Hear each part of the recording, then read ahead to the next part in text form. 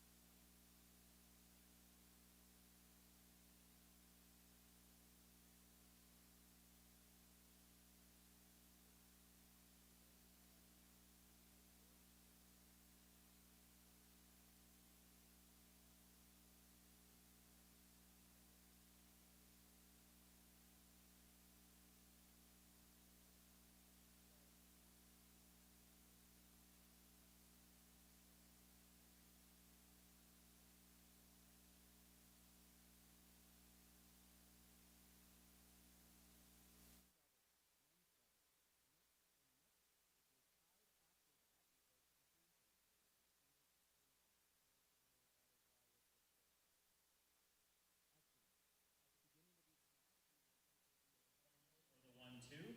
The team that wins that flip will have the opportunity to receive or defer the third round doubles matchup. That means that you have the opportunity to see your opponent's lineup and decide to match it or not. If you defer that, you're choosing to allow your opponent to see your matchup, and then you get to react if it goes to a dream breaker for singles.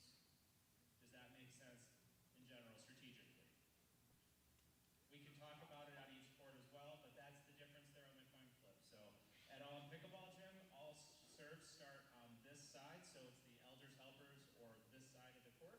So that's where you'll start service. Everyone understands in this format as well that you have 2 timeouts, and on timeouts and at your 11-point end change, you are allowed to switch your partner position. When you score, you do not switch sides. You're essentially choosing a side, but at those moments with 2 timeouts and at the end change, you may choose to change, and you just announce it to your opponent that you made the change. Make sense to everyone? You will notice that we have 16-foot net barriers. These are ball barriers. They are not human barriers. Treat them as rigid. So as you're playing, we have quite a bit of room, and it's athletic. If you happen to trip or go into them, they will support your weight, but they are not meant for anyone to trampoline or bounce off of. Treat them as physical barriers. Our nets have a middle bar in the middle here. If you're in the point, and if you're on this side hitting across and it were to roll over and hit this bar, it's a redo point. If your ball hits the bar on this side or this side and reacts, it's dead. It's like hitting the net and it's dead at that point. So the only redo would be on a rollover and a touch. Any questions so far as we step through this? Really excited to have you. We're going to have a lot of fun. Yes, question.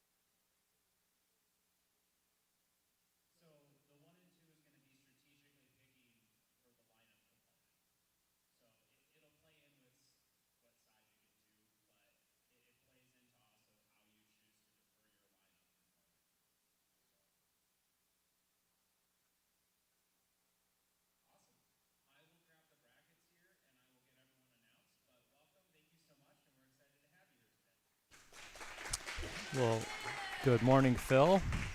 Good morning, Scott. Nice to be here on a beautiful Michigan Saturday. Memorial Day weekend. That's right. So, Good round stuff. one. Oh, sorry, apologies. Just as a reminder, everyone in this bracket will play each other round robin.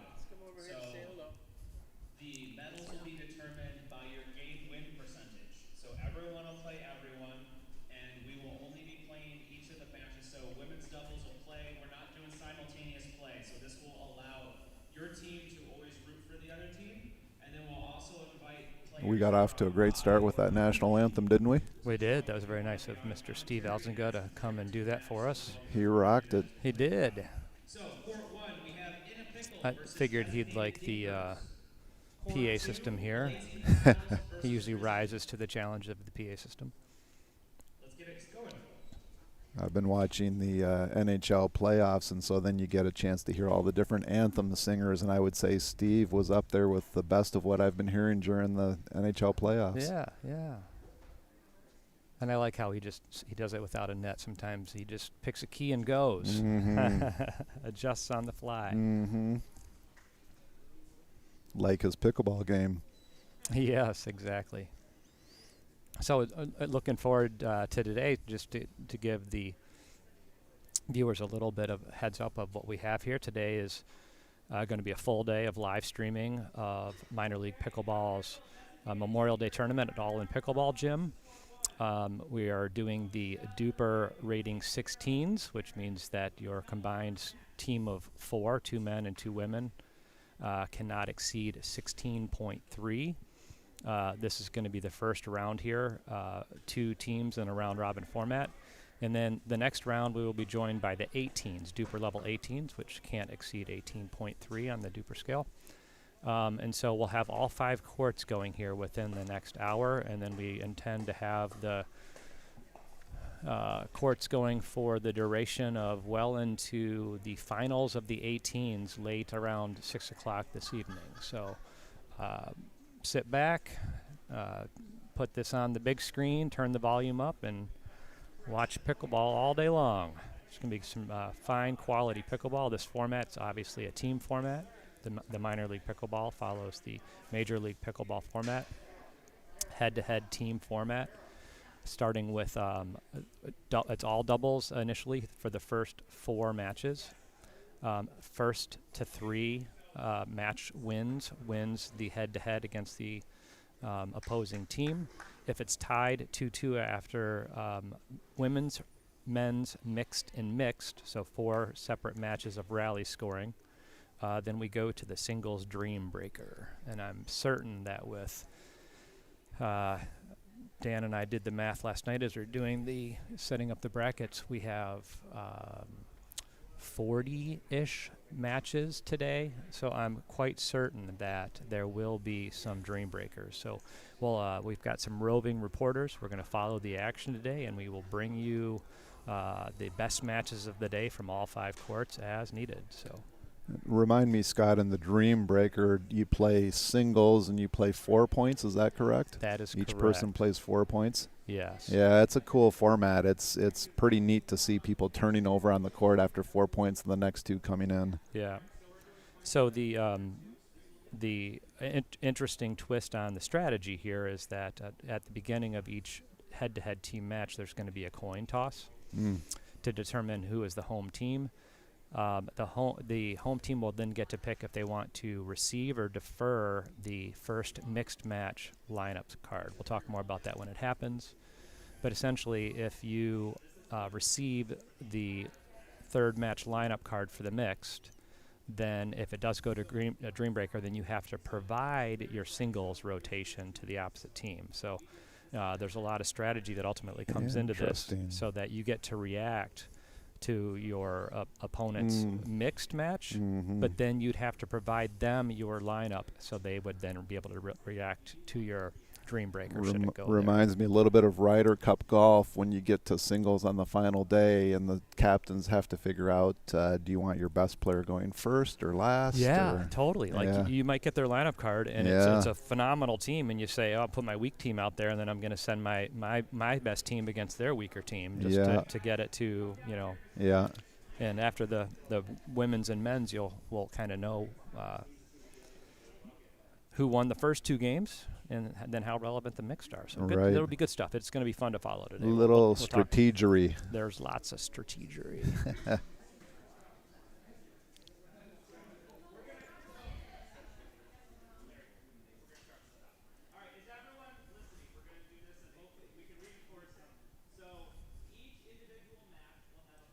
So Dan is still in the process of getting the teams up and rolling. Dan is the right man for that job, is he not? He is the right man for that. So this is the first minor league pickleball event in the region, and so there is a degree of fluency. So we're excited about this live stream today. We'll have a lot of local club members watching and a lot of hopeful future participants in the tournament watching for future events, I should say. And so once they kind of see it unfold today, then I think that people will really start to get it and really start to appreciate this format for regional style competitive tournaments. For sure. And it'll be archived so people can go back and look at it, get a feel for it after the fact. That's correct. On the DUPR channel, which I'm about ready to send out links to everybody for. Perfect.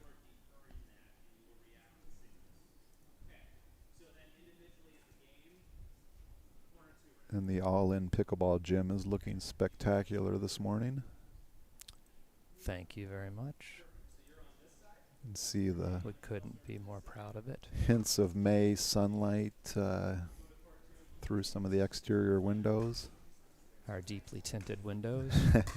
Yes, the sunlight is not a factor here, but whenever I play here, I'm always struck by the fact that you can look out those east windows and kind of see the hillside. It's kind of picturesque. It is. And we've got our groundhog Pickles that resides out there and Is that right? stares into the building all day long. A little Caddyshack action. Mhm.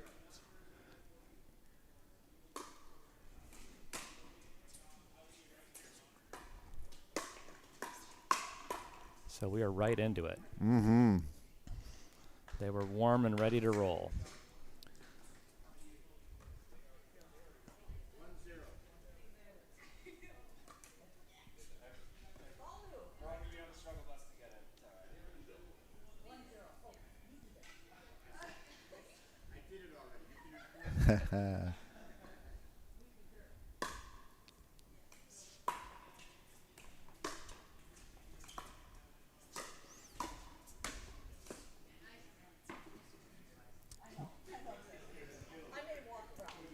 We'll try to keep both a microphone on each court, as well as to remind you of the score from time to time.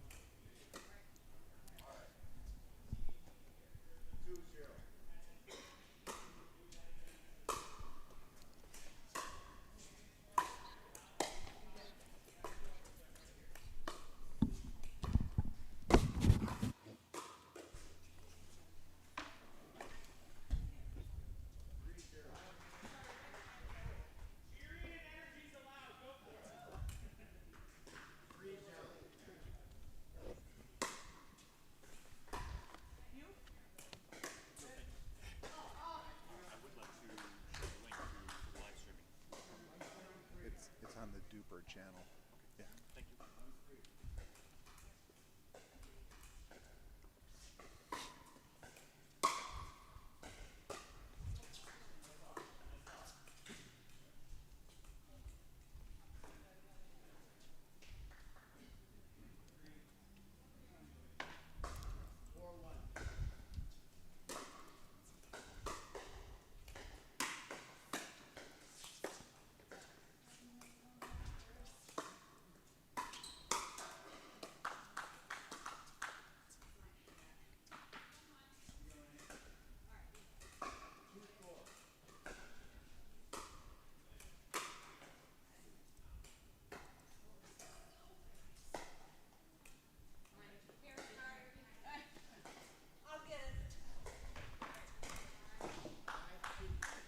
What do we have for score?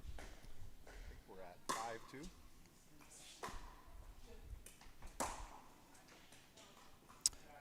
like this format in that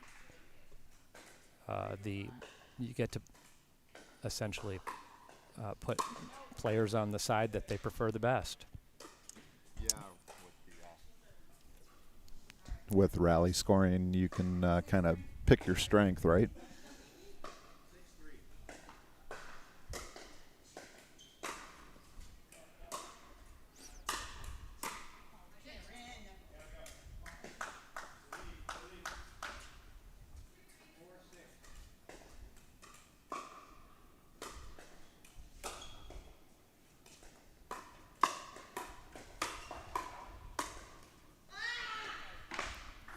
Good point.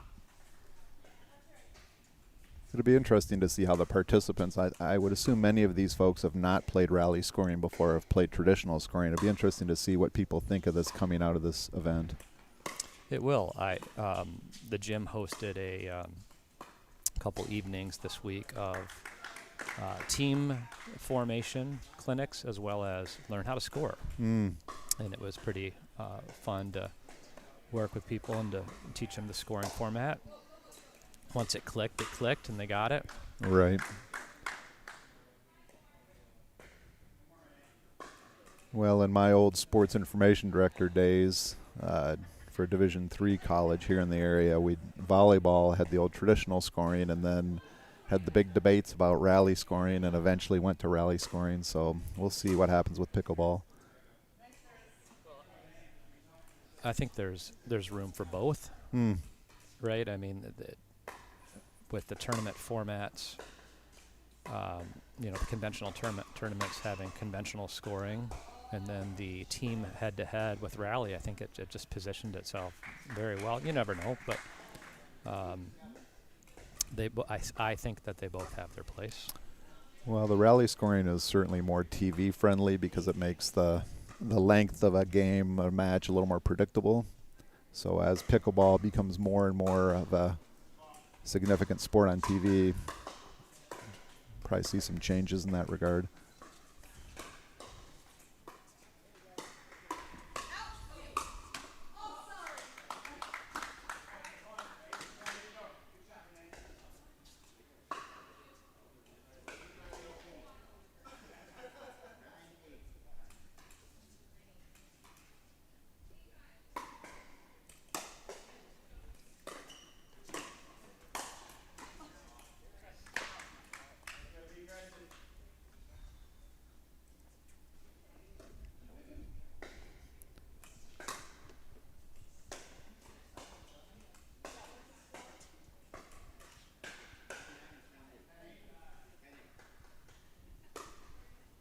Got a good match going on in front of us here, Scott. I think it's 10-8 if I heard that score correctly.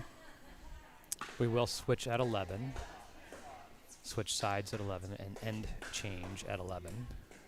So that the teams can adjust for the sun and the wind. That's right. That's right.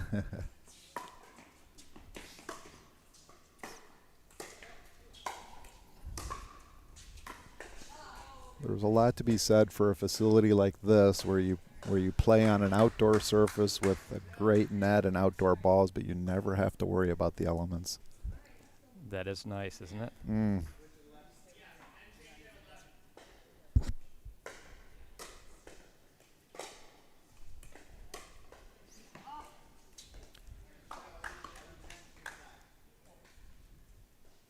And we are at end change, as noted by Larry. The omnipresent Larry Keefe. That's right. He's been part of the Grand Rapids pickleball scene for many years now. Not a finer individual out there. Yeah, he's a good man.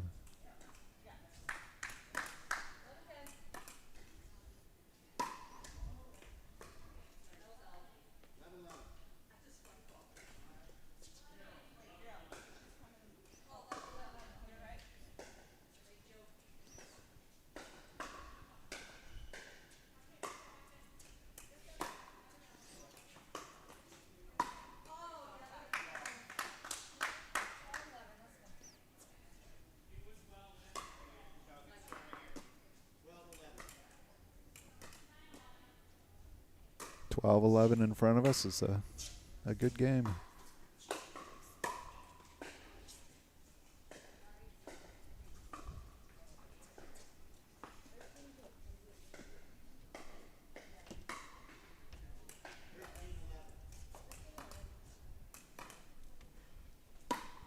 It's a great serve.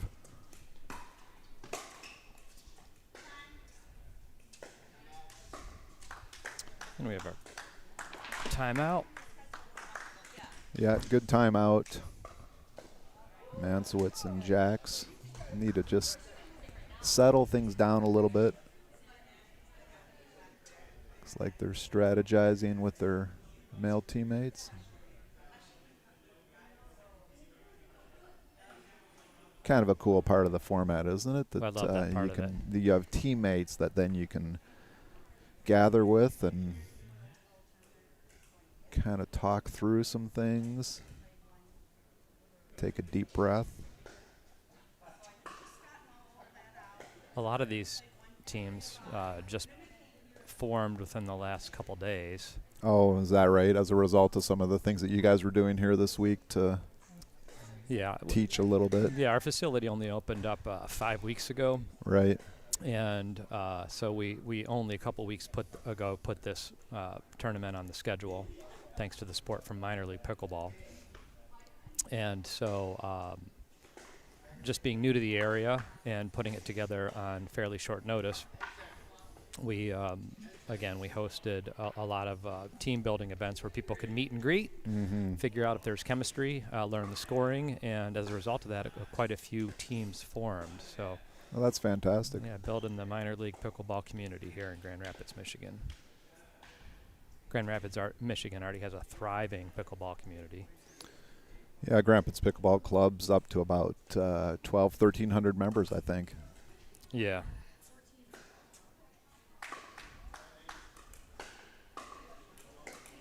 Well, we'll see if that timeout slowed the momentum down.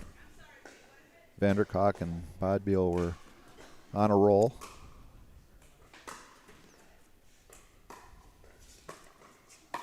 That's a really, really fine job there. Very nice drop shot.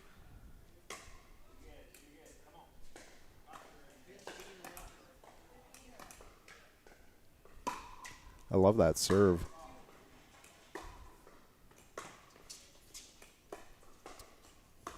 Michelle serve.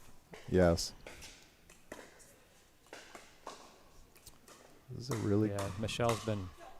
Oh, just out. Been really spending a lot of time working on that serve lately. Is that right? Yeah. She's, in some of her past tournaments, she said she's had the yips and she's not been able to get it in. And so she's been drilling it and really working on it. And she's, especially in a format like this where it costs you a point if you miss your serve. Yes. It's kind of critical for her to get that in. Yeah, no, I like she gets nice and low and she's generating some good power with it. Yep. So let's real quickly see what's going on over on court 2.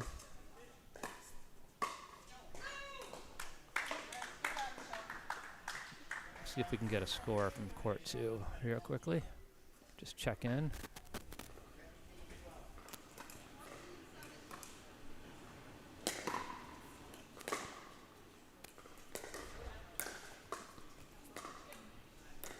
So court 2 looks like we've got Blazing Paddles and Risen. See if we can hear the score there. Try to check in to see where they're at.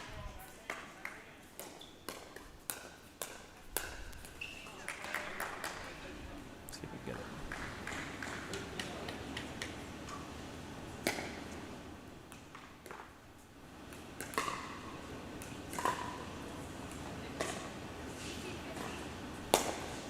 Did you catch that? It sounded like 18-15. Yeah, so they're getting pretty close here. Yeah. So let's stand here for a minute. Well, and I've been watching out of the corner of my eye, trying to watch 1 and 2, and it looks like they've had some really nice kitchen play on 2. Yeah, it's 19-15. Okay.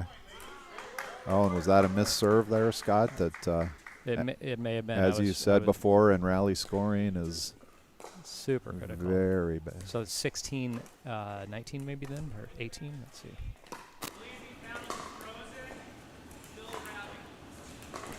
Sounded like Dan said that one team was frozen, so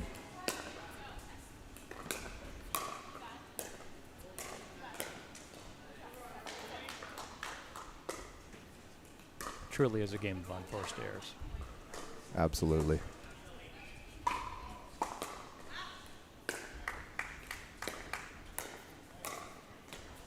It's a great shot.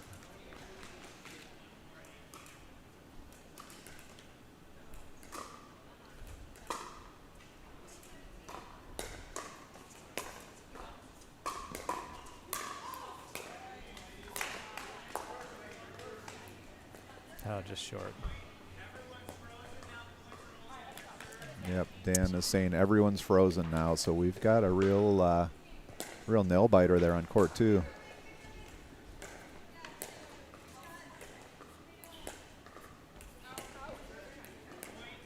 Just wide.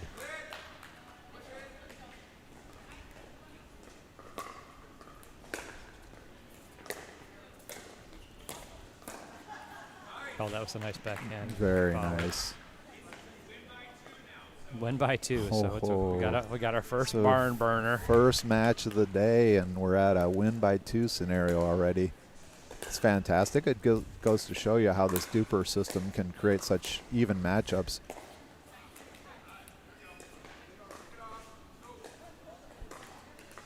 Yeah, I was watching that MLP match with Andrea Coop and against Leia and Leanne, and they were at 20-20, I think 13 to 15 minutes into the match. Yeah. And the match ended up being like a 43-minute match. They played for Wow. 25, 30 minutes of best of 2 ball. It was pretty epic. So Are that's you what can happen in this format when you get into this. are you allowed to say Andrea Coop without saying Grand Rapids' own Andrea Coop before I it? think, sorry. Yeah, Okay. you must. Yeah, I think we have to say Grand Rapids' own Yes. anytime we say her name. Yes.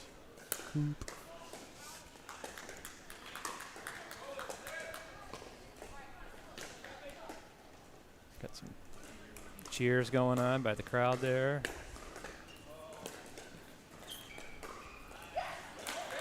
Yes, it's a very nice match on court 2. Bodes well for the rest of the day.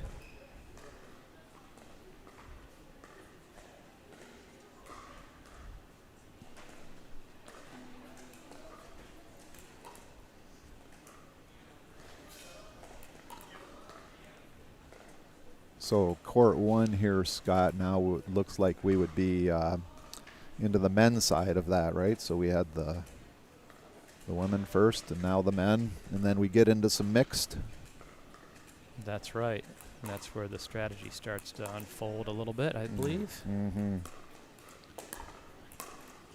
So we need to catch who won that that first round there for this group. Yeah. I'm pretty sure that Dan might be coming over to Yeah. provide us an update. I think the Mansowitz and Jacks, I think, lost that match, but I don't know that with 100% certainty, so.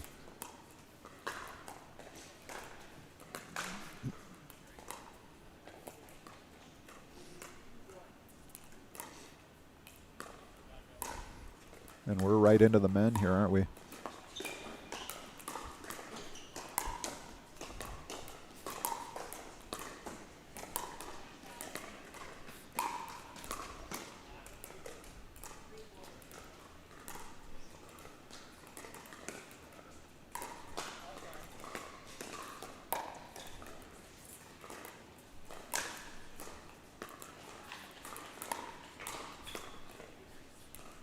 I'm going to assume yes. You guys are good to manage your 1 and 2 and your serving.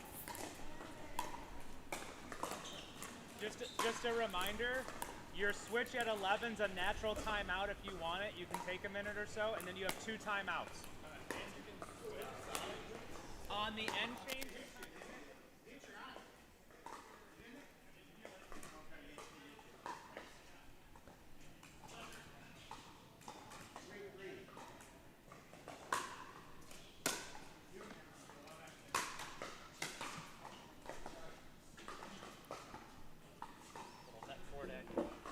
Little net cord action helping. It's tough to react.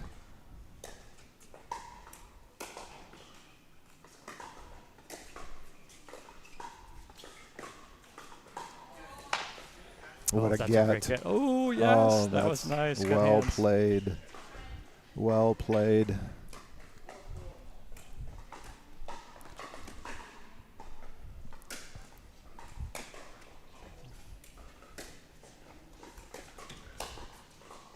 Oh, just missed it wide or deep.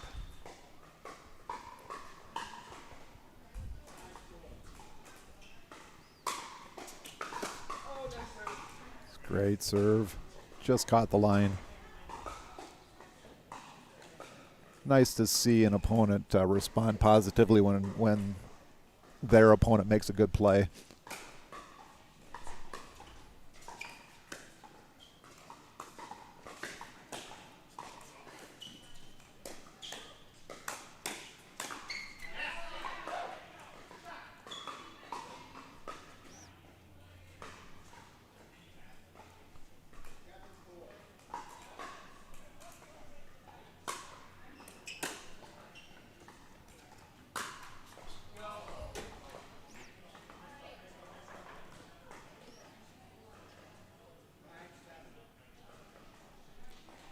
Nine 7 here on court one.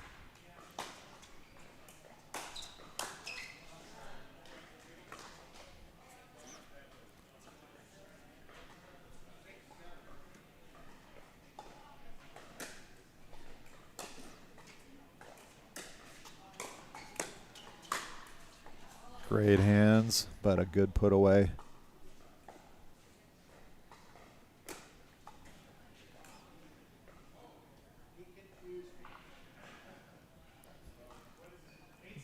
Larry Keefe, our referee, admitting he was a little confused there, but on top of things now.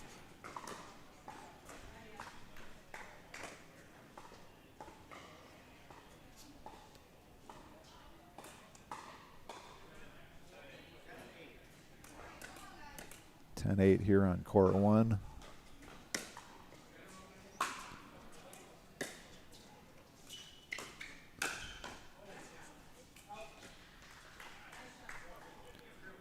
Second match here. We had the women prior to this one. We'll get this men's match and then two mixed doubles. Good leave there. Ball was just out.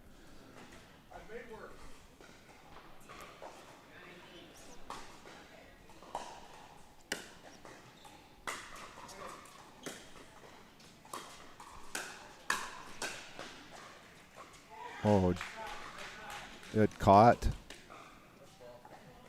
Excellent hands.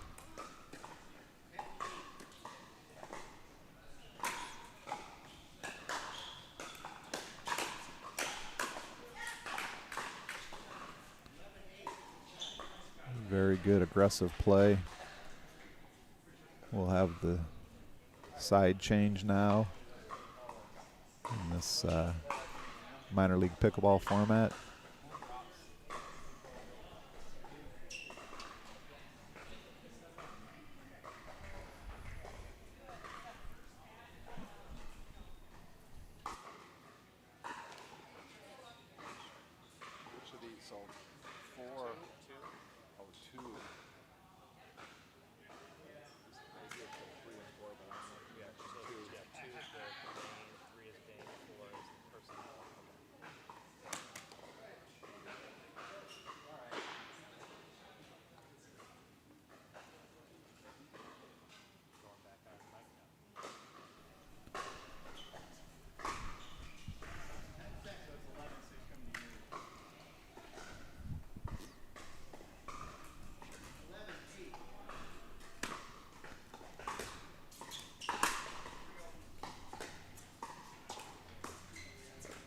It's a great shot. Right at that outside foot. Tough one to deal with.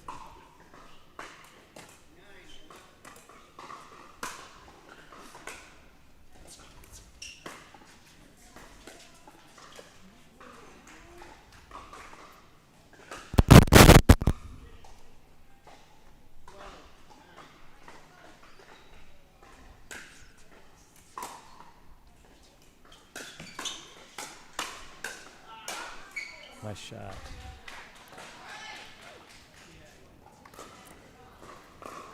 Yeah, email, you've bailed him out. That ball might have been going long, but big, tall guy like that, he thought, I'm just going to put this one away regardless. Good hands, good jet. This is a great point. Really nice pickleball point there. Good point, gentlemen. 11-12. We now have a microphone on our referee, on Larry, to be able to hear the score. Fantastic. You leave no stone unturned, Scotty. That's the goal. 12-12. 12-12, another great match.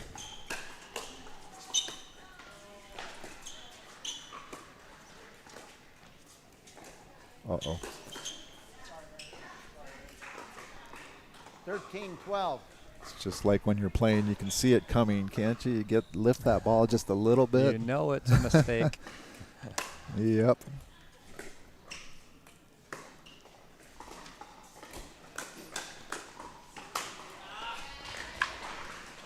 We've seen some nice kitchen play in this match.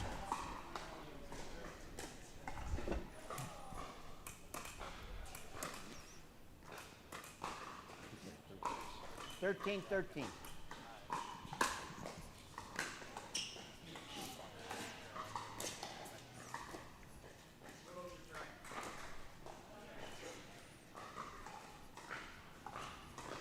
14-13.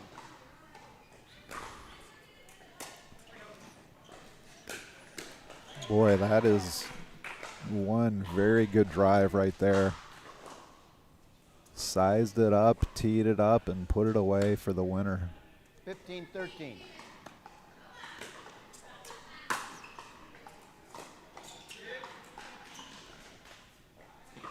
14-15.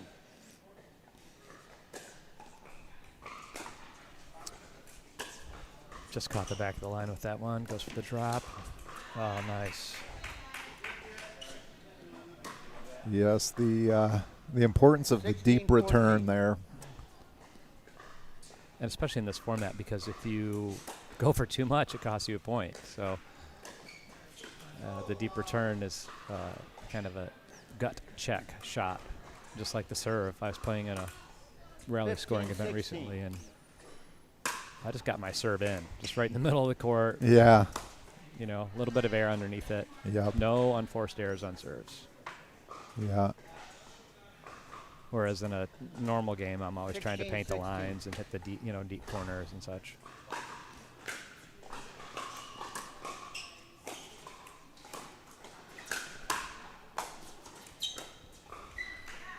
Nice point. 17-16.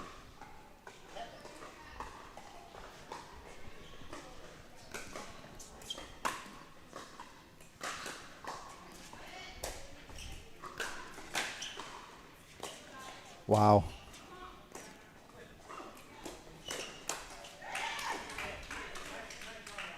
18-16.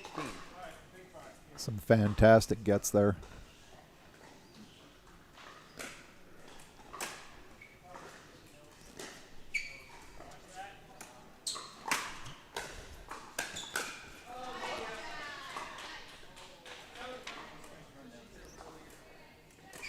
Seventeen, 18.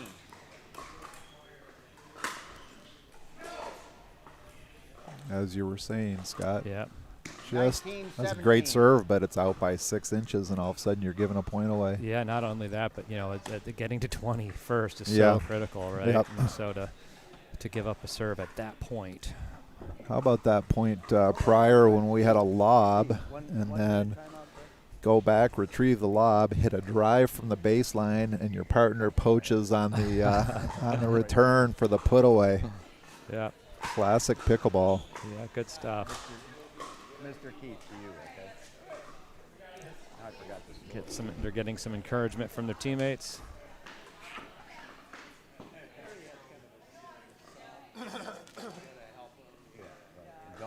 Don't damage it while you're doing it either. Very sensitive guy.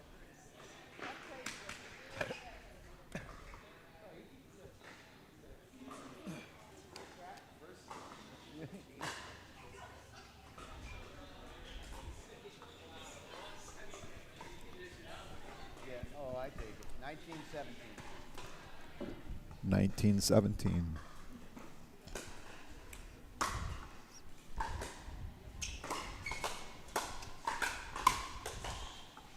Oh. What's the old expression? Middle solves the riddle.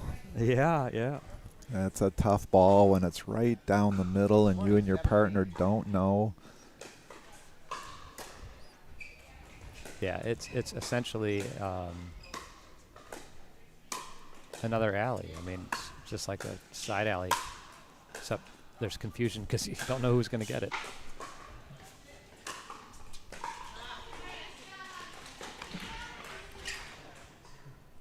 The court in front of us, some athleticism, going up high, coming down, recovering the feet.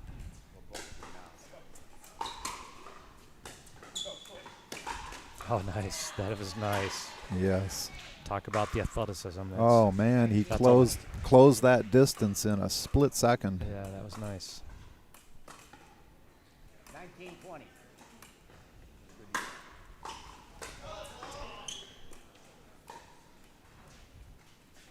I'm not sure who that is in front of us, Scott, but he is a guy who spent some time in the weight room and maybe played some sports other than pickleball. For sure. It's not what I see when I look in the mirror on a daily basis. That's what I love about the sport right now is that it's getting the attention of a lot of traditional athletes, stick and ball athletes that are coming in. Absolutely. And they're fit and been working out and they can Absolutely. understand the benefits of all that. And then now they're starting to, he's playing at a 4.0 level, right? But Right. Somebody like that with the length and the strength has tons of potential. Yes, the upside is phenomenal there. Oh, good hands. Good Yep. hands. Yep. On both sides. 1920.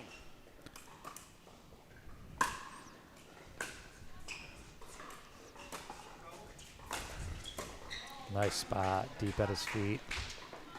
Another barn burner here.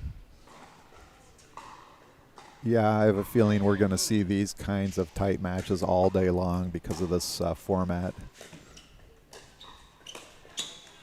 Inside out forehand there for the win. That was a fantastic match and a great point to end it on. All right, let's go over to court 2, see what's going on over there. No, it's working now. Dan's over there. Let's get Dan on the microphone. Point.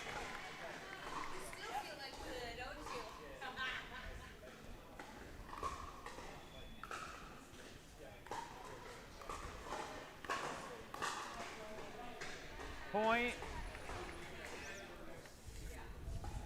This is going to be fun to watch. All 5 courts fill up here. We've got 2 courts going now, but in a moment here we're going to have all 5 going. And then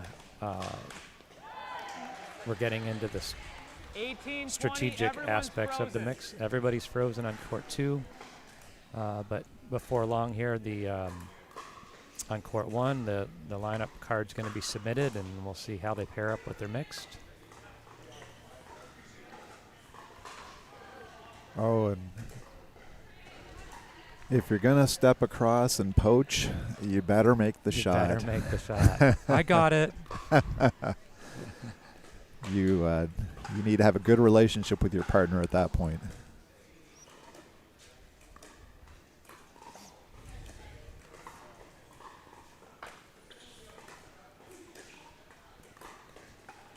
Oh, that was a nice tactical point there.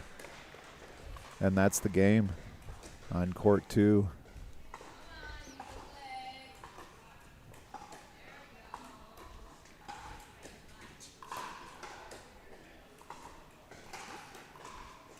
So I would need your first mixed team, and they get to respond to it. See let's listen in for what Dan is talking about. You need a break? So we're going to go. Yeah, we're going to take a quick break.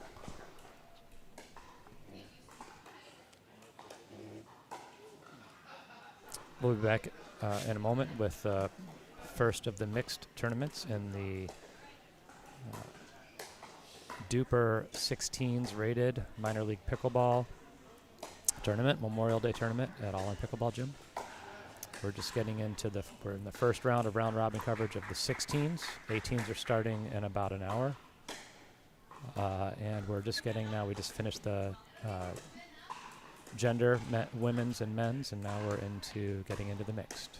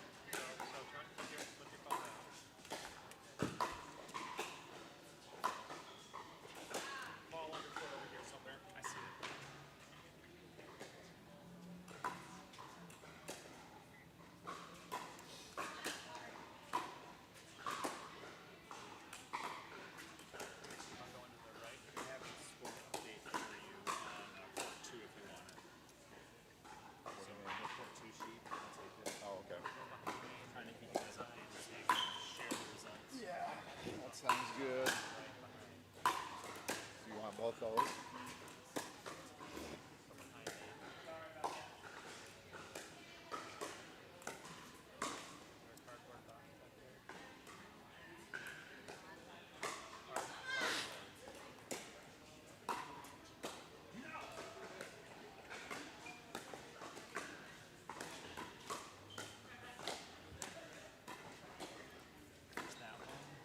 I'll run this one down.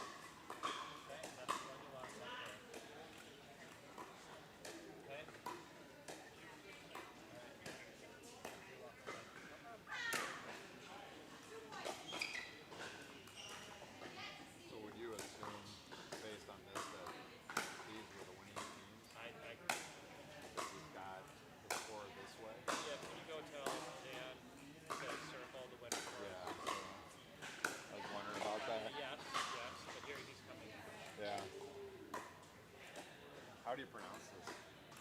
Sign-on?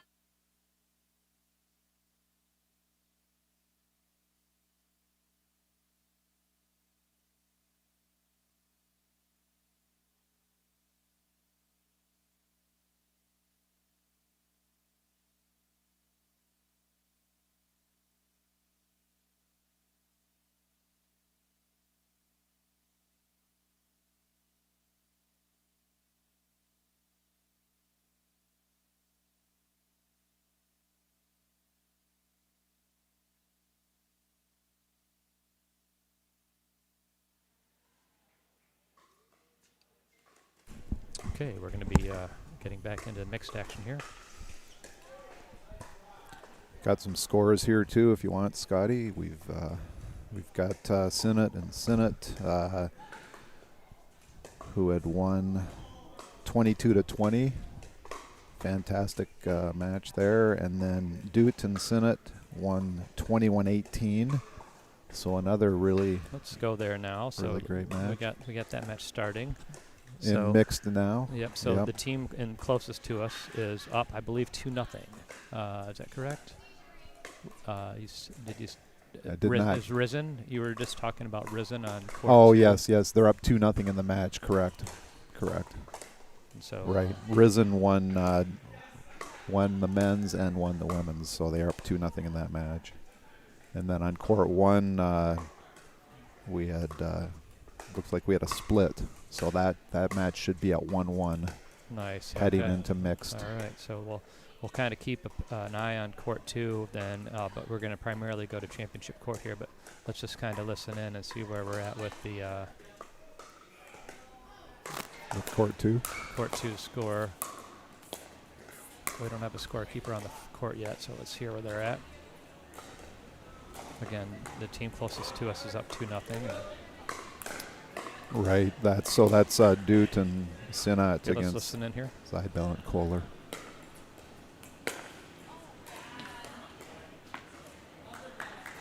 Yeah, looks like an end change at 11 already. They're rolling, so Wow. this could be the Risen's third win, and obviously winning the matchup head-to-head. So, Scott, forgive my ignorance here, but if that match goes to 3-0, do they play the final mixed doubles match? They do, because ultimately, if we go to a tiebreaker, Okay.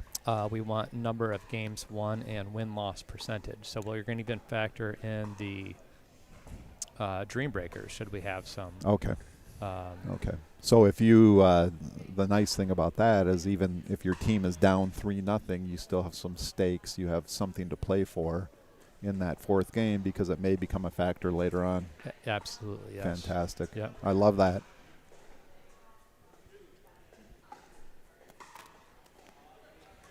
Every game counts. Every game, well, and it's round robin.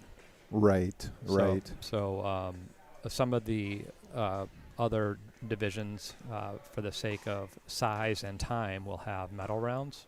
Sure. We've divided some of the bigger groups into pools. This group, the 16s, that's 5 teams, so we're just doing all 4.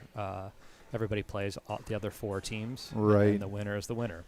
So every team will get a guaranteed 4 matches today. That's a lot of play. That's a lot of play because Yeah. you're playing 2 games per match, Right. per team match. Right. They're getting 8. You're going to get 8 they're gonna get games 8 today, games. and Yep. then maybe even some singles if you get to a dream breaker. That's right. Yeah, You will go home happy and tired. that's right. 2 good things. Yes. And hopefully seeing the value of the minor league pickleball format. Getting lots of competitive play all day long. I'm seeing it already.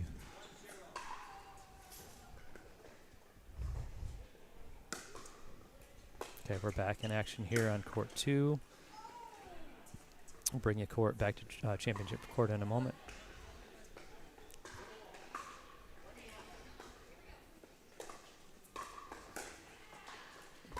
Nice drive there. Let's see if we can get a score.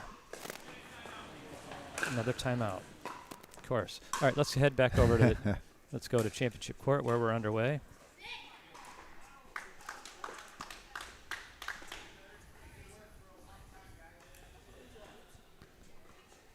We should see some interesting tactics in this game, I would suspect. So Carol, who just served, Yeah. that's her new serve. Oh, is that right? And we started working on that, I believe, on Wednesday morning. Good for her. And she was in here yesterday drilling it, which I love to see because that's the only way you're going to get better. Correct. What a good sequence by Carol there, right? That was great. Straight across, head-to-head, good hands battle. Here we are with Scott Yeager from Lansing, Michigan. He was came in on Monday for the team building exercise. First time I'd met him. Real great guy. Is that on the court closest to us here, Scott? Yeah, the gentleman that was Okay. playing with Carol here on blue. That's on the Okay. screen. Scott has a lot of game. He does. Yeah. He's involved in the pickleball community in the greater Lansing area. and Okay. in the Lake Odessa area. He organizes tournaments and gives back a lot to the pickleball community, Okay. as most pickleball players do. Absolutely. When we get a chance, Scott, I'm interested in your opinion on the serve from the gentleman in the far court. Okay. In terms of legality, Not legality necessarily, just it's unusual to me. Maybe you've seen more. You've seen more pickleball than I have. So just in Okay. terms of and she has that similar style serve too, right? Get real low and then kind of come up on the ball. yes.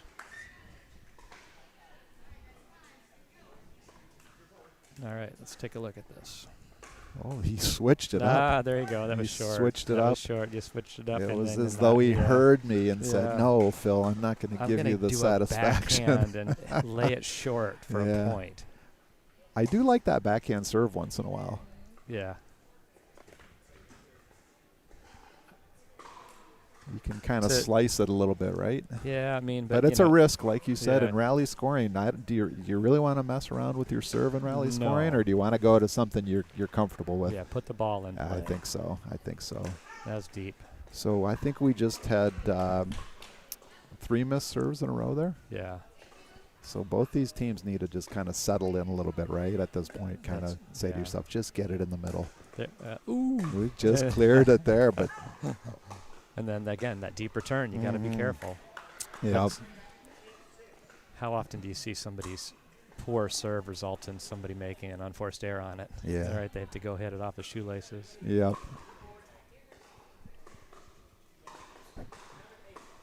So now we have a bounce serve. Boy, we're seeing a little bit of everything right now on this in terms of the first shot. Did that hit? It must have It hit. looked like it just caught. Yeah. Oh yeah, No. it didn't. It was Did deep. not, That's just deep. deep.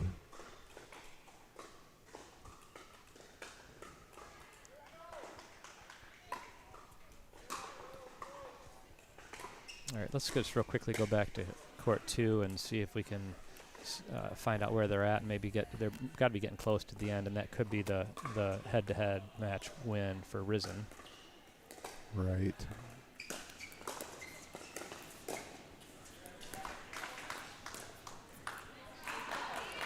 Some good net play there.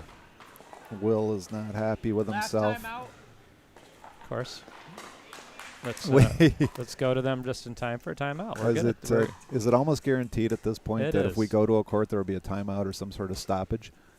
Yes, the commentator curse. Let's talk about how good somebody is, and we'll watch them make an unforced error. Yeah. All right, now maybe we can get to see his normal. Nope. we're No, gonna he's see backhand.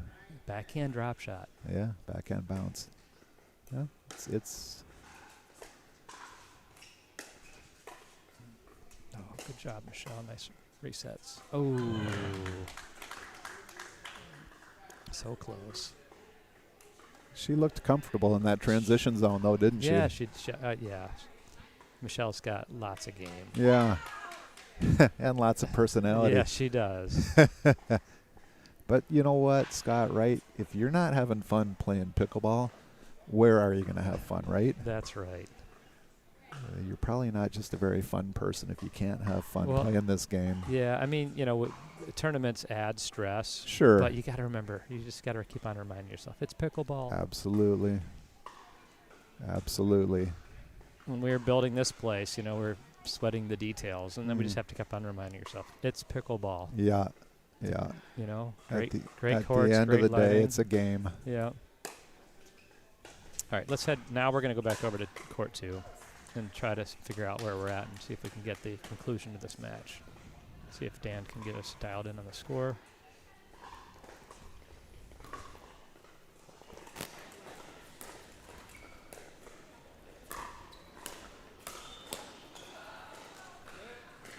It's a Good shot by Will. Will's a guy who's worked hard on his game. You can do whatever you want. Yeah, you can.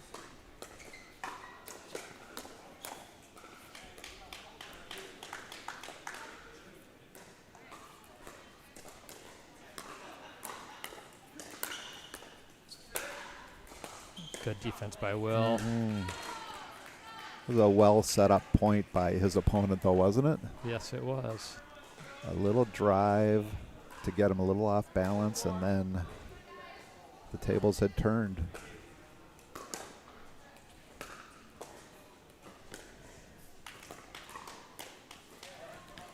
Again, no point, 18-20. So we are frozen with actually that's going to be a heck of a comeback. Wow. They were dominating up through the turn. Side out, 20-18. This is a bit would be a big win. Big What's swing. the name of the team here that's playing against Risen?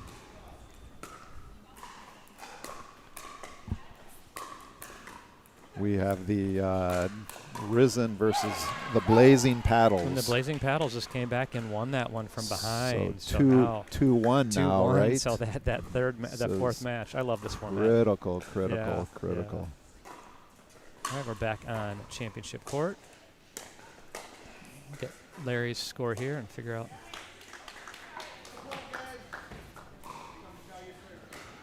Fourteen.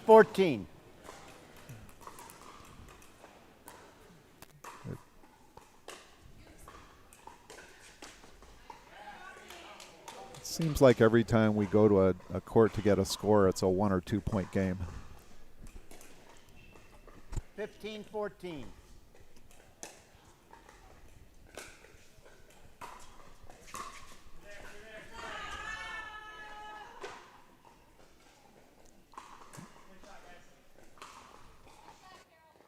Fifteen.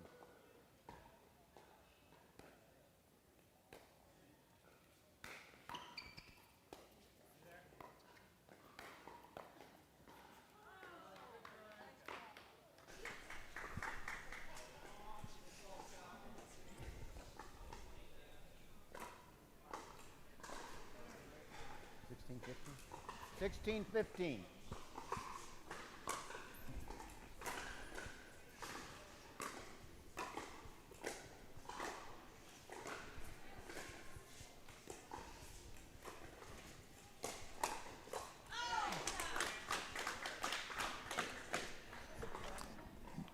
Hit that first one hard. And we momentarily became part of the action as the ball rolled right underneath our seats. 16-16, right?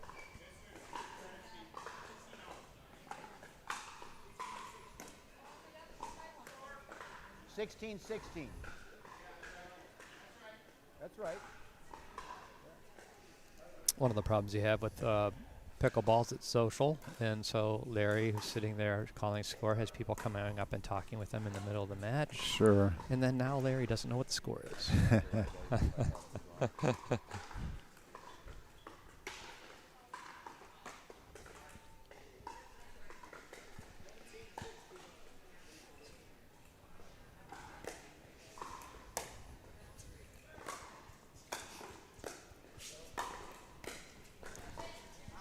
Oh, just out. There's a certain genius in the size of a pickleball court, isn't there? There certainly is. It's amazing how many times balls just go out. Right. In tennis, you have miles of real estate. 18-17. Pickleball, you have to be a little more fine.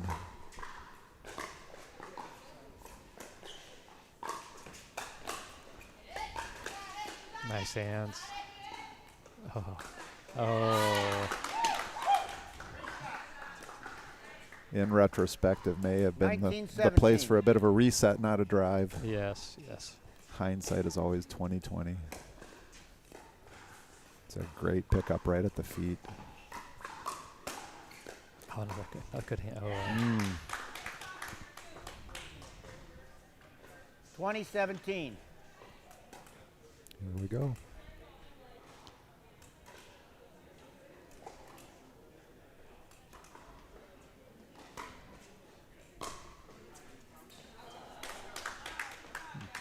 Well, that's one Carroll wants back.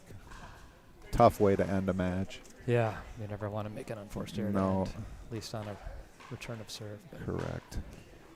But another close game. Mm-hmm. Fantastic. All we're seeing today right now is 21-18s and 19-21 and 22-20. Yeah, good stuff. Good Well, close stuff. For a first time here, this is what it's all about, right? Every one of these teams is going to go away thinking, man, we had some great games, close games, good points. No one, I don't think anyone's, even the losing teams are not walking away demoralized. They're feeling like they were in it. They had a chance to win it. Yeah, they're going to go back and watch the replay and figure out what they need to improve on and Sure. tighten up the mistakes. Sure. All right, we are on court 2. This is now, my guess is that Risen is closest to us. Yes, you are correct. And then Blazing Paddles on the other side. Yeah, and so And 2-1, Risen is ahead, so we'd have a chance here to maybe have this extend to a dream breaker.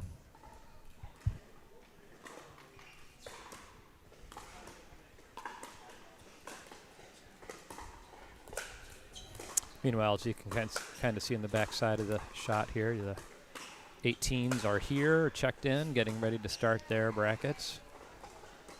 We're going to keep the 16s on courts 1 and 2 for one more round, and then we're going to bring the 18s over into the center court, kind of share the main court between both divisions today Sure. as much as possible. Give everyone a chance to play on this amazing championship court. You feel like you're on center court at Wimbledon.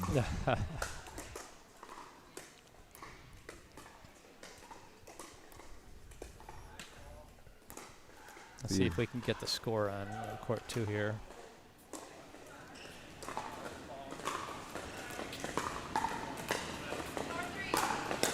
Four-3 maybe. Mm-hmm. That's what I heard.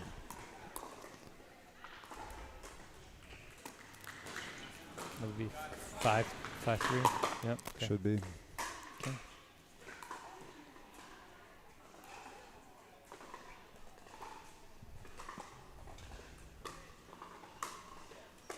You wonder how many of these teams have had a chance to play in a dream breaker. This might be a first for many of them. I would imagine most. Yeah. It's the first for most. Yeah. What a great opportunity. Yes, we'll get to see some people's singles chops today. A lot of people are scared. Like, do I have to play singles? Was one of the questions I had repeatedly. I'm like, Sure. well, only if you tie. Right. Singles is a different animal.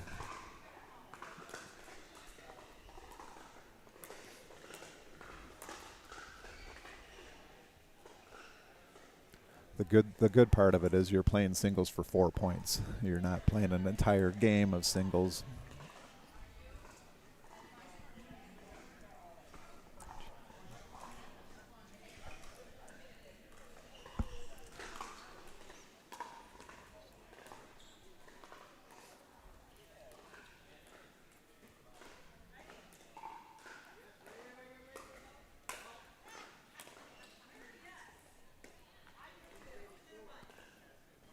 Some nice dinking there. Strategic point.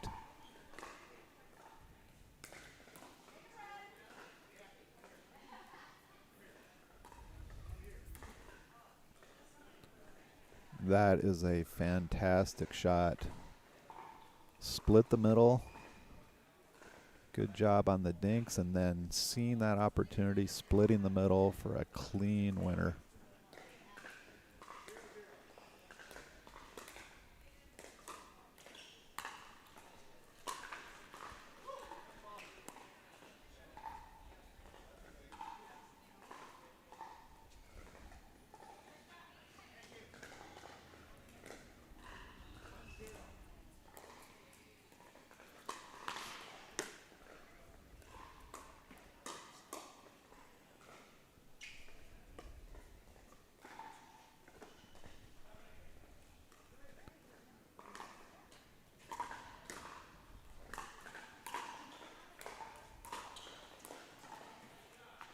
We're watching court 2 right now. Blazing Paddles against Team Risen. Team Risen is up 2-1 in the match, so this is a critical game for both teams.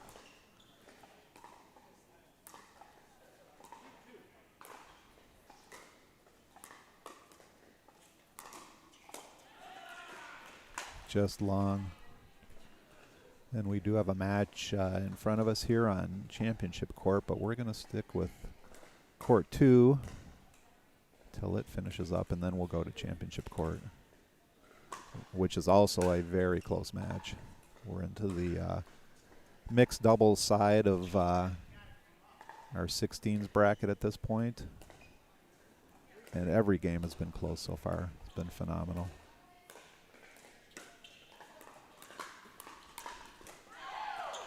Great hands. Just punching it down the middle, not trying to do too much with it.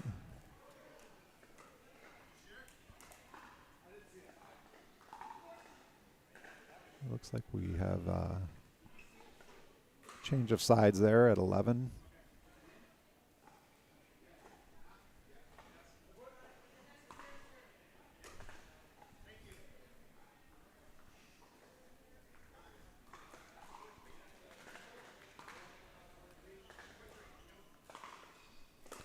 We're at 4-3 on the championship court here.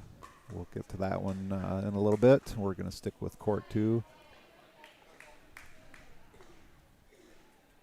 Championship court is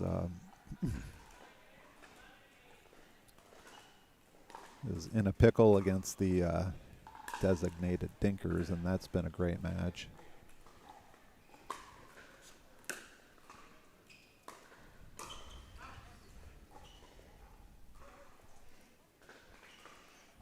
Here we're back into action on court 2 here at All In Pickleball Gym for this minor league pickleball today, Memorial Day weekend.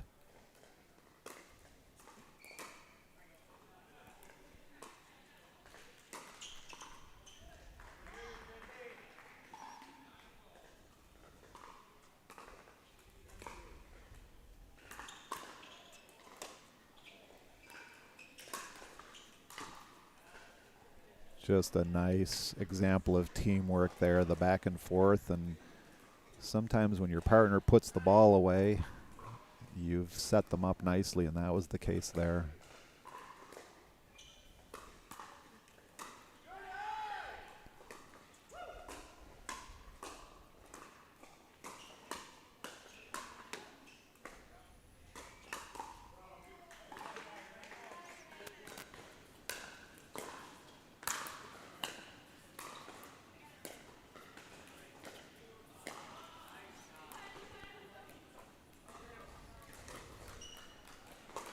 Blazing Paddles be a little disappointed with themselves on that one. Hit the hard shots, got themselves to the net, and then couldn't get the dink over.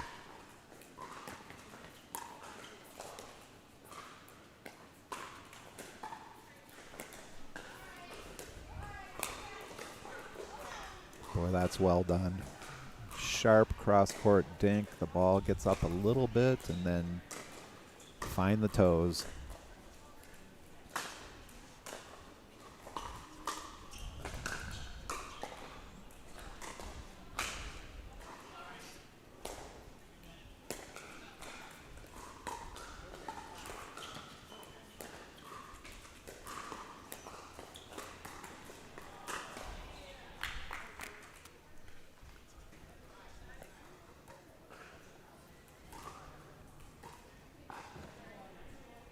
Try and get a score for you in court 2 here. Yeah, this is they don't like to. Nobody likes to call the score. Yeah, it looks like a tight one. That's a great shot. A little inside-out forehand, a little misdirect. Well done.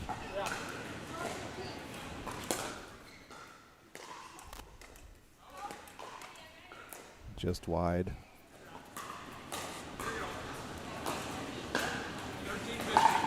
13-15.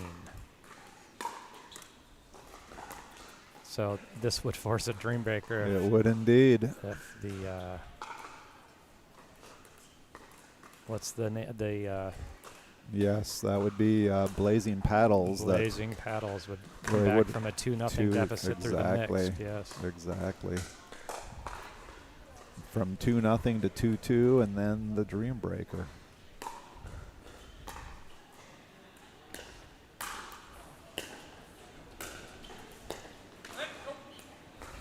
Oh, that was a good get, but just wide. 14-16 maybe? 14-17. 14-17. Got Dan coming in to call the score now. We have a mic on Dan, so if he calls it, we'll be able to hear it clearly.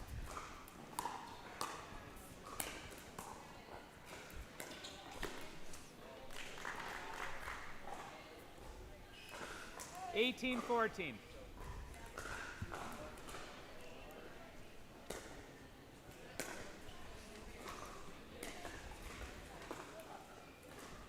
Just short. Yep. 15-18.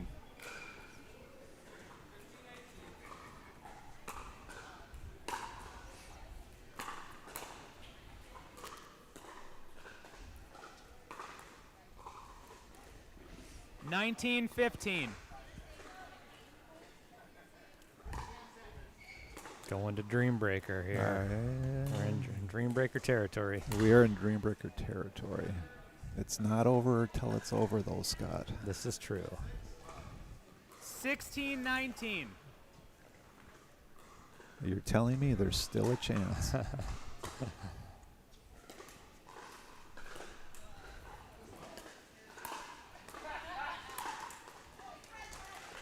That's a very good shot. Right here, so this is Blazing Paddles, you're frozen on 20. At 16, you can still score a rally. 20-16.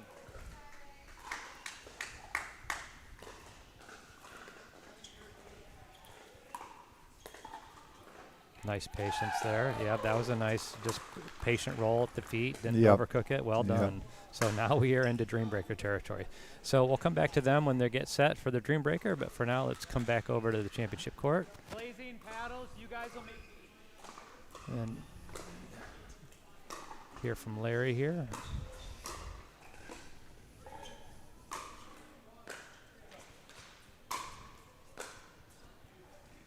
Oh, that's a good shot. I love to see it 9-13. compliment your opponent when they hit a good shot. It's 9-13. great sportsmanship. Yep, agreed. Yes, I agree.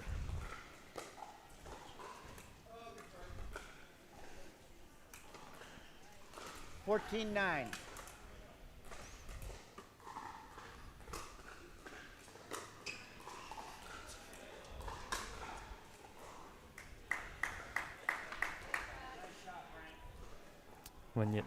When your opponents have to look at each other when the ball's close to the line, you know it's good. Yeah. You know you're getting that call. Yeah. It's your call. Please make the call.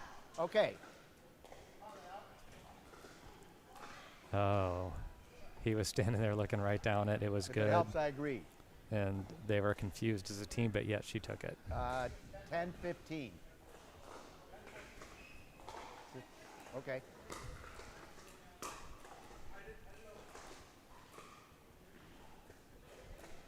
Little controversy on the please. court. They're going to redo I it. call the score, not him. 10. I know. Just 10-14. some new things with this format, right? For a lot of these folks that have played just rec pickleball, open play at their local park, there's more to think about today, right? There's more to deal with. There's definitely. You're dealing with the game, but you're dealing with a lot of these other things as well, 15-10. and it can create some interesting scenarios.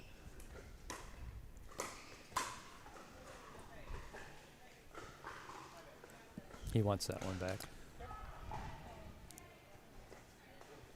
Yeah, you might still be thinking about that line call. You've got to shake that off, right? 11-15.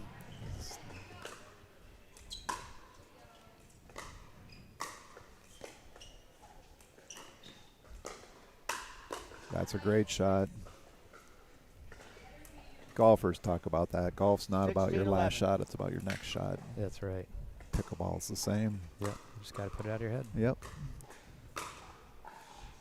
My mantra lately is just keep your eye on the ball to the point of contact. If that's all you're thinking about, you can't be thinking about all the other crap that's in your head when you're out there dealing with 17-11. emotions and Yeah. ups and downs. Just watch the ball.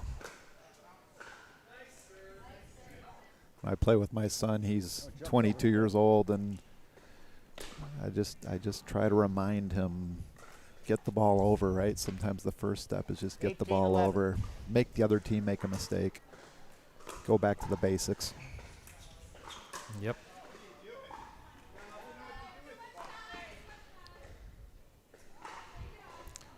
Yeah. Ever since that call, he's Just a little out of sorts. yeah. 12-18.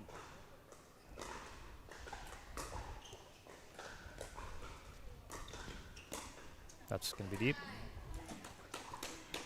19-12, I believe. And then 19-12. what's the makeup of this match here? What's the 13-19.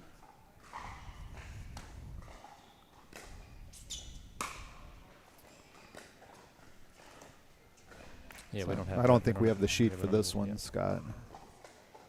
Dan's trying to get the other 14-19. groups running. And Right. He's trying to set up the dream breaker. that's going to be good.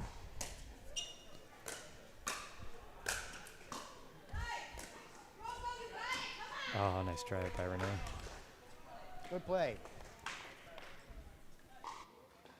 15-19.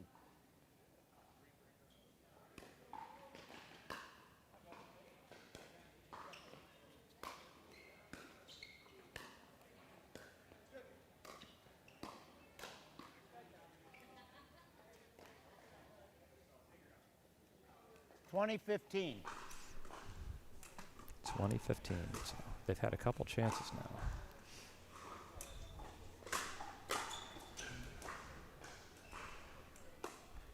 (2016). It's a really good get on the other side off that drive. Just calm, was, right? yeah. Just 16-20. no panic. Just get it back and live to fight another day.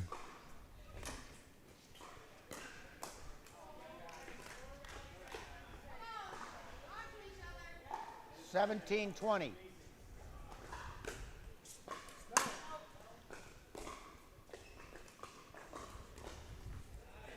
Ball's pretty close. Mm-hmm. 2017. I'd have overrode that one.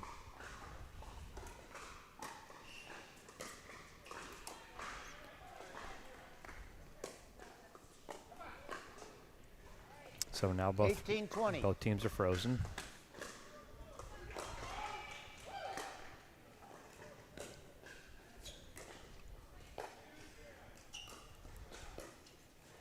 We talked a little bit how volleyball went from conventional to rally scoring. Right.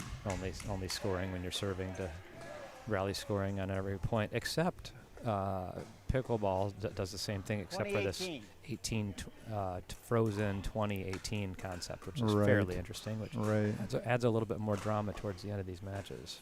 So you've just seen this is now their 5th or 6th match point, but yet there we go, they put it away there. But Yeah, Scott, for folks that are maybe watching, friends 21-18. and family that don't have a lot of pickleball background, just to maybe help people understand what you mean by frozen. so in rally scoring, every time the ball's in play, somebody's going to get awarded a point, whereas the conventional scoring method for pickleball is only when you serve do you get awarded points to the serving team. Okay. However, in the rally scoring that's been instituted for pickleball, generally speaking, the MLP style, which minor league pickleball is affiliated with Major League Pickleball, so this the format we're using, Okay. is that at the first team to 20 has to score the final point 21 on their serve. So Okay. it goes back to the kind of the conventional only on your serve methodology. But to disadvantage the team that did not get to 21st, once they get to 18, they then have to win on their serve. Interesting. They score points only on their serve. So it's a huge advantage to get to 21st because that means you only need 1 point off your serve in order to close out the match. Whereas if you don't get to 21st, then conceivably, if you're at 18, you got to win 3 4. 4 points. Right. You You've win got to 4. get to 22, so you've got to win 4 points on your serve. You got to win. Yeah. Exactly. Okay, Yeah, interesting. yeah. Yeah. All right. So we have a Dream Breaker starting. Let's try to tune in. It's on court 5, as we've alluded to before. So we got 5 some or people. 2? Sorry, court 2. And it looks like we're starting with 2 of the women. Yep. And so they'll play 4 points. Is that right, On the Scott? onside. Score is 7-3. So we're already through the first Okay, rotation. gotcha. So they change. What a from that, yeah. shot. So that's 7-4. That means that's 12. Or no, 7-4. So that's 11. So one more point. Yep. Score is 8-3. You're going to see all 4 people will play 4 points, and then switch. I didn't At describe 11, that very yes. well, but so every 4 points, the players Just focus switch, point by point. You're and good. they will maintain the same order. So whatever order they're in now, as it goes through the match, you'll always see the same matchups. Right. Every 4 players on a team, and each player gets to play 4 singles points. And Correct. they just keep going until they Players get to ready? 21. Is that Score is right? 9-3. Correct. Same, Okay. same concept Yep. with the the freezing at 20 Right. and 18. So your lead singles players maybe will get out there more than once. Nice try. Just went wide. Yes, that's Your part of your final singles players might only 4-9. get out there once, depending on how things go. yes. And so there's some strategy there in terms of who you lead with. Yes. Probably lead with your best singles You player. generally 10-4. try to do that, yes. Yeah. But, when you're responding to, like, if your best single player's phenomenal and I get to respond to your lineup card, maybe I want to just 5-10. throw a weak player out there because I want to reserve my stronger player for maybe this- Sacrificial yeah. lamb, as it were. Yes. I like the way you think, Scotty. This is a nice point here. Oh, Did he End maybe change, bail him 11, out? end change. I think he did. He That to maybe me, bailed him that- out on the sideline.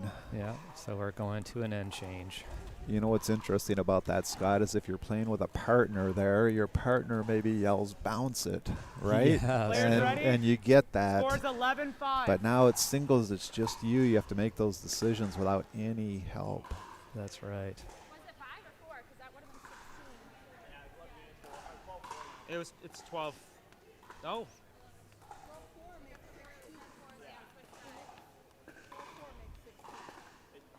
Dan's got a lot going on. He's the Oh, tournament man. director, and he's That's scoring 12-4. scoring Thank some you. of these courts. Yeah. And he's also the owner of the Pickleball Gym. So Yeah. people walk up to him, want to talk. He's got a microphone on, a clipboard. Lots going on for Dan right now. 12-4.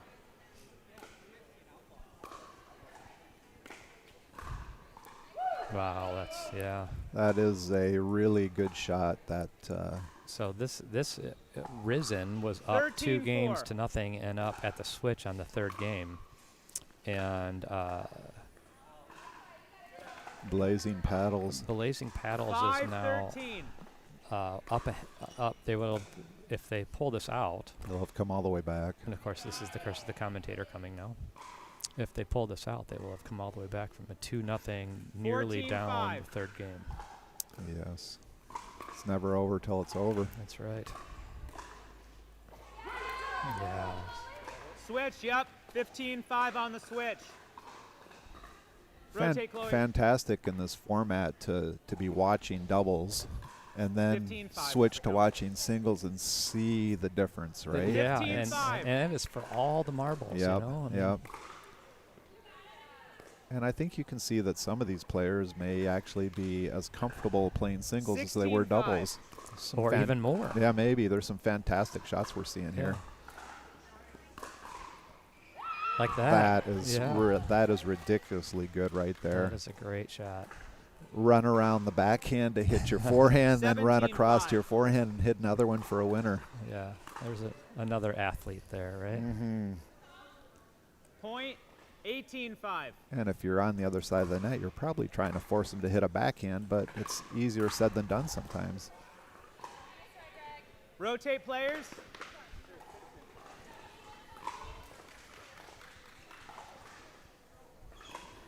You can almost feel the energy on that Nope, court, can't yep. you? Just the Yeah. body language, the way Serve people is are over carrying here. themselves. There's an intensity You're there right serving on now. 6-0 from the even side. Yeah, this is, for many 6-18. of them, probably their first ever team event. Mhm. And in their very first match of the team event, they're in a Dream Breaker. Yeah. Playing singles, which many Yeah. of them probably had to practice singles in the Point. last 2 weeks just to get ready for this day. Right. Good stuff. 7-18.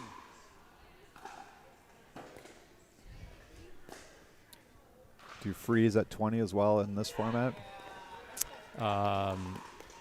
in singles? Yes. And your opponent would freeze at 18? Same as rules his applies, doubles, yeah. okay. 8-18, you're serving from the even side. 8-18.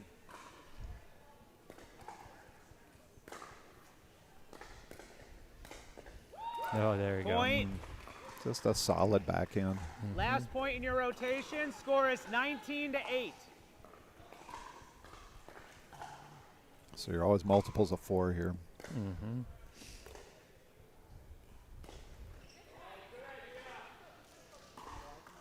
So that Service on this side. 9-19. 9-19 is the score. And Will's coming out. I believe that's Will. Lefty Will. Yeah. This should be good. These I watched both these players in warm-ups, and they ready? both got some shots. 9-19. Both athletic.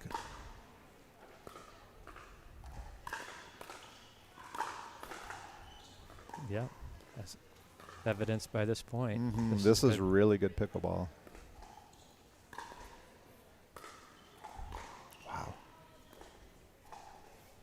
Oh, Wow. Will's disappointed Blazing with paddles. himself. You Well, are it was- frozen on 20. He was essentially 29. playing against a brick wall there. Everything came back. Point. Oh, shucks. 10-20. Yeah, that he Take rushed a that breath, serve, take your a breath, time, yeah. right? Just that one extra beat you need Eye there on after. the ball to the point of contact. Yeah. Will, 10-20. Well, and he had been running No, around, thank returning you. everything. So maybe even your heart beats up a little bit. You're out of breath. Yeah. Just settle yourself. I like watching the pros. Many of them have a pre-serve routine where they quiet themselves Yeah. and they get Last into the right point on your headspace rotation, before Yeah. they 10-20. address the ball. You know? Yeah. It's like golf or many other Any sports, sport. pitching, right? You Yep. just you got to Point. find that right headspace Service, before you service start. here. In pickleball, sometimes you almost see people's old It is tennis 11-20, routines when they service serve, coming to right? you. Yeah. 3 bounces, and sometimes they even go up like Players they're going to ready? serve an overhead, and then they're serving the 11-20. pickleball serve. Yeah.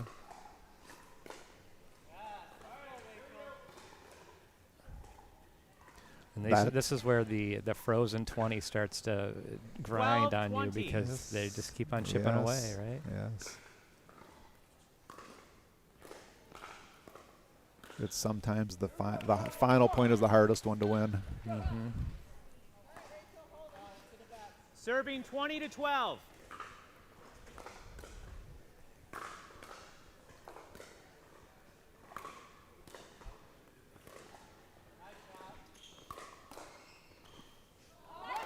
Oh, wow. That is a fantastic final point there. Just hung in there, stayed with it. Really well done.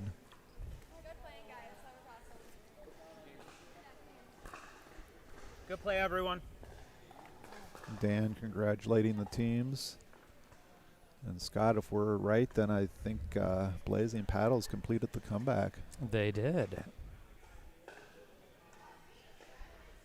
And that, so that would be Blazing Paddles, and that's in the 16s.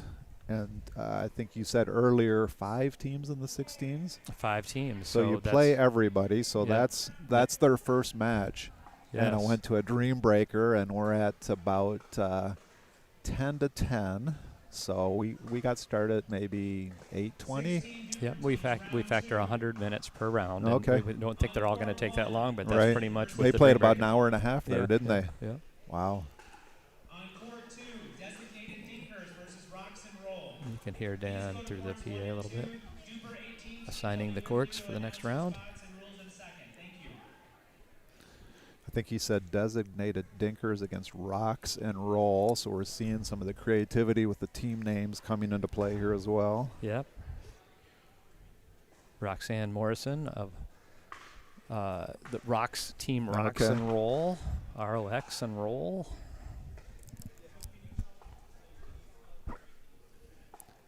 My friend Aaron Caterberg looks like he has one of the more boring names today with Rapids Irrigation, the name of his company, but I guess maybe they paid the team fee so he can put any name he wants on their team. Yes, Grand Rapids Irrigation, or GR Irrigation, or Rapids, whatever he wants. Yeah, yeah.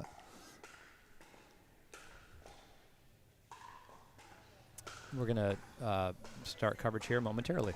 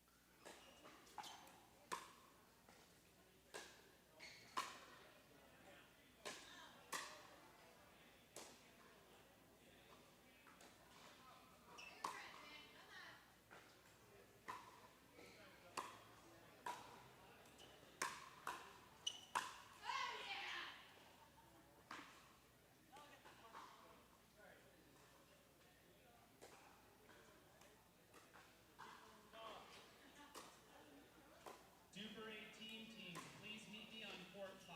That's court 5.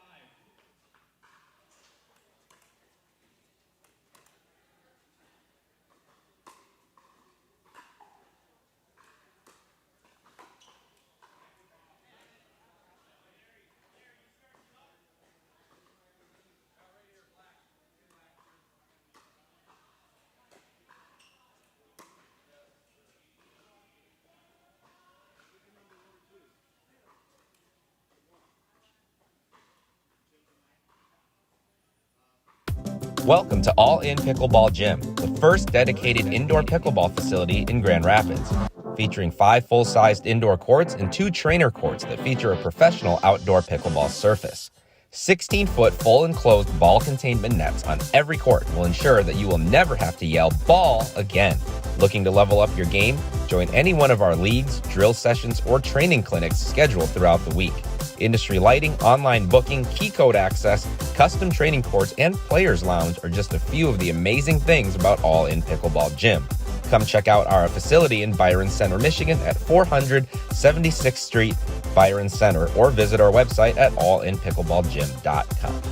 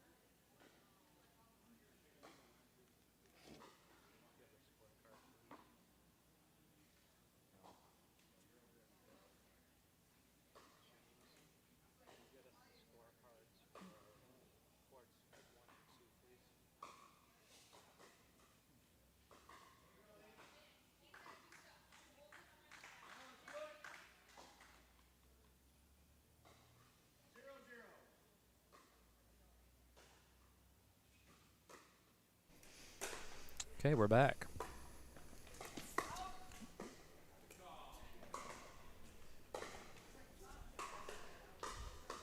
We are live streaming the minor league pickleball powered by DUPR-16's division, round robin division here in Grand Rapids, Michigan from All In Pickleball Gym. Our Memorial Day weekend tournament. We're on championship court. We're bringing you multi-court coverage. This is round 2 of a 5-round round robin.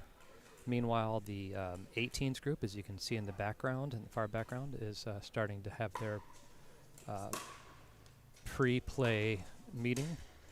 And they're going to get kicked off also with 2 pools of round robin. They're a bigger group. They've got 7 in their bracket, or in their division. And so there'll be two round robin pools for the 18s, followed by a medal round for the 18s.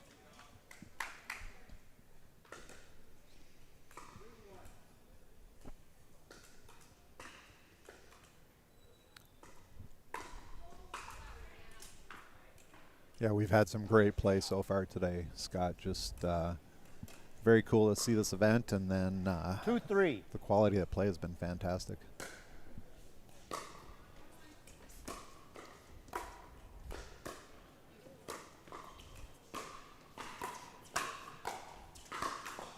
Like that.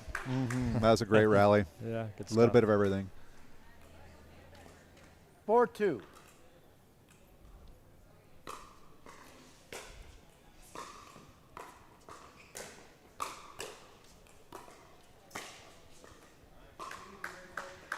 Near court has had 2 off the tape. 5-2. These indoor nets are pretty solid. They hold.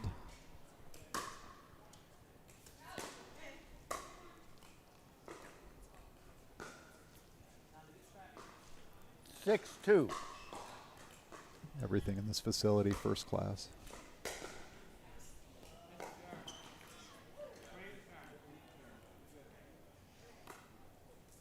Yeah, the containment netting between the courts is 16 feet high. 3-6. As you'll see, the errand balls are kept in the court surface, even though on the live stream it's hard to see the netting, but they all are individually 7-3. partitioned. Well, she's so tall, you know. There's no interference from other courts as we You're go here. playing your own little oasis here. Yep.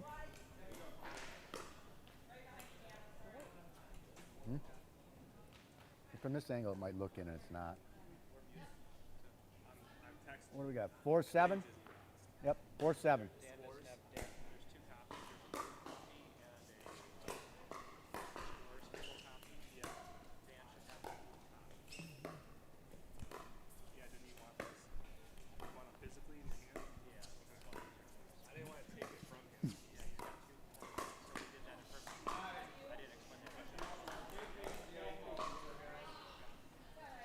Booth on top of it, top right-hand corner. 5-7.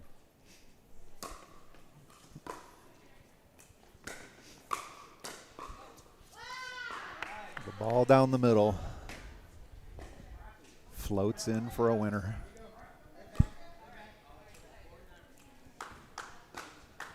6-7.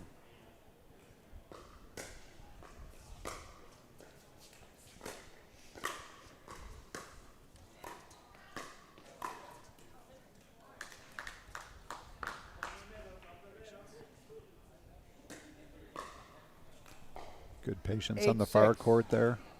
Nice easy put away.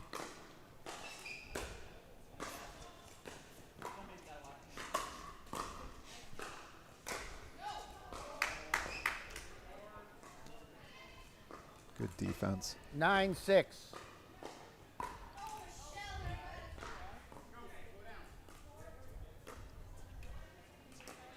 Her teammate said slow 7-9. down. It's good advice. Take a beat. Nice drop shot.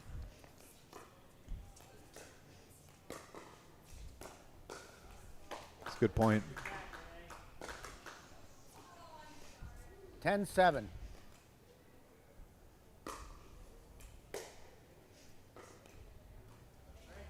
11-7. Switch sides.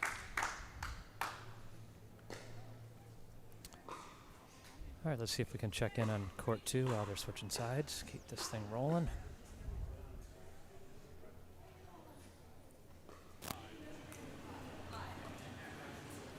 Yeah, so we're into the second set of games here.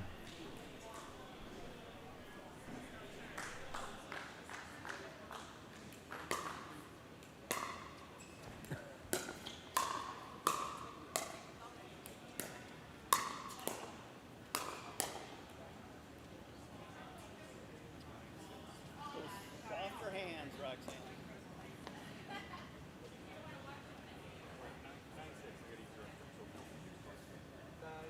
10 seconds.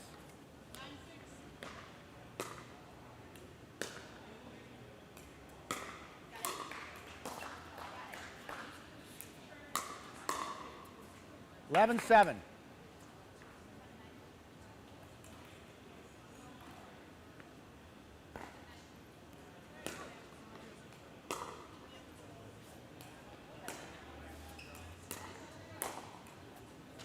$8-11.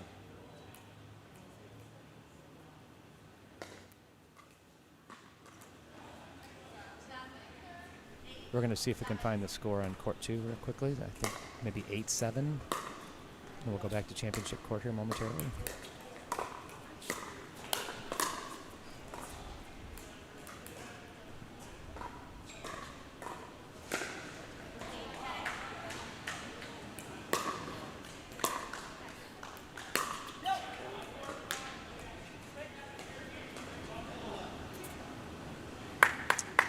Looks like that one's on the turn, so let's come back over to court 1, see what's going on at court 1.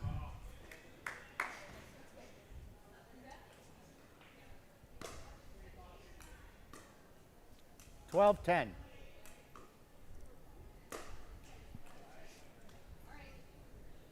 Hard to get points when they keep missing their serves. What is it now? 11-12, right? 11-12, right? Yeah. 11-12.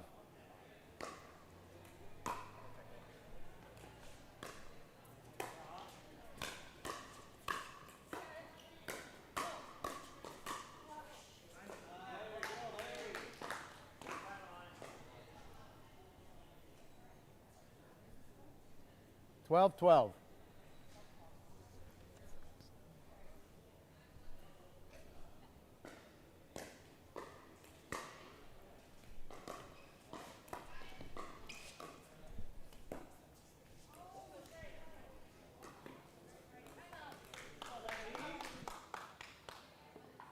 One minute. Score is 13-12.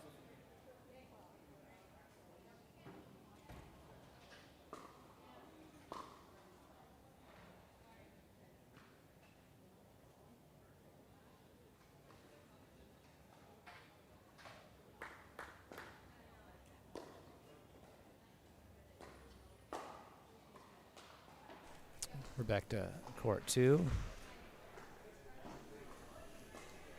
See if we can find the score here. 13-11.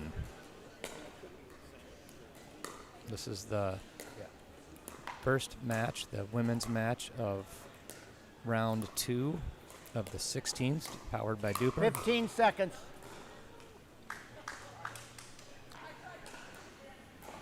So it's maybe 12-13 here. I think that's right.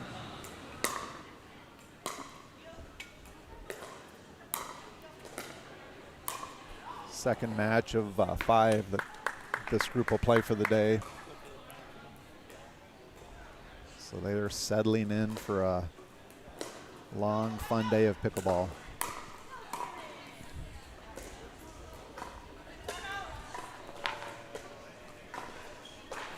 Let's head back to center court.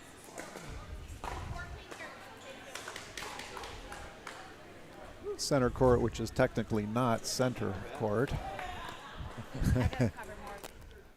but it is our championship court, and a fine court it is.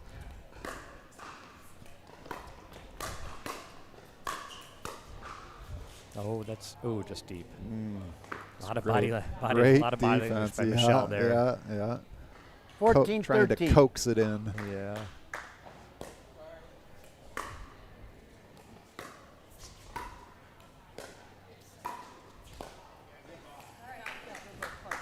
Yep. This thing gets so low, it's like an overhead. 14-14. 14-14.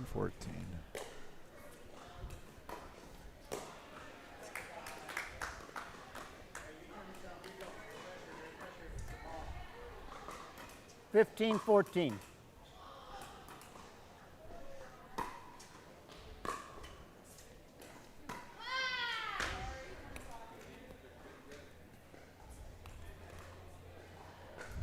Fifteen, 15.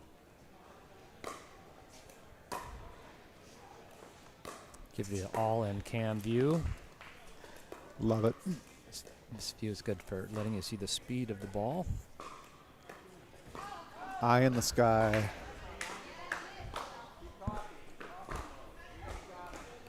Is that the camera in the mezzanine, Scott? That's the mezzanine cam. Excellent. 16, 15.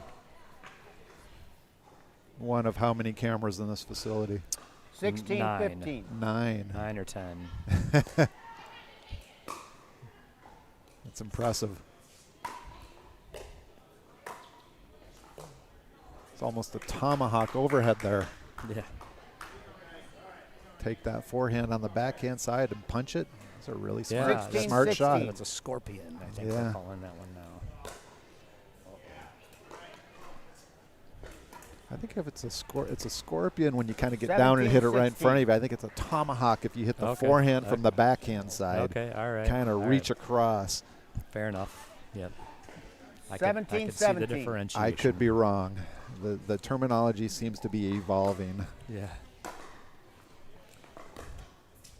Somebody talked the other day about a nasty Nelson. I had no idea what that was. I had to Google it. Was that John Frizzo from that was Facebook? John Frizzo, yes. Our club president Yes. bragging about how his About- favorite shot is hitting people off the serve. I thought the same thing, Scott. Love it.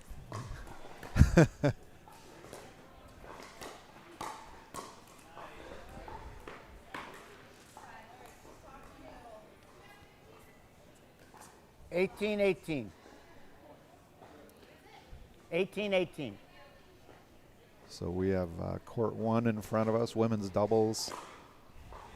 Sinnott and Sinnott against Bodbiel and Vanderkolk. Yep, we got the Risen team in black on the far side, and In a Pickle closest to us.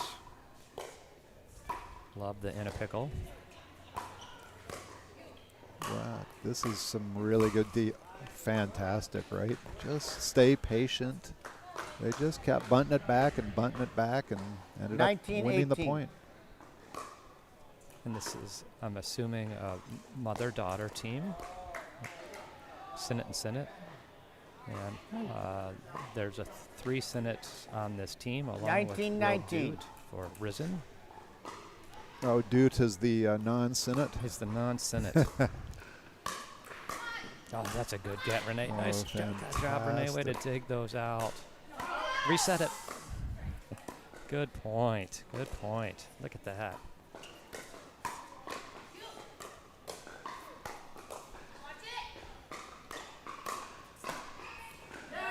Highlight reel. That's the point of the day right Point there. of the day, exactly That's right. the best one so far. Well Really, done. Great really point, good. ladies. Larry agrees. Yep. 2019, right? The non-biased 2019. chair ump.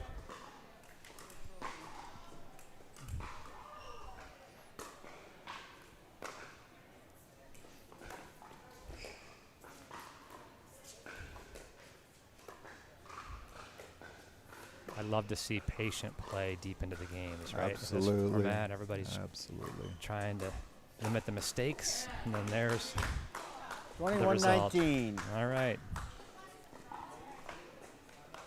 It's a good win for In a Pickle. Yeah, that was a well-played game there. Lots of good points, and at the end of it, you come away and you're up 1-0 in this team format, There you- and all things considered, I'd rather be up 1-0 than down 1-0. So good start for In a Pickle. Slow your serve Yes, down. I know. You missed 5. I know. That's ridiculous. I know. We got some nice vocals from Michelle. Exuberance. Exuberant, yes.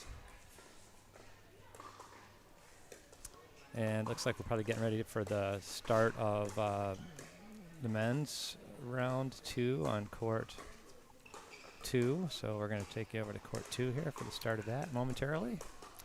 Yeah, that looks like it'd be designated dinkers against Rocks and Roll, and Jaeger and Schuling against Campbell and Tower, it looks like. Yeah, we saw Jaeger and Schuling on our court, championship court, the last round. But Right. this will be the first time we've seen Campbell and Tower. Tower, yeah. Looking forward to that. In It's always the fun to see new people play. yeah, and the 16s. We're still in the 16s here on court 1 and 2, and then as Scott had mentioned earlier, the 18s will get a chance to move over to championship court and feel what that's all about. It's a fun court to play on. Is the lighting, Scott, remind me, is the lighting a touch better on championship court, or is it the same on every court? No, it's 90 candle watts per square foot as opposed to 70. We Okay. mostly did that for the purposes of the live stream. Sure, looks better on TV, right? Yeah, So just a little bit brighter here on championship just a court. little bit brighter. You Nice. might be able to see the difference between this here and that there. But the camera technology is probably not that big of a deal. Yeah. And But- and as this facility was put together, are there some kind of accepted candle watt numbers that people say I know- make for a good indoor court? Yes, and Kerry Woolen and Dan McConnon and Jeff Howlett spent a lot of time making sure that they dialed in the lighting. They had lighting engineering come in, make sure that there was no hot spots. Yep. Kerry Woolen is the consultant that figured this all out and brought it all together. Then he came back after it was all installed and was very pleased with how balanced the lighting is in here. And for myself, I go outside now, and the lighting outside is harder to see than in here. It's so precise in here and non-reflective, and then with the dark backdrops, you get some really great views of the ball here. Intentionally kept the backdrops dark. Didn't put a lot of white on the walls, so you get a And you super can clear see view of the that ball. even when the players in front of us on championship court are warming up here, they're not casting shadows, No. right? They had the little bit of shadow is kind of self-contained.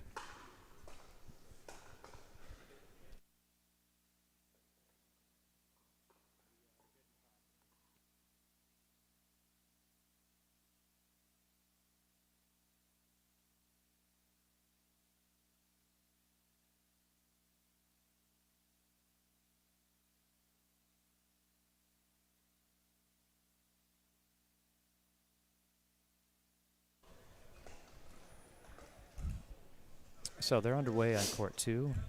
Bill, if you could try to follow that a little bit, I'll try to get you some audio. Maybe you can get the score here.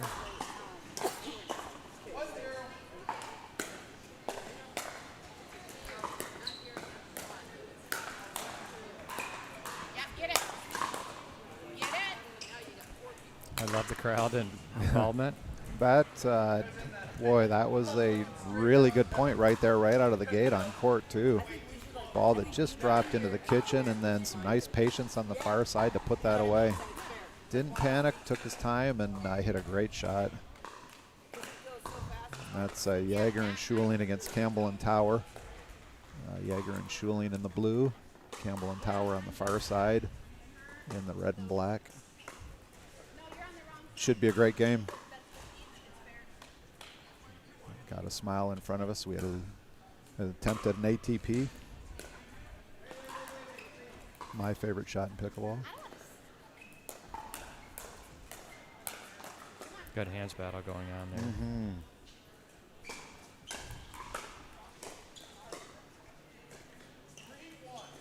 There are no points that you can take for granted so far in this format. Both sides, both teams, lots of good hands, and these points are not over when you think they might be. Teams are really battling well and staying in points. It's good to see.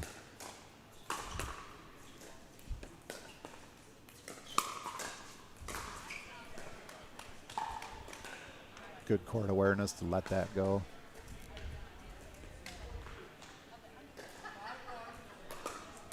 nothing worse than hitting the out ball.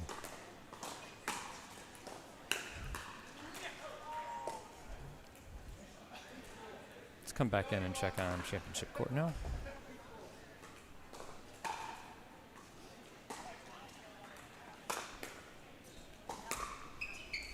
Here we are, championship court, just out.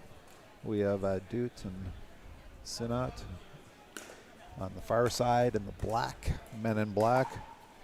Hall and Ziegenfuss on this side, wearing the white shirts. Nice drive. A little bit of a bailout there, I think. If you can get out of the way of that, that's probably halfway up the netting, but sometimes they're so hard at you, you just cannot get out of the way.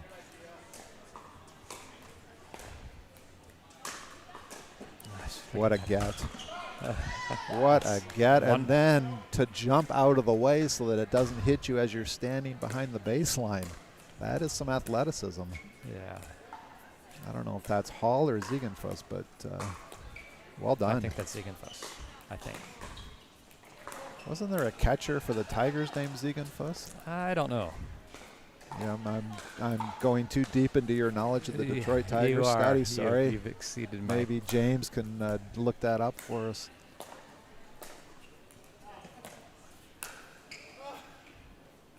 If it's Ziegenfuss, he's kind of built like a catcher.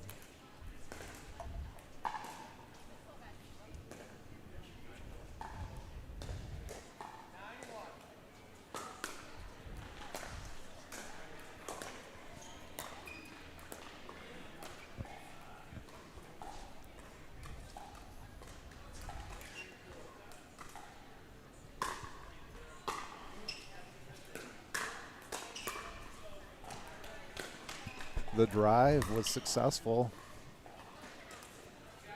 Dut and Sinnott unable to touch that over the net.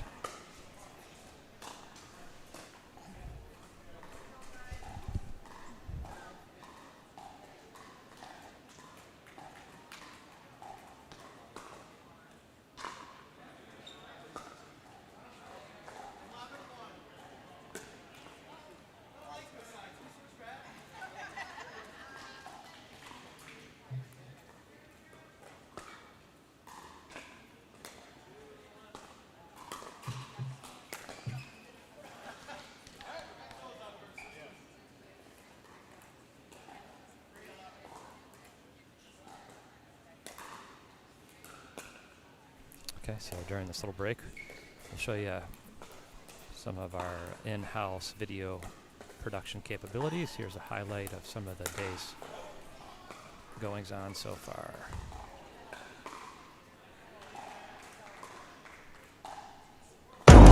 Can't stop, won't stop. I can't stop, won't stop. I can't stop, won't stop. Can't stop. Can't stop, won't stop. Can't stop, won't stop. Can't stop, won't stop. Can't stop.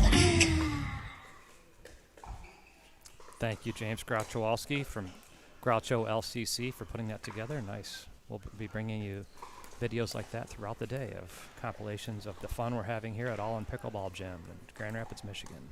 That was terrific.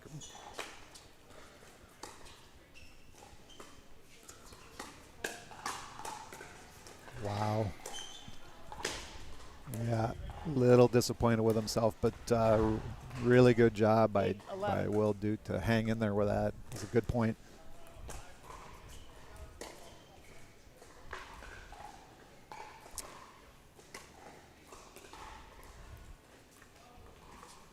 Eight.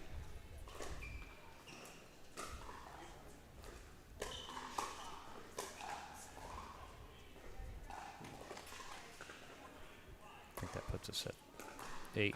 9-12. 9-12, yeah. A little comeback here.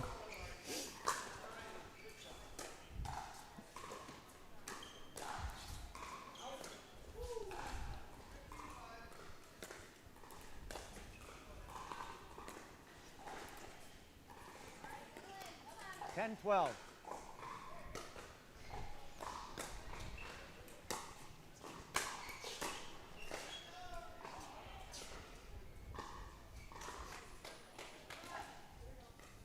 Thirteen, 10.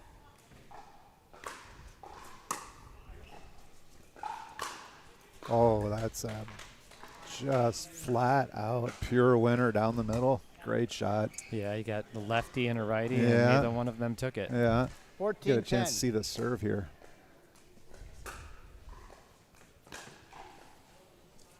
I've not seen many people serve like 11-14. that. Yeah, agreed. 11-14. But he's consistent. It's effective. And as you've said earlier, first rule of serving is get it in. Mm-hmm. It's good job. Like we've said before, the put away by Ziegenfuss, but the setup by Hall, right? 15-11. Just, you put it on a platter for your partner. Really well done. That's the name of the game right there. Mm-hmm. Scotty, I know you're an old tennis guy from way back. What do you think of 12-15. Hall wearing the collared tennis shirt today? Yeah, I like the collared. I do. I do too. Like the classiness of I a do collared too. shirt. It's not something you see as often as in pickleball, but I like it. 16-12.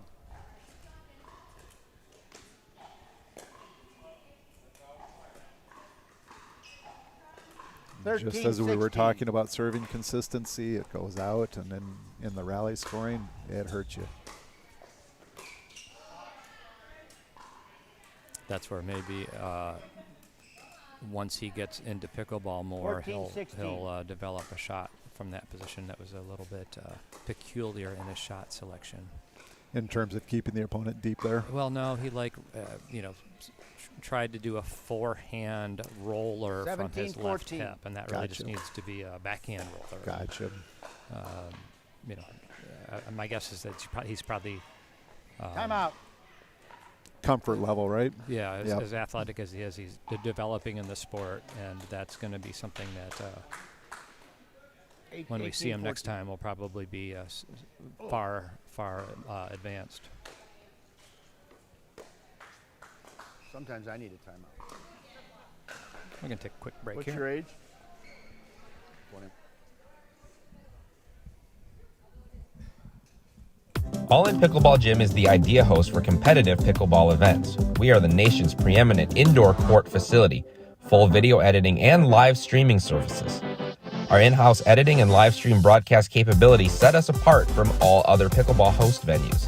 Contact us at support@allinpickleballgym.com to learn more about our minor league team affiliation opportunities.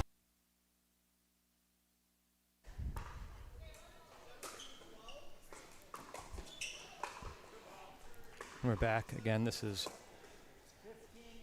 the men's side of a minor league pickleball tournament for round 2 of this 16s, powered by DUPR 16s division, which means that they're the 4 players. There's 2 men and 2 women on a team, and their combined score cannot exceed, their combined DUPR ratings cannot exceed 16.3.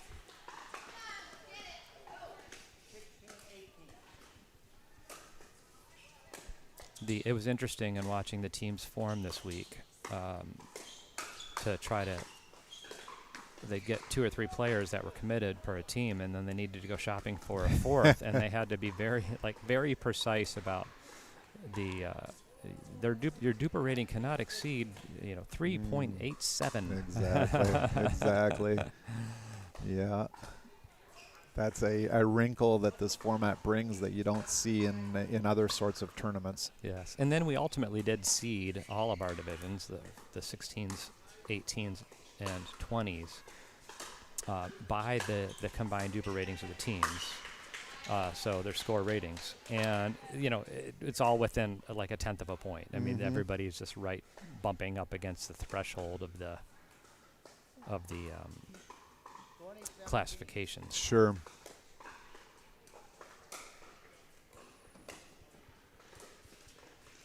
And then this tournament itself will factor into people's DUPR ratings going forward. Yes, it will. Yeah, It in a will. big way, Yeah, because yeah. you'll get a lot of games against people that are DUPR rated. So That's a nice shot.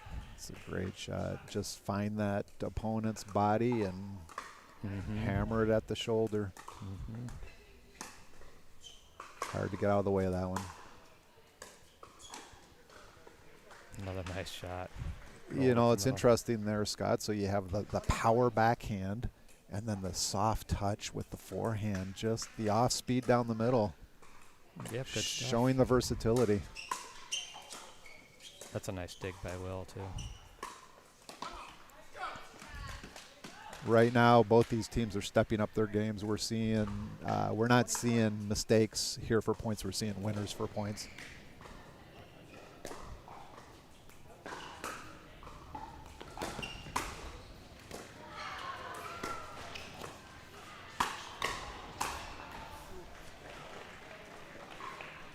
Well played again.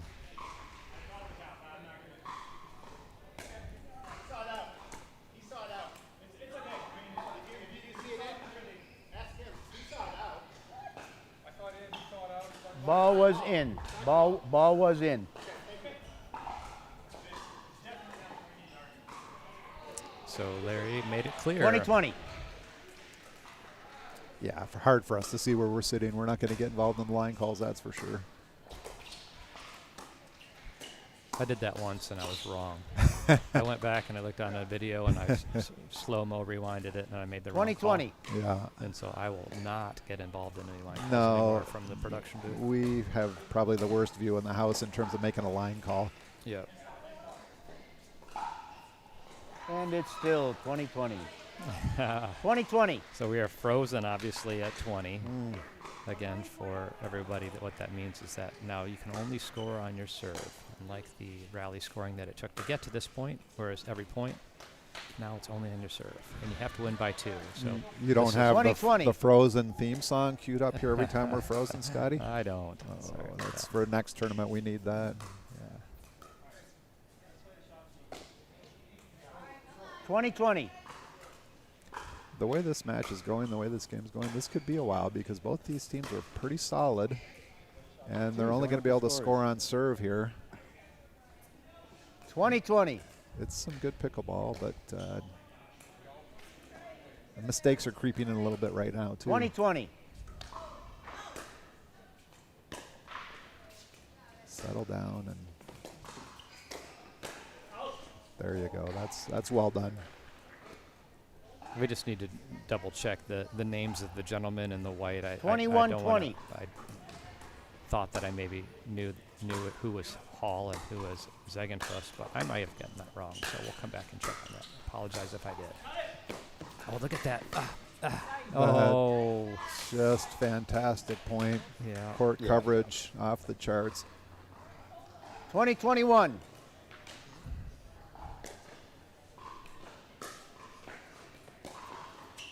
Great drop shot. Oh, he had it. Will had it on his paddle. Now we're at 21-21. 21-21. Plot is thickening. Good drop shot. 22-21. Will's going to regret that overhead. 22-21.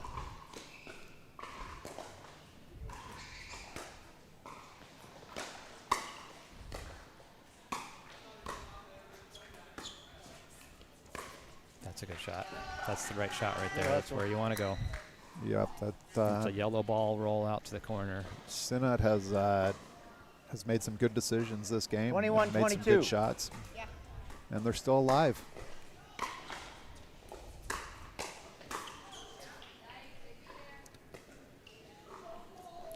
Commentator curse. Always. 22-21.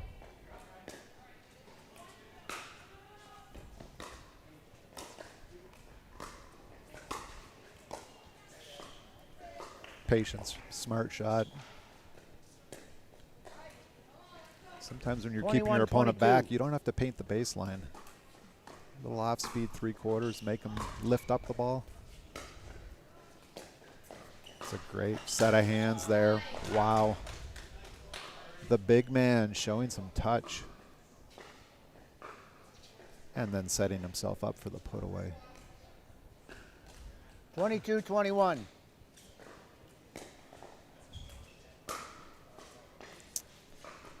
Yeah, that's unfortunate. Tough way. Yeah, Tough way to lose a game. Yep. Well played on both sides of the ball, though. Good game. All right, let's go. All right. That was a good fun match. Let's go check in on court number 2 now. See what we have over there.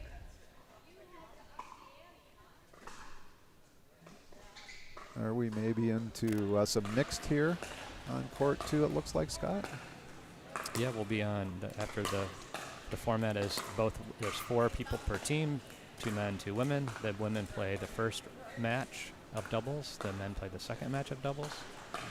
Then it gets into the strategy component where then you submit a lineup card to the home team of which mixed team you're going to put out there, and then the home team gets to respond if they chose not to defer until the dream breaker. But some of the strategy components. So sure. Right now, one of the teams is providing the other team a lineup card. The other team will then get to choose which 2 people they put out on the court in response, and then the final, the 4th game of each head-to-head match is then the other mix. So we have 2 mixed matches in front of us. We'll try to get you the score of the match right now. Court 2.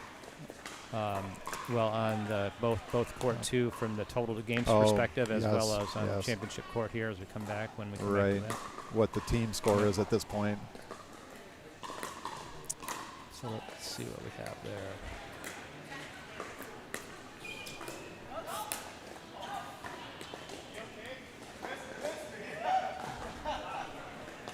That was a close one. They're asking if he's okay. He said it didn't hit me, but 6-4. 6-4.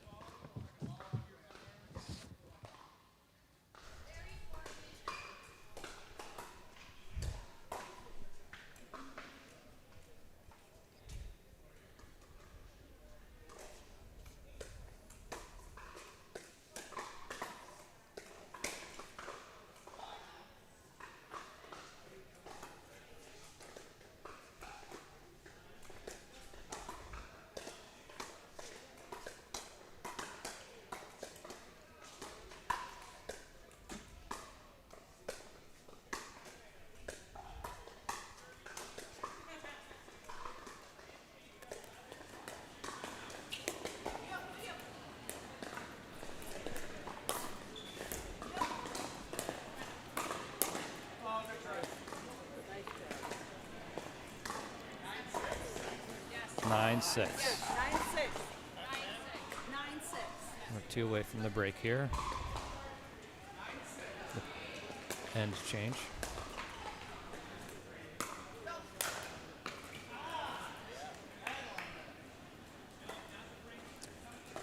And that would be court 2, and that's designated dinkers against rocks and roll, if I'm reading the sheet correctly. Yeah, we don't have the mixed lineup. Correct. Nor do we have what the score is over there in terms of the match, but we'll try and get both of those for you as soon as possible.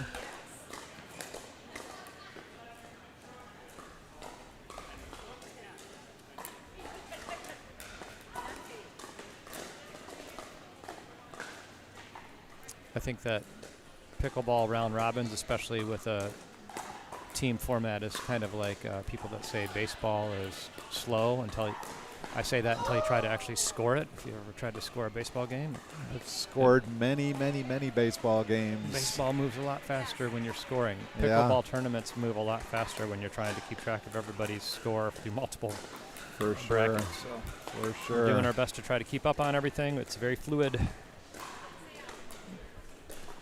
Well, and at the end of the day, the people that are watching probably know who they're watching, and so we're able to provide the video feed, which is a bonus for lots of folks who probably couldn't get here in person today, but have friends and family that are out here. And on this fine Memorial Day weekend, traveling and wanting. Exactly.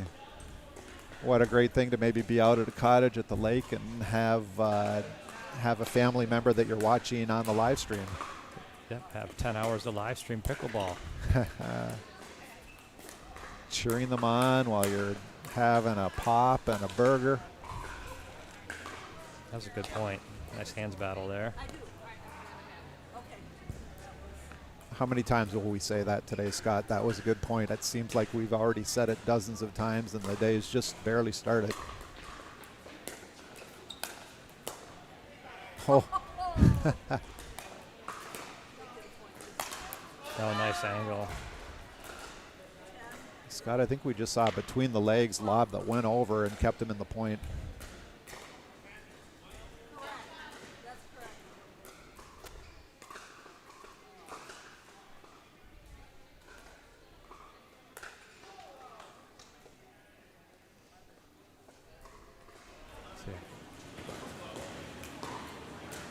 Maybe 11-12. They just Sounded did like it. They just did the end change, obviously.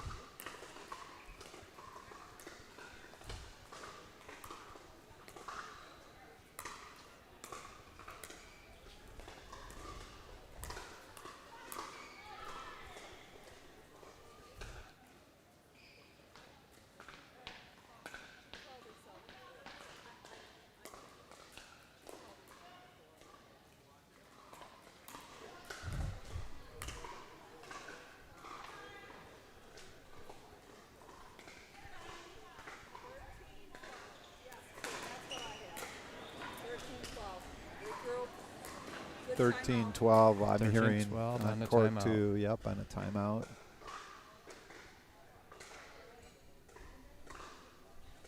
Take a quick break. Welcome to All In Pickleball Gym, the first dedicated indoor pickleball facility in Grand Rapids. Featuring 5 full-sized indoor courts and 2 trainer courts that feature a professional outdoor pickleball surface. 16-foot full enclosed ball containment nets on every court will ensure that you will never have to yell "ball" again. Looking to level up your game? Join any one of our leagues, drill sessions, or training clinics scheduled throughout the week. Industry lighting, online booking, key code access, custom training courts, and players lounge are just a few of the amazing things about All In Pickleball Gym. Come check out our facility in Byron Center, Michigan at 400 76th Street, Byron Center, or visit our website at allinpickleballgym.com.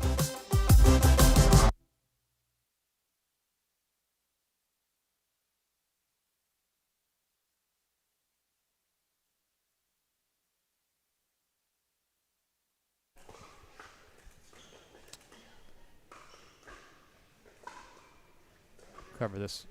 This is the court 2 third round coverage of the third Second. match Yep. of Second the round. second round of the 16s. After this round, we're going to bring the 18s out onto these courts. So this is the last round. We've got 2 more games of each mixed from the 16s on courts 1 and 2, and then after that we're going to bring out the 18s. We will continue to follow the 16s though as it unfolds, as the matches become more relevant for the leaders. We will we've got cameras on every court, all 5 courts, so we will make sure that we are able to follow the 16s to their conclusion today and keep you informed as to which teams are vying for first, second, and third place.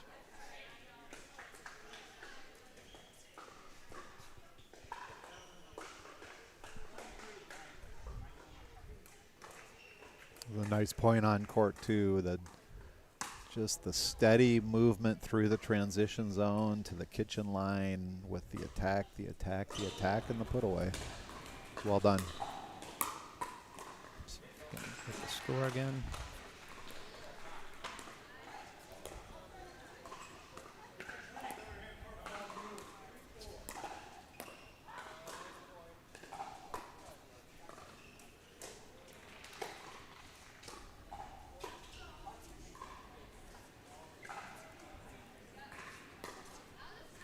That's what's nice about the this 16s group is 4-0, and many of them are higher than 4-0, and so at 4-0 is when you start to get the resets and the drop shots and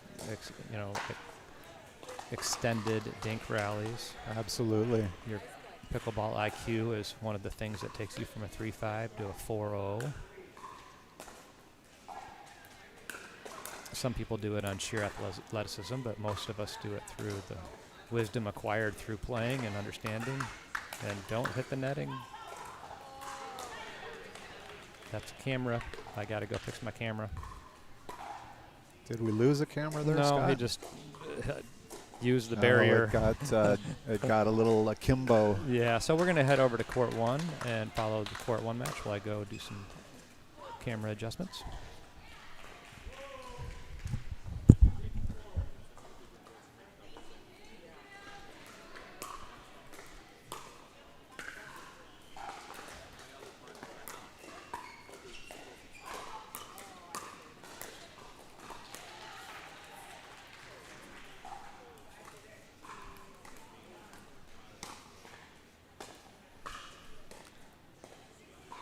While Scott goes to fix the camera, we'll spend some time here on court 1. You're with Phil DeHaan at the All In Pickleball Gym, our minor league tournament this Memorial Day weekend.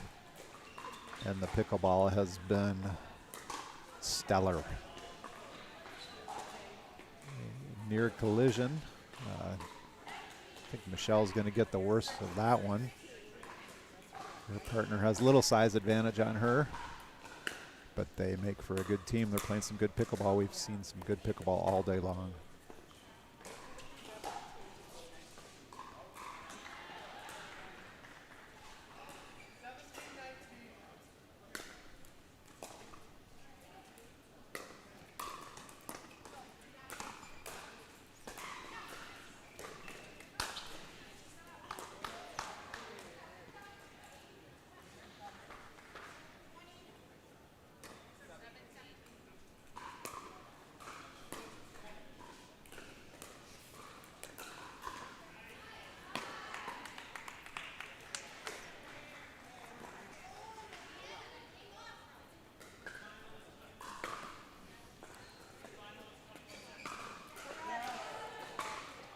I love it. Thank you and you're welcome. Sportsmanship.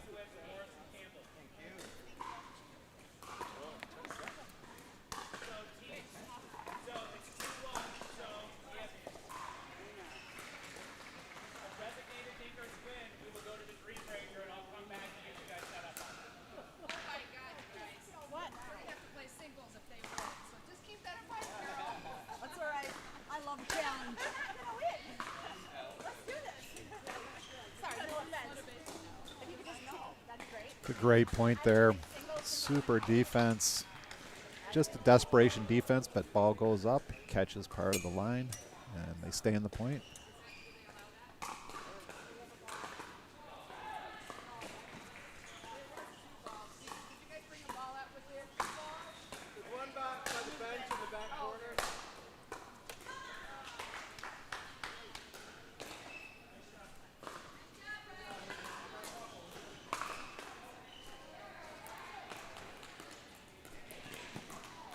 (10-8).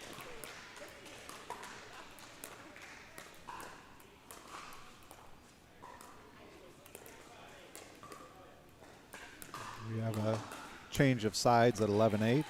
This tournament, rally scoring.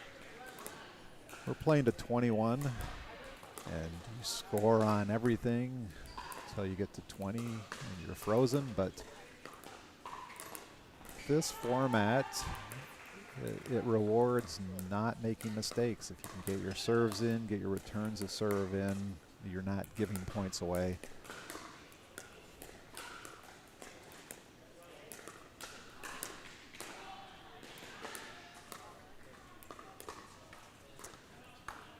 And even as we say that, serve into the net means a point. The premium is on keeping the ball in play and rally scoring.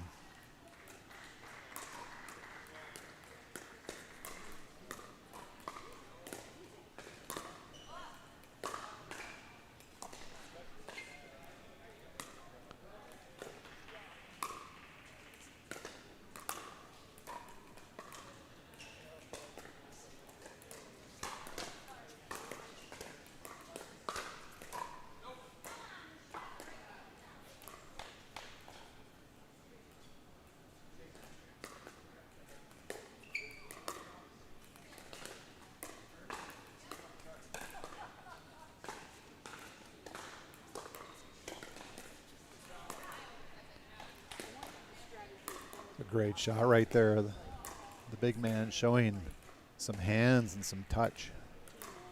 A little flick that catches the baseline.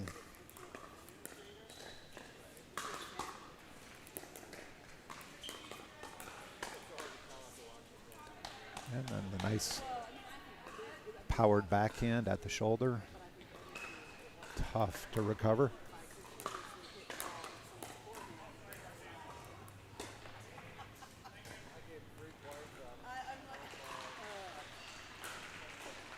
We're on court 1 here at All In Pickleball Gym. This is the 16s, the DUPR 16s bracket.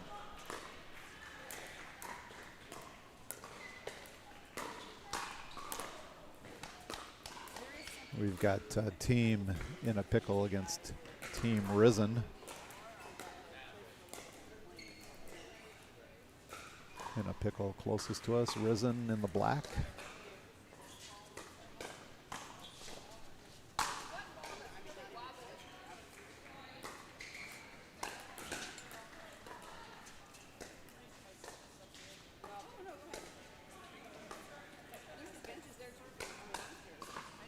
What a point. Wow. On both sides, just some fantastic shots. And one with a winner, not with a mistake. A clean winner.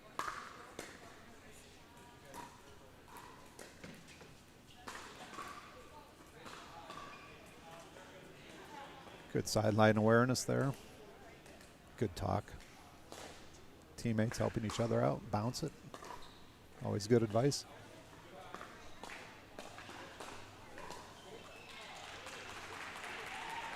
Looks like we're at 15-15. Another great game.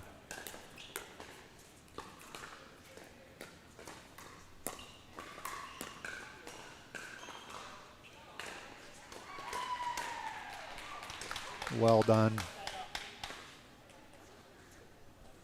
Just a little punch backhand, nothing too fancy. Downward angle, finding the toes. 16-15.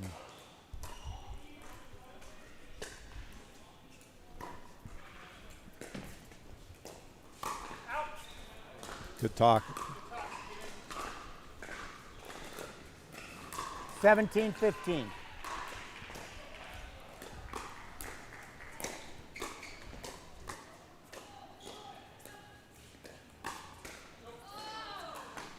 Well done.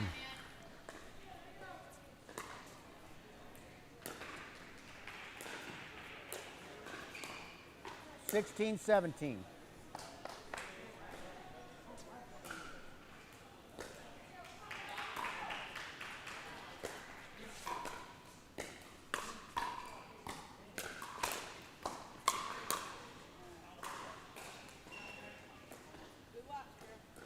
Wait, what do we got?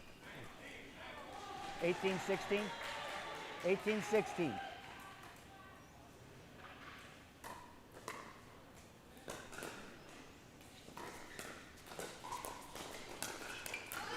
Good hands. Came over on the poach, but then left his side open, and good hands for the winner.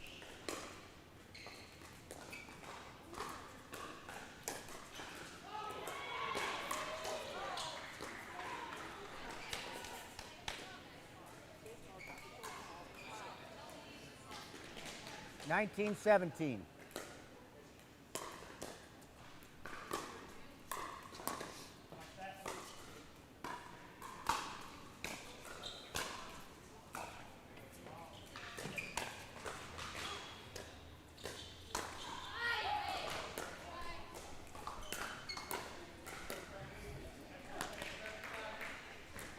Eighteen 19.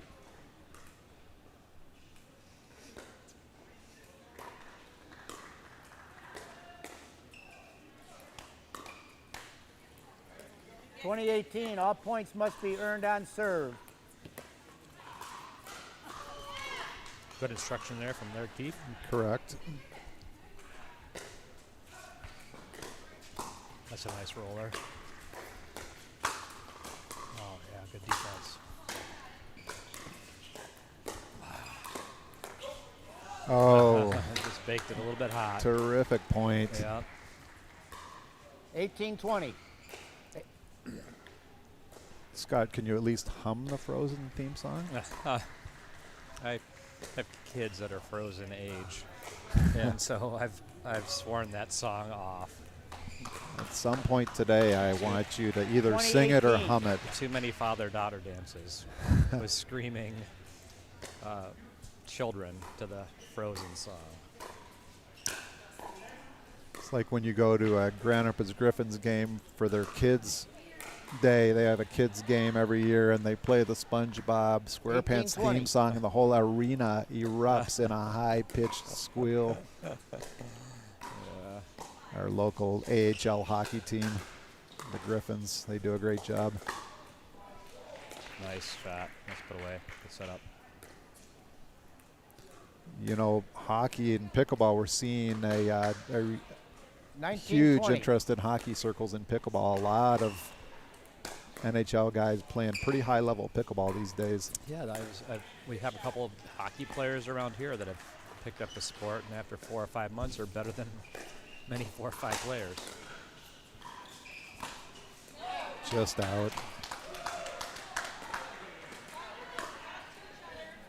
It's what I 2019. notice from hockey players, they have really good footwork, and I would guess that comes from the development of the stability and the Yeah. motion from skates. Yeah, when you're a hockey never player, do that which again, I Will. am, you spend all of your time on two thin 19-20. pieces of steel, so you have to develop a little bit of balance. It's a tough game if you don't have it.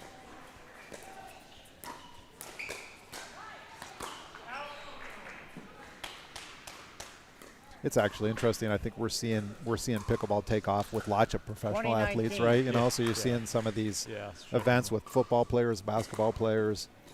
Yeah, athletes are athletes. Right? The sport doesn't matter.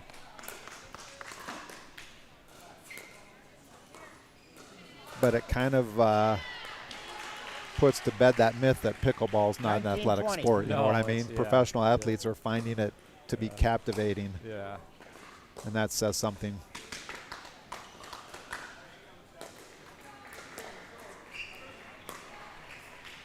$20-19. 2019, what a game.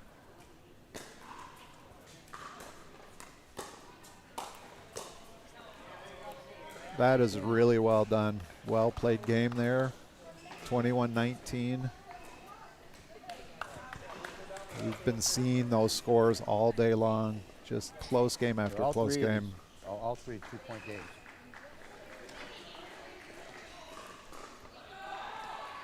So as the day unfolds here, again, we'll be able to bring you multi-court coverage. I believe that this is court number 3 here. This is one of the 18s. As it goes, they're warming up, so there's no need to be there, but just giving you a preview of what we're going to see here. And then this match was pretty hot when I was setting up the camera earlier. We'll get again, as the day unfolds, we'll start to bring you some of these 18 teams that are in the middle of their men's first round. So first round, first game of these matches, and this one's been going on for a while. So I'm looking forward to having all these courts going and all the excitement that we'll see. My guess is we're going to see many more Dream Breakers today.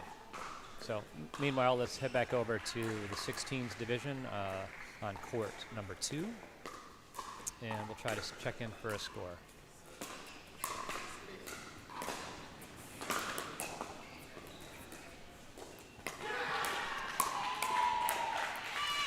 And this is, I know it's Rocks and Roll, and who's the other team?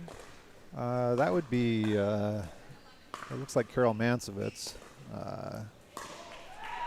in the blue tank tops. Yeah, So, so that would be Designated Dinkers again? Yep. yep, you are correct. And you said that's So the Rocks and Roll? Yeah, so Designated Dinkers are closest to us in the blue. and Correct. Rocks and Rolls. With the namesake, Roxanne Morrison, out on court 2. They're on the far court in black with the orange shorts. That's the Rocks in Rocks and Roll? That's the rock. Well, I'm assuming. I could be wrong, but I'll take your word for it, Scott. Wasn't there a Nice song nice. back in the day called Roxy Roller? I don't know that one. I No? know the other one, but Might have been a Nick Gilder song. I'm tapping deep into my memory banks on that one. yeah. 70s maybe. 70s song. My 70s Dating myself. 70s music and Detroit Tigers lineup skills are weak. We'll All polish right. up on it We'll next brush time we're up together on the that. mic. Yeah. That's what you get when you get a guy on the mic who was born in 1962. So there's a wellspring of 70s and 80s music knowledge there.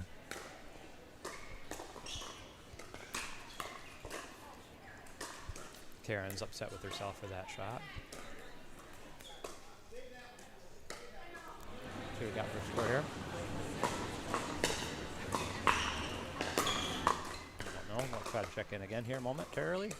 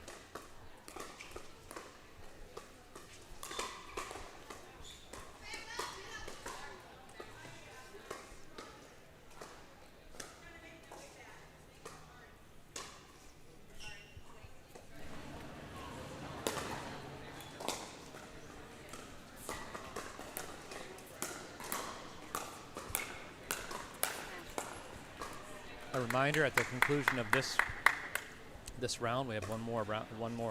Actually, we're just starting the final games of round 2 of the 16s on championship court, on court number 2. And then the 18s will be coming onto these courts next. So in about maybe a half an hour, we'll have the 18s up on these 2 courts, but we're still going to follow the 16s throughout the afternoon as the round robin becomes competitive and we figure out who's vying for the medals. We'll track that closely. And today is 16s and 18s, and then tomorrow is what, Scott? Tomorrow's 20s only. 20s only, okay. 20s only, yep. So going, I think, from 10 o'clock tomorrow morning until 2 pools of, we're doing full round robin and then a medal round of just the gold. How many 20s teams? There's 5. 5, okay. Yep, teams coming in from all over the state, Okay. from up north and from the east side Okay.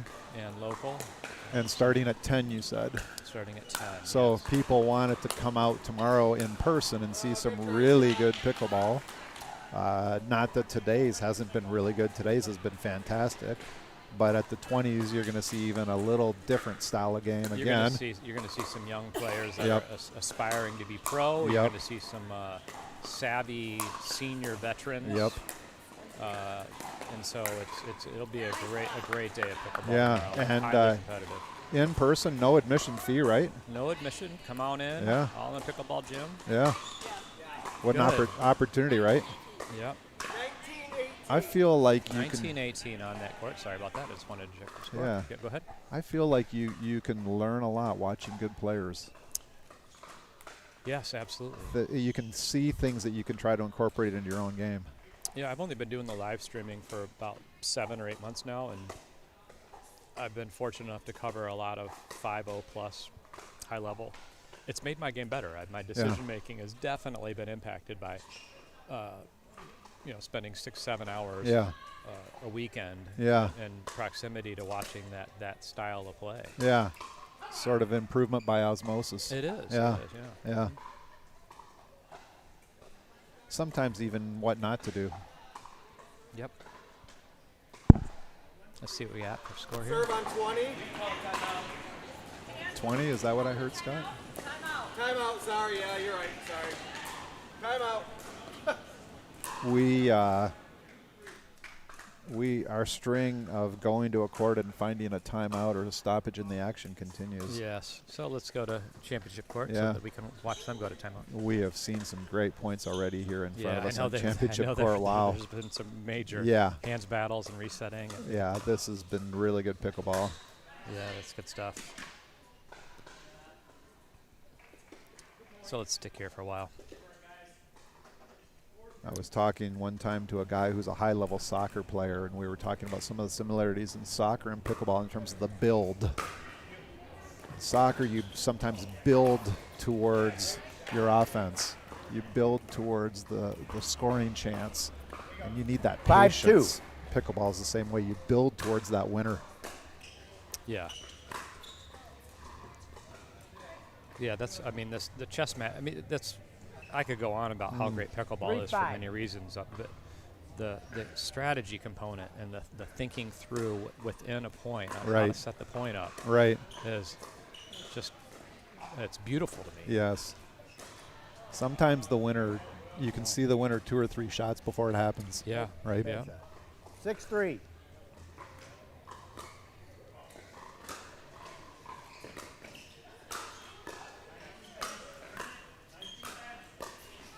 And then, again, seeing the higher level and playing at the higher level, you also start to see how the players interact with each other, how Yeah. typically the 4-6. left-hand side gets to take a dominant side for the setup. Right. And a lot of times at the 4-0 level, the left side player misses it, right? Yeah. As a right side player, they move somebody out of position. They have a yellow 7-4. ball that they aggressively dink. They get the pop-up they want, and the left side player just doesn't recognize it. Yeah. At the 4-5 level, believe me, you know that they're sitting on it. Correct. They're anticipating what you're going to do. Yeah. You finally get the 8-4. mistake.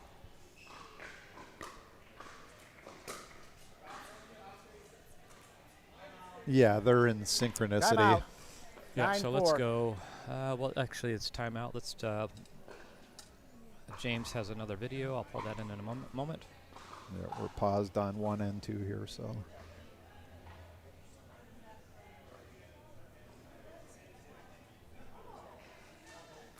So this is pretty fun. James Grachowalski runs a video production house. He's a partner here at All In Pickleball Gym. And throughout the day, he's going around and capturing video sights and 9-4. sounds of the event. And so we'll feed those to you as the day goes. Bonus coverage. Bonus coverage. It's our one shining moment highlight reels.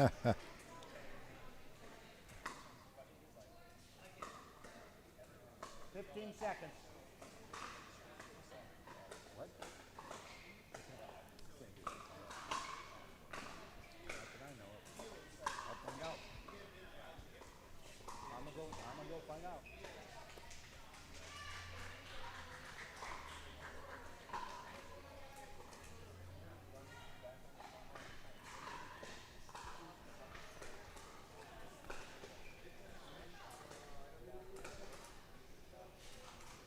Dan, they can switch sides at timeout.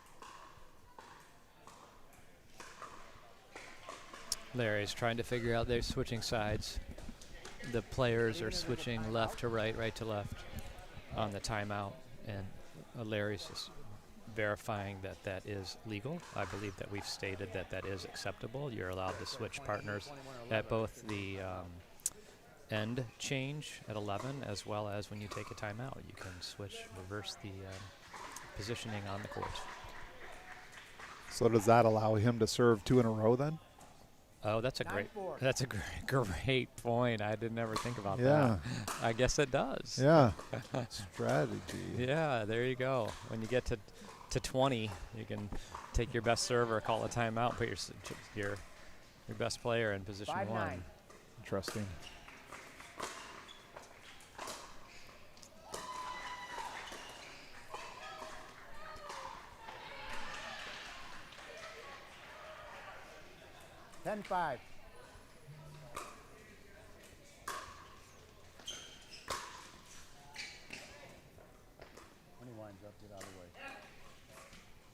6-10.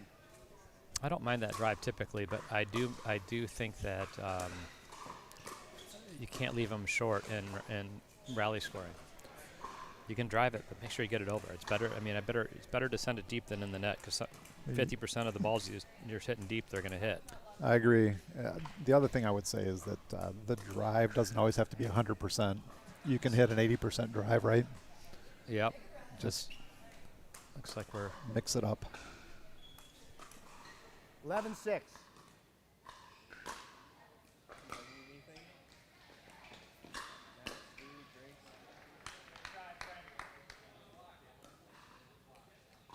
I can chat. 12-6. Yeah.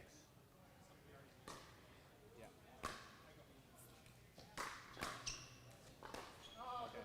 If I send you a picture of the papers, does that work, or you want me to tell you? 7-12. 7-12. I'm saying, do you want me to take a photo of it so you can see the papers better? All right. Okay, gotcha. 13-7. Yeah, sure.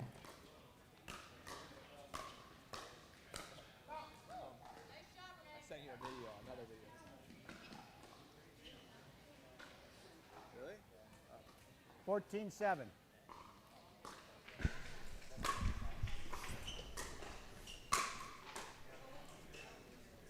Let's hear what Dan's saying over on Okay. Yep, I got you. No worries. court 2. Maybe they're Okay, getting ready Shuley. for a dream breaker. Yep. Are you Looks like next?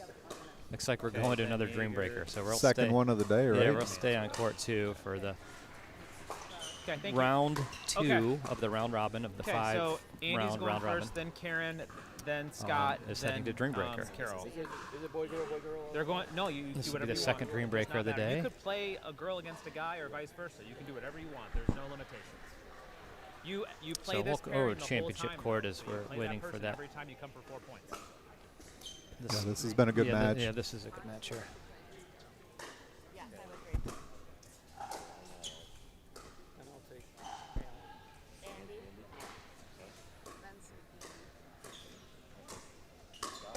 Nice. Well That's it. played. Yep, talking about that setup, right? That Yeah, was, you know, well played. inside Set ball. herself Yep, up. Yep. Yeah. I like that inside What's left up? foot. I'm just going to copy yours. Yeah, we're into Dream Breaker. So, okay.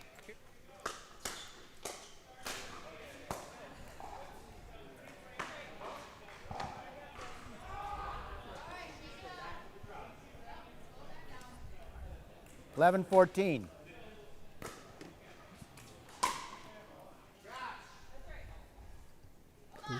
This match is getting interesting. 12-14. Yeah, we're working on trying to understand the relevance of this in terms of the match score, the team head-to-head score to see who has to win to force another Dream Breaker. It's a really nice scoop there by Will.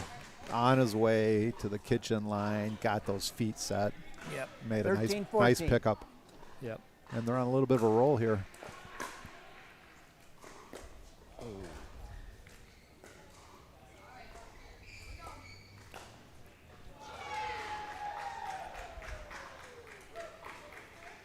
Fourteen 13. Oh, that's right. Came over. I'm sorry. 15-13.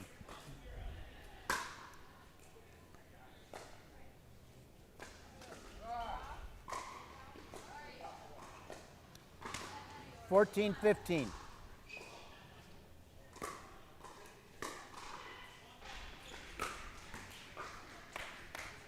Both teams using the drive to their advantage. 15-15. Yeah, this is a good match here. Mm-hmm.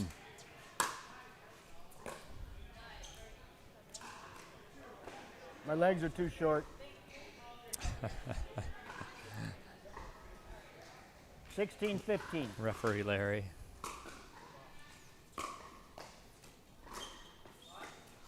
Good leave. Yeah, good communication on that side, right? 16-16. Partners talking to each other.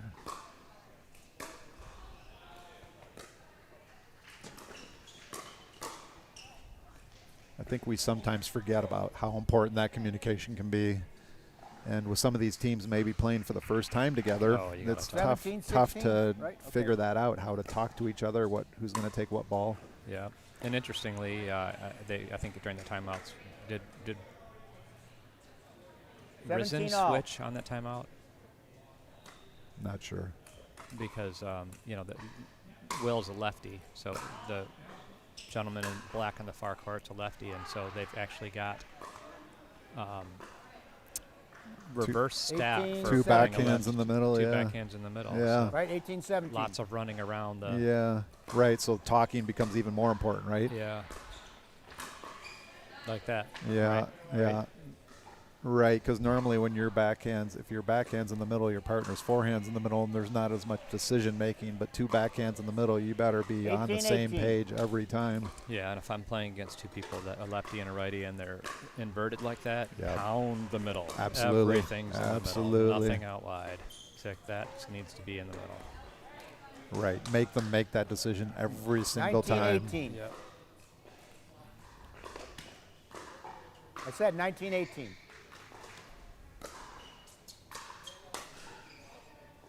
Oh, that's a Great by shot. Brent. Yep. Just got it. Oh, that's good. Nice shot, Renee.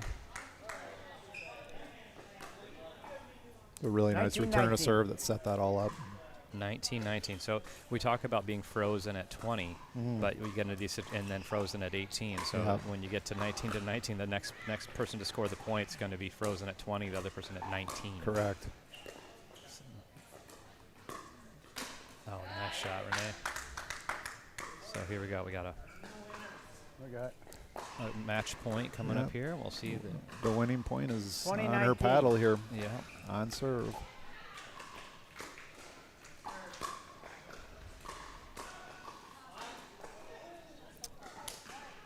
So we'll watch this match real quickly unless it 19, gets 20. tied up again. 'Cause we want to go check out that Dream Breaker. Yeah, let's stay here for a second. This may be over here in a minute. Yeah, we'll stay for the serve. If we don't get it on this serve, then we'll head over to Correct. court two. 2019, I think, right? 2019. Another chance to seal the deal.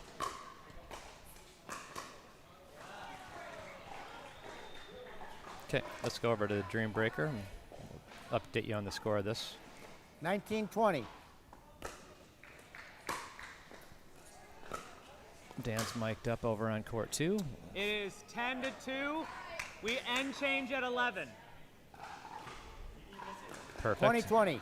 Perfect timing there, We end change at Mr. 11. McConnon. Oh, that was good. Yeah, no, it's 3-10. No. Score is 3-10.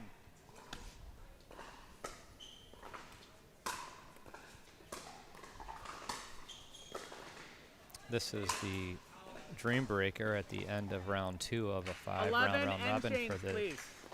DUPR 16s level. And we've got a result on court one. It looks No, like it's okay. Dute we have and police. Sinat came back and Mike won and that Oh, did they? on Alright. court one. Yep, it was Yeah, no, I think nice we comeback might- on their part. Team Risen. Yeah. Yes, Congratulations, Team Team Risen. Congrats indeed. Sorry, apologies. We are at 11-3. And that looks like the next page, please. Okay, so that means that. So that was 3-1 then, right? Yeah, so that game didn't matter. Risen won the last game. They had lost the previous three, so they went 12-3, 1 and last point 3. in the rotation. And In a Pickle won that at 3-1. Yep. So good win for In a Pickle. Yep. 3-1 in a pickle. Risen wins the last one. So as you said earlier, Scott maybe stays relevant in terms of a tiebreaker. It's always good to win those. You never know. And so nice comeback on their part to maybe make a difference later 13-3 on. Serving odd side. 13-3.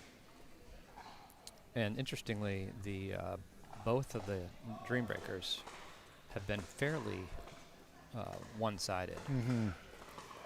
13-3 is a pretty big lead for Rocks and Roll. Now 14-3. Well, especially with rally scoring, right? Yeah.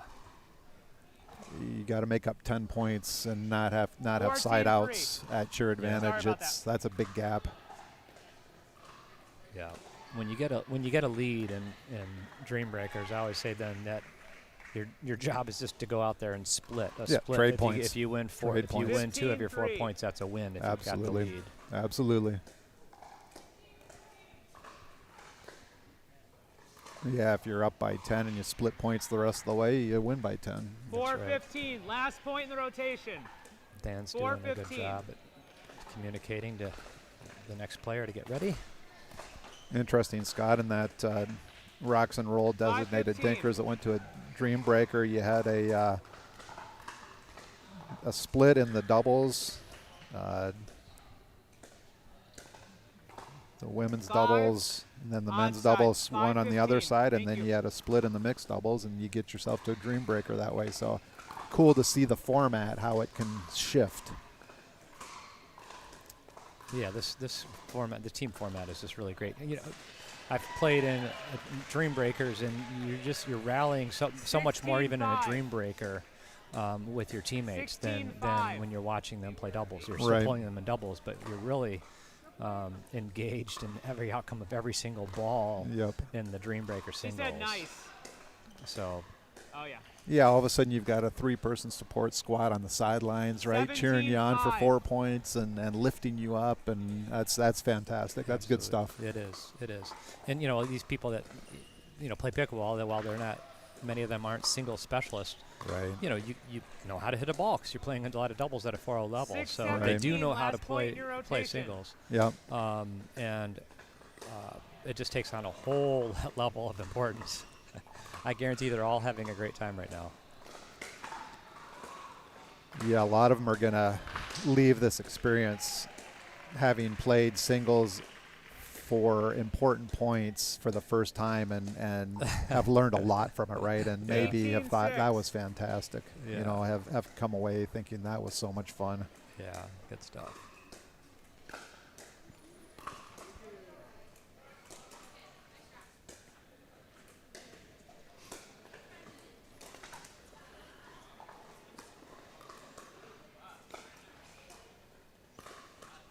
So again, this is the final game of round 2 of the 16s.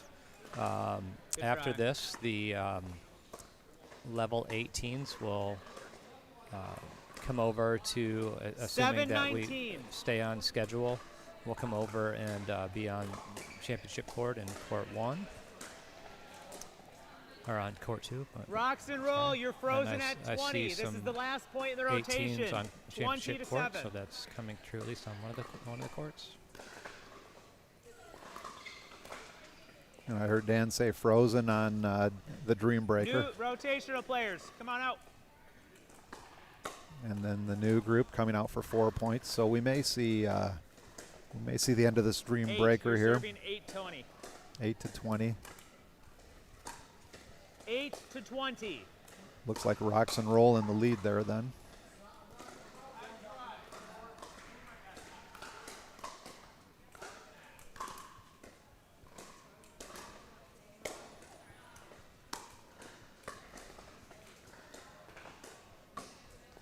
$20 to 8.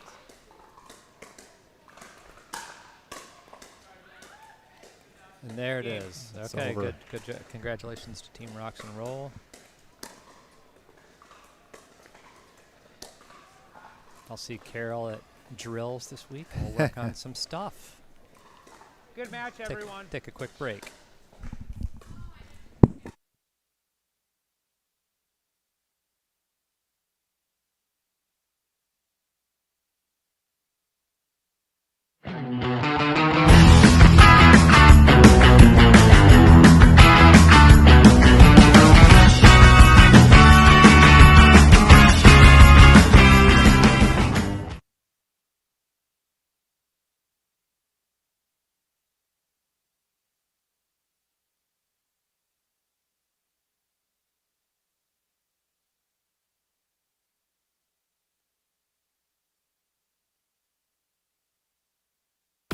Welcome to All In Pickleball Gym, the first dedicated indoor pickleball facility in Grand Rapids. featuring 5 full-sized indoor courts and 2 trainer courts that feature a professional outdoor pickleball surface. 16-foot full enclosed ball containment nets on every court will ensure that you will never have to yell "ball" again. Looking to level up your game? Join any one of our leagues, drill sessions, or training clinics scheduled throughout the week. Industry lighting, online booking, key code access, custom training courts, and players' lounge are just a few of the amazing things about All In Pickleball Gym. Come check out our facility in Byron Center, Michigan at 400 76th Street, Byron Center, or visit our website at allinpickleballgym.com.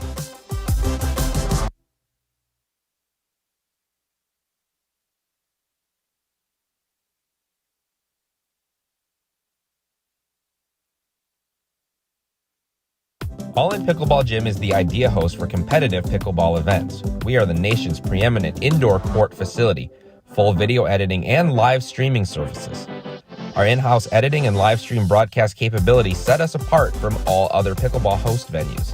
Contact us at support@allinpickleballgym.com to learn more about our minor league team affiliation opportunities.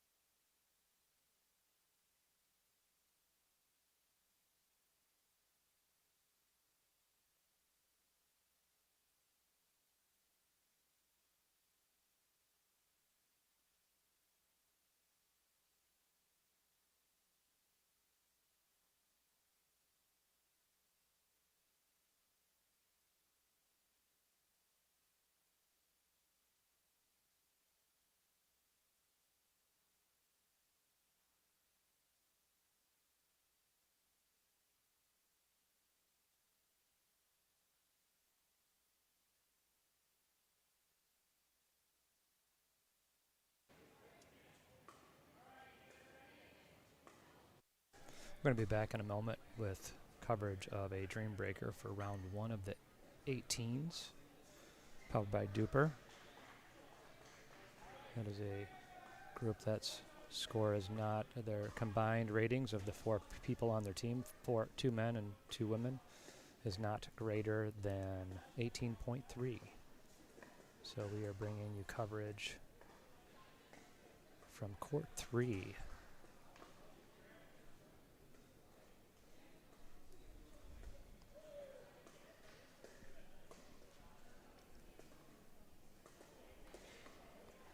Dan McConnell will be on the court calling the match. So 1, do you want to receive or serve? Okay, switch sides. Good luck. Let's go.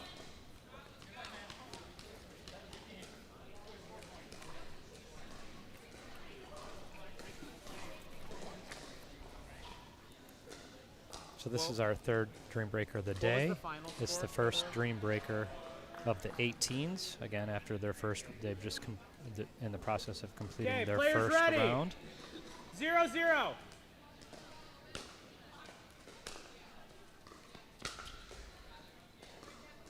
Point.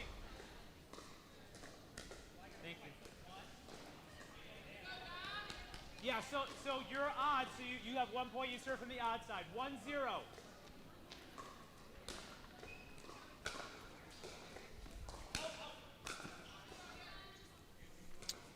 You guys are calling yourself, I'm calling kitchen. I will overrule if I think I see it. 2-0, that ball was out.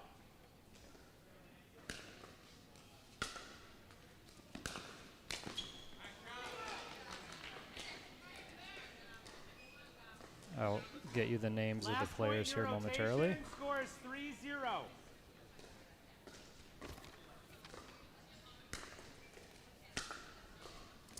So we have Kind Crumb Kitchen Killers in the gray shirts.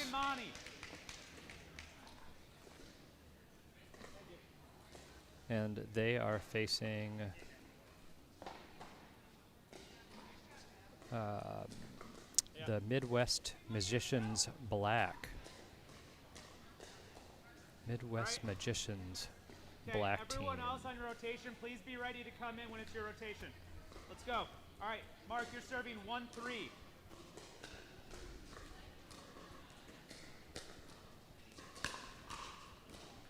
And this is an easy one. It's all Osbornes. The Midwest Magicians Black is a team of all Osbornes. I'm assuming all the same playing. That's Mark Osborne serving in the purple shorts, and Monty serving now. Sorry about that. Monty serving closest to us for the Kind Crumb Kitchen Killers. You're serving 2, so you're on the even side. Serving 2-4.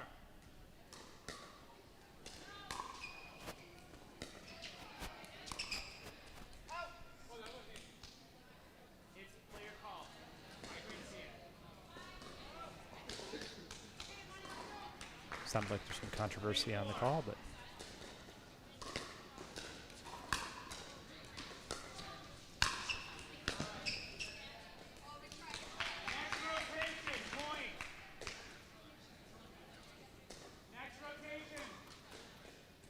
Dan is being adamant about making sure the pace of play continues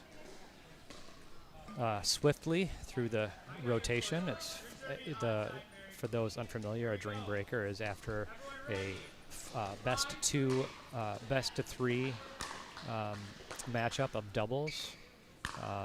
If it's tied 2-2, in order to get the 3rd game, they go to a singles, where each player from your 4-person team plays 4 consecutive points and then rotates off. And you submit your lineup card in advance, and another team gets to respond to it. Nice shot.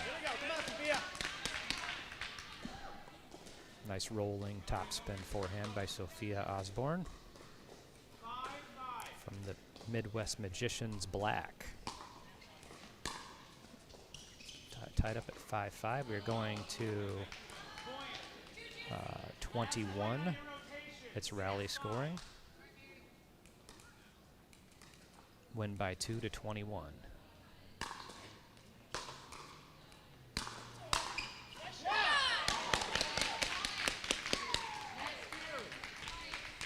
Nice sportsmanship there at the end of that point. Midwest Magicians are serving at 6-6. Balls in the corners. Let's go, Janae. Midwest Magicians are serving. We're at 6-6. Tight match here, all tied up at 6. Inside out serve. Nice drop into the kitchen. It's hard to know when to apply the drop shot to the singles game, but that was a perfect use of it. Well done.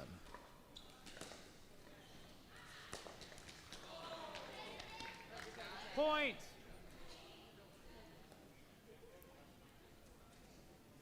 7. You're on the odd side. Yep.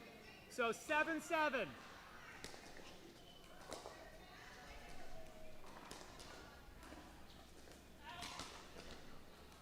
Yep.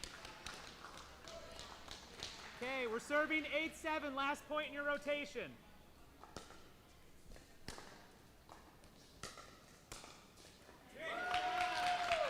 Next players back to the top. Nice shot by Rebecca.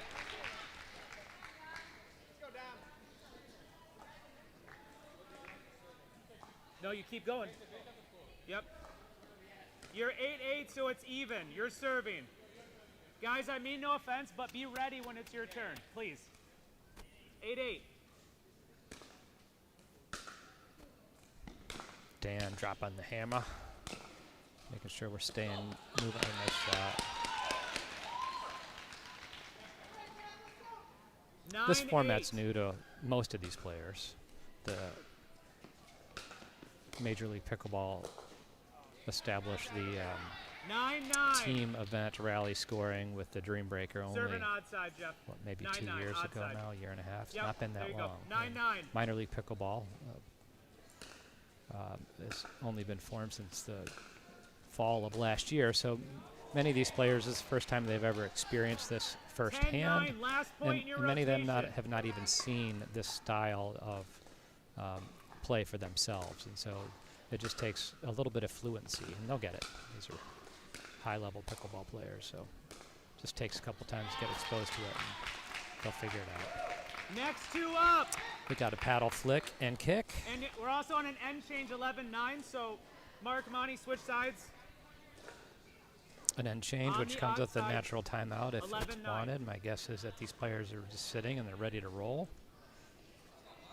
1 second, Mark and Monty. Okay, servers ready, returner ready, 11-9. Vonnie loves that down the middle serve and that with the Dura. 10-11. Has a hard and heavy forehand, and the Dura pairs up well with his style play. You can put a lot of pace on it.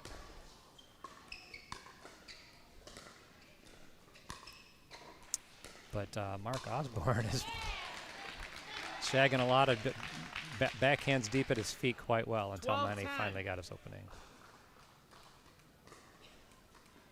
So Pat did Manny down the middle serve here a bit. Oh, he went forehand. Yeah, that's the drive right there. You hang him to Manny, he's going to make you pay for it. 13-10, last point in your rotation. Next two be ready, please.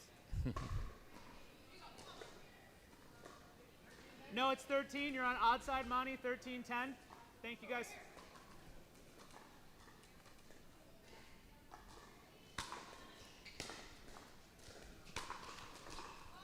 Oh, gets a dribbler.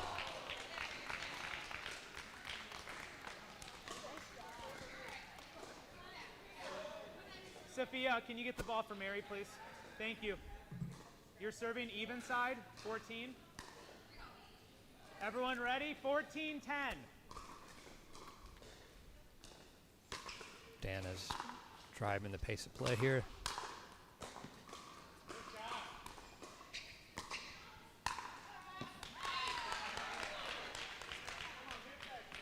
Nice point construction by Sophia Osborne. 11-14.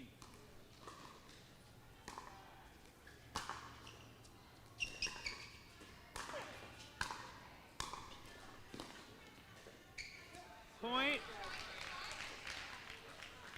Odd side 15. 15-11.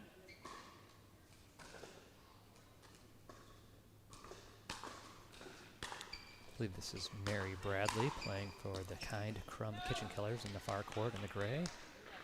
12-15, last point in your rotation. Next two players on deck. Mary's hanging well 12-15.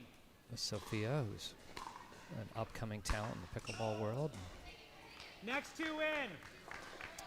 Very athletic and young, probably a tennis player. As a reminder, good we are top not spin. end It's changing again. You will made finish for on these singles, sides, so- just so you all know. Nice round, Mary. Midwest Magicians are serving 13-15 on the odd side. Everyone ready? 13-15.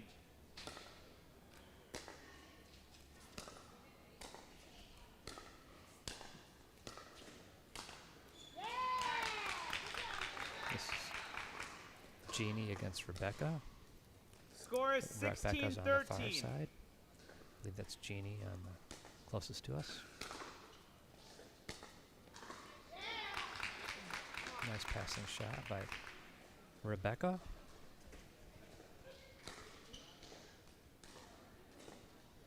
17-13.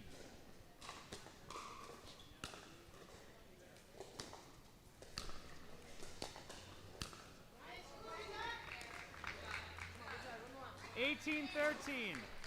Last point in your rotation. Next ready.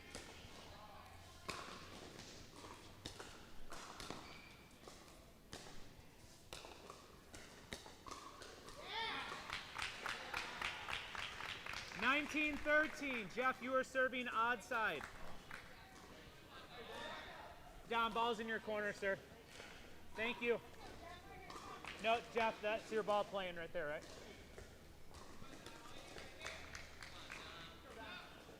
Okay, 19-13.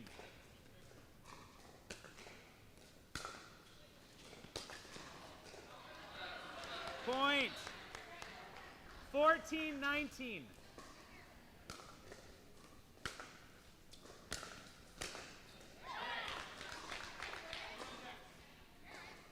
We're frozen on this side. 20-14.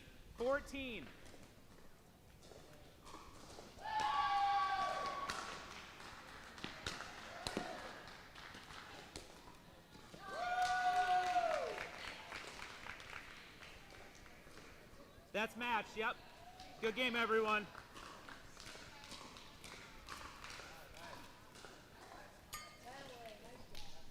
Okay, we're going to regroup here in a moment. We're going to move the 18s over to championship court, courts 2 and courts 3, while the 16s continue their round robin on courts 4 and 5.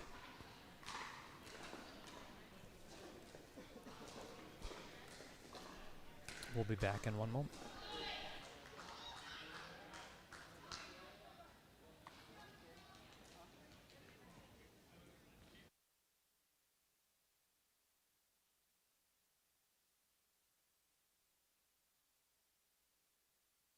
Welcome to All In Pickleball Gym, the first dedicated indoor pickleball facility in Grand Rapids.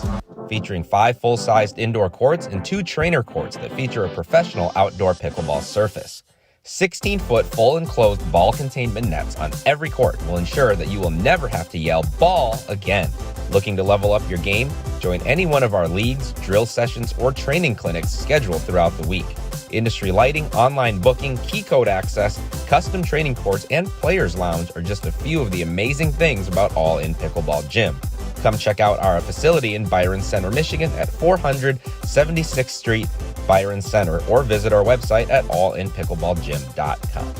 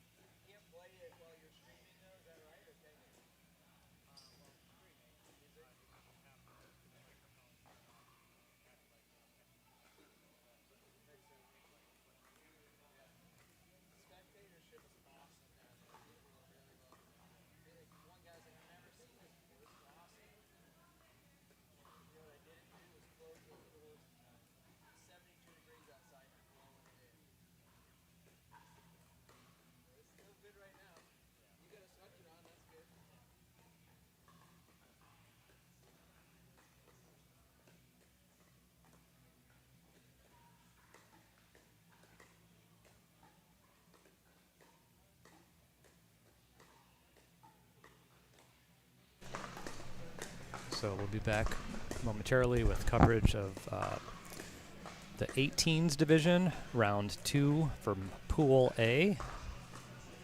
We just saw the Kind Crumb Kitchen Killers in a playoff, a dream breaker, to conclude their first round coverage.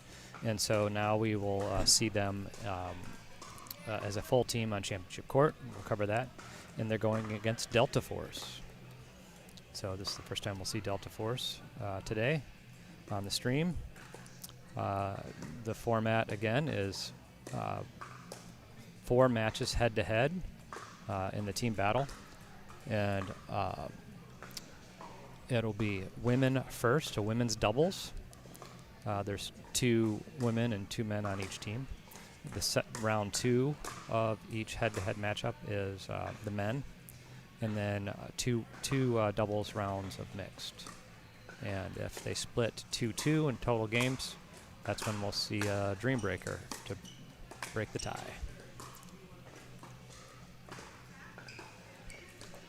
So as we get going more into this round of 18, the speed of play will pick up a little bit. We just had a little bit of court swapping as we are bringing the 18s over onto championship court, and the 16s, who are deep into their round 3 now, starting the round 3 of 5 of their round robin, are on courts 4 and 5.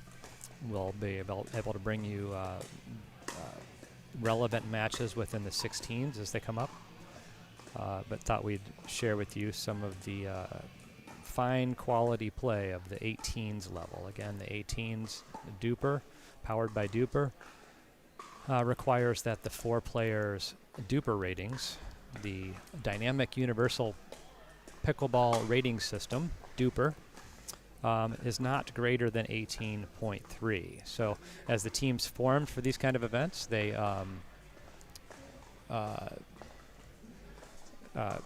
got teammates that they had to be mindful of their DUPR ratings and did not exceed the threshold of the division that they thought they were aptly suited for. So in the 18s, again, 18.3 is the maximum. If you think about that a little bit, that's 4-5 level, if you will, but it means that you can have a couple 4-6s, 4-8s, even with everybody else at 4-5. But a lot of times what you'll see is there'll be somebody that's fairly high within the group, a high 4-0 or even a 5, and then they selectively have to pick somebody with a DUPR rating that's below the 4-5 level, 4-2 or whatever. Anyway, that's how we get to the 18s. The score is between the 4s equal or less than 18.3.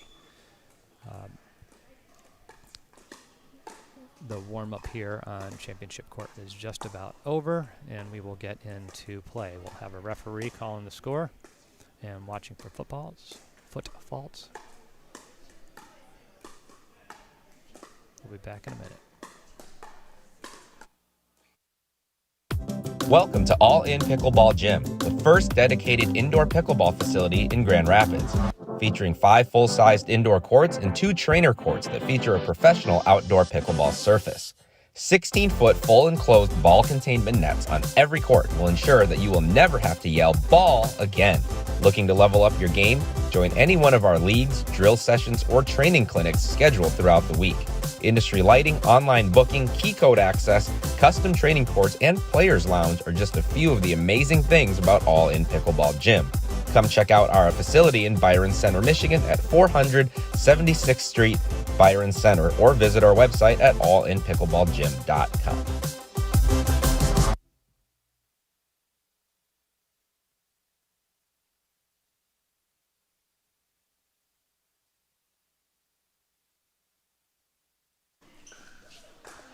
Just moments away from our round 2 of Pool A of the 18s division between Kind Crumb Kitchen Killers and Delta Force. Delta Force is warming up here on the left with black and white shirts, and then the gray team uniforms are the Kind Crumb Kitchen Killers.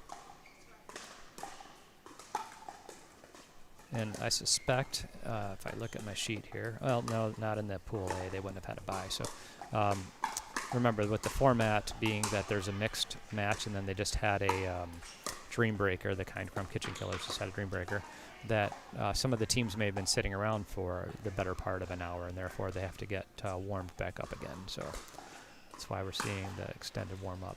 Typically, if the matches don't end in the Dream Breaker, the teams wouldn't have been sitting that long. You'd roll right into it.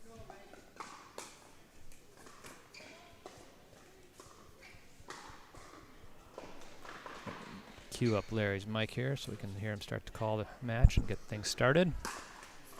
Larry Keefe is our scoring official for this match.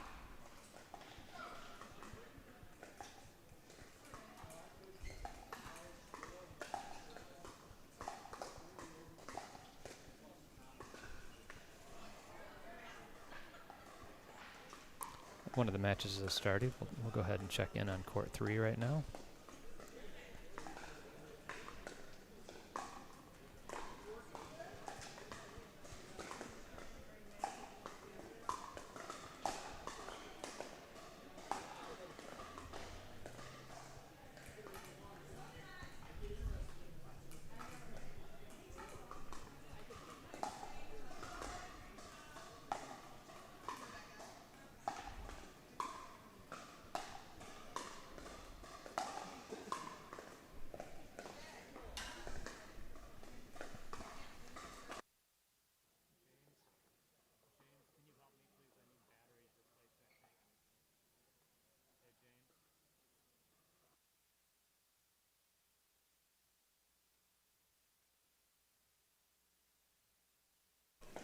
Okay, we are set to go here.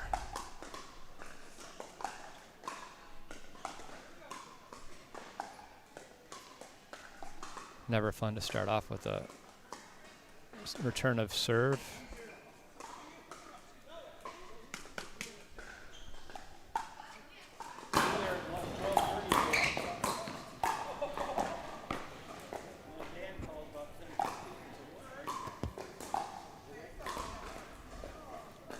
Two zero.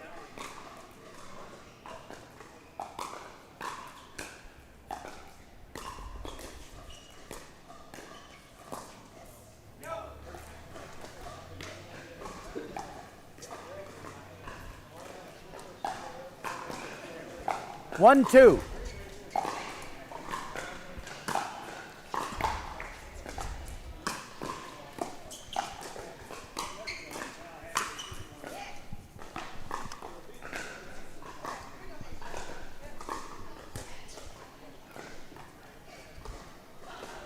Three one.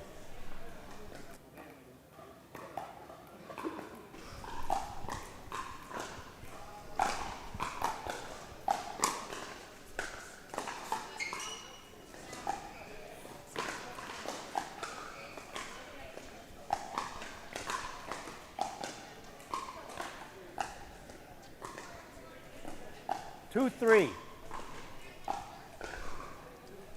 I said 2-3.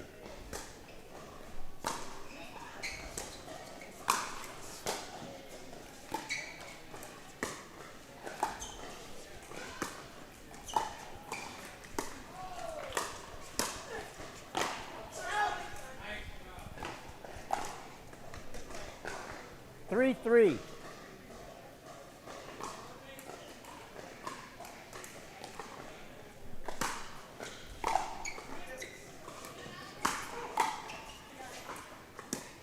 We're watching the nice hit. We're watching the first game of the head-to-head matchup between the Kind Crumb Kitchen Killers and the Delta Force. Kind Crumb is in gray, closest to us, and Delta Force is on the far side. This is the 4-3. women's round, obviously. The first game of the head-to-head matchup between the two teams. This is an 18s level.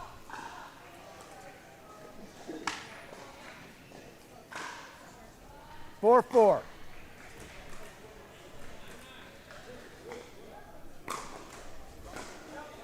That ball is short.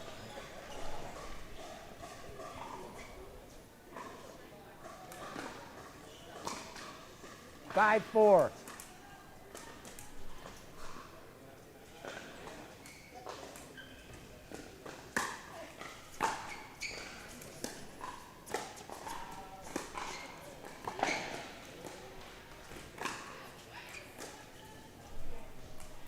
Great lob from there. Good lob. The old lob from the kitchen. 6-4. Don't often see it be that effective. That was a great shot.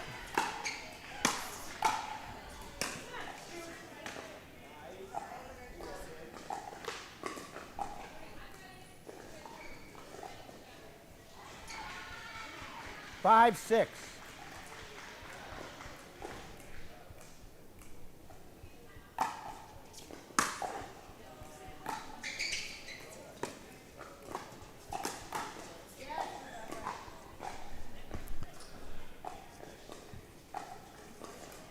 The interesting thing about the minor league pickleball tournament hosted at All In 7-5. Pickleball Gym this weekend here on Memorial Day weekend in Grand Rapids, Michigan, is that we are seeing teams that we don't typically see in the Grand Rapids area. It's brought teams from other areas into our town for this minor league pickleball event, which is very exciting. So we get to see some different looks and some people that I'm not accustomed to seeing around the courts Thought you knew locally. And it's quite a treat. 6-7.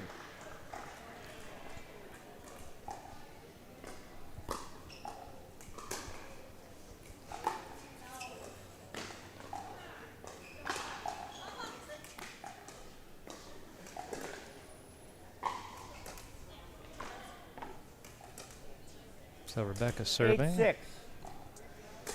for Kind from Kitchen Killers at 8-6.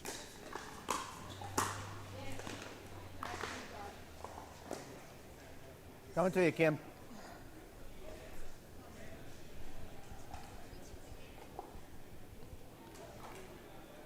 Seven, 8.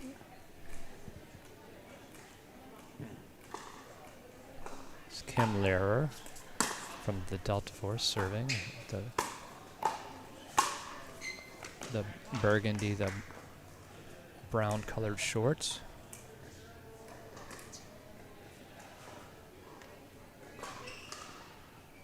Nine, 7.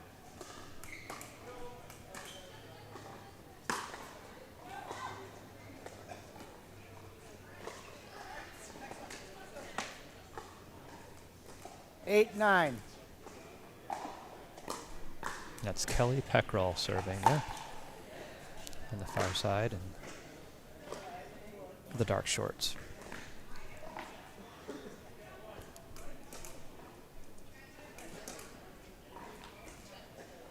10-8.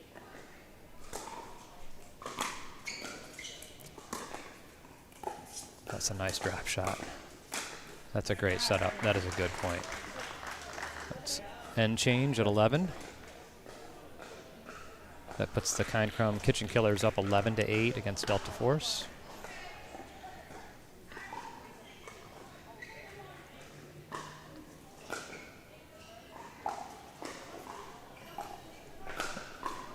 While we're waiting for that, let's go take a listen in on court two and see what we have going on there.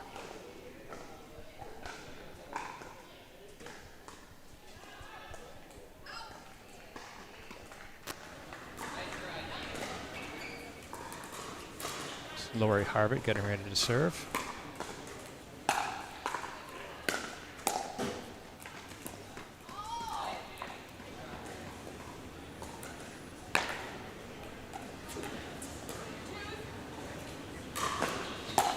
I didn't catch the first half of that, but it sounds like the game is fairly new.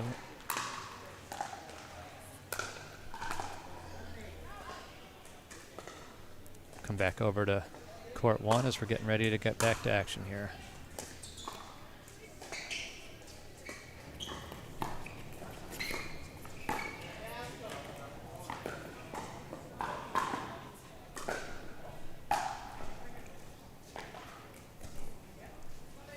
Whoa, whoa. Larry doesn't like something. He's pausing play. Perhaps they didn't wait to have the score read. 9-12. 9-12. That was I believe, a 9-12. 9-12.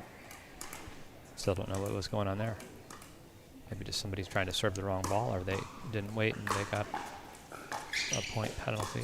Don't know. Nice reach in by Rebecca. Backhand.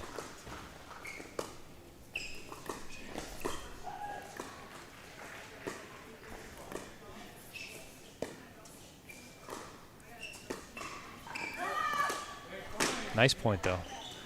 As we move up the ranks, you'll start to see more and more dink wars. 13-9. Better control, more patience, more strategic implications for an extended dink battle.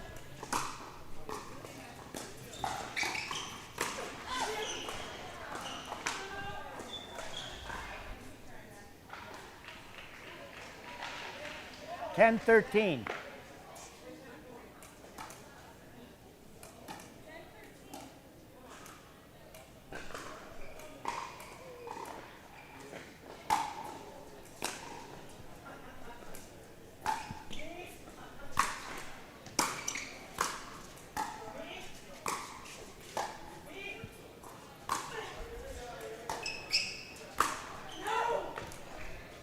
Just keep on getting the ball back.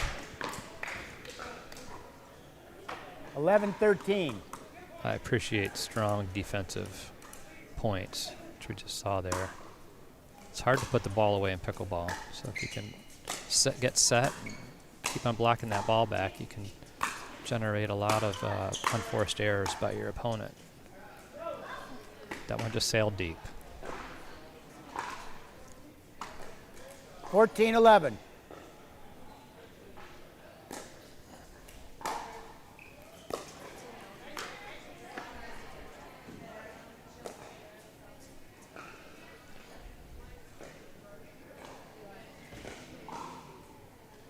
Twelve 14.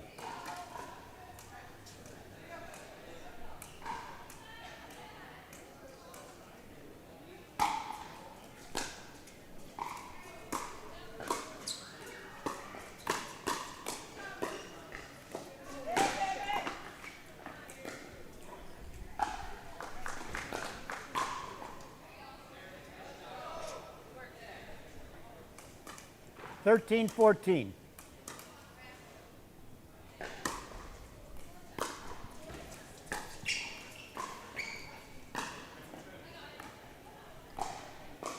It's a tight match here, 15-14.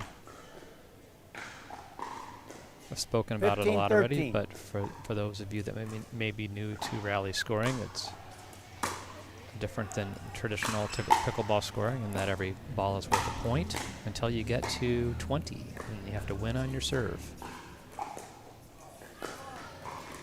One small caveat to that, we'll talk about it if it's applied, about being frozen at 18 if you don't get to 20 14-15. first.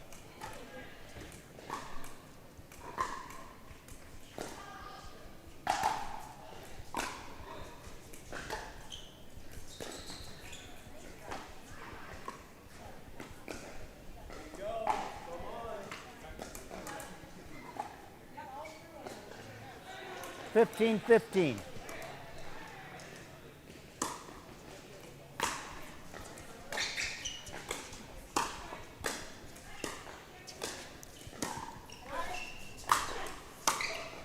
Nice two-handed punch. That is nice play.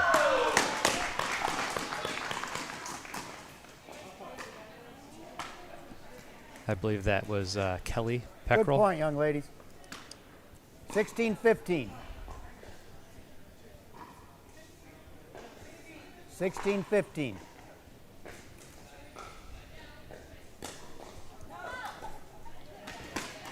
16 16. Got to be careful with those unforced service errors when you're playing rally scoring. It's way more important than when you're playing a standard 16. game. It costs you a point.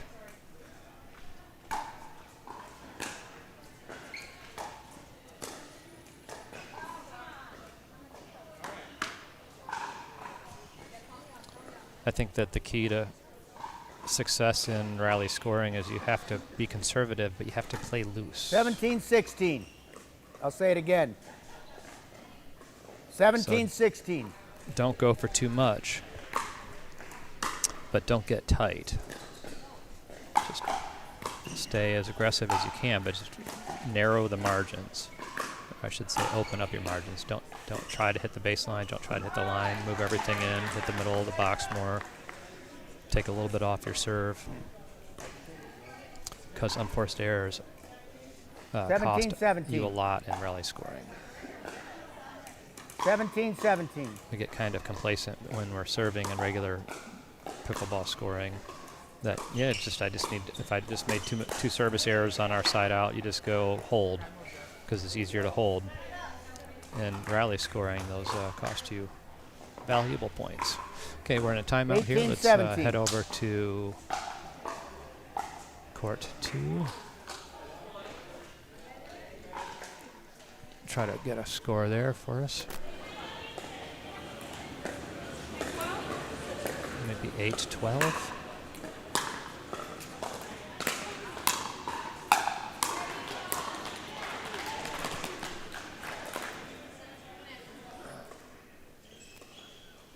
Let's look on court 3.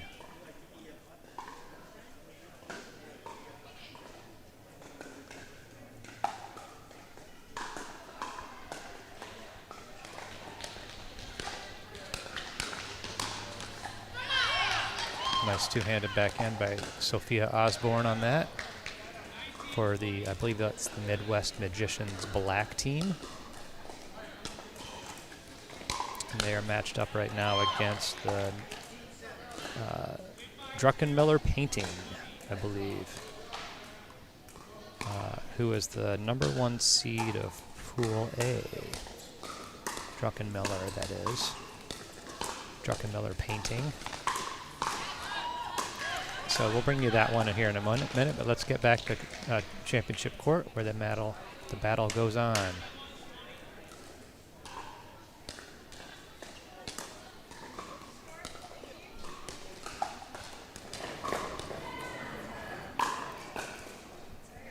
$18-18.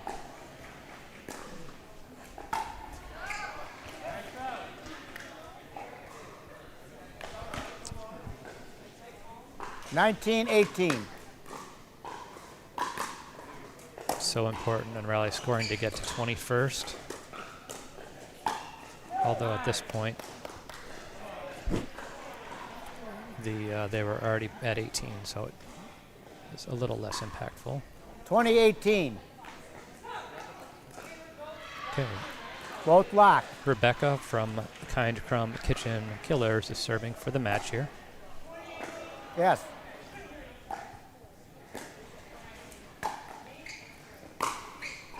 And just deep. They didn't take the bait. Delta Force did not take the bait. So now they're frozen at 18. Pardon me while I get the ball for a moment. So now the Delta Force is frozen at 18. They can only score on their serve. The rally scoring essentially is ended in this match. Teams still need to win by 2.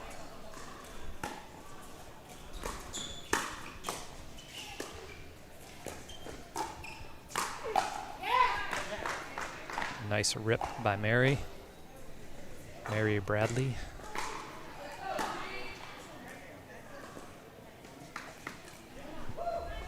Her 20-18. Her eyes got big on that one.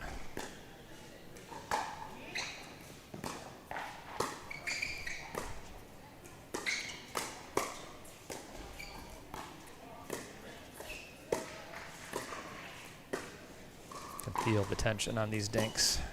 There we go. Nice win by Kind Crumbs there.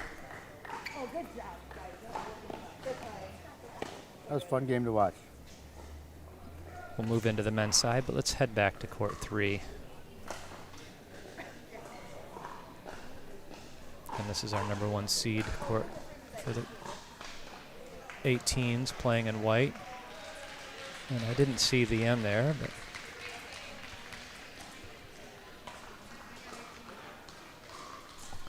So we're finished up with, this Court 2 still has a women's match in the 18s going on, so let's go check that out.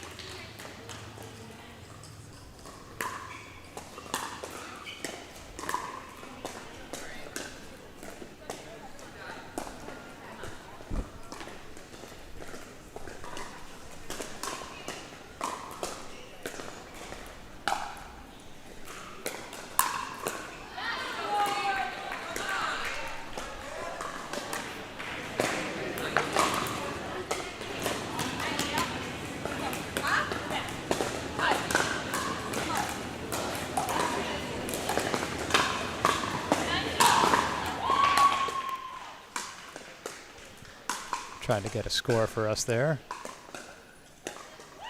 Nice get, and even better block back.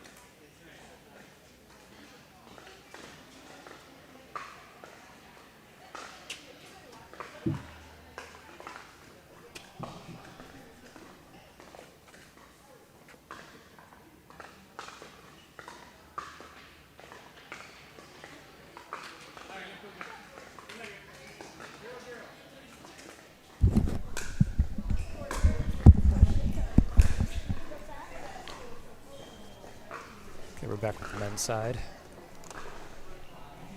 Second game of the head-to-head matchup between the 1-0. Kind Crumb Kitchen Killers and the Delta Force. 1-0.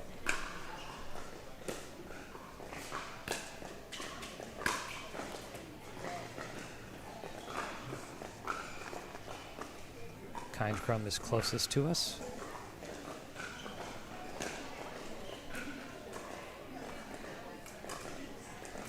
It's 2-0.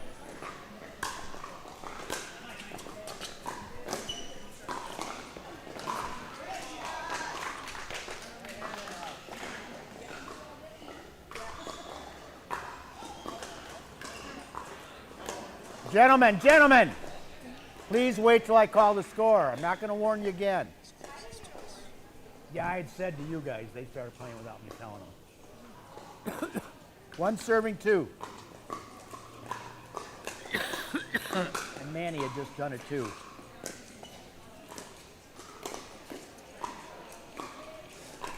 On the far side, we have for the Delta Force, the Browns, Lee 2-2. and Brandon.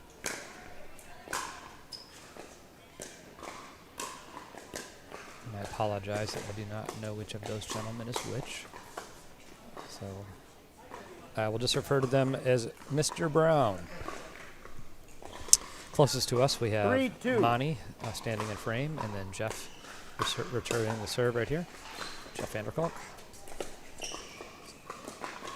Should be a nice mixture. Jeff Vanderkolk, closest to us with the white hat, has a good control game, and Monty plays a power game, and Monty loves the Dura.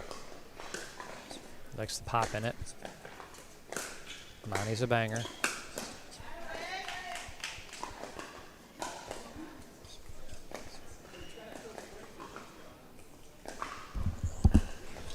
Four, 3.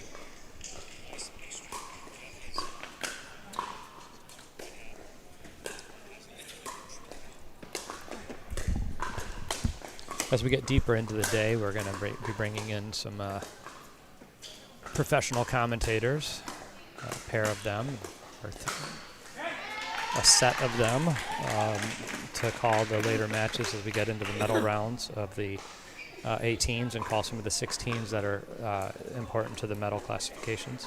5-3. And then we're going to have some enhanced coverage tomorrow of the 20s, where we have a full broadcast team, more cameras on center court, and really bring the medal rounds to life to you later in the day tomorrow. We'll start coverage at 10 o'clock tomorrow through the round robin of the 20s, but it'll culminate in a enhanced coverage with more equipment and assets and broadcast teams. So right now you got to put up with me on the mic. I'm Scott McAllister, Livestream Pickleball. This is a Livestream Pickleball production, hosted by All in Pickleball. 6-5. They did not wait for the score. 6-5. And he's warned them once, so now if you don't wait for the score to be called, Larry's going to penalize you, give a point away. Monty should have clobbered that.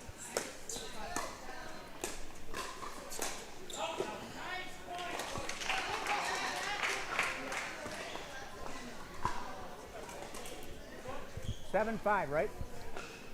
7-5. 7-5.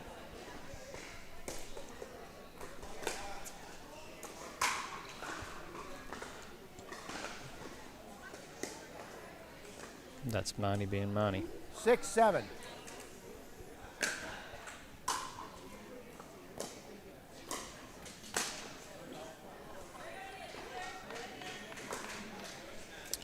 Mr. Brown had that one line up in his sights.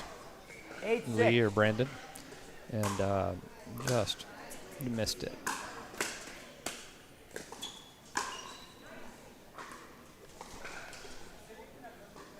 Like Jeff could have taken that one as a forehand. He opted for a little safer backhand on it. 7-8.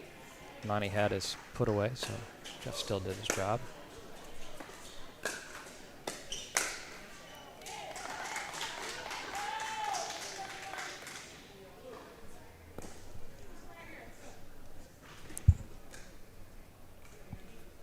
We've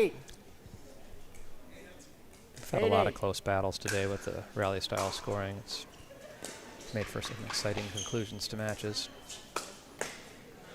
And that's a nice get. Just deep. 9-8.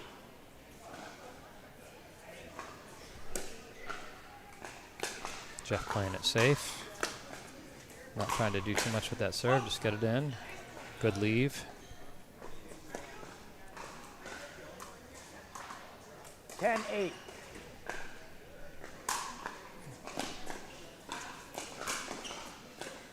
Every time Monty drives it into the net, that's a point lost.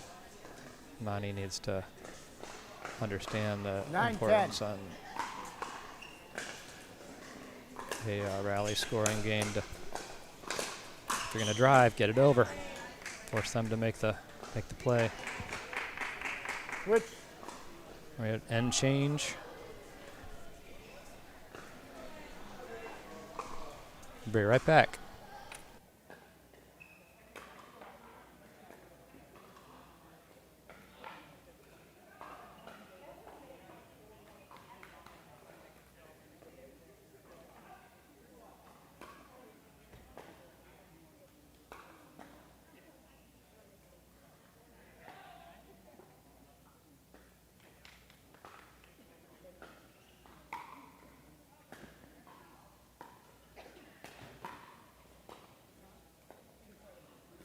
You got 10 seconds.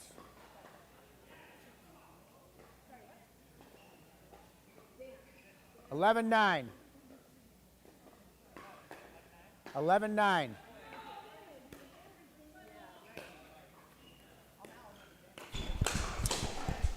We are back. I say we because I'm now joined by Sophie Vandenbosch. Hello, Sophie. Hey, Scott. What's up? Happy to be here. Happy to have you here. Likewise. What a good rally. I was just telling everyone that that was suffering through my solo commentary that we were going to have the A team starting to show up, and you're the first one. Happy to be here. Oh. Got some decent Interesting strategy with the high balls.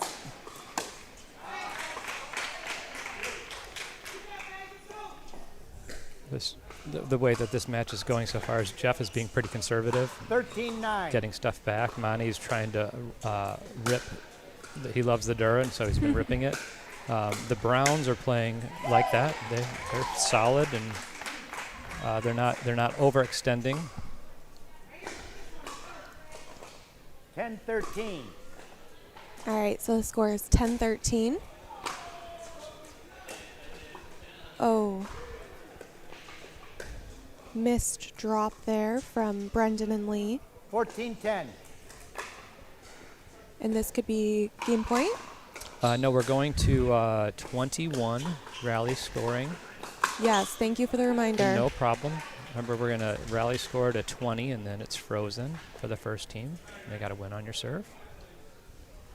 This format's new to all of us, so it's always good to keep on reminding people how it works. Nice drop shot there by Jeff. That was a good get. Great target down the middle by Manny to finish out that point. Yeah, agreed. That was all done by Jeff's 16-10. hard work, that drop shot.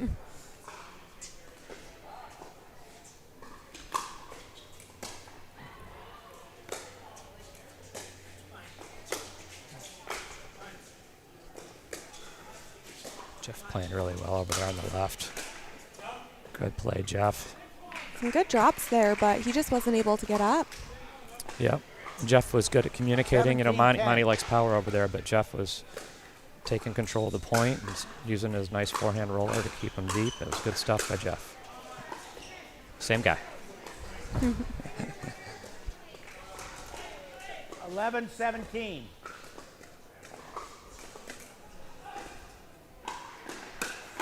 All right, we have Brendan and Lee serving, and it looks like that one was just out. 18-11.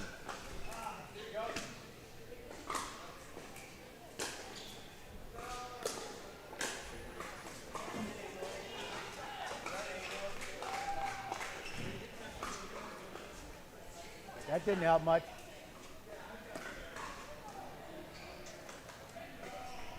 $12-18.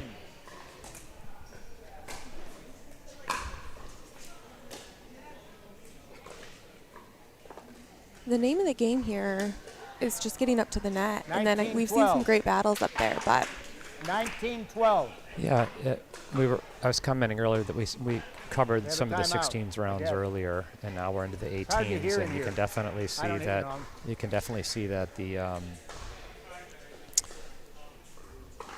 amount of control to drop the shots and then get in behind them, and the extending the points out for these dink battles is greater at the 4-0 or 4-5 level. Absolutely. With Monty on the court and trying to bang the ball, he's trying to close the points out quickly. So we're not seeing a lot of that yet with this match. However, I think as we get into some of the other teams, as I'm looking down the courts 2 and 3, let's go to court 2 right now. I can tell you what I mean. Right here, we're just engaged in a pretty good dinking battle on courts 2. We'll get the score summary sheets for those here momentarily.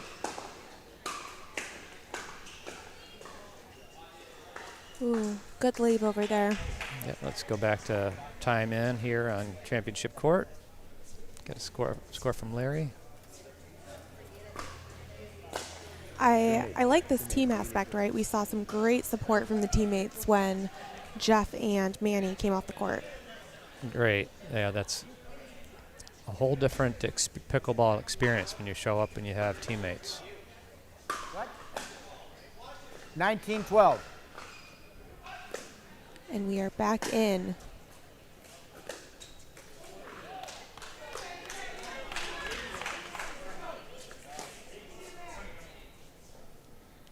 These last few points are often the most 13-19. difficult.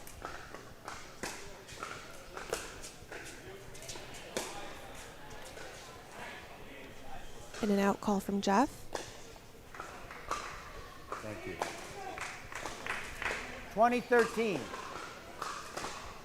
And this is it, right? This is it if they win it on their serve. Yep. Ooh. They've got it. Nicely done. Okay, let's go over to court 2. Good match, gentlemen. We see Bob and Chris there, and let's see. So you give me your team, and then I'll pick. We see some age discrepancy here. It's, the beauty of pickleball, right? Yep.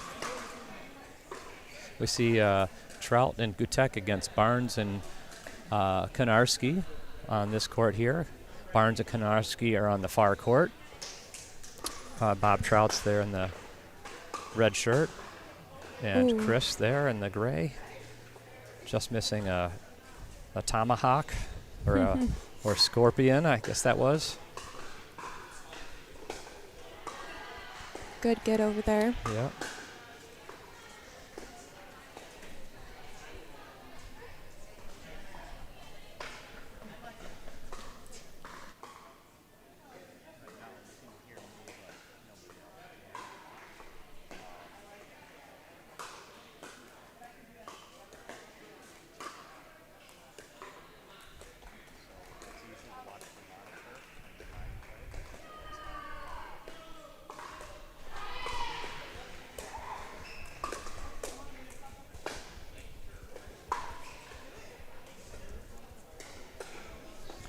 I'm eager to know the score over here. It feels like the points are getting a bit more dramatic, right? I know when we were popping over there earlier, we saw some more patience.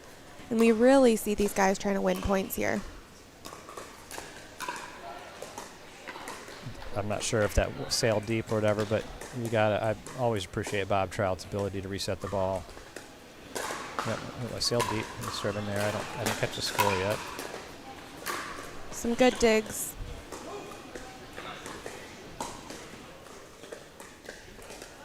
Let's see if I can hear a score. 18-14. So Chris and Bob, closest to us, are down. They are on team Smart Buckle shot. Up. Buckle Up is down to the Midwest Magicians Gray. Midwest Magicians is fielding 3 teams this weekend. A black team playing in the 18s, a gray team also playing in the 18s, and then just the Midwest Magicians non-color descript playing tomorrow in the 20s. Looking forward to seeing this Midwest Magicians team form here around the minor league pickleball team format. It's pretty exciting. I'm assuming that the color designation, similar to what I've seen in other club sports, is how you affiliate, and sometimes the talent level moves up or around based on the color that you are. That'd be kind of cool to see some of the stuff I see in the volleyball world integrate into the team competitions of the pickleball world. Absolutely. I think that also helps viewers, right? It gives a really clear picture to viewers if you're tuning in just here or there on this beautiful Memorial weekend. I know I always appreciate that quick visual check to really kind of get that lay of the land, right? Yeah, absolutely. Oh. Good lob from Bob. And the fake swing. It's one of the nice things about the ceiling heights here at All In Pickleball Gym. Got high ceilings and good lighting. You can look right up into the lights and they don't blind you. This is a perspective of the amount of overhead that they're dealing with for their lobs. You can essentially play a 90% lob here and not worry about impacting into the ceiling. And you can look right up at it.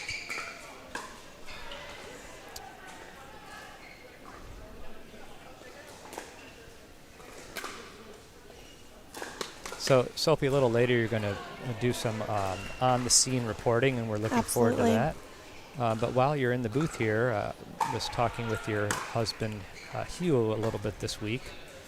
And he said, some exciting things are coming at Revel in Sports, that he was working on some product launches of a couple different types, and said he has just been busy with trying to manage production. So can you enlighten us as to some of the exciting things that are coming? Absolutely. I mean, even if you look at this court right now, right, where we're watching this game play out, every single person on the court has a different paddle.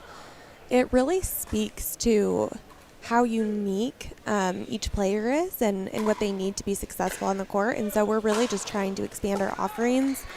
Specifically, I think we just closed the game here, but first and foremost for that high-level player, right? We often see people getting our paddle as a second paddle and then maybe looking elsewhere for their third or fourth, and we're filling that gap. So can't get too much into the details of the technology there, but you can definitely expect a wonderful hybrid paddle, good power and control. With one of the main things we're working on is actually just really that super aggressive texture that we see again and again is important at these higher levels. Talk more about that. So, the aggressive texture seems to be what people want. Why is that? Why is the texture so important to modern, current pickleball? Absolutely. So when you look at players at the very top of the game, right, any advantage really, that 1 or 2% can ensure that you win the game. And so when we're looking at that, everyone's looking for that smallest advantage. And with the grit of your paddle, it helps keep the ball low. You can get a better roll. And, even on a lob, it can just add more back or top spin to it so that it really stays in the court, which is the name of the game, obviously. Yeah, thank you for that explanation. That's good. And so then,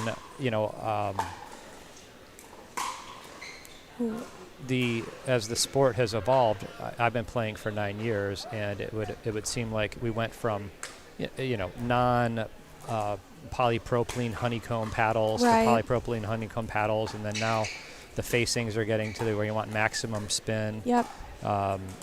And so it's an exciting time. As a tennis player, I love spin. I love the bite that the spin gives me. Absolutely. But it just presents a challenge. Is that how far does this go, right? I mean. Yeah, I think there's been a lot of discussion of that lately. You see at the PPA all of the challenges, right, to paddles. I think players are understanding the advantage it can give you, but I also think it's important to note that advantage really kicks in more at a certain level, right? If I'm playing a 3-5 game against somebody that has a super gritty paddle or not, yeah, it's not going to make a difference. It doesn't make a difference. And so often I see with some players coming in at lower levels wanting the most aggressive paddle, it doesn't make sense, right? At that point you want forgiveness, you want consistency, you just want to feel confident. I mean, I know we've all seen people try and overspin the ball and send it into the net a million times. So I really think it is looking at your game, what is important for you to be successful. If you're winning off a spinny shot every single time, maybe that is important.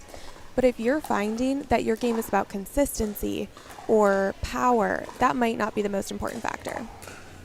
So at Revelin Sports, how do you address the difference for somebody that may want a softer paddle versus somebody that may want more pop out of their paddle? I mean, as you're saying, different levels require different types of paddles, and you can progress up through as you get better, and what worked for you as a beginner may not be what's best suited for you as you become a 4-5 and a 5-0 player. So how does Revelin address that through your product offering? Absolutely. I mean, and just to point out, even, across 5-0 players, I know people use all different kinds of paddles because the goal really is to find what's best for you. So what we do is we offer 2 different shapes currently in our Revo series. We have that elongated for a bit more aggression, and then we have the more classic shape, and that's really going to give you a bit more confidence and stability there. And so the other difference that we have is that thicker core option and a thin core. So thin core, the ball really, the energy transfers off the face really quickly, versus with a thicker core, it absorbs some more of that energy and gives you more control. So I definitely see some more. And do you think that the thinner paddles with more power are better suited to a style of play or to a talent level? Like, is it does Good the question. 5-0 player prefer the 13 millimeter thickness because of the pop, more so than what the 3-5 would feel out of it? I think if you asked me a year ago, I would maybe agree with that, but after watching who's used their paddles and who's felt most successful with which paddle, I don't think that's true anymore. I think that a lot of times at the high level, people have a lot of power already, and so it really is more about that touch and that finesse and that control. But if you come in and you're a player who, your game is to bang, to drive, I always compare it, if you do a third shot drive more often than a drop, you're going to like a power paddle. But if you often choose to drop more than drive, it's most likely that you'll like a control paddle. And then singles is a whole different animal. Well, thank you very much for that explanation. As you can see, you just saw, we're joined now by Alan True. We're going to get him set up, so I'm going to pause for a minute and be right back with you. Good. Before we go, Sophie, thank you. I look forward to having Sophie's going to now run through and be a travel or a roving reporter and get some inside scoop on the teams. And with this format, we have a bunch of teams that are on buys. We also have teammates that are sitting watching their players, and so we're looking forward to getting some in-match secrets divulged here. I mean, I know I'm really excited to see this team play come to the West Michigan area. And one of the most beautiful things about that, right, is that you have an actual team playing with you. So I'm excited to dive into those stories and hear how they're supporting each other and what strategies they're using to ultimately take the win. Well, excellent. We'll hear from you in a moment.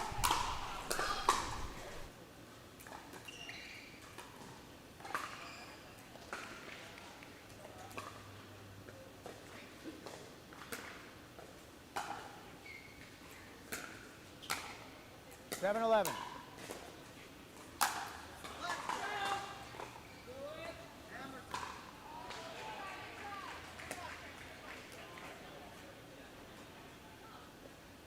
I don't think that was going out. What do we got here? 12-7, correct? Or 7-12? 8-11, I'm sorry. That's why I asked. 8-11.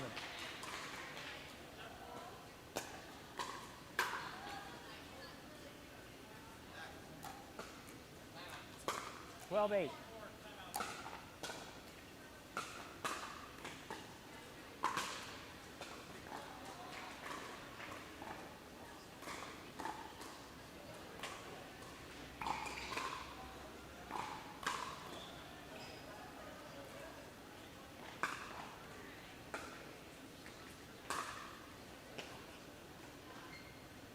Nine 12.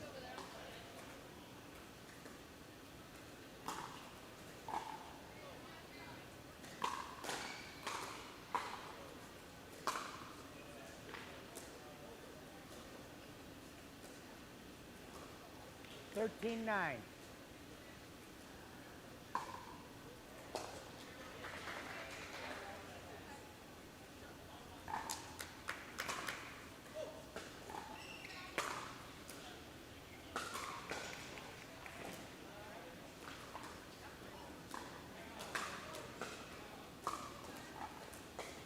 Ten 13.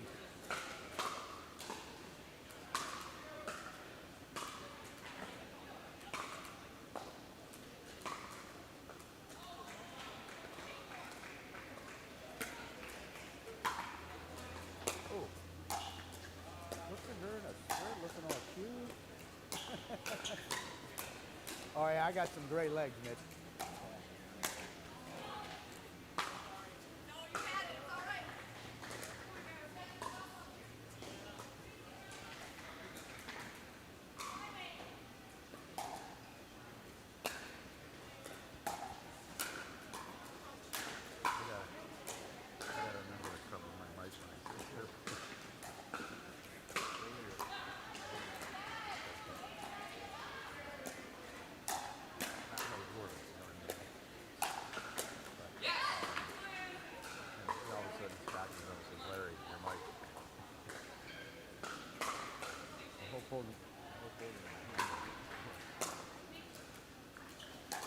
Oh, everybody's ready. I'm sorry.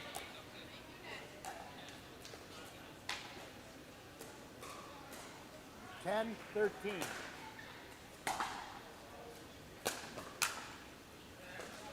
Ten 13. You're good.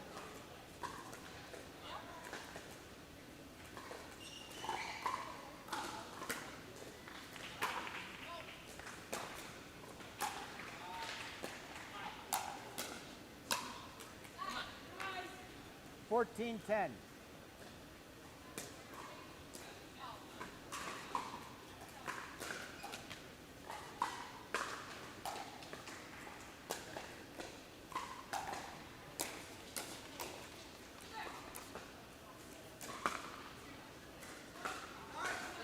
Eleven 14.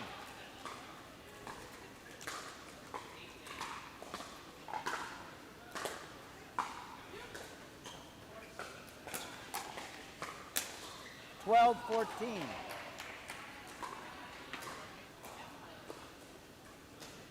he got the yips.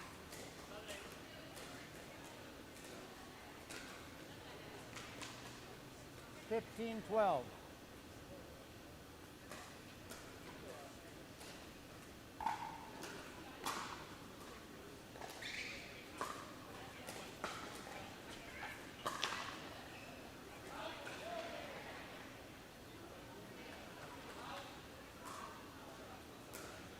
It was.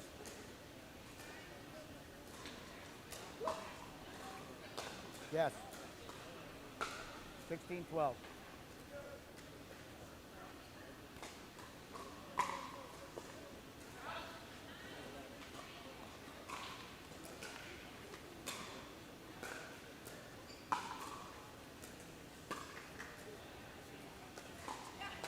Seventeen 12.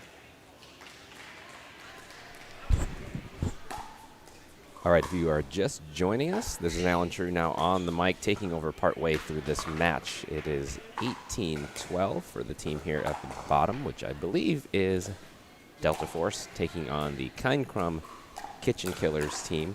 We have a timeout. Reminder that this is a game up to 21. Rally scoring up until the team that's up gets to 20. They will freeze at 20. If the team that's down gets to 18, then they will both freeze and they have to score on their serve.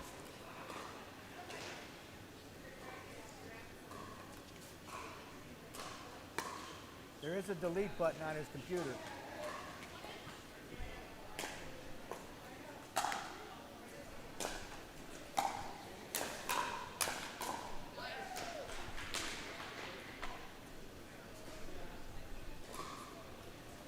$18-12. So it's 18-12.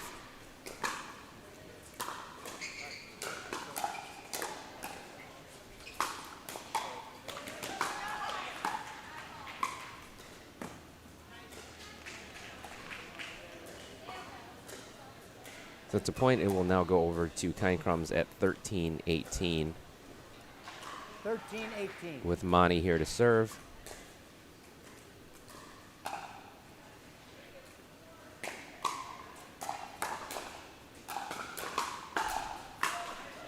Well, if you haven't seen Monty play before, that is classic Monty.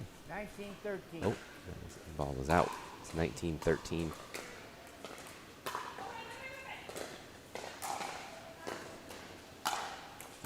They were able to catch themselves there before the wrong server served. 19-13.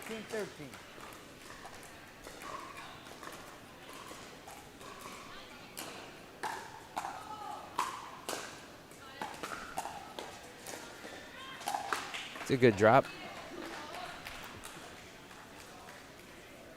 And the response ends up in the net, so now this is a match point at 20-13. 20-13.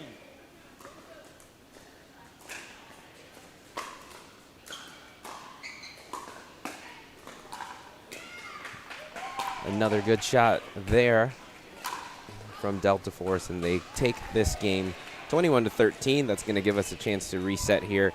We'll get some standings and some team scores for you, and also reset what it is that we're watching. This is a minor league pickleball Memorial Day event at the new All-In Pickleball Gym in Byron Center, Michigan. That is just south of Grand Rapids. They've done a fantastic job of getting this facility going. It's immediately become part of a burgeoning Grand Rapids pickleball scene and gives players now another option to play indoors. And there is never unused indoor space in this town, as I'm sure it is around the country. If there are courts to be had inside, especially during the winter or when it's raining or even if it's just too hot, these courts get plenty of use. So we have a large bracket here of, I believe these are the 18s right now that are playing. So that means the 4 players on the team have to have a combined DUPR of 18 or under.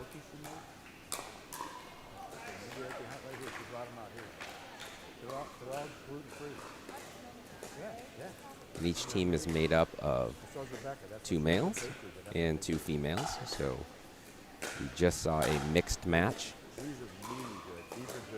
And I believe we're about to get another mixed match going on this court.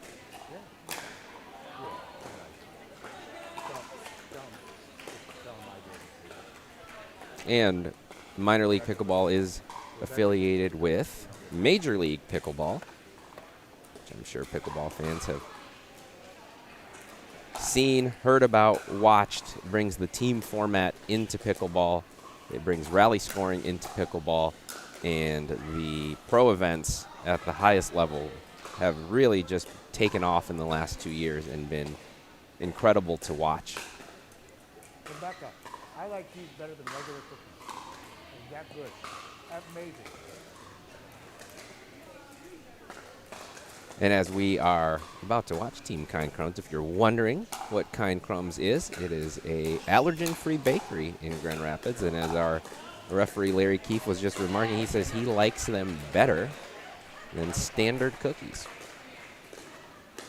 It's a good endorsement for a company like Kind Crumbs. And the founder and owner of the Kind Crumbs Bakery is Rebecca Dubin, who is in the hat and the darker shirt and about to take the court to play. Her partner is Jeff Vanderkalk out of Hudsonville, Michigan. Jeff's playing with that Legacy Pro. We got 2, both males playing with the Legacy Pro. Just one of the part of the new wave of paddles. Tough to get for a minute, but they've made their way to West Michigan, I think after a little bit of delay in some of those getting shipped out. We're about to get ready to go here. Let's see if I can get names for the team they're going against.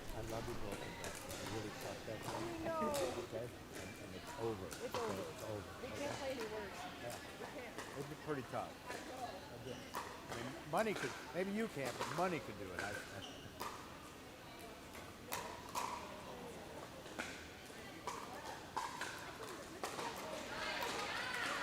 Yeah.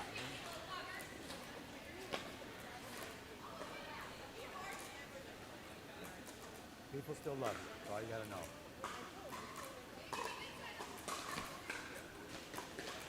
Some days I wish that wasn't true, but then I'm gonna wake up and be me tomorrow. This morning I haven't woke up with an alarm problem in 5 years. I just set one today because we were out drinking last night.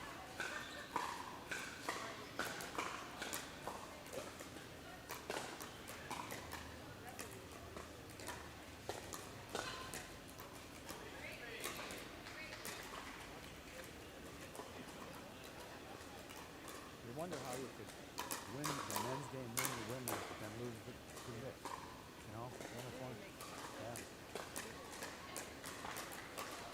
Except that, especially for the women, even for the guys, the mentality of how you play in a men's game is a mixed game is different. Right? You know, like I'm not a good mixed player. I don't know how to be the dominant.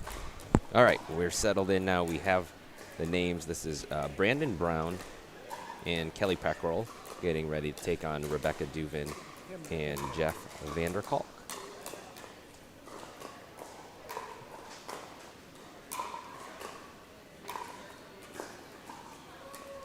I'm holding a finger, Jeff. No. Pick a number 1 or 2. Pick a number 1 or 2. It's a 2. They're serving. No, serve always is over there. But you switch it 11. Kelly, I've seen around playing in tournaments before. I believe is in northern Michigan.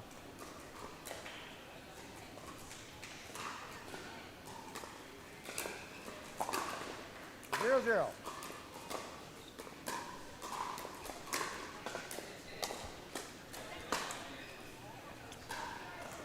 First third of the game sometimes is tough, but Jeff 1-0. hits a good one and gets his team a point.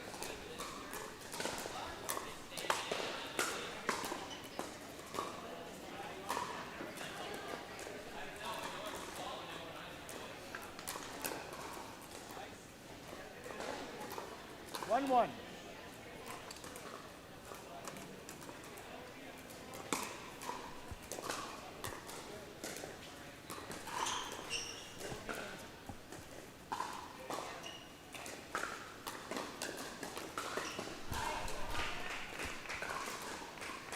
Good play right there.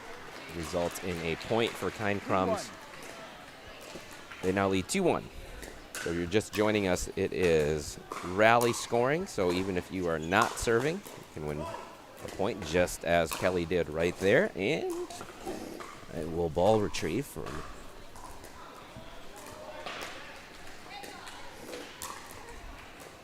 so it's now 2-2. 2-2.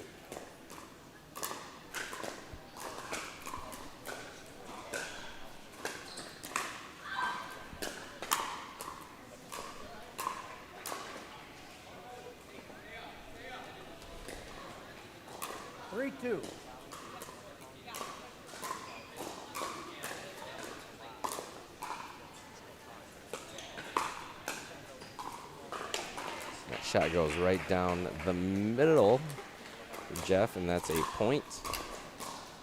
So I've now, on my DUPR app, been able to look up that Brandon is listed as being from Hardyville, South Carolina. So find out what brought him up to these parts.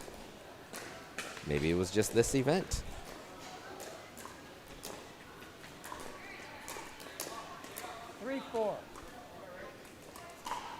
Kelly now to serve at 3-4. That's a great shot out of Jeff, who appears to be very on his game this morning. He and Rebecca are now up 5-3. 5-2. I said 2, but I think it's 5-3.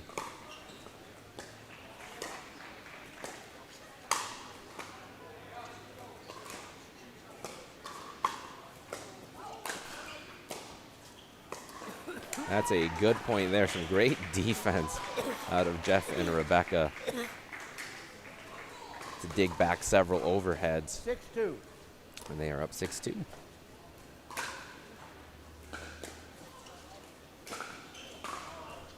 Good deep serve from Rebecca. Nice drop.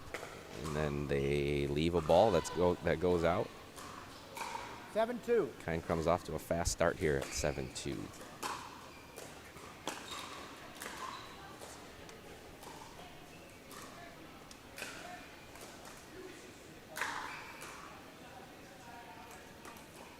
Seven.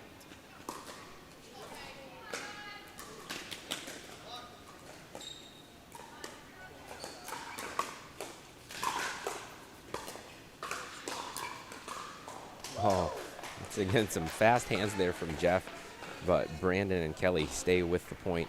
4-7. Come out on top. They've now won 2 in a row to close the gap to 4-7.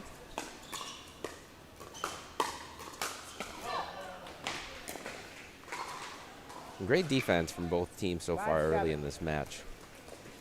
You saw it again there.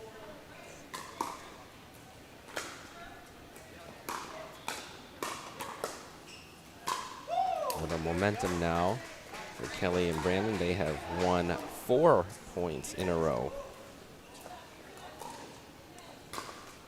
6-7.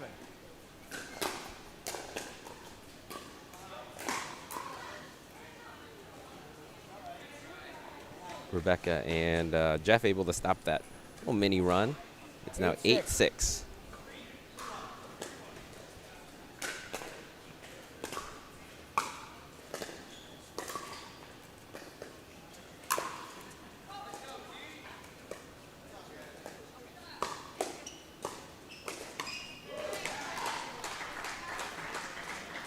It's a good one for Kelly to speed. That dink sat up just a little bit high, but Jeff was ready for it. Wins the hands battle. Kind Crumbs is now up 9-6.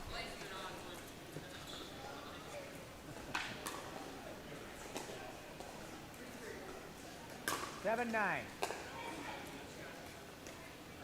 7-9.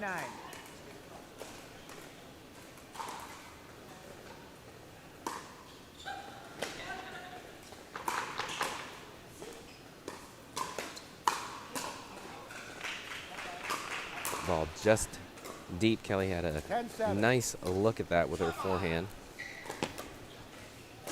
Missed the shot. It's now 10-7.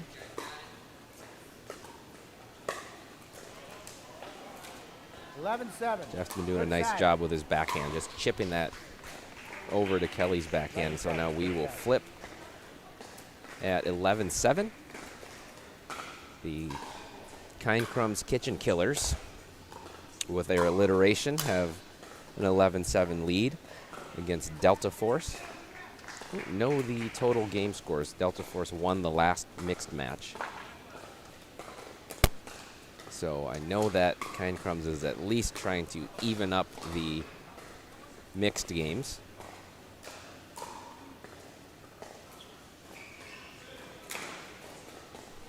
In the reset, we are here at the All-In Pickleball Gym in Byron Center, Michigan, for today's minor league pickleball event on this Memorial Day weekend. And we have Jeff Vanderkalk and Rebecca Duvin at the bottom of your screen, going against Kelly Peckrell and Brandon Brown at the top of your screen. They're all in gray, so that's the hats are mostly our differentiators. Kelly's the only one that didn't get the dress code memo to wear a hat for this match.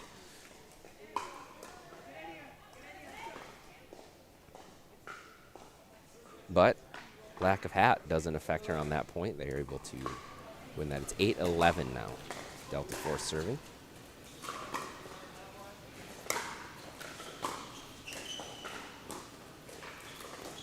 That's a great shot there by Kelly. 9-11.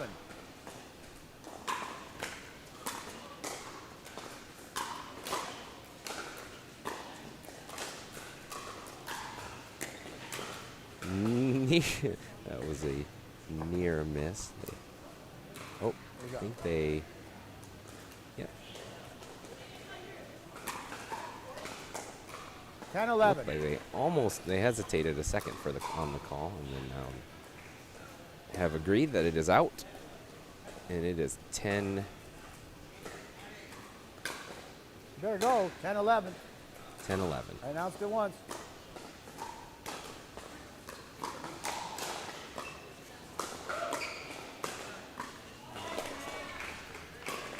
Jeff with a couple of looks on his forehand side. The second one ends the point.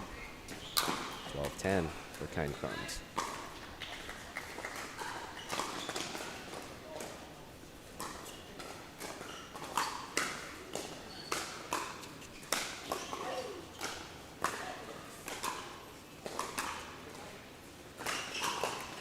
Really strong point there on both sides. Delta Force held off a couple of overheads from Jeff, but couldn't pick up that last one. 10. I'm sorry. 13-10. 13-10.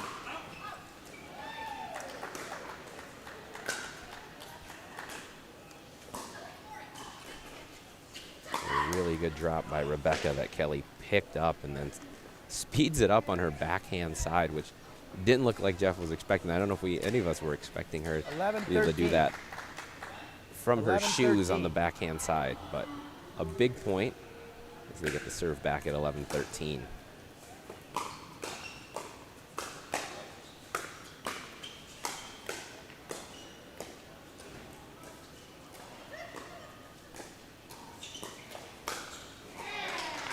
The put away, the crumbs are kind, the forehand is not, as Jeff puts that one down the middle. And in what I think is an important 14-11. match to the final result here. It's 14-11.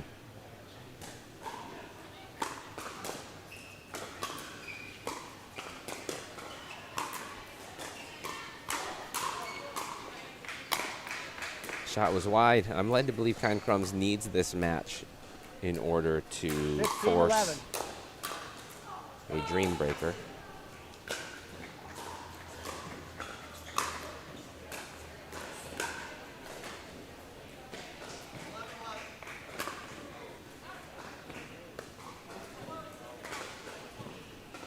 $12-15.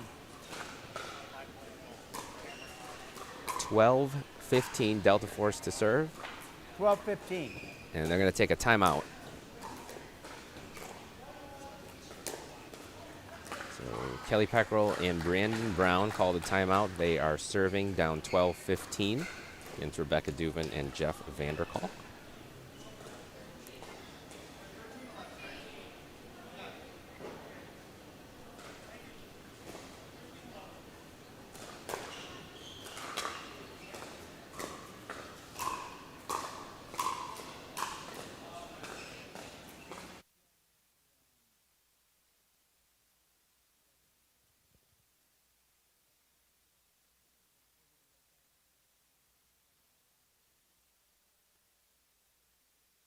James, when you don't want to use that microphone, make sure it's muted.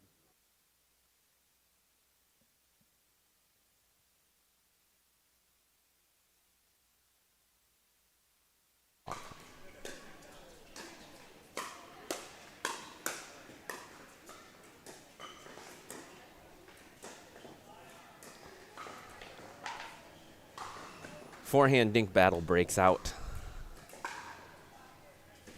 Rebecca comes away on top in that one. And I believe it is 17-12. No, it's 16-12.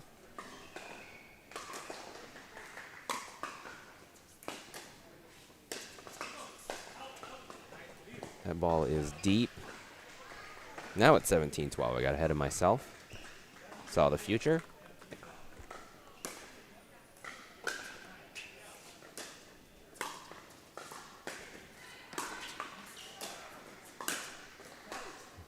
That ball is just out as well. A couple of just near misses for Brandon here. As Kind Crumb's 3 points away from taking this match, and I believe forcing a dream breaker if they win.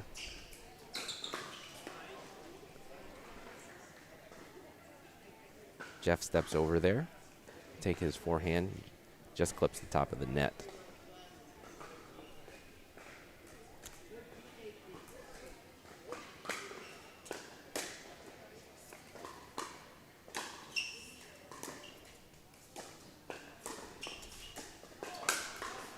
Couple of outstanding wide shots there from Kelly, able to set up her partner. And they've won 2 in a row now. It's 14-18, Delta Force to serve.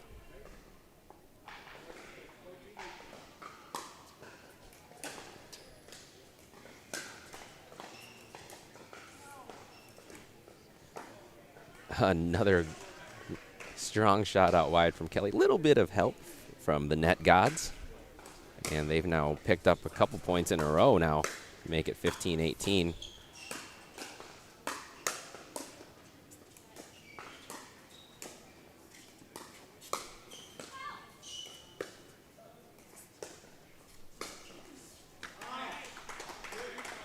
Well played point there.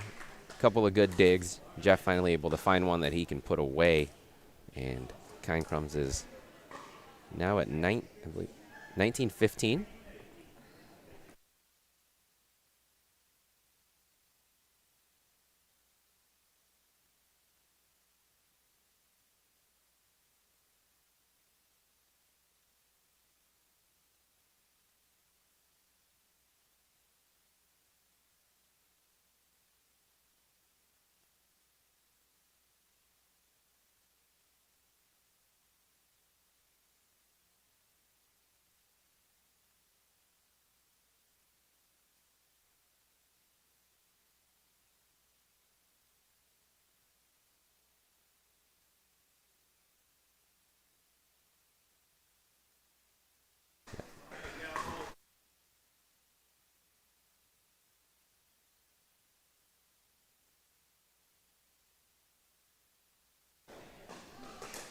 All right, it is 20-16, so game point. Rebecca and Jeff have to score on their serve to win, and Brandon and Kelly aren't frozen yet. They have to get to 18 to do that. They get 1 point closer, and I now have, I don't even want to say co-host because you're just also a host, Tori. So I'm joined by Tori Much now. Hello, everyone. And you came in at an exciting time at 17-20. And I believe that if Jeff and Rebecca win this, we get a dream breaker. Ooh. I mean, I like to make an entrance, but I have a feeling you waited till the right time to do that. We're half a step closer to that dream breaker as Rebecca and Jeff now get the serve back. 20-17. 20-17. Nice serve. Just on the back line. Ooh.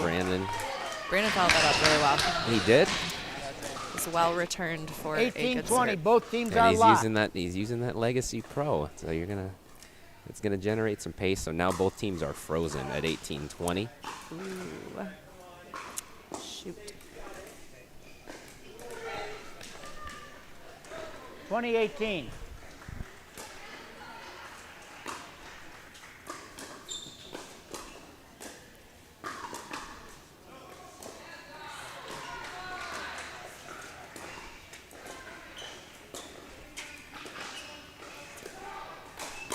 Wow, great point. playing, yes. Such good dinking. You know what? You joined us just now for that, Great but there's game, been a you lot guys. of great forehand dinking between the I had two trouble ladies scoring throughout because the I'm course of watching this the points. match. I forget where you're That at. was Very well played by That Rebecca. was really good So watching. good. Been She was saying very it. patient. Yep. 3, 2, 1. Hey, my name is Sophie. I am the on-court reporter here at the minor league pickleball event in Michigan. Jeff. I'm here with What's your team Chloe name? and Greg from, what is your team name? Blazing Paddles. Awesome. So Yeah. how's it been going so far, guys? Greg? Great. We are 2-0 in our matches, and we've lost about 2 games only. So we're doing well. Awesome. And I know that the other teammates are playing mixed right now. What was your strategy in deciding who went first? It's a mix of both, just how each person played their men's and women's games respectively, and then how the other team did, and we just try to match up skills and strengths against what they put out first. Nice. So have you guys been doing that in every match and kind of flip-flopping, or? Yeah, so we actually, before the game, you decide if you get to wait and see who they put out. So then we've won that every single game so far. So we just waited to see who they put out, and then we put out ours to best battle them. Cool. It sounds like an advantage that is paying off for your team. Awesome. And you guys are from Lansing, right? Yep. Cool. So is there anything else we should know about your team over here on the west side? We represent Pickleball Michigan on Instagram. Give it a follow. And yep, we're a mix of Lansing and Westside, New Era, and Grand Rapids players. Great. Well, we'll keep an eye on this match and check in with you soon and see if you have any strategies for keeping that win streak going. Thanks so much, Chloe and Greg. Bye-bye. All right, we're back. It looks like, well, was that the first mixed match? Oh, that was the second mixed match. Okay. So Kind Crumbles. Well, yeah, because they would have won that because they were at 20. So Kind Crumbles took that match up from what we can see here. So we might switch to another court really quick to watch some of the other coverage while this championship court gets transitioned into the next matchup. All right, we are on court 3. We have Jenny and Caleb, and they are playing Janae and Mark. Yep, the husband and wife duo of Janae and Mark. Well, the whole family. The whole duo. family, yes. Yes. So mom and dad went together. The whole family would be not a duo, but that's okay. A quadruple. Yeah, you just got here. It's all right. Yeah, I'm still settling in. So mom and dad chose to play together. I was wondering if Sophia and Dom would play together. So cool, fun. And I think that they've had some real battles down there. I saw earlier Mark and Dominic played Seth and Caleb really tough, but lost 21-19. Oh, wow. So close. All right, and do we know if this is mixed 1 or mixed 2? I believe this is mixed 2. We had the mother-son duo of Janice and Seth played Dominic and Sophia, but I don't know who won that match. And do we know what the scores of any of them are? Like, do we know who's up or anything? I only know that Seth and Caleb won their men's match. Okay. All right, so we'll work on getting you guys the score here shortly as our on-court reporters get over there and we can listen in a little bit more.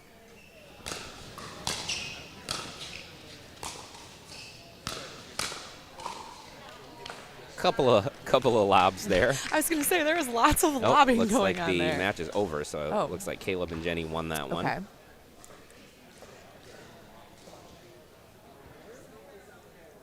Okay, so that series is probably over too. That should be it. Yep, that should be it. We're just not sure if they're doing a dream break or what's going on. We have to see if we can figure out the score here.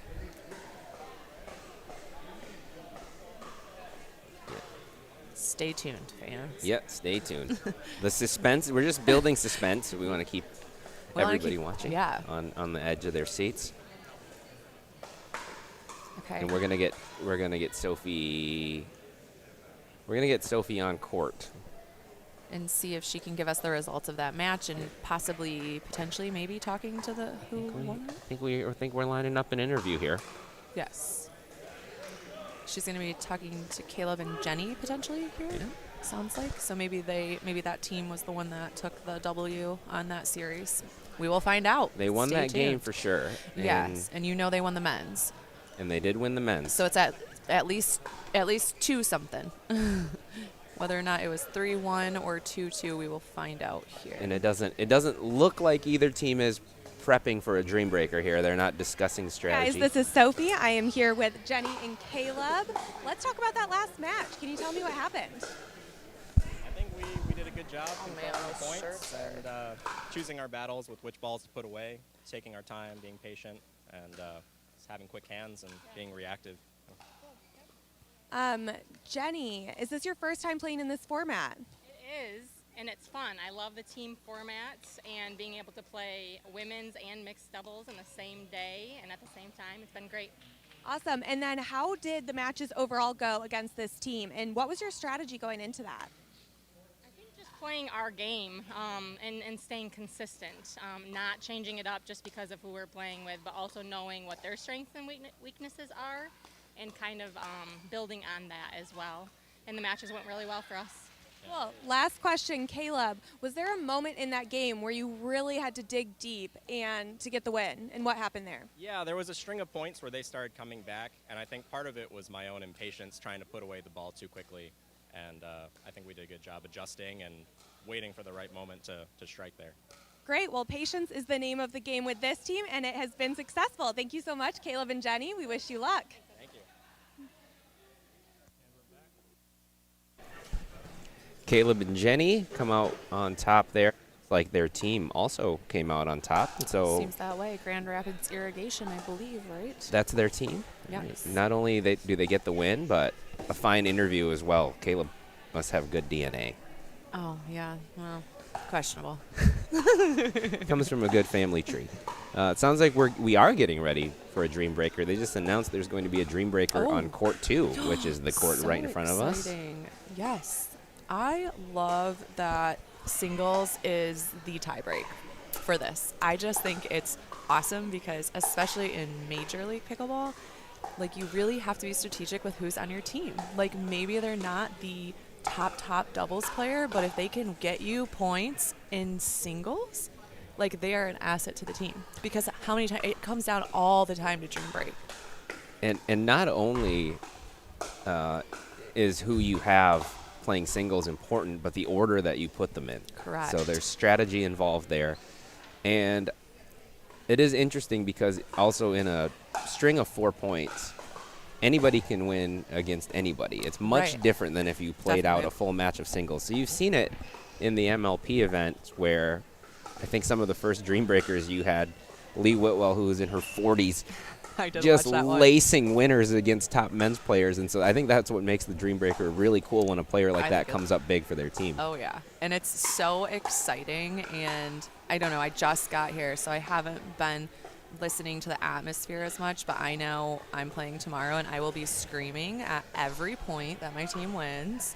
Like, I will be the most obnoxious teammate, but, like, I think that's the cool thing about this event is, first of all, it's rally scoring. So if you can get one more ball in play and have the other team that might be leaps and bounds ahead of you, you can stay in the match, first of all. You can just crawl your way back up there. And also, if you're like a team person and you thrive off of the energy and you just love the crowd and everything and people are hyping you up, like it can completely change your game. Like you can beat some of the best players just because your team has the energy and the momentum and the excitement going. So. Yes. I played in an MLP style event last weekend, and I noticed that the energy and the excitement was way up, especially when everybody's watching you play a Dream Breaker, as we just saw that. And So you could hear the cheers from the first forehand that got ripped. I love it. And it looks like we've got a offset match here. So we do have a female against a male. Ooh, nice get. Oh, my goodness. Dang, oh, she hit was a great covering the court. That was a heck of a shot on the run on her backhand side there. It made him hit Seriously. one more ball. He's over here like, dang, what do I got to do to beat her? And she got some cheers even on a point that she lost for that court coverage that you mentioned. Oh, that's tough. She Yeah. kind of got caught right in the middle there. Got to either now make up this also could be strategic. They might know that he's a really strong singles player, which it looks like he is, and so that's why you have the offset match, and maybe they saved one of their stronger singles players. So that's a good lob. what Although a she's lob. I love it. She's like, take that.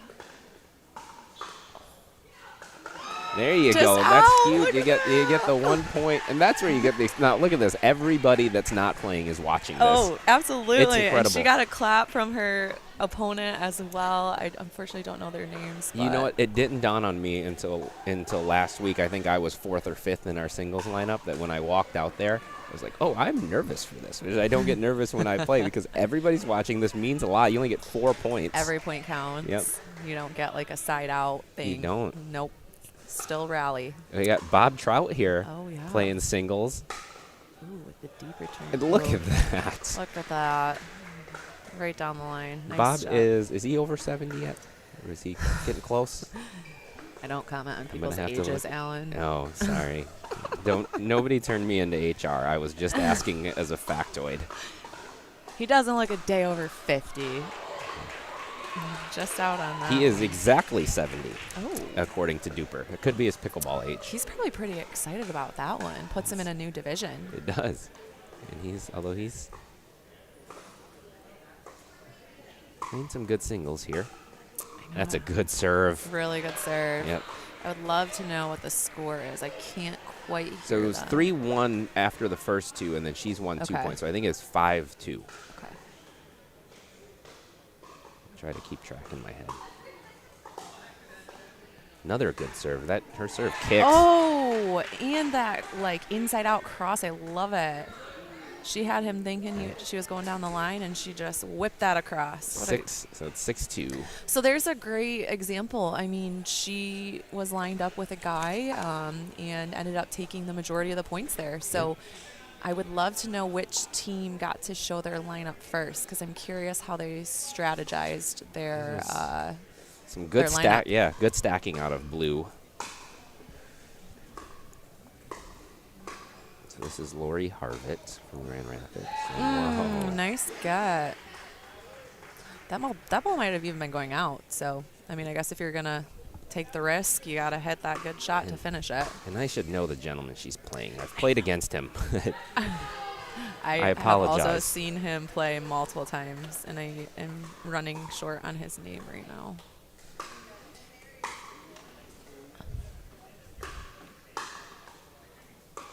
I do know, I will say, I'm not sure how they did their lineups or who got to choose, but I do know he competed at a 4-0 singles tournament at Revlin, because he did play some people I know. So definitely a more experienced singles player for sure. Pretty high level doubles player as well, but Lori is able to steal a point there. I love the girls, like, they're just like throwing their hands up. They're like, yes!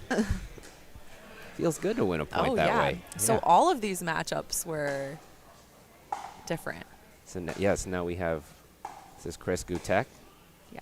who does play a lot of singles. He plays a lot of singles, yes. And he is a little Energizer bunny. Very in all shape. over the court. Yes. Yeah.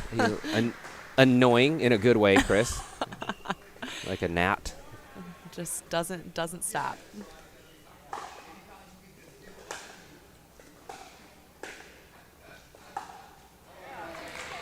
Nice. Yeah, he's Point. just, I mean, he's doing a really good job at keeping her back. And getting up to the line himself. 5-9. Yeah.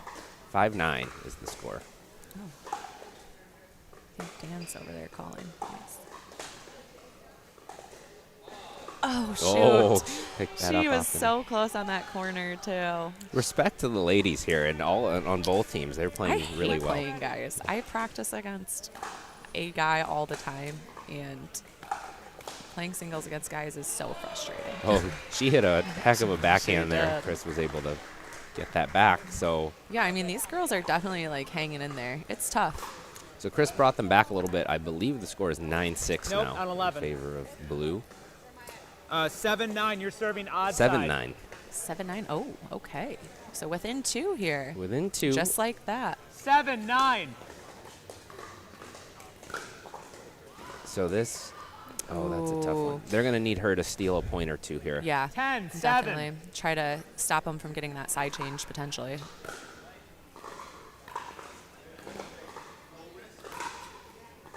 Ooh, that's tough. End It is change. tough.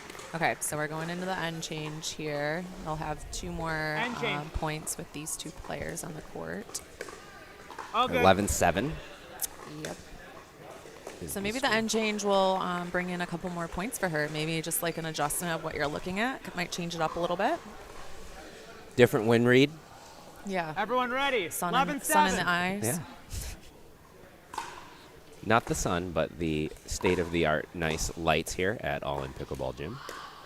You're welcome, Dan. That was a beautiful shot. It's a great shot. He never looks overextended. He looks Last so point calm on your rotation. on every one of his Next shots. team Must on be deck. nice. 12-7. And I guess his name is Barnes. Oh, she is. Oh, she gets it. I was just going to say, she has been throwing up some lobs and he ends up hitting it out. That black ace is a fast-moving paddle and just a little bit too hard on that one. The black ace does have some pop to it, that side. is for sure. Have you played with one?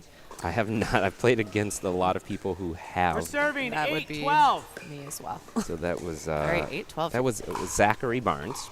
Okay. Out of Flat Rock, Michigan. Bob Oh, Trout. Bob.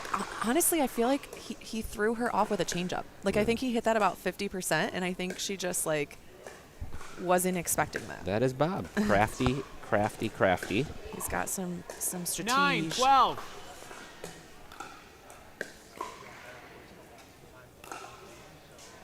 Ooh, and he sees her moving to the right and just puts it right on that left line. This is an important series, I think, here, because she took a lot of points off of Bob the did. first time. And Bob's like, I'm not having it. She is not doing that again. I think he's slowed it down a little bit and really just watching her movements instead 12. of trying to play his game. He's also keeping the serve more this time. Her serve is tough, and I think last time that she did put him on his heels on a lot of the start of the points. So now So he's actually gone up 3-0 3 in a now. row. Last point in the rotation. Next group on deck. 11-12.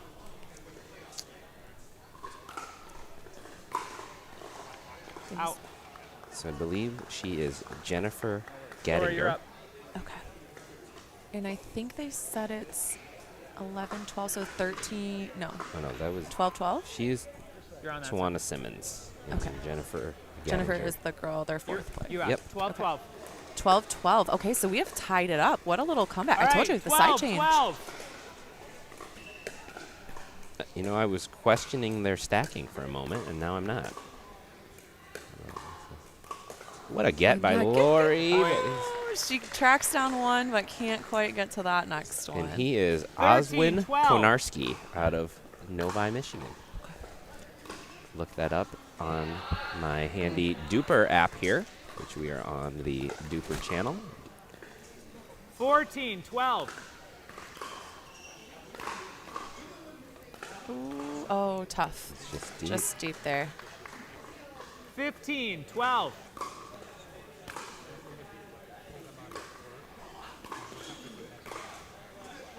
Another interesting Next piece of rotation. strategy too that we didn't pick up on last week right away in our Dream Breaker is that your first players, if you down stack your first match, They play more. You're at Yeah. even side. Yeah, so you do have to consider that too, 12, which is 16. a lot of times in Major League Pickleball, it's usually like the number one players are playing each other first because they want you to play. Jennifer and Chris. Chris won all 4 points last time. Point. Almost just like that. She gets a lot of balls back, makes him hit extra shots, but he does a good job 13, of 16. staying on it. And they need all 4 of these points here from Chris in order to tie this up. That one's wide, so it's 14-16. What a close 14, shot. 16. All right, let's see if we can get a couple more.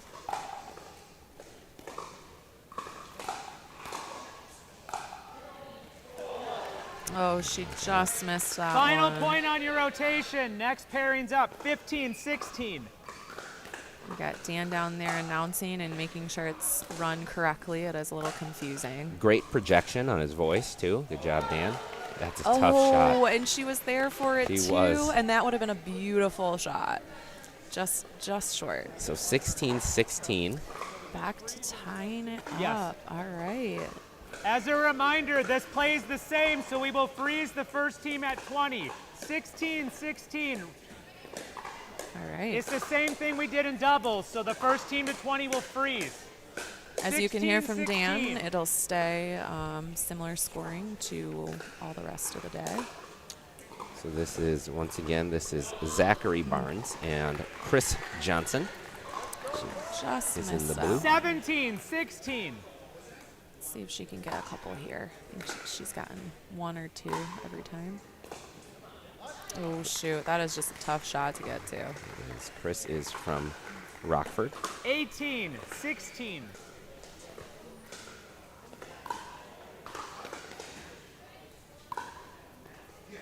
That's just, that is tough. It's tough to, those mid-court slow balls 19-16, and last singles. point on this rotation.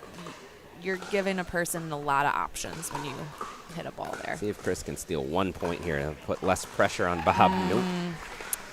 Well, Bob. 16-20. Midwest Magicians Gray are frozen on 20. That was Zach Barnes who won 4 straight points there. And got them to 20. Got So they them to will have 20. to score on their serve, You're but they serving will at serve 20-16. first. So, and is she does have a very good 20-16. serve. So let's see how this lines up. This is Tawana Simmons out of Flint. That is a rocket of a serve. Oh, those but are great shots. look by at Bob. Bob gets a good foot placement and a flick pass. She not only puts a lot of pace on it, but it's spinning. Yeah, 17, it's bouncing 20. high. Yeah, and it's deep.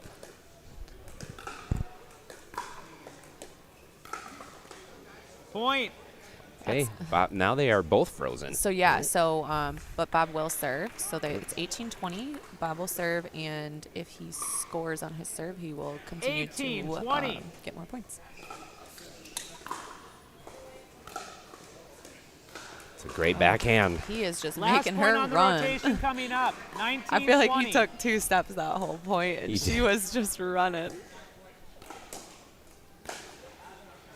Oh, tough shot. Good So serve. with their series, reminder, all you 3 can times only they played, score it on was your serve now. whoever We're was at serving had the 20-20. advantage. Her serve put him Well, at such a disadvantage. It was important for him to flip And it that is win one. by Yeah. 2. And in singles, it really is an advantage to be serving, right? Because you get the first shot out attacking.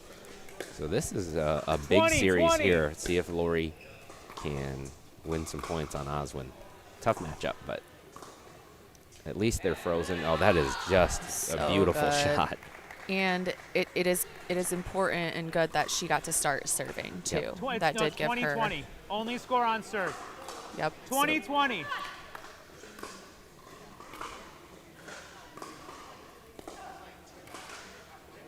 Oh, and it even took the net, I believe. Okay, Point. so this is it. 20. See if Lori 21-20. can steal a point here. Timeout might have been a good idea.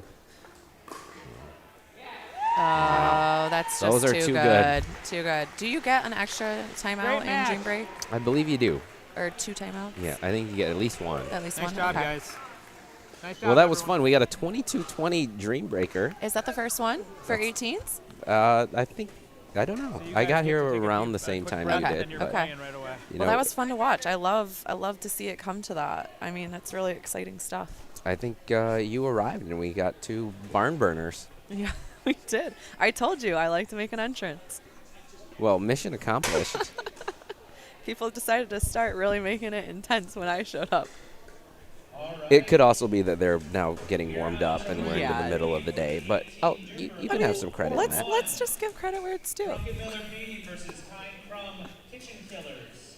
Oh, we have the. 2, Midwest Magicians Black versus Delta Force. Okay. Court 5, we will have And then this is Buckle Up and G Rapids Irrigation. this is champion, right? Championship court. Yes. Court 3 where you're at. And I think we're gonna go down to Soph again and talk to potentially the whole team there that just secured that win in the Dream Break. They all did their part. And I think they said it was magicians. Midwest Magicians. But there's like 3 of them. This so is Midwest Magicians Gray. Oh, okay. Which they were not all wearing gray. I don't know that any of them were wearing gray. So that's confusing. Maybe they changed for the Dream Breaker. Needed fresh shirts for That's singles. right. Maybe Sophie can ask them if they switched If out they their have, attire. oh wait, there is two people wearing the. I see it now. The gray. The gray shirts. Two in here. gray and two in blue. And they're Is the dress gray or is it blue? That's maybe they are wearing gray and we just see it as blue. That's true. Interesting. I'm wondering also, is there another Magicians team Black. in this division? The Osbornes Okay. are the black. Hey guys, this is Sophie. I'm here with the Midwest Magicians, and you are the gray team, correct? Well, congratulations on winning the Dreambreaker. It was very close. Can you talk to me about your strategy in deciding the lineup? Yeah, so we have a friend of ours, Brandon Contrado, that helped us out a lot with the lineup. Kind of our thoughts for the women on the other team seemed to be a lot stronger. They had a larger gap in women's doubles versus our men's doubles game. So we kind of thought, let's put all of the guys against the women and the girls against the guys. So the hope is the guys to get all 4 of the points, and for the women, if they can scrape by 1 or 2 against the guys, then we'll end up winning in the end, and it worked out. Yeah, I noticed at the end there, Oz and Zach, you guys really turned it up. Was there a moment where it really changed for you guys and you felt like you had to dig deeper?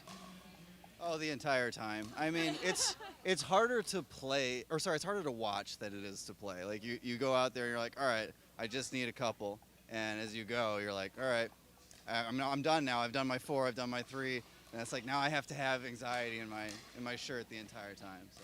Jenny, what was it like to watch? Yeah, it was nerve-breaking to watch for sure. Like he said, it's more difficult almost watching than actually being out there. And then, Tawana, everyone was talking about your serve. You started off really, really strong. Can you talk to us about what your single strategy was? My single strategy was to keep it on my side so that I could get to it, but it didn't work out like I wanted, except for the first one. So I appreciated the weak returns so that I could control the ball, but I love the team support. Yeah. Wonderful. We have a great team over here with the Midwest Magicians, Team Gray. Thank you guys so much, and congrats on winning our first Dreambreaker here at the Minor League Pickleball event in Grand Rapids, Michigan. Thank you. All right, so as Sophie told us, that was our first Dreambreaker of the day. Hopefully we'll get a couple more. Oh, how fun. I just realized some of the people's shirts even have their names on the back. That's so cool. That adds to the team format, right? Makes you feel like you're. Did your jerseys have names? They did. Oh, so fun. Alrighty. It looks like we're going to stay on court 3. We're starting to warm up here. Yeah, and this is going to be a new lineup. Do we know who's coming to championship? Not yet. Okay. It's like they're still moving their way down. Okay, we're going to find out right here for you guys what teams will have competing. Looks like we've got 1 and 2 are coming to court 1. So that's In a Pickle against Blazing Paddles. Oh, so fun. They're 2 of the teams that were the 16s. Oh, okay. Oh, but we have Janice coming out here. Actually, we may have switched it up. Okay, so it looks like we have possibly Grand Rapids Irrigation. I know that's their team, and maybe Kind Crumbles is kind of hanging around, so maybe they'll be coming out here. Well, Druckenmiller Painting is Seth and Janice. Oh. That's hence the paint splatters. Oh, okay. See, I was thinking like like a sprinkler, like gets you wet. Rapids Irrigation is another Grand Rapids-based team, but I don't know if they're playing each other, so we'll see if that happens. Okay. We might get 2 Grand Rapids teams, but it looks like they're going to play Kind Crumbs, so we will have 2. That's another Grand Rapids team. Another Grand Rapids team. And an interesting take on this, Seth works for Kind Crumbs. He does. And he will be competing against them, so the drama is brewing here. What a traitor. We'll have to ask. We'll have to see if Soph asks in the interview about this matchup. That'll be a fun one. So Rebecca owns Kind Crumbles, sponsoring her team, and employs one of our young players on the other team. So love that. Well, if you like comic books, Magneto did join the X-Men from time to time, and so that's what Seth is doing here. He's just switching affiliation for... Literally no clue what you're talking about. Okay. Somebody out there on the stream might. Comment down below if you have any idea what Alan just said. All right, forget I said it. We're just filling time. Is this on your list of time fillers? Yes, comic book pickleball crossovers. You picked the wrong announcer. Oh no. So did you guys you had some dream breaks in your MLP matchups? A lot last weekend at ours. Yes, we had a lot of dream breakers. So we how had did that work? Because you guys had a ton of people on your team. It wasn't normal. It was 6. We had 6 a team. So it made it more important that the top of the lineup was strong. Because the bottom people might not even play again. The bottom people largely never played twice. So where were you strategically lined up? 6? The first time I played towards the bottom, and so I didn't. And You're a good singles player. But we thought we made the mistake of putting our stronger singles players at the bottom, thinking we would get those wins. Oh, which we against did, which we did. Okay. We won those points, but it didn't matter because it came back you're getting around. slaughtered on the first couple. Yeah. Oh, nice. And who got to take that? The one girl on your team? No, well, Steph. We had Steph, who was a good. I mean, she's a great singles player. So we actually put her towards the back of the lineup too, thinking that she would steal some points off of some of the guys. Which I'm sure she did. She did. So she's a very good singles player. We kind of Pat O'Connell's about to join us. We kind of hung him out to dry and put him against Zach.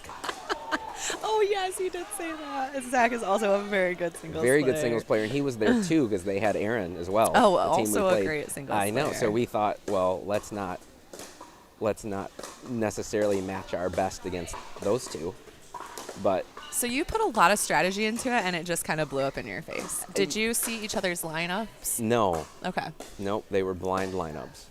And today, because I came in halfway through, are they doing like a coin flip for home and away, and then choosing? There is a home and away. I don't know how they're determining that. It might be a coin flip. It could be paper, scissors, rock. Yeah, and then, I'm sorry, what? Paper, scissors, rock. Why? I don't know. Why? What do you mean why? Rock, paper, scissors. Rock, paper, scissors? Well. Oh, no. That's part of my strategy no. as I stack rock, paper, and scissors differently to try to gain an advantage, just like in a singles lineup. Yep. You think? And how does that work for you? Just about as good as your singles lineup? Probably, yeah. The problem is that rock then has to go twice. No. So it looks like we are going to have Janice and Jenny against Rebecca and Mary. Okay. This will be a good game. This will be excited to watch. All very solid, consistent players. I think we're gonna get some good dinking here. That's what I was gonna say. I feel like it might. And don't quote me on this. I've played with all of these ladies, except for maybe Mary, but they are all good in like a slow game. Mm-hmm. Like they're very consistent, don't miss a lot, just setting up the points and then waiting for that attack. So I expect to see maybe some longer, drawn-out points here for sure. And I am a huge women's gal. I love watching women's. I think it's a way more entertaining game than the men's. Sorry, guys. It's okay. We are in full support of that, and I do also really enjoy watching the women's game at every level. I think so. I think they put a little more strategy into the game and a little less just pure like force and power. Hey, now we strategize a little bit too. Absolutely. However, there's a little more finesse in the women's game. That is true. Typically. Unless you're playing me. Unless you're yes, or Dan. Yeah. Oh no. Yeah, this will be a really good one. I'm excited to watch this for sure. And this will be the first match of this 4-game series. Do we know how many games into their pool play they are? I don't. They started at 10 a.m. though, so okay. I think we're. So we're probably. Oh, actually, I can count it up. Oh, perfect. We'll make him count. This is the 4th game of the series. Okay. So I was earlier mentioning home and away teams. I don't know if we've talked about this yet or for anyone new listening. It does make a difference. If we are doing it the way we talked about it yesterday, the home team will get to see the lineup for mixed from the away team first. So they can essentially make a mixed team according to what the other team is putting out. On the other side of that, the away team gets to see the singles lineup from the home team prior to putting out their lineup. So if you are if you win a coin toss or whatever they are doing, you can choose if you want to be home or away. And according to that choice, you can either see the mixed lineup first or the singles lineup first. So I don't know if there's a huge strategy in that. Personally, I think I'd want to see the mixed lineup first because I want to assume I'm not going to a dream breaker. However, there could be a little strategy in being like both of our mixed teams are solid. I think they're going to get the win. And like if we have to come down to something and it's going to be the dream breaker, like I want to see what they're putting out. It's interesting because at least in Pool A, you have several teams that know each other. But when you don't know each other, you can't strategize as much if you don't know the other team, right? So you have some of that with some of these teams that are coming from out of town. In this one, it's different because they are both in town. They play rec against each other all the time. Oh, all the They time. play all the time. So this one, you can strategize a little bit. And you know what's funny about that is you say you can strategize, but listen, if you're playing singles and you can't get a serve over the net or you serve out, like you're already giving the other team a point. So it's like, sometimes it's like you want to strategize, but if someone's just playing really solid, then it doesn't even matter. So we actually have started another match not in championship court. It looks like Sophia and Janae are playing. This is Kelly and Kimberly. Okay, so we have started a women's game. These are 4 very good players here. This will be a good match. Yeah, I don't know all of them, but I do know that mother-daughter duo here will be a tough team for sure. We streamed both Kelly and Kimberly playing earlier when you were still en route and getting your periwinkle on today. Still playing myself. Okay, now we've cut in again. Back to championship. So Janice just returned the serve. She's playing with Jenny, and then Rebecca and Mary are on the other side. Oh my goodness. I think Rebecca thought that point was over. I don't think she thought she fell into the kitchen, which she did. But I don't think they... But Lair didn't call it. Didn't call it. Okay. 1-0.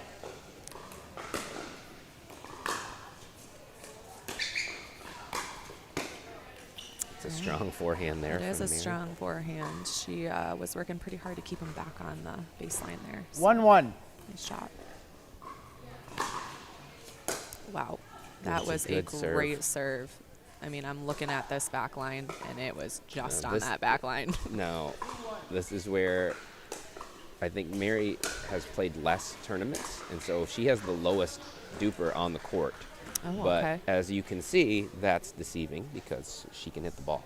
Oh, yeah. I mean, I love it. So I am also extremely low on my duper rating for my team and for the division I'm playing in, but I like to think I can hold my own. You definitely can. So that was just a... You medaled 5-0. 3-2. I had a very good partner. Everybody does their part. That's a great... Wow, great pickup by Jenny. That was a great shot by Mary, I was It about to say, and was. then Jenny just flicks her backhand. I think Mary almost didn't even think that was going to come 4-2. back, and it kind of took her by surprise a little bit.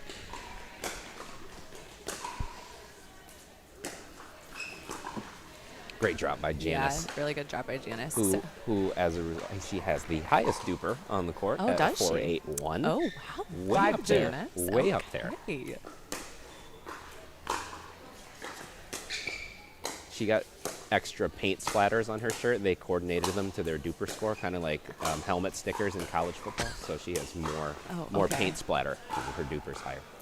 I just jinxed her. So that was a really good job by Kind Crumbs to keep them back. I mean, 3-5. Janice was kind of just trying to get to the net. I think she overhit a shot a little bit. 3-5, Kind Crumbs just served. Yeah, man, Mary has a very strong forehand. Oh, that's and a that's good a put away. great put away by Jenny. So as you predicted, we have some longer points here. 6-3. It's already more exciting. Although they are speeding the ball up some, and there's power here too, but they're all very Such good a at defense. serve. Oh, a little net ticker there, and just a good job.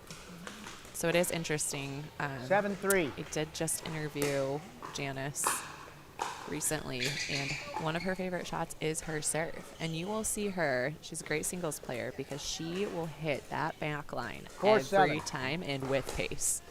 Her serve is definitely a great shot. Former high-level volleyball player, which I believe helps. That's a great pickup from Jenny. Lots of net cords here.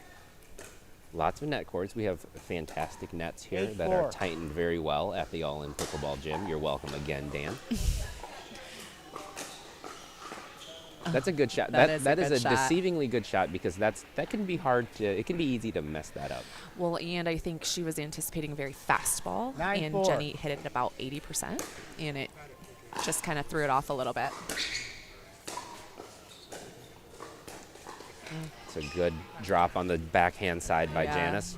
Just moving them up there. She might end up a little higher than her 4.81 here if this continues. Oh yeah, does this come into the rating? It does. And, Okay. And I think that's a good timeout from Kind Front. I agree. Especially in rally scoring. Yes, and because I think they are more than capable of playing at the net and dinking and everything, and I think they've just missed a couple, and sometimes you just need a little reset.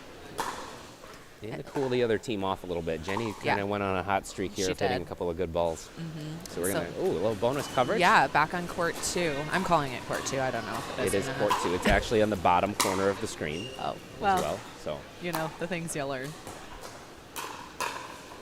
Oh, great dig. Oh. that is, Sophia and Janae able to Great dig. But hold even off. those points. Yeah. Let's go women. I'm wondering if this is a timeout or a side change. I'm wondering if we're near looks 11. Looks like a flip. Yeah, so I think Sophia and Janae must have 11.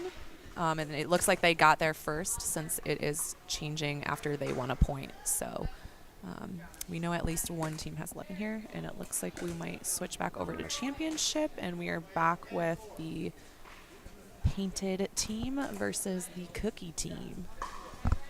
Who you choosing, cookies or paint? Oh, I've eaten both things, and I prefer cookies. Ooh, wow, great hands by Mary. It was great hands. That was a somewhat good rare neutralizer. speed up from Janice. She said, "Take that, Tori." Talking about us all slowing it down.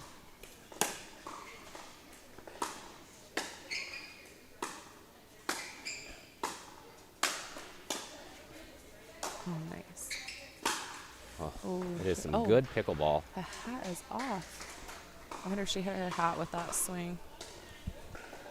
Oh, so we've just reached a side change. So it looks like Janice and Jenny will change sides at 11. Tori, are you a hat wearer?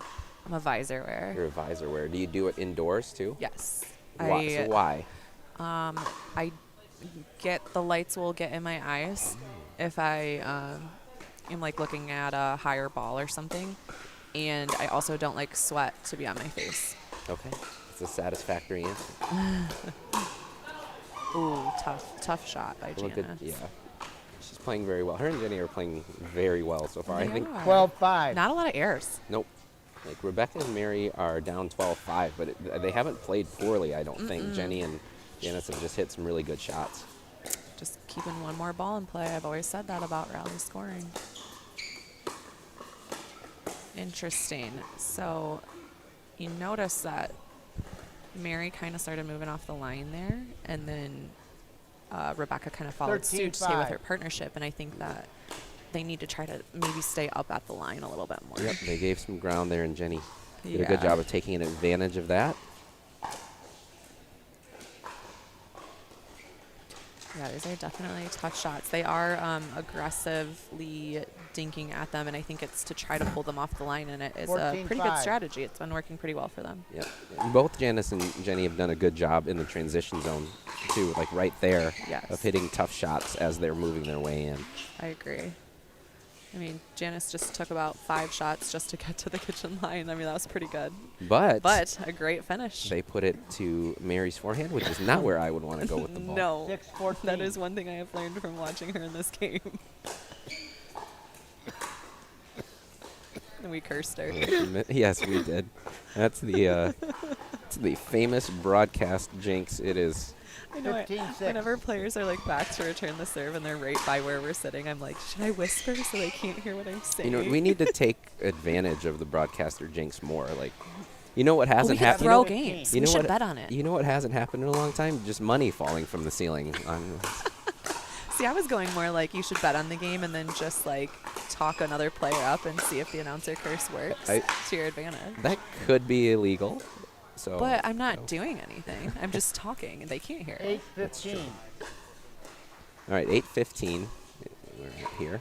Oh, Sounds like we're gonna move over to another court. 2. So sounds like this match is pretty close over here. So we've moved to court 2 to show some more coverage. We're gonna get a score here from Sophie. Soph is on the ground. She is our feet and eyes on the other court. We have Sophie and we have Sophia on the court. And then there's about 8 other Sophs in this area.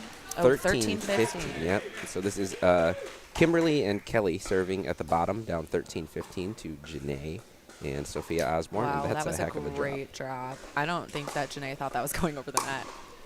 That was a really good shot. So 14-15 now. All right, let's see. Yeah. Ooh, tough. One goes deep in there. We've now tied it up at 15-15, and so the Tori Much luck of close matches as you've joined the broadcast is continuing. I am the curse, maybe. This isn't a curse, though. This is like... I provide entertainment value. I said that from the beginning, though. It was really difficult without you here for a while. It was very boring. All right, so they have actually taken the lead, right? 16-15, I think. 3 straight points. Let's watch what they're doing and see if we can kind of figure out if they figured out what's been working. Well, they're hitting strong drops like that one there. So good. Oh, and that was Sophia. Sophia had great shots to defend some of the higher balls and just couldn't pull that last one out. Kelly is a tough player. I've seen her play in several events. She's really, really strong, as you could see there. Yeah. Has the soft game, gets herself to the net, and can put away balls once she gets there. She can really do a little bit of everything. She's showing it right now. Yeah, she really is. And I'm not well versed in her play, but it seems to me as soon as we switched over here, and I don't know if this was the strategy the whole time, but they are playing very slow. Like they're really trying to slow it down and really set themselves up with these great drops. They've thrown in lobs. They've done all sorts of like interesting things, and it's allowing the other team to make maybe errors that they wouldn't characteristically make. Just trying to do more with the ball.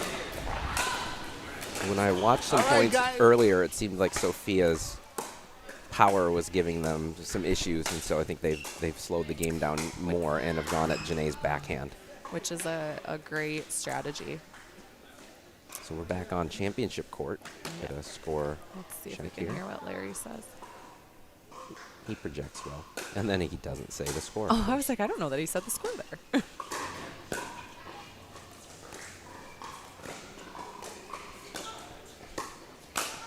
Oh, nice shot, Jenny. That is and so that well finishes played. the game. Yeah, Janice had a great backhand save in there.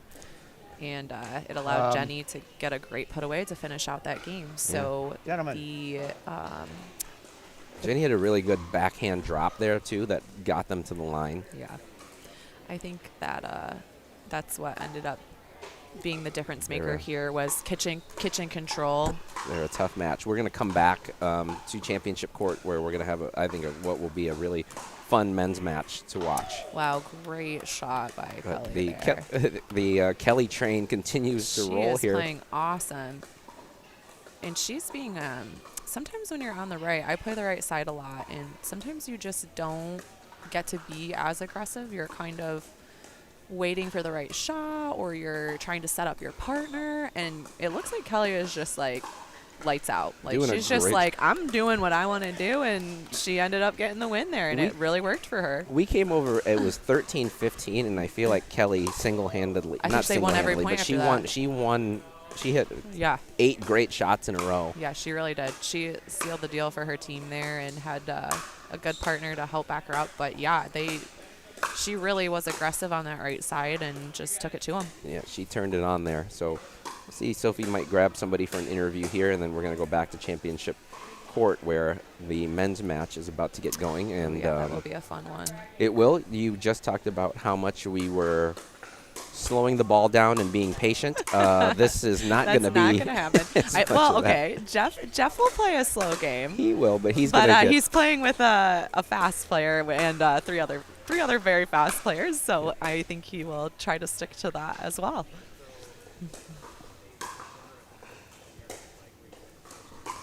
Okay. And then we have Dom and Mark are warming up to play. It's Brandon, and I should know this because I watched them play earlier. Brandon and Lee. Okay. Okay. And what was that's another Magicians team versus? Oh, that's Delta. Oh yeah, Midwest Magicians Black against Delta Force. Okay, Delta Force. All right. But we are back on championship court here. So for Kind Crumbles, we have Monty and Jeff. And then for the Drunken Miller painting, we have Caleb and Seth. So in the last match, you remember Janice. This is her son, Seth, at the bottom left of the screen, using a Revelin paddle. We're going to go over to Sophie, who's going to be with Kimberly and Kelly, who came back and so that would have been that great court 2 fashion match. there. Yep. Yep. Okay. I'll just watch some more of this warm up until we get over to Soph.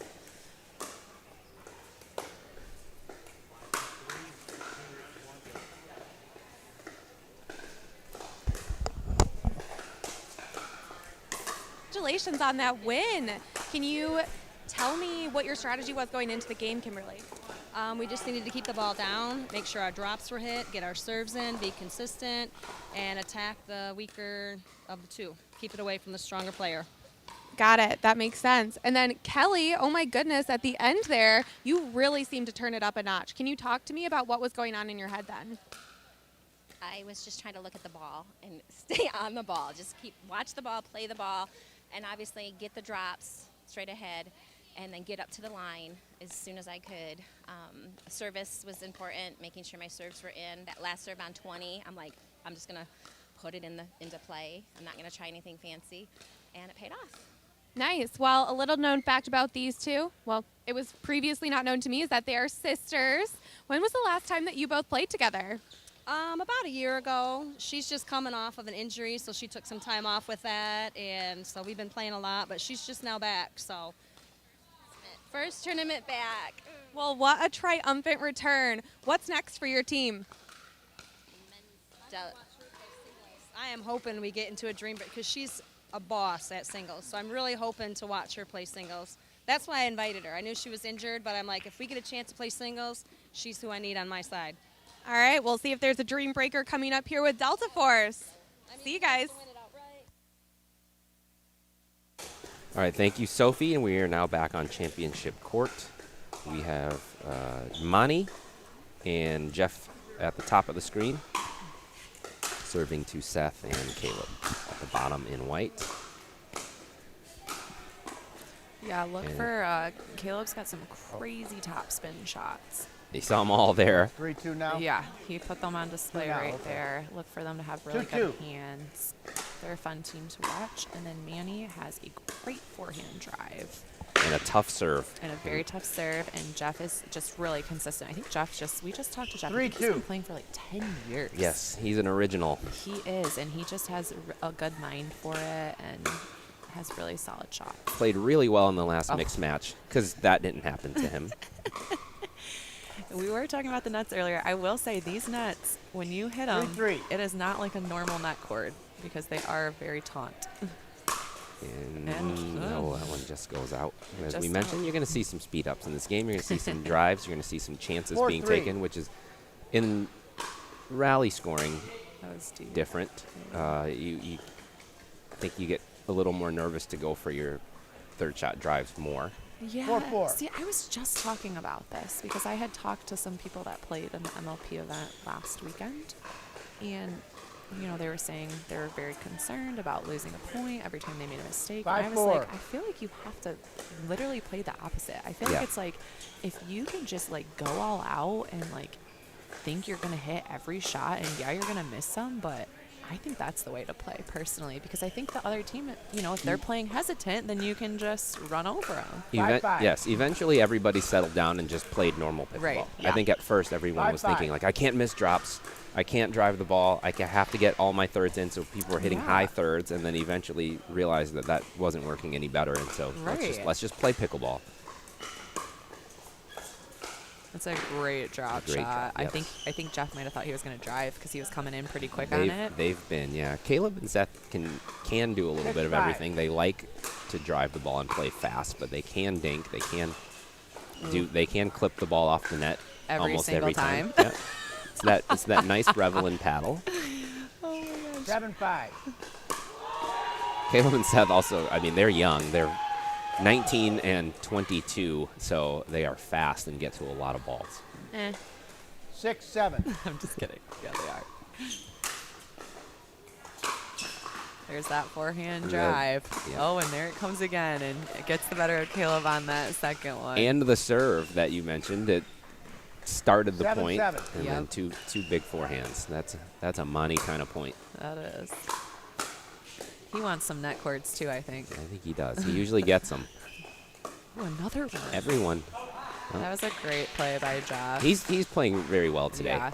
And this is the first time I've seen him play with that Legacy Pro. It seems to fit him. I think he's been playing with it for a couple weeks. I was just talking to Rye about that because I saw him playing last night or 2 nights ago with it, and I was curious. And I think he's played with it for about a month, I hear. So maybe just now getting into the sweet spot of what that paddle can do for you. Now, they talked about that paddle being super powerful, but I actually found it to be a nice balance. It wasn't like some of the other new line of like power paddles. I thought it had more control than the others. 9-8. Yeah, I think it does when it's not de-lammed, but I also think it gets de-lammed pretty easily. We'll see if that happens to Jeff here and he starts ripping the ball. Look, wow, good hands from Great Monty. shot. Yeah, I was just playing with someone that has a brand new out of the box Legacy, and I was like, I'm pretty sure it's already de-lammed. I can hear it. It got delaminated in the shipping process. It might have. To be determined. Oh, good hands again by Monty. Great. Honestly, great hands by Seth, too. Like, he just a little overcooked it, but he was right there in those points. I was watching you. Larry. 10-9. 10-9. Dang, this game is going fast. See, women's all the way. You want 3 drives, or do you want some dings, a 11-9. setup? Switch sides, gentlemen. You know what? It's nice that we got 2 matches with that much variety. Fair. But I as somebody who also likes to hit the ball hard, I like watching the setup and watching the resets, and I think. Why? Because you aspire to be that way. Yeah, you don't want to watch a bunch of people doing what I do. You want to watch people doing something you can't do. That's why I watch the NBA. You can't dunk. You're close. Not anymore. We're gonna take a quick break.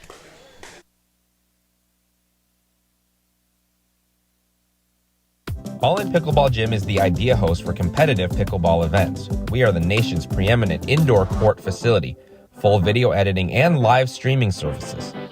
Our in-house editing and live stream broadcast capabilities set us apart from all other pickleball host venues. Contact us at support@allinpickleballgym.com to learn more about our minor league team affiliation opportunities. Okay, so we had a quick side change there. See Seth now trying to slow the ball down. Ripping it at them was not working. Jeff has such a good below the net backhand roll. He does. I've played him a couple of times, and it is just like what happened in that point. 12-9. You can defend it, but it usually is setting him or his partner up for a finisher shot. And it's just a really good ball. That drive a little bit high. Seth able to take advantage of that. 10-12. Another net cord. Oh, my goodness. Oh, wow. what a shot. I taught Seth that. That was a really good shot. And, you know, I'm not sure how often Jeff and Monty have played together. So usually when you have a new 11-12. partnership, middle is going to be a key point of attack for you. For sure. And I think that was well disguised by Seth, too. Absolutely. Though It was a beautiful shot. Oh, wow. great angle. Jeff. That was a full, like, from one corner of the court to the next play right there.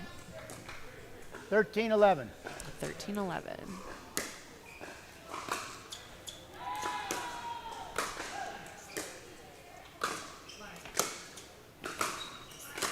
Oh, Jeff gets it. Just a little Just out, too- though. Pops off of that legacy paddle. That was a good kitchen 12-13. defense from Caleb and Seth there. And 12-13. just to show him some love, our referee here is Larry Keefe, local legend Larry Keefe. Local legend. Been in the scene for a long time, gives a lot of lessons. He was who started you, right? He didn't start me, but he accelerated Improved you? me from 13-13. just wanting to play rec to getting better. He yelled at me all the time for not dropping the ball enough. Still does. And it doesn't work. I can hit a drop. Occasionally. No, you have a Great point, gentlemen. You have a great drop when you want to hit it. That is accurate. That's the 14-13. best description. Wow. That's great a big serve. big serve. Caleb got to it and hit a good return, and that really changed the point there. It did. Yep. It did, because I think Monty was going up a little bit quicker, and because he thought he had a really good serve, and then Seth was able to capitalize on that. So 14-14. Close match. They call timeout. I think that's a good timeout. Yeah, they did go on a little bit of Thing I a was run laughing there, about. so I like that too. And maybe it looks like maybe they have some sort of strategy that they want to try to change too. So we'll see if they come out of this. We're going to take a quick break, get you back here to championship court for the end of this very close men's match. Welcome to All In Pickleball Gym, the first dedicated indoor pickleball facility in Grand Rapids, featuring 5 full-sized indoor courts and 2 trainer courts that feature a professional outdoor pickleball surface. 16-foot full enclosed ball containment nets on every court will ensure that you will never have to yell ball again. Looking to level up your game? Join any one of our leagues, drill sessions, or training clinics scheduled throughout the week. Industry lighting, online booking, key code access, custom training courts, and players lounge are just a few of the amazing things about All In Pickleball Gym. Come check out our facility. We'll finish my voiceover later, but we're back on court now. It's 14-14.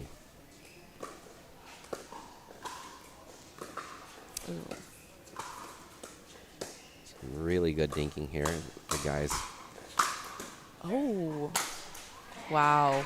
That's a big overhead, and that was well defended by Monty as well. A little bit of everything in this point. The guys Yeah, they like tried to showing take you something from women. that you can, they can dink. Once. There were a couple there. Good leave. That was a really good eye. And 15-15. 15-15. this is a good one. Ooh, going for that middle line, sir. Oh, nice. Oh, and I know Seth loves that backhand flick. I He think does. he just missed it on that one. Yeah, some watching at home may say that's a little bit of an aggressive shot off of that ball, but he does hit that shot a lot. I think I was going to say that's something he's looking for. Some good shots there by Monty and Jeff, though. Oh, great shots. Great hands. Oh. Get into a little bit of a dink rally, and Seth and Caleb get the serve back. Now it's 16s. 16-16. I'm wondering if either of these teams might just try to off speed a little bit. Not that one. That was a No, but I mean, just like I'm not sure in the previous point, but they just hit a little 17-16. dink, and it just kind of was just an off-speed shot. It's not. Yeah, it's not something that a lot of them like to do on this court. Jeff can do it, although that one where he misses on his backhand has been really, really on point today. That's one Yeah. of the first ones he's missed. 18-16. 18-16, little momentum here for Caleb and Seth. That's just a good point by Seth, really just getting up to the net and realizing that Monty was still moving and taking advantage. Oh. And yeah. And Jeff Friendly puts him fire. in the- Friendly fire. And the timeout is taken. All So- right. And it was 19-16. And you know what else on that last put away from Seth? He didn't do too much with it. Both him and Caleb have missed a couple. Yeah. I think overhitting the ball. I and agree. So they just hit it where it had to go. And I think, like I was saying earlier, I think it took a little off of it. I think 80%, just get it in. One more ball in play. Yep. One more ball in play, and it doesn't have to be the hardest shot you ever hit. Those guys like to flex their power sometimes. And Looks like we're over back to court 2. I'm not sure what the score is here, but It must be pretty close if they're still playing time-wise. That's Dominic and Mark up at the top. Dominic is the son, Mark the father, and they're playing Lee and Brandon, who I think are brothers. Same last name. 15-15. 15. Oh my gosh, so a couple really close matches here. Let's go back to championship maybe.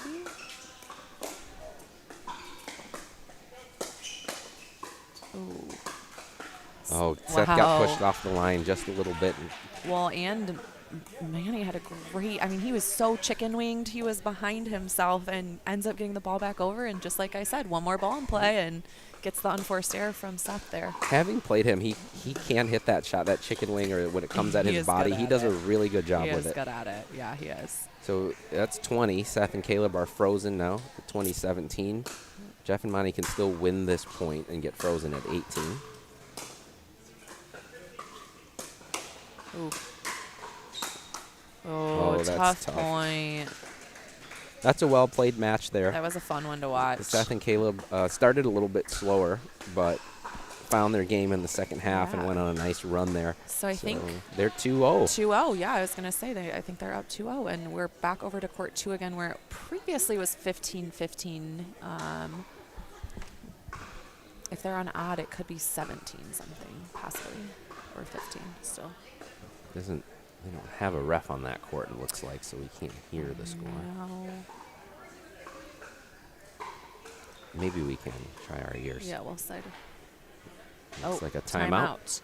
Okay, so we have a timeout on court 2 here. Oh, and an interesting timeout. He kind of kicked his paddle over. I'm wondering if they're going to do a side change. They're going to flip, it looks like. You can only flip on a timeout or a side change. Correct. And other than that, you stay on the same side. So I was wondering if anyone was going to kind of try to do this today. So this might be the first one I've seen happen. This is the first one I've seen all day today, too. And you can stack, obviously. I haven't seen anybody stack. Yes, you can stack, and you can also switch on defense, just like normal pickleball. But typically you're playing the side you want to play, so you really don't have to worry about all that stuff. So this will be interesting. I'm curious as to what the changeup is for, and maybe if they come out with the wind. Oh my gosh, maybe if they come out with the wind, Soph will have to ask them about that. A good strategy point. I do think we're going to get Soph soon here with... Oh, it looked like we were going to, but I think they have to play mixed, so we'll stay here. Oh. Some great defense over here. All right, we are going to go back to Sophie soon here. She's going to have Caleb and Seth. Let's talk about their slight comeback victory. Yeah. Tough match. I'm digging the purple shorts over there. That's nice. Yeah. Mark always is looking the part out there on the court. Yeah. And Dom is, how old is he now? 12? I have no idea, but he's not very old. No. He's a great player for how young he is. Gotten a lot better, too, from the last time I saw him play. You can see where his game is coming along. Ready whenever. I know he spends a lot of time practicing and stuff, too, so that's awesome that he's stuck with it and keeps improving. Yep, so we're going to go to Sophie now, back on championship court with the winners of that previous men's match.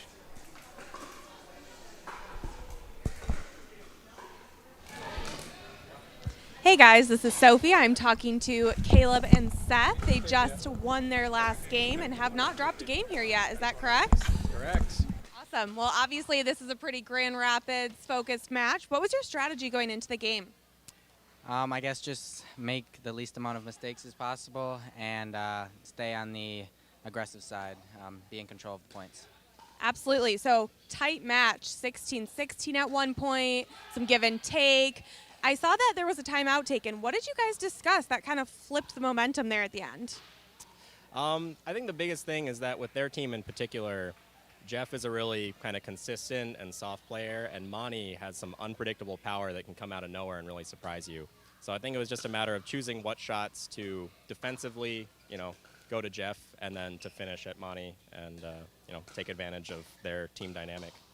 Nice. And then Seth, were you trying to hit the net as many times as you did during this last game? I promise I do not try and hit the net, but it does seem to happen a lot with me. Well, great job, guys. Are you excited to watch the next mixed team, and what's your strategy there? Win, I guess. Same thing. Was it tough choosing who to put together, or was it a pretty easy choice for you? Pretty easy choice. I usually play with my mom, and then Caleb and Jenny have been playing together for a while, so we seem to work well together. Cool. Well, let's see if existing partnerships win out here, and good luck in your next match. Thank you. All right, thank you, Sophie. We did have a finish on court 2. Dom and Mark came out on top. Dom decided to take matters into his own hands. So they're Ripped a 1-1 couple over shots. there. They are 1-1. Yeah, so that we could might go to a dream break. Could and go it- to a dream break, which I think we have some good singles players over there, so that's going to be interesting. Yeah, that'll be fun. And it looks like our first mixed teams are going to be Seth and Janice playing Jeff and Rebecca.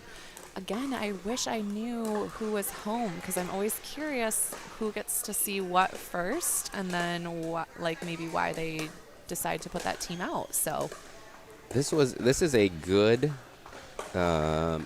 match. Rebecca Yes, and Jeff it's really played good. really well in the previous match. So that they've been they're on playing this together court. then. Okay. They have okay. been, yep.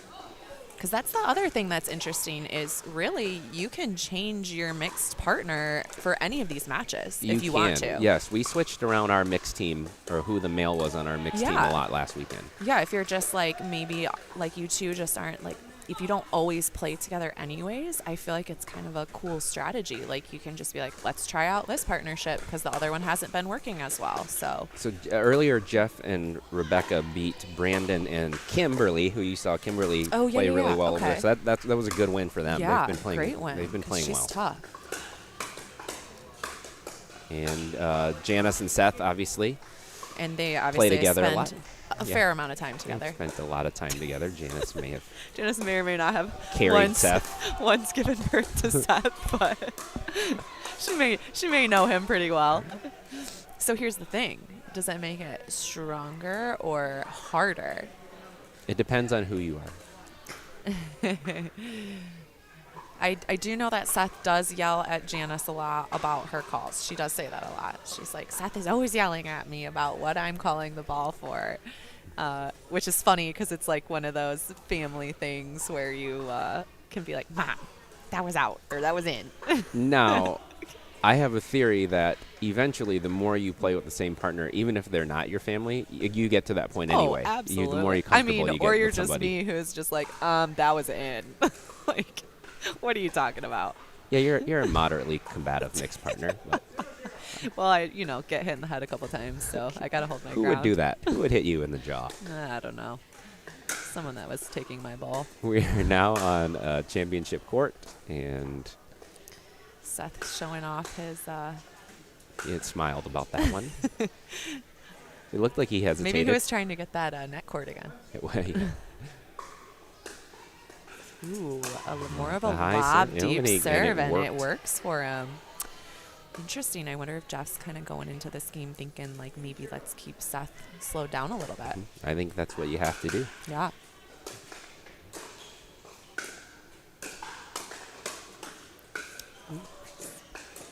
It's a good point right there. That's a really good point. A little bit of everything in that one. We had some resets, some dinks.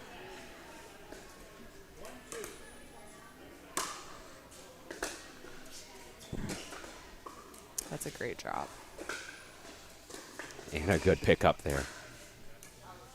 A really good eye. It was hard to get out of the way of that and not want to hit that. So that was really good restraint on Janice's end. Janice's transition game and her slow game today has been really, really good in the 2 matches we've watched. She must have been playing some volleyball this week. Well, She's got her legs, her volleyball legs with her. She heard us say she had the highest duper on the court, and she's like, I got to show it off, has baby. lived up to it. Just more really great shots there by Janice. I feel like Seth hasn't even had to do much. He's not. And she takes that's the family tradition. Takes a note out of her son's book. I didn't know that net cord luck was a hereditary trait, but apparently I have to rethink my genetics class I took in college. Ooh, good pickup. That was, I really like that because Seth was a little out of position there, and Janice read that and covered for it, and she didn't even hit a crazy shot. She just was like, let Seth get back on the court kind of shot, like a little block, and it was perfect and set her up for an ended up being a good shot. So Kind Crumbs took the timeout there, I think. Looks like might be getting a little strategy from Manny, possibly. Maybe he's seeing something. Right now, I would not be hitting to Janice, especially on her forehand side. Her I forehand wouldn't hit to her at all right now. She's doing really, really well. I feel like she hasn't made a single mistake, and I would test Seth a little bit, like hit a slow game shot to him, and you know, maybe he goes for too much, and then you get a little momentum change. But you talk to guys around the club too, and everybody says like Janice is a great mix partner because she doesn't make mistakes. She does the steady thing. She does the smart thing. But there you go. There you go. You know, and Janice will also tell you that she prefers mixed. She loves playing mixed. She lives for it. She's so really good at it. She's very good at it. And she gets to play with her boy, which is always fun. Did that go just wide? That I'm was not wide. sure. Okay. So there we go. We've got two more points here for Kind Crumbs. So good timeout. I think they said 4-5, so they've quickly caught up here. Yeah. Which that's what happens in rally scoring. There's the tough, slow put away from Seth. Yeah. Which I think is a good strategy. I think so too. I mean, he knew he just needed to put it in a spot and maybe not even add pace to it, just get it to that spot, and it worked very well for him.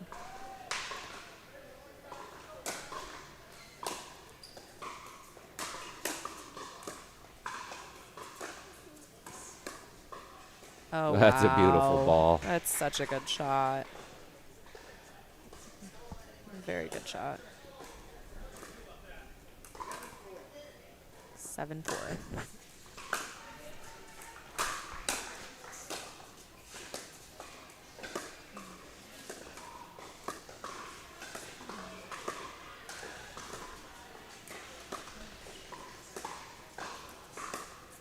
And he does it again. And he does it again. And I think that that's a really good strategy for him to sit in. So Jeff is kind of keeping him middle, and then he's pulling him a little bit wide. And Rebecca thinks that it's going to stay in that cross-court battle. And he just kind of flicks it down the line, and she's not really even expecting it. Well, and that's not a shot that a lot of people hit, that backhand. You're He's in a holding backhand it dink really battle, well. and you flip Yeah. it down the line like that with some pace. That is not something that you would typically expect to see coming, but she's going to have to cover that now, which is going to maybe open up the middle for him for Seth. Right. So, you know, maybe they start going, he starts pulling it to the middle a little bit. Good return there.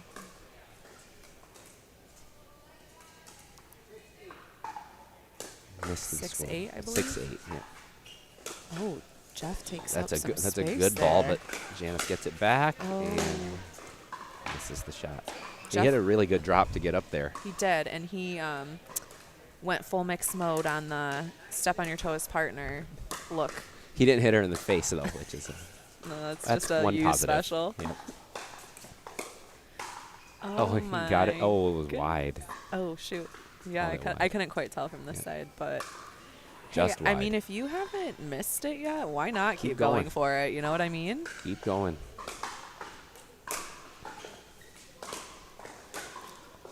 Well, that's the sort of thing where in rally scoring you lose a point. In traditional scoring, you can go for those a little bit. Yes and no, but if you haven't missed it, why wouldn't you? You wouldn't. That's his first one he's tried, so we'll see if he keeps going for it or tries to adjust.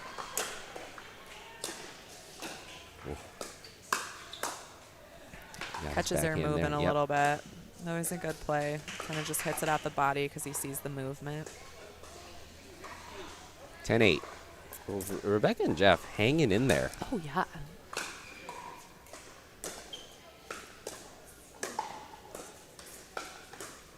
There it is. There it Open the is. middle. Yep. I know Seth well enough. That was coming. And I will say, I think Seth is doing a great job of taking 80% shots. I mean, you saw him in that last men's game, and he was not holding back at all. And I think he's realized that, especially in mixed, if you're hitting that spot, that's more important than maybe putting a little more pace on it. And it also throws the other team off, right? Because you're expecting a bullet to come at you, and all of a sudden, you know, it's not coming at you as fast. So if you are reading the shot, you might be ahead of it or behind it because it's not coming at the same pace that you've seen. So I think a lot of his shots today have just been a little bit off pace in this mixed game. I think early in this match, too, he drove some thirds, and Rebecca did a really good job of getting them back, or he missed them. And so now I think he's doing a good job of adjusting waiting, and waiting for when to attack also. Also, if I was Janice's partner, I would let her take every third she could. I mean, her drops are really good today, and it's also allowing me to come up as her partner and poach anything that people are giving him off of a really good drop that she's hitting. Absolutely. So we're at 11-8 after the side flip. Again, the Sherrick net cord love. Yeah. Oh, and he does such it a good shot. again. Again. I mean, keep doing it. Broken record. That one was good, though. I mean, he did pull Rebecca a little bit off the line there, and he did have a little bit more space than some of his other shots there.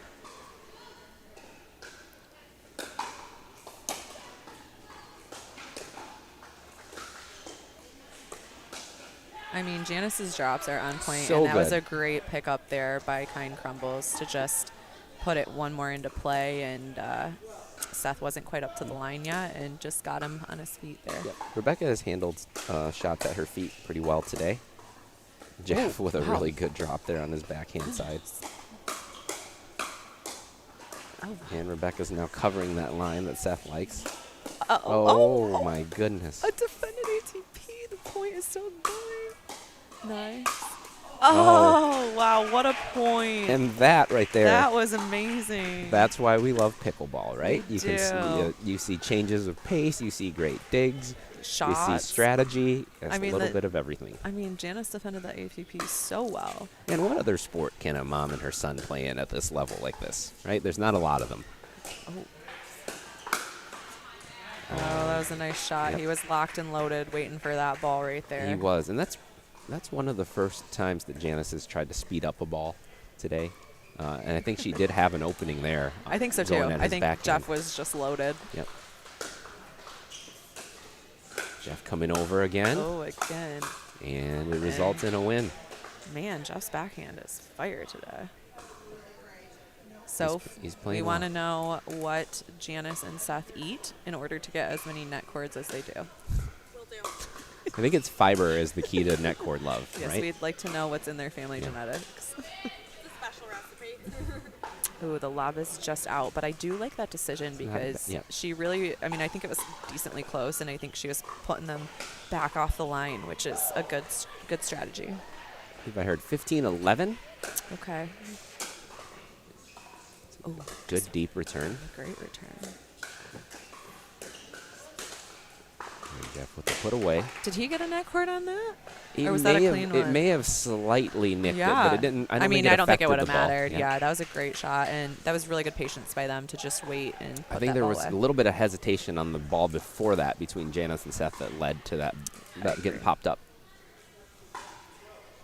They'll have to talk about that one on the car ride back.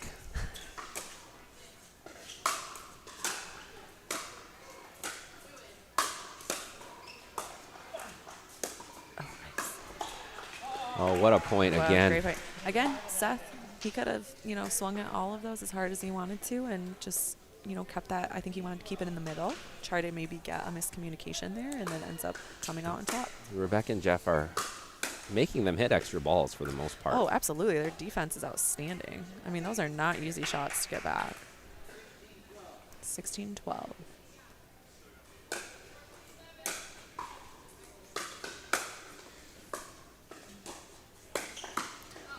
Oh, she tried the same shot again at his backhand. And he just overhits that one a little bit. As you see him practicing his straighten in and out. I think it's 17-12. Yeah. 17-12. Yes. Yep, we just said 16-12. Yes, it should be 17. I'm going to call Okay, timeout. so they're calling a timeout here. I like that timeout. Mhm. It seems like they had a pretty good run, and then they were very discombobulated about the score. And so I like that they called it then, because they're like, if you go into that point and you're still worried about the score, then it's just going to end badly for you. I believe that's their. Have they taken a timeout per half now? Is that it? Sure. that may have been the last match. We get a little bonus coverage here. We have the siblings, Dominic and Sophia, playing against Kimberly and that's Brandon. So this other team, the girls are siblings and the guys are siblings, but they're not interlaced at all. Is that correct? I believe that is correct. Okay, so lots of family dynamics on this court. Lots. And our court. We get Janice and Seth, too. There's all kinds of family. True. Pickleball, the family sport. And we have, I think, looking at some of the other ones, we have Catherine and Ben, married couple. We have the Sinnets. It's mom, dad, daughter on that team. Oh, my gosh. So fun. Okay, this is also very interesting. It looks like Kimberly is playing left side here, which she played in women's. And I'm wondering if her partner played right side in men's, so they just decided to keep them consistent for the whole day. I believe that was the case. Which is very interesting. And she can hit that forehand too. So, and she's got that very powerful black ace. So I can see where that would be. Definitely. Where she can play that side and be just. And it lines you up with the girl too, which is a different look. We are back on championship court here. I believe the score was 17-12 at the timeout, and it looks like it was a good timeout. Yeah, so 13-17, I believe, will be the score here. Oh, Seth is about to serve again. So what is? Wait, that's not right. You got a foot fault called or something? I think. Oh, maybe. Yeah. Okay. Nice return.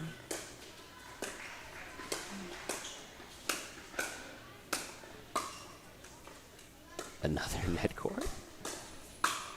Oh, great defense. Oh, and I think Seth was like, I'm done with this point. No more 80%. This is over. How dare you get my backhand down the line flip shot that's worked 9 times in this match. Seriously, Rebecca to defend that very well.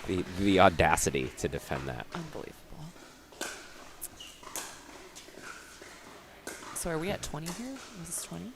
I missed the score. I don't think we're quite at 20. Maybe 18. Yeah. Way to keep the ball in play there. Is that Janice's first unforced error of this entire match? It might be. 13-20. We were at 20. Okay, so we are at 20. So the other side has to score on their serve. And then this side can just rack up the points until they get to 18. And they are going to get another one. It was a good ball by Rebecca on the run that got them, that kept them in the point. 14-20. And this is where this format, if you're down, you can start racking some points. Yep. Just keep it. It's a good ball from Seth. Yeah. Some really good spin on that.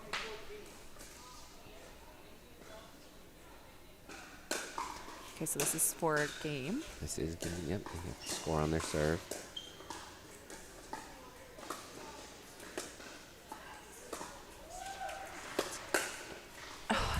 Look at that to win the game again. Oh Just my incredible. gosh. Literally, do not hit the ball to Janice if you're playing her. That is my conclusion. She is on fire today. What a great match.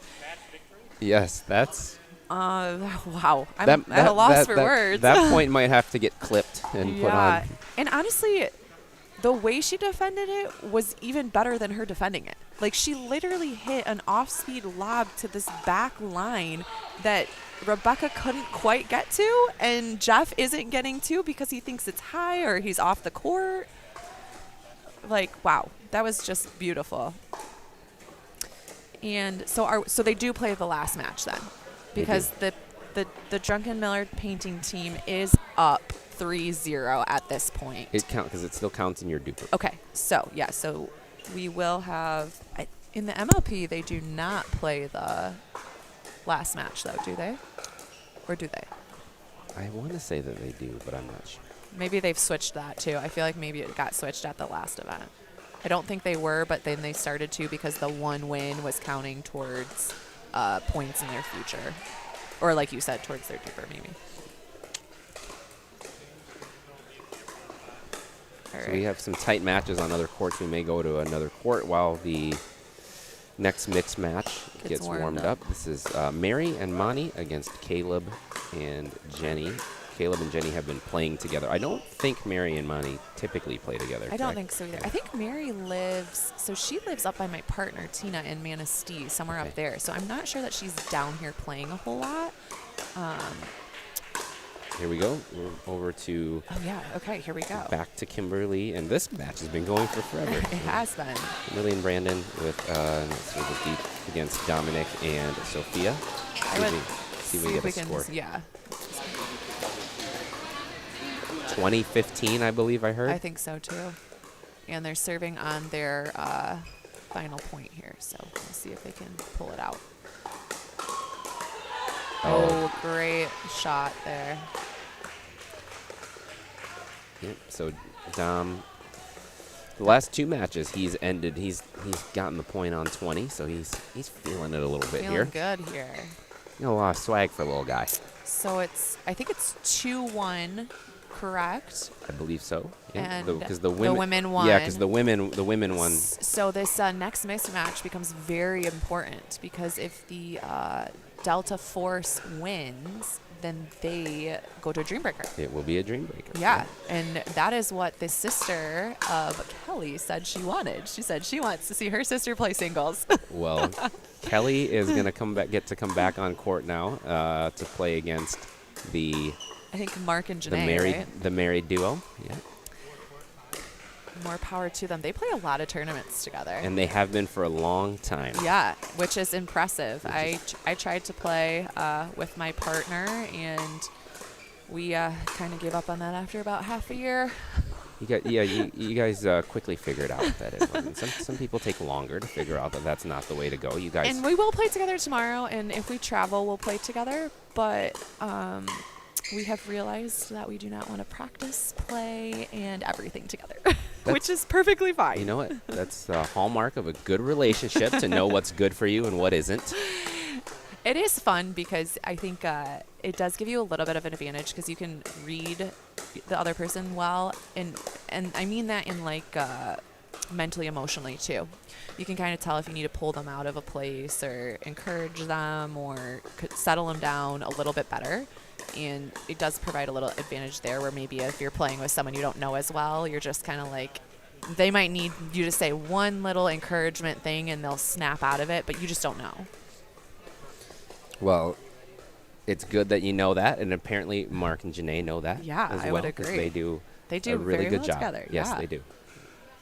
And so, I also think it would be fun to play with a sibling because I feel like you could just like yell at each other. Like, my sister and I would never be able to handle it. There's not a chance. My sister and I actually played tennis together for 2 years in high school. And we had some moments for sure, but it was kind of fun. Hey guys, it's Sophie here. I am on court 5 where the Blazing Paddles just clinched their gold medal. So they've been playing since 8 a.m. They've played 5 round-robin matches, and they just happened to eke out their first mixed game, which makes them our gold medal winners. So we have one more mixed game here for this match, but I will head over and congratulate them and get their thoughts on this. Yeah, sounds like they're almost done. What's that? Yeah. But I'll probably have to roll after this match anyway. So it'll be. So congratulations to the Blazing Paddles. That is Greg Kohler, Chloe Zeibel, Brendan Hoschel, and Dylan Johns. Don't know if he's related to the other Johns, but we're going to just assume that he is for the moment. I mean, he won. He did so win. It's pretty on point. Yeah. It could be one of them in disguise. That is true. So yeah, great job. That's hard work, and they came out of the round robin on top, so they didn't have a medal match or anything, I think, because of time restraints here today. But to come out on top of a round robin is great. And that was a really good bracket of 16s. There were some tough teams in there. What is that average? Is that like a 3-5 bracket? Or well, 4-0 bracket? 4-0, because they're each of them 4-0. 16, yeah, duh. Okay, so an That's average right. of 4-0 player. Great. Math is tough. Yes, it is.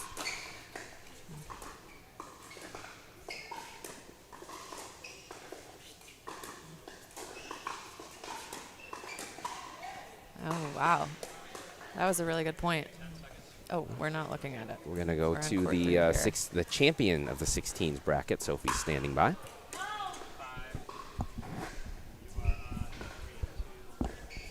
Hey guys, it's Sophie, on-court reporter here with Chloe and Greg of Blazing Paddles.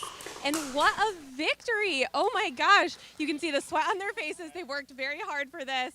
Tell me about the game out there. It was tough. It was back and forth.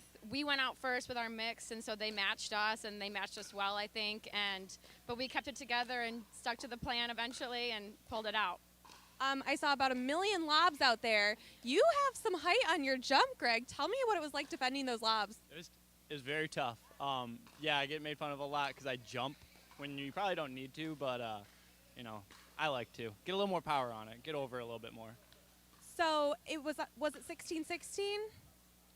Or yes. Yeah, probably, yes. Okay, so how did you dig it out? So I don't think we had a lead until we were up like near 20 or something. So, you know, it's just we play really well together. We've been playing for a couple years together. So, you know, it's just inspiring each other, motivating each other, also kind of yelling at each other, but that's all right. Does on-court communication play a big part for you too, Chloe? Yeah, definitely. And Greg definitely kept me in it that time. He just said, let's go, come on, like, stick it to him. And I was getting a little frustrated and flustered, but he kept me in there. So. Yeah, I noticed that moment, and then all of a sudden you were back with that two-handed backhand. And well, congratulations, guys. I hope you get the chance to cheer on your team. And you are going to be our gold medal winners of the 16 division. I don't know if you knew that. No, we didn't. Great. Anyone you would like to thank? Just Brendan and Dylan and Greg, you know, thank you. Scott McAllister for really pushing it on social media, absolutely. Yeah. Awesome. Well, enjoy cheering on your teammates, and congratulations. We got a shout out there to our producer, Scott McAllister, who's also helped promote this event. And we're back here with And Jenny. just does all the live streaming He for does. it. So we appreciate you, Scott. Jenny Another and net Caleb. cord. Caleb says, I'm an honorary member of the Sherrick family. Yeah. I thought he was your family. Now you're we're, disowning him? we're trading him. Oh, just deep. 8-5. Jenny and Caleb are up. This is Okay. against Mary and Monty, the double M's, M&M. Double M's and double super powerful forehands. Yes. Ooh, tough. Yeah, definitely out of the family. Yeah, were you just bragging about him earlier? I don't remember We that. love you, Caleb. Don't remember. Classic Monty double forehand. He might be one of the strongest moving forehands. Like, he has it down. I feel like I cannot generate that when I'm moving like that. And to hit multiple in a Yes, row. and He's in. like somebody Like, that will was going in. yeah, somebody will a lot of people will miss if they drive multiple. And when I play against him, I'm like, he's gonna reset one of these, right? And they just keep coming at you.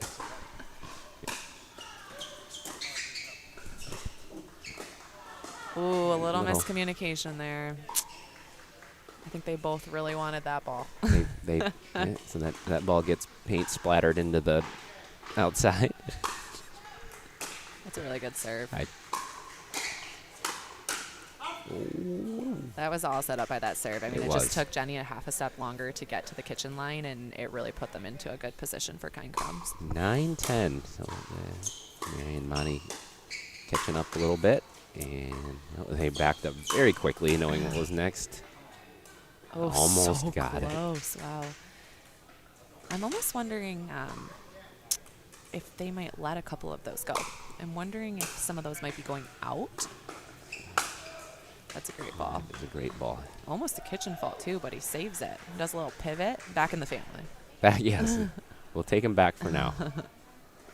We the must flip. be at 11. 11-10. Okay. Here's the flip. Let's see if anyone takes a second. Maybe talk about things. Yeah, it looks like they're going to take a second and get some water here. Might flip over to court 2 potentially. Looks like there's a tough match going on here. Yeah, it's the Osbornes against Kelly and Lee. Lee is really just chilling right there in the Just middle. hanging. If I'm Janae, I'm going Relaxing. so hard Oh. down that line. I was gonna say. She was in it though. She was like, I'm staying in this cross-court like, no, battle. We are battling this out. And I think they ended up getting the point. So Mark must have caught that corner on He his did. Speed up there, which is a tough shot.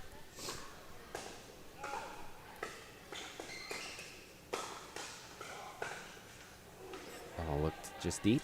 I think so, yeah. So back over on championship court here. It's 11-10. Yeah, really close. Ooh. 11-11. Caleb just misses on that dink. So On a we are match that tied doesn't up. on a match that doesn't actually matter in the standings, but it does Correct. matter in DUPR. Correct. Ooh, good serve. Tough serve. So 12-11.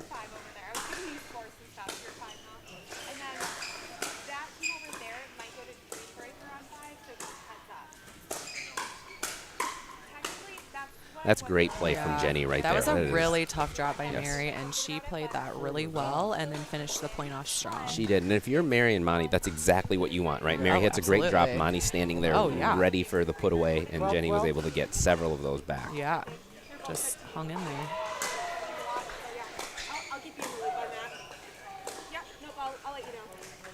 That is Caleb Sherrick with the error. 13-12. 2 in a row.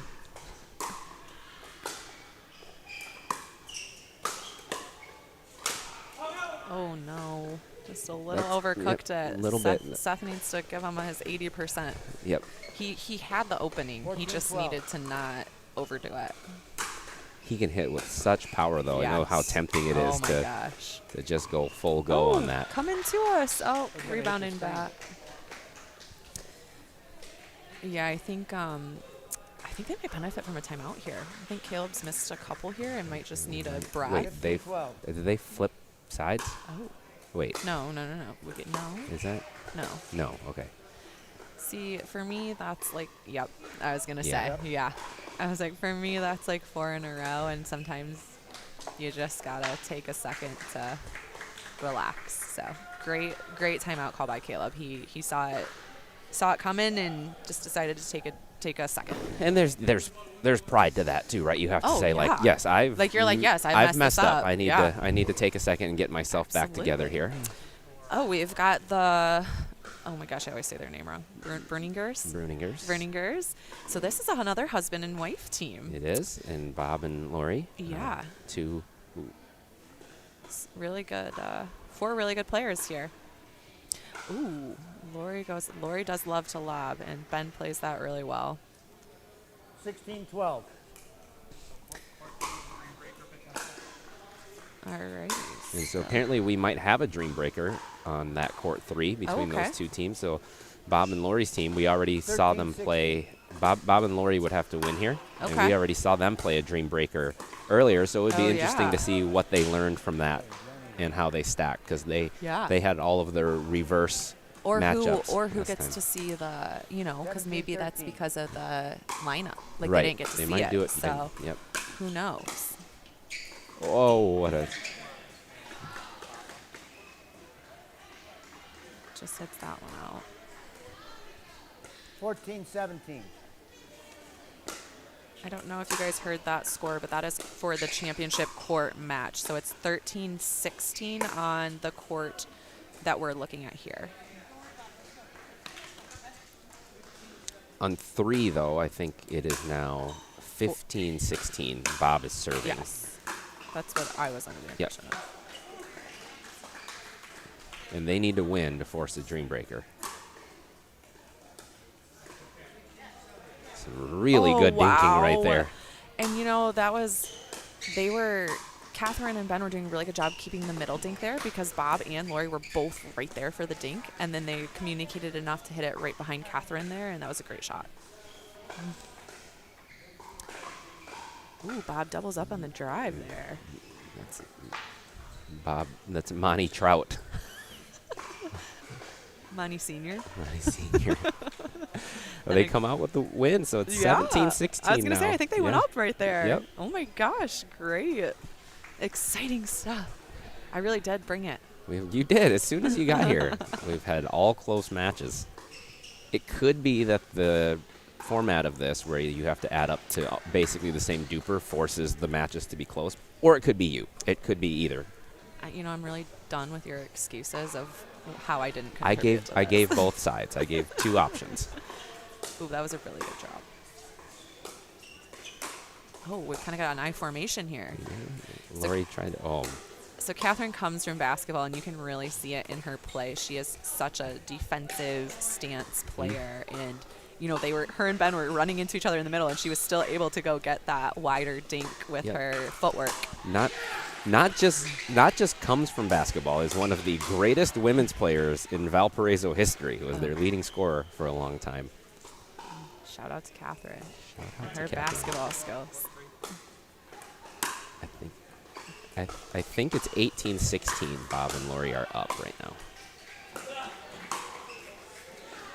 Ooh, and Lori goes for the speed up, and Bob finishes it. And that oh was my the gosh, end. I get it. Yeah. So Dream Breaker. We're going to a Dream Breaker on court 3. So and that is this. Not only that, this Dream Breaker is going to be for who goes into the semifinals. Ooh, oh, so this is like a double whammy. This actually will break somebody's dream.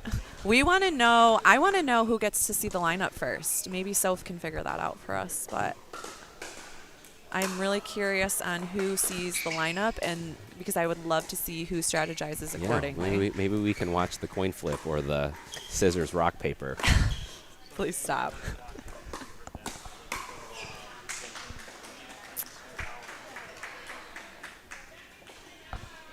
All right. So one of these, Soph is going to go live and talk about the Dream Breaker.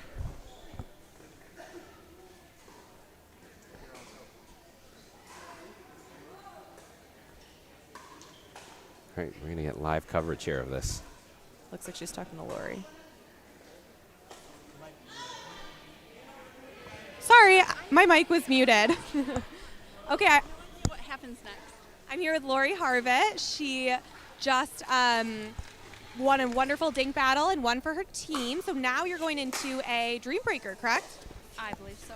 Have you done a Dream Breaker yet? Once today, yes. We lost by 2 points. Oh, no. So how important was the coin flip for you? Not important. It didn't matter. We played pickleball. That's what we're here to do.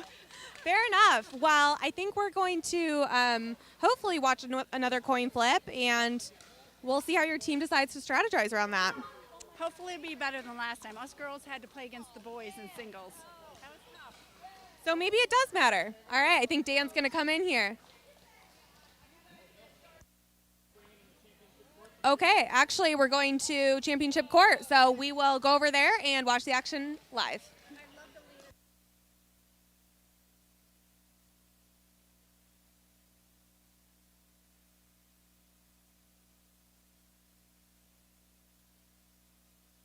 Okay, Sophie, you're muted on live, but you can talk to me now if you need to.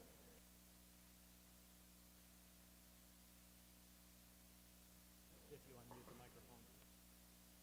Sorry, Scott, repeat that, please. You can now communicate with me via the internal network.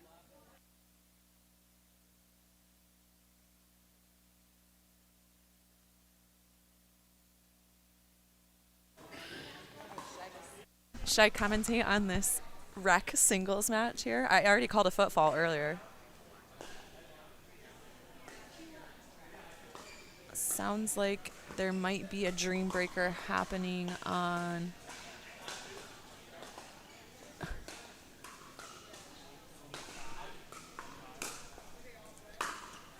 No, because they're playing doubles on that one. Okay, so yeah, we're just getting some bonus coverage of Seth and Caleb right now, just practicing for if they ever have a Dream Break.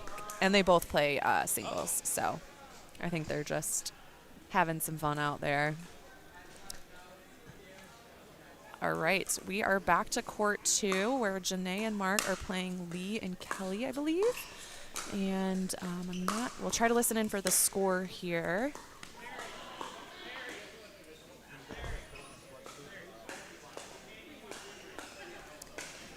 Oh, wow. Lee just took over in the middle there. He was finishing that point, whether it took 3 overheads or 6. And we are now going to be joined by the infamous Patrick to commentate the rest of the night with me. So Alan has taken off, and Pat and I will be here for your entertainment. Yeah, hi, Tori. Oh, I don't think your mic's quite on yet, Pat. Yeah. All right, here he Yeah. is. Hi, Tori. Great to be here. Hey, Pat. Thanks for joining us. Okay. Oh, and we've got some more live coverage. I think this might be the 16s bracket. So, but we're back to Mark, Janae, Kelly, and me.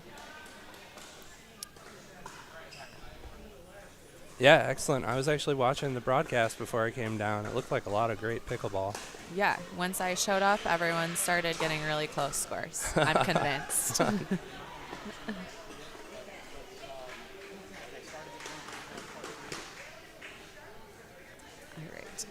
These teams, I feel bad because I wasn't here this morning, so I don't know the names of these teams as well as Alan did. But I do know that this is the 16s bracket on court 3. Or it says court 2, but I believe it's court 3. So this is Blazing Paddles and Designated Dinkers. And do we know which side they're on, Soph? Okay.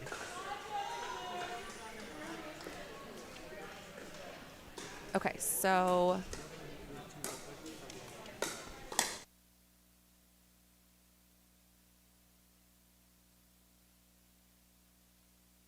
What's up, Sophie?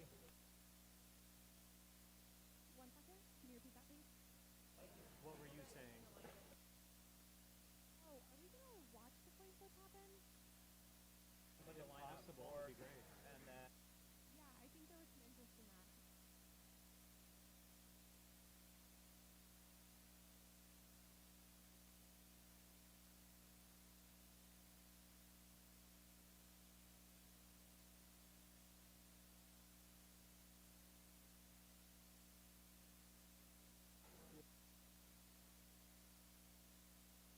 Oh, I gave you the wrong names for the teams over here. I was talking about the 16. Sorry, Tori.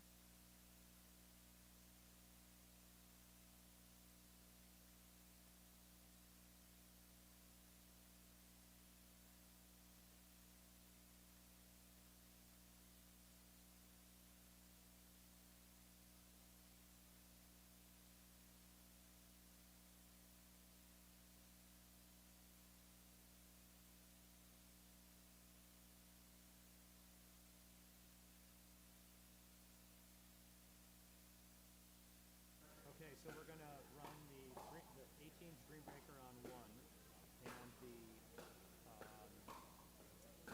16's on 3. Sophie and James, we need you to cover 3 because we have enough assets down here. Dan is going to call the score. So just the coin toss is already done, so we're not going to do that. So just be present for the 16's gold Dream Breaker. And we're going back to Patrick and Tori. Okay, so we are back here, and we have a switch up of teams really quick. So this is going to be an 18's Dream Breaker.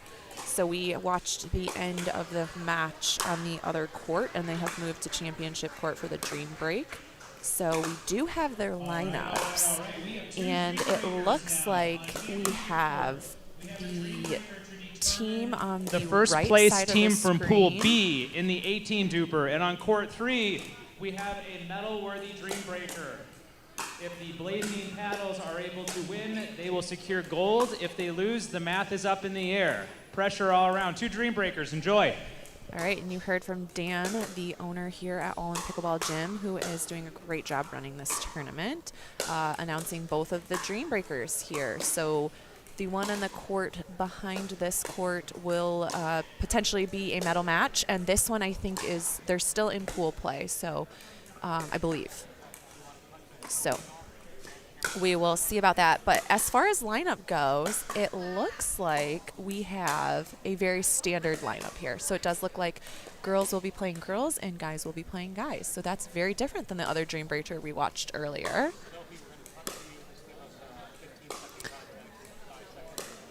All right, Soph is going to take over really quick here and give us an onside court update. Hey guys, I'm on court 3 where the two teams from the 16s are playing.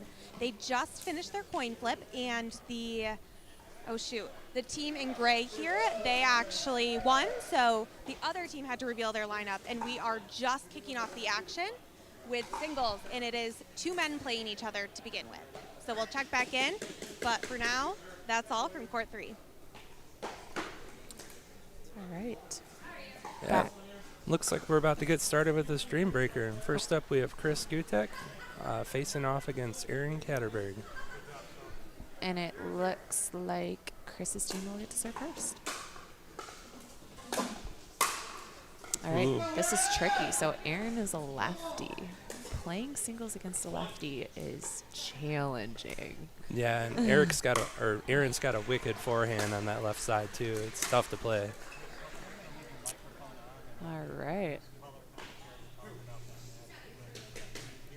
So that ball was just deep that Chris shot.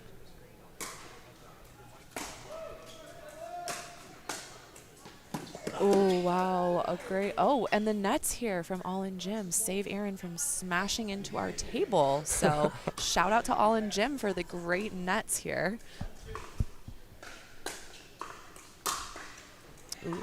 All right, so I think they went 2-2 there. Yeah, even split. Yeah, that's a pretty solid start. All right, we've got Ben on Grand Rapids Irrigation coming out against Bob Trout for, what's their team? Oh, I'm trying to figure that out.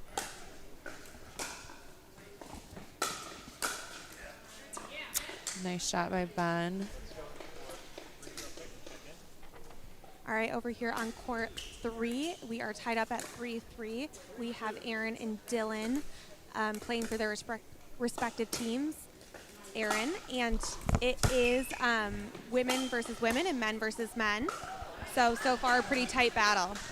But Dylan seems to be moving her opponent around quite a bit, and that seems to be an effective strategy thus far.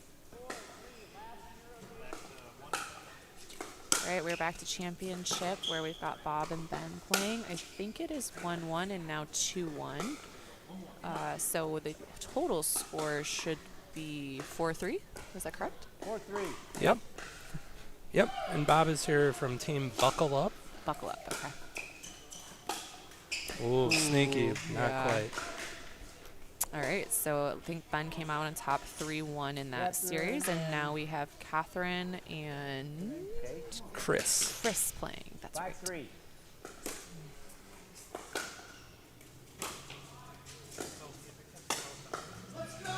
Nice shot for Catherine there. So I think 6-3. Well done. 6-3 here. The blue team. Oh, they're both wearing blue. Oh, that was a really good passing shot. She held her paddle a little bit longer and was able to sneak it right past Chris as she was trying to get up to the net. All right, 7-3, I believe, is the score. 7-3.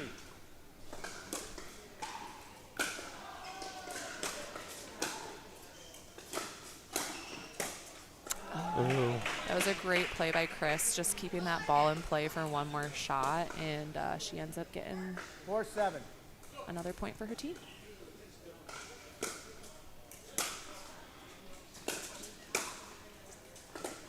Ooh, tough spot. Great spot right behind her, and Chris just isn't able to get around that ball, but she takes one away, so she does bring her team up a point, and it looks like Lori and Lori. Oh my gosh, Lori and Lori will be playing each other here.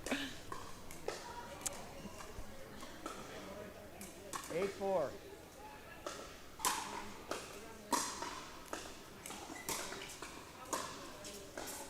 Ooh. We're going to switch over to court 3, our other Dream Breaker, where we have an interesting matchup of 5-8. a larger, taller guy playing a smaller woman. Oh. She almost gets Way that to hustle, backline man. shot. Way to hustle, Lori. 6-8. Oh, shoot. She was playing pickle. She was making him play pickleball. I like that. You got a lot of people out here trying to play tennis, and she was like, I'm just going to drop shot. Okay, back to Lori and Lori here. 9-6, I think Larry just said.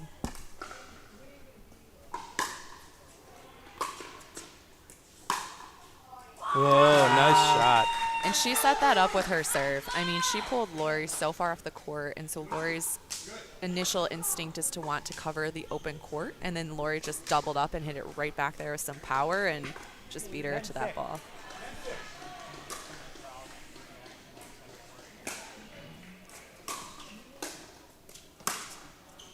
Ooh, just leaves that one deep.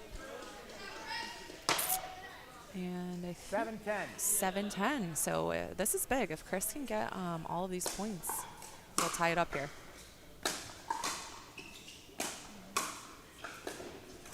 Oh, just misses on that. So they are 1-1 in this series. Oh, 11. So it'll be a side change. 11-7. 11-7, and these gentlemen have 2 more points in their series.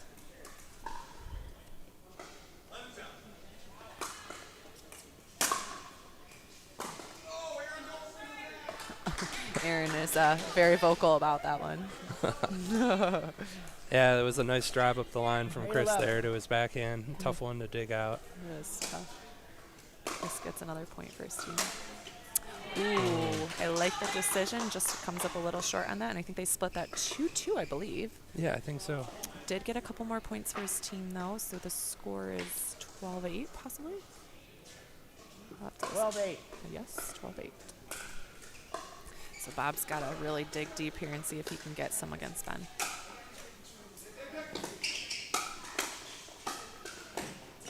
Oh, what a get.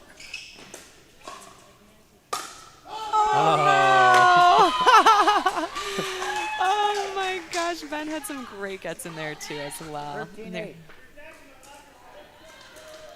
13-8. Yeah, when you see your opponent making gets like that, it just makes you want to hit an even more aggressive shot. And that is a beautifully placed shot too. Come on, Bob.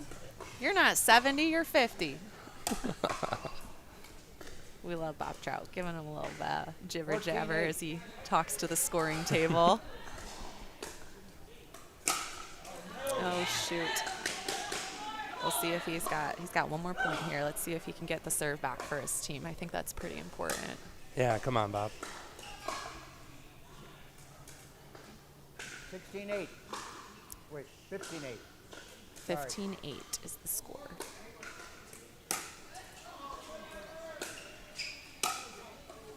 Oh, shoot. All right, 16-8. So Catherine and Chris will take this.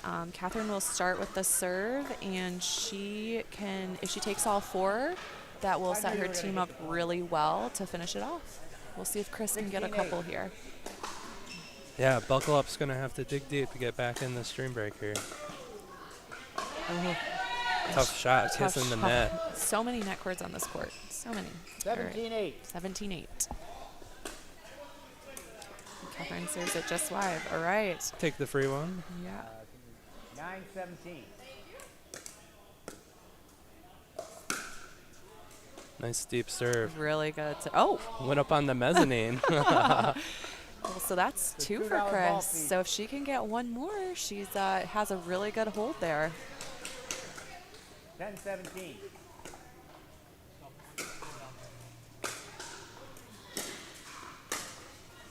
Oh, good leave. And I like that play. She kind of drops it in instead of just going for a rip, and it makes Catherine really have to make a more distinctive shot on that.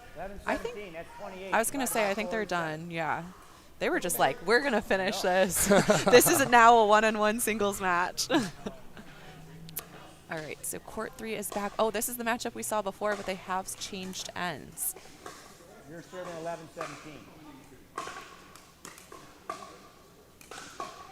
Bye-bye. She left it up a little too high for the tall guy there. Singles is such a savage sport too. There's so much court to cover, and everyone's so good at hitting the edge. And you can't, like, you kind of have to put it away, because if someone's able to move decently, like, they're going to get the ball back. So we're back with Lori and Lori here on court 1. Oh, when tough Lori shot. hits a really tough lob. We got Jeff out there in the crowd. Lob volley from the baseline. Ooh, a tough serve.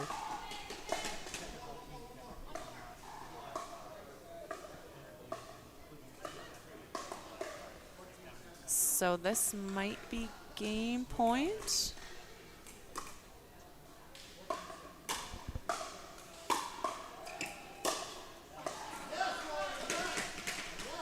Okay. I think they said 14-17, so I think it's 14-18 now. I'm not quite sure. Yeah, I gotta listen in for the score there. All right, so we have Aaron and Chris back out here. 18-14.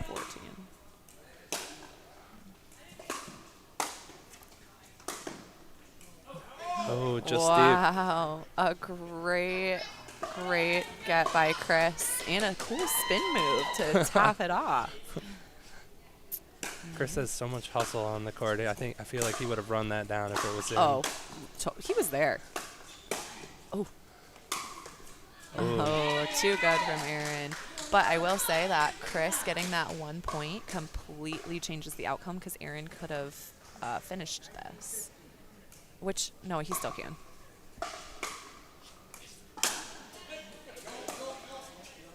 Oh, he calls that one wide. So are we at 20 here? 20-15, game point for Aaron here. He goes with the lob serve.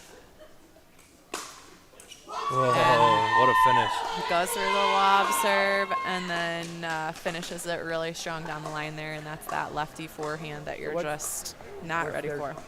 Ben, what's your team name? So I think Soph is going to talk to our Dream Breaker winners for 16. Really? You're a date in life. You're a date You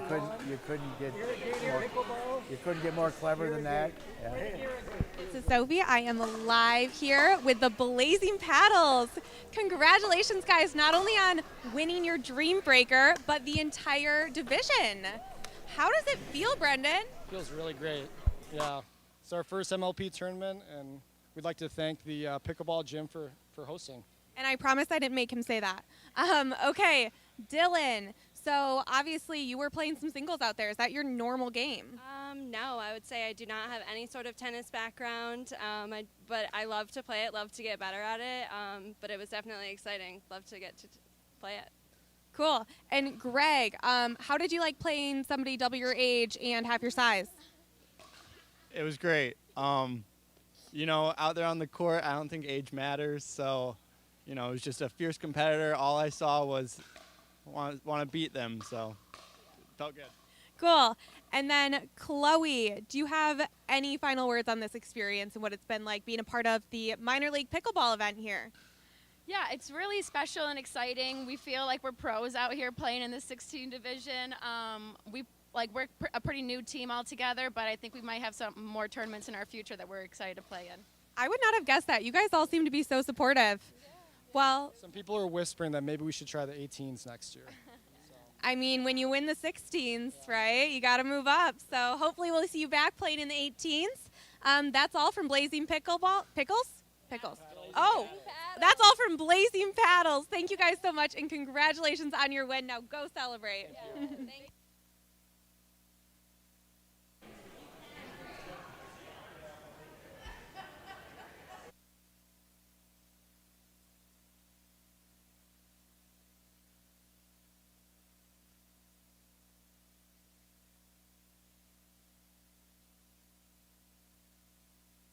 Welcome to All In Pickleball Gym, the first dedicated indoor pickleball facility in Grand Rapids, featuring 5 full-sized indoor courts and 2 trainer courts that feature a professional.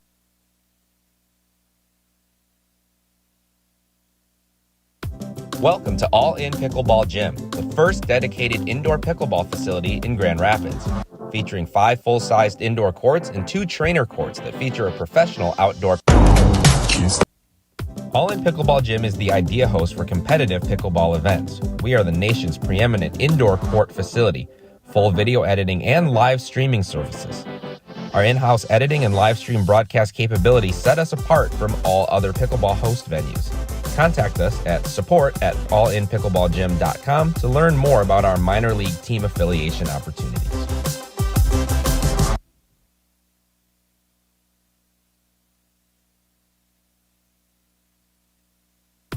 Welcome to All In Pickleball Gym, the first dedicated indoor pickleball facility in Grand Rapids, featuring 5 full-sized indoor courts and 2 trainer courts that feature a professional outdoor pickleball surface. 16-foot full enclosed ball containment nets on every court will ensure that you will never have to yell "ball" again. Looking to level up your game? Join any one of our leagues, drill sessions, or training clinics scheduled throughout the week. Industry lighting, online booking, key code access, custom training courts, and players lounge are just a few of the amazing things about All In Pickleball Gym. Come check out our facility in Byron Center, Michigan at 400 76th Street, Byron Center, or visit our website at allinpickleballgym.com.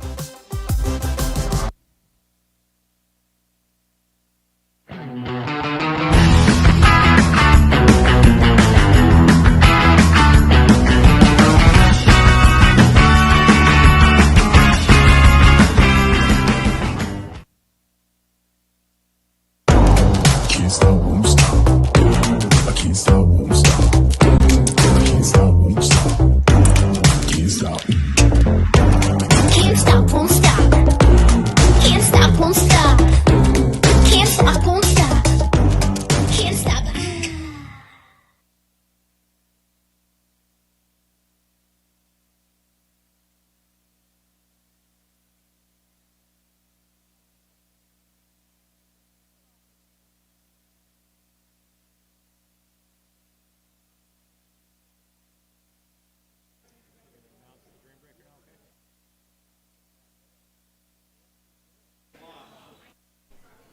Okay, so we are back on championship court with yet another Dream Breaker. So this is getting really exciting out here. I think we have, it's got to be for the 18s. I'm not quite sure on what 2 teams it is quite yet, but we will have our 3rd Dream Breaker of the round. So this was like a pretty intense round here for the 18s. So very exciting stuff. So I'm thinking maybe the Osborne's here. Okay. Here. Let's get our players on the court, and Larry will get us kicked off here. In the meantime, 16 bracket, calculating medals, and then we'll get that going as well in the lounge area. Okay. For the rest of the 18s, this match will also help determine the way the semifinals go and quarterfinals. So get back to that in a second. Thank you. Okay, so you heard it from Dan, owner here at All In Pickleball Gym. He has announced the Dream Break, and this Dream Break does matter. So this sounds like this Dream Break result might change the way that teams go into the semifinals following this. And we have the family team of mother, dad, son, and daughter, and they will be playing the team of both sibling combos. So there's sisters and brothers playing on the opposing team, which I think they said was Delta Force. Delta Force? Yeah, Delta Force, and then the Midwest Magicians Black team, I believe is the name of the other one. So I know Sophia and Dominic on the Midwest Magicians team have played quite their fair share of singles, so they will be tough competitors. I'm not sure if Janae and Mark play at all. And then there was a interview earlier in the day where the sisters, Kelly and Kim, were talking about how they really wanted to go to Dream Breaker and try out singles, because I guess Kelly is a ringer for singles. So let's see what lineup they end up doing. And we got the crowd in it. We're getting all excited, and it looks like traditionally a traditional start here. We have guys playing each other. So we have Dom and Ooh, tough shot by Dom. Good backhand. I think it's Brandon, yes, I believe.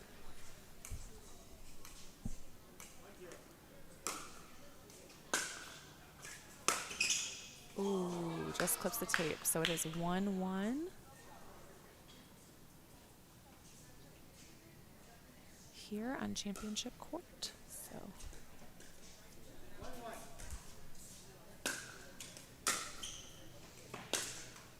Ooh, tough shot. That's tricky. A little net clip there. And it is now 2-1 with Delta Force going up in this series.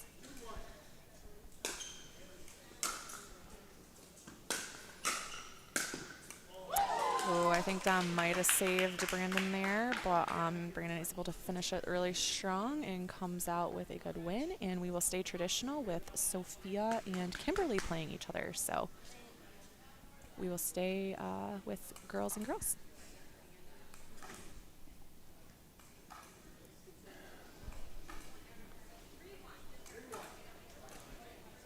Score is 3-1. 2-1. No, 3-1. 3-1. Yeah, it has to be 3-1.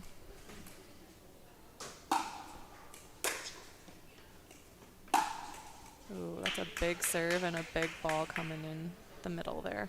Yeah, nice deep serve, and the return was a little short. Kimberly just opened up that forehand and closed the deal. 4-1.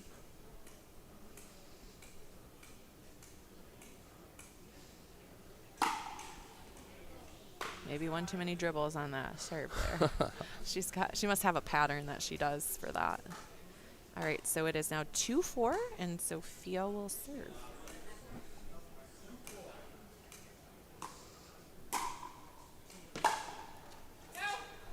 Nice deep serve from Sophia there. Yep. Came off that black ace paddle pretty quickly. 3-4 here.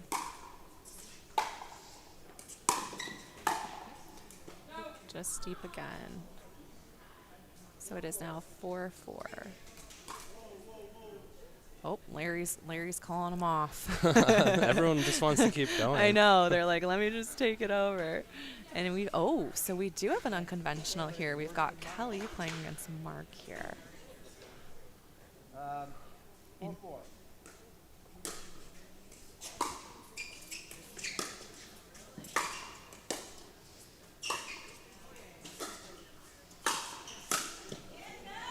And Kelly takes the first one. That's a big point. And Great Sophia point. did play a really good series there to bring her team right back into it. 5-4. Kelly's serving at 5-4. Ooh, just misses the line on that one. So it is now 5-5. 5-5.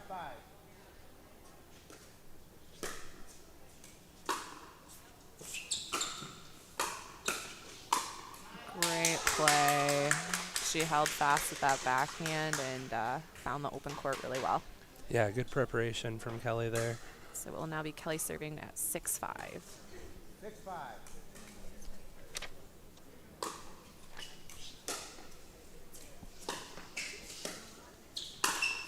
Oh, she had it too. 6-6. 6-6. You're done. So Janae will play Lee. I believe his name is Lee. Yep. 6-6.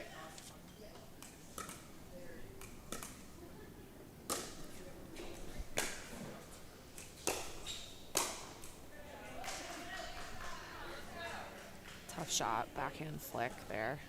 All right, so we are at 7-6. 7-6. 7-6.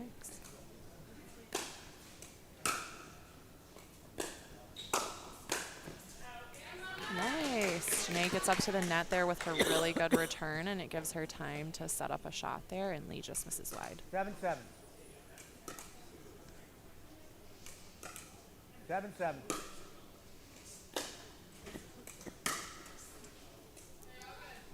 Just deep on that one. A good shot. Try to keep backhand there. Yeah, she had a nice opening, but just had to deliver. Oh, Ooh, nice shot. tough shot. That's a good passing shot. She had gone up to the net to try to control the kitchen, and he was able to catch her while she was moving. All right, so we have Dom back out here for the Magicians and Brandon for Delta Force. 9-7 with Brandon serving.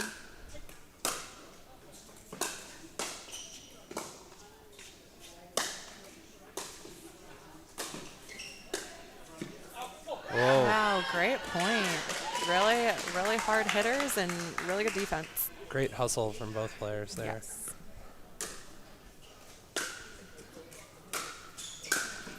Wow. Ooh. He came in and read that ball really well. So I think it is 10-8.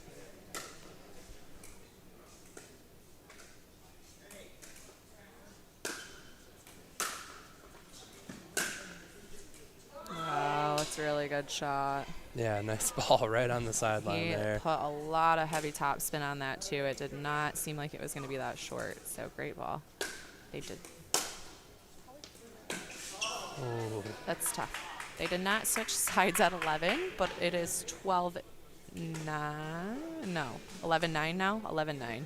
I think they need to switch sides. Maybe we're not switching for this one. Score, switch, and change.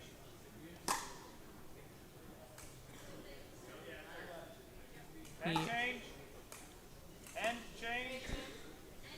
Yep. So it's 9-11. We missed an unchange on that last point, but we are doing it now. So better late than never, right? Yeah, that's right.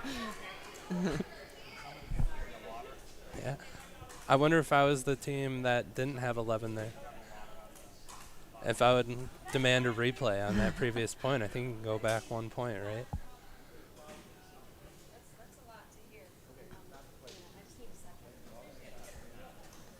So on the unchange, we're going to take a little second here to recalibrate, readjust here.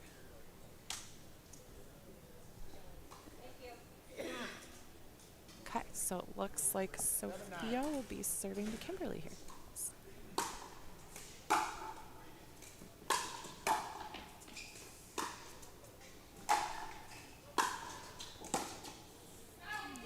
Good point, well defended, and I think we're at 10-11, I believe.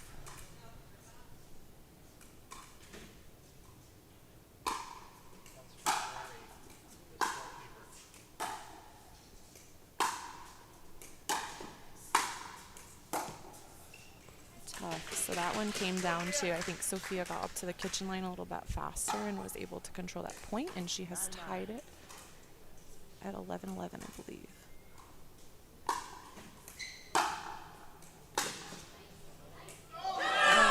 Lands in. Wow. Great shot. What a scramble from Sophia there.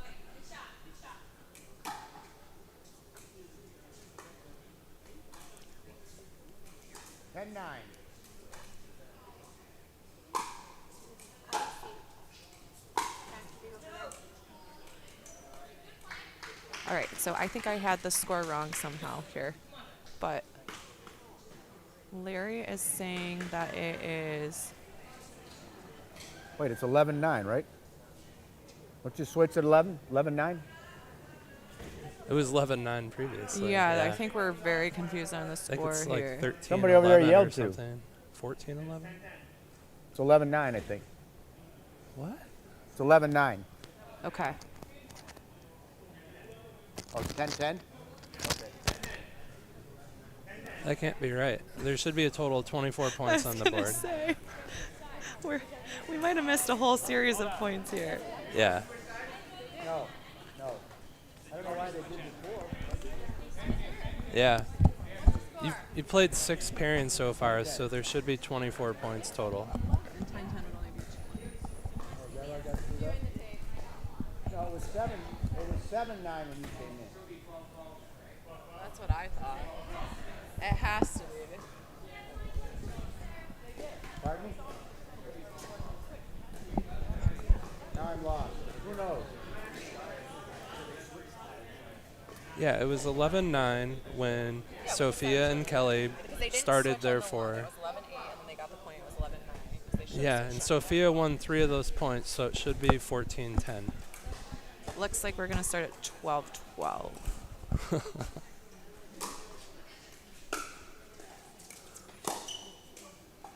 Oh, that's right. They were down. So, yeah, it is 12-12. Yeah. Yep. Yep. So now it'll be 13-12 with Mark serving to Kelly here. There we go.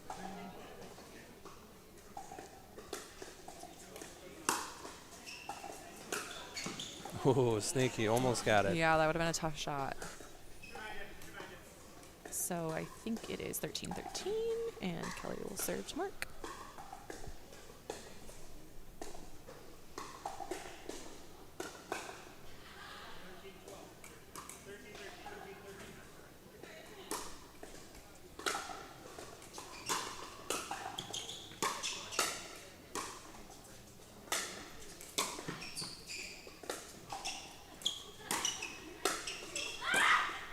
Oh, wow. Good point. Great point. Great digs by Kelly there, and Mark had pretty good control of the kitchen line to finish that off.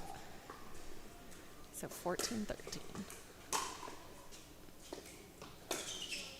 Oh, and she cuts that ball so hard, and he just isn't able to get under it. So we side out here at, or change up at 14-14. So this is a really close one.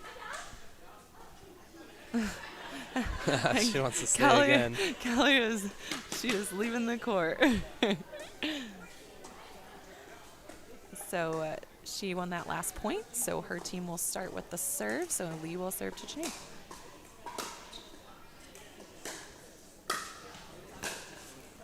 Ooh, tough shot. He's just so tall and long. He's able to get to a lot of those balls that are a little bit more on an angle. 15-14.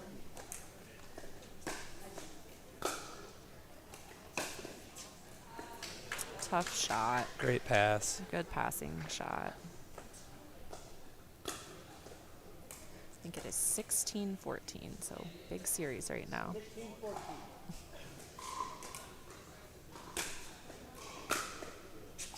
Great return. Oh, great drop. She really set herself up well with that return, and he just had a beautiful drop off of it. It's a very tough shot.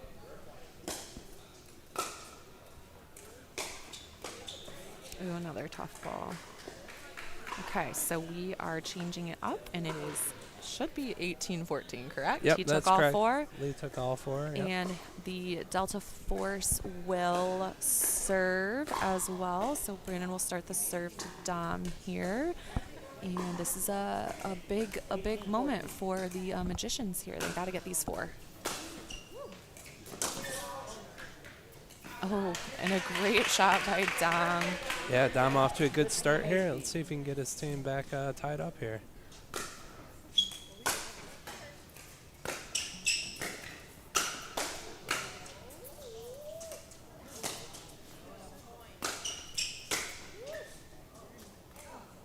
Oh my gosh.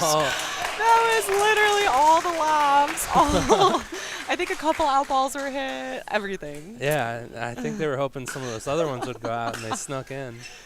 All right, so I believe that puts Delta Force at 20. So if they do have an opportunity here to win on this serve, they have to score on their serve.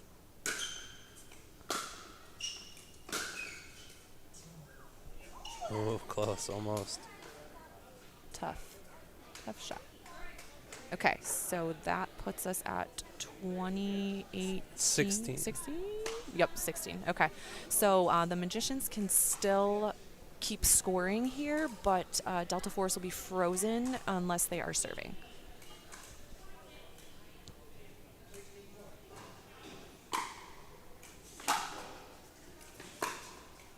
Wow, really great angled return. And they get the serve back. So a game point here again for Delta Force. Kimberly serving to Sophia at 20-16.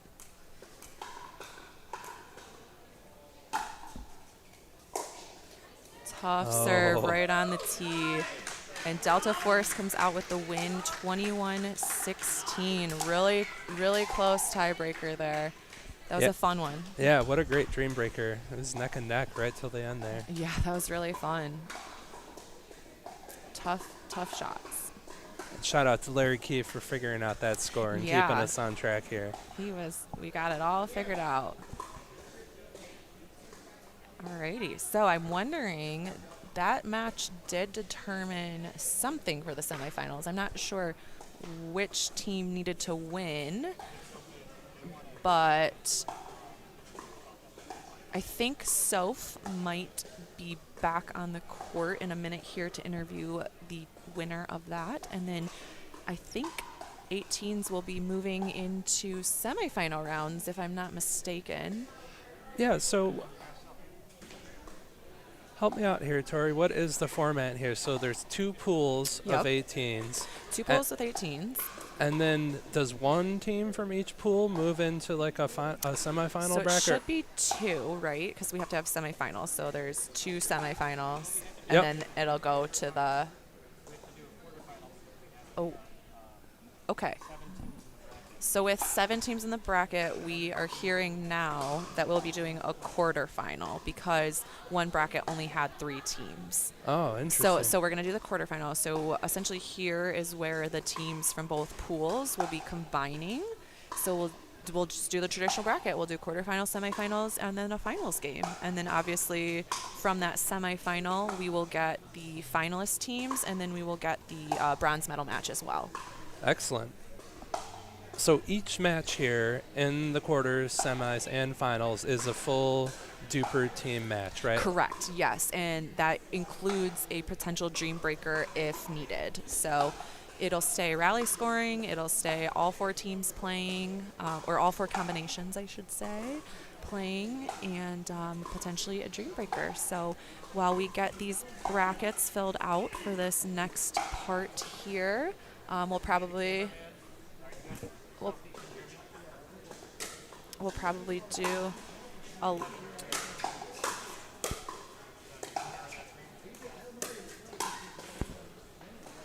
and Dom and Sophia have not had enough, and they're trying to play some more singles out here.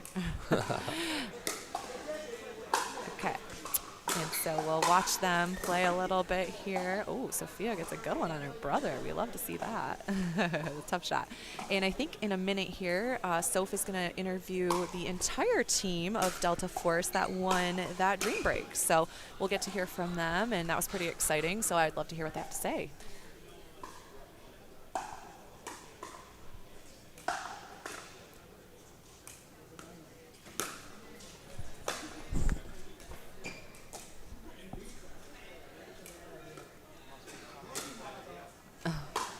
Got some, you can never escape all of the outdoor elements, even at an amazing indoor facility of All In Pickleball Gym.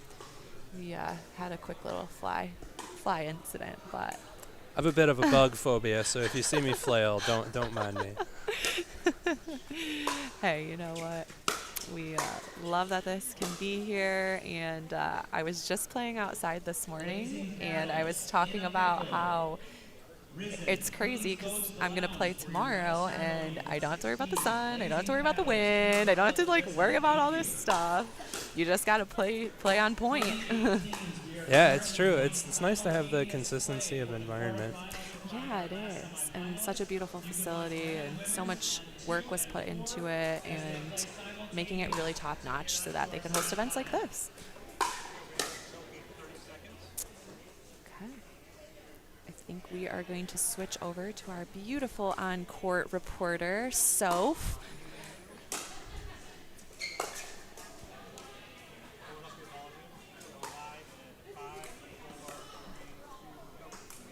Hey guys, this is Sophie. I am here with Delta Force after their big win in this Dream Breaker. So right before we were on camera, Kelly started to tell me more about their strategy. So can you give me some more info on that? Well, when we won the draw and we wanted to do the reveal at the Dream Maker match. So we got to see our opponent's lineup, and then we were able to figure out how we should match up. Now, I haven't played singles in over a year, but I was willing to go after the man because I knew my sister could hang with the girl, and Lee is the one that suggested the strategy to have the men have him play the better man because he's awesome at singles. And then Lee, admittedly, doesn't play singles as much, so he went up against, we thought, the weaker player there. So it really went really cool, but I'm really proud of my sister because she hung with Sophia, and Sophia's a tough player. Yeah, Kimberly, let's talk about that. So how did you feel going into play one of the better women's singles players in the area? I just knew I had to be consistent. I have a strong forehand. I just needed to place the ball and be calm. It's hard to maintain your mental composure when you're playing singles, especially against someone so young. So I knew if I didn't give up all 4 points, I did my job. So the first round, I got 1 point, and then the next round, I think I got 1 point, and then the last, I came through with the last 2 in my favor. So Nice.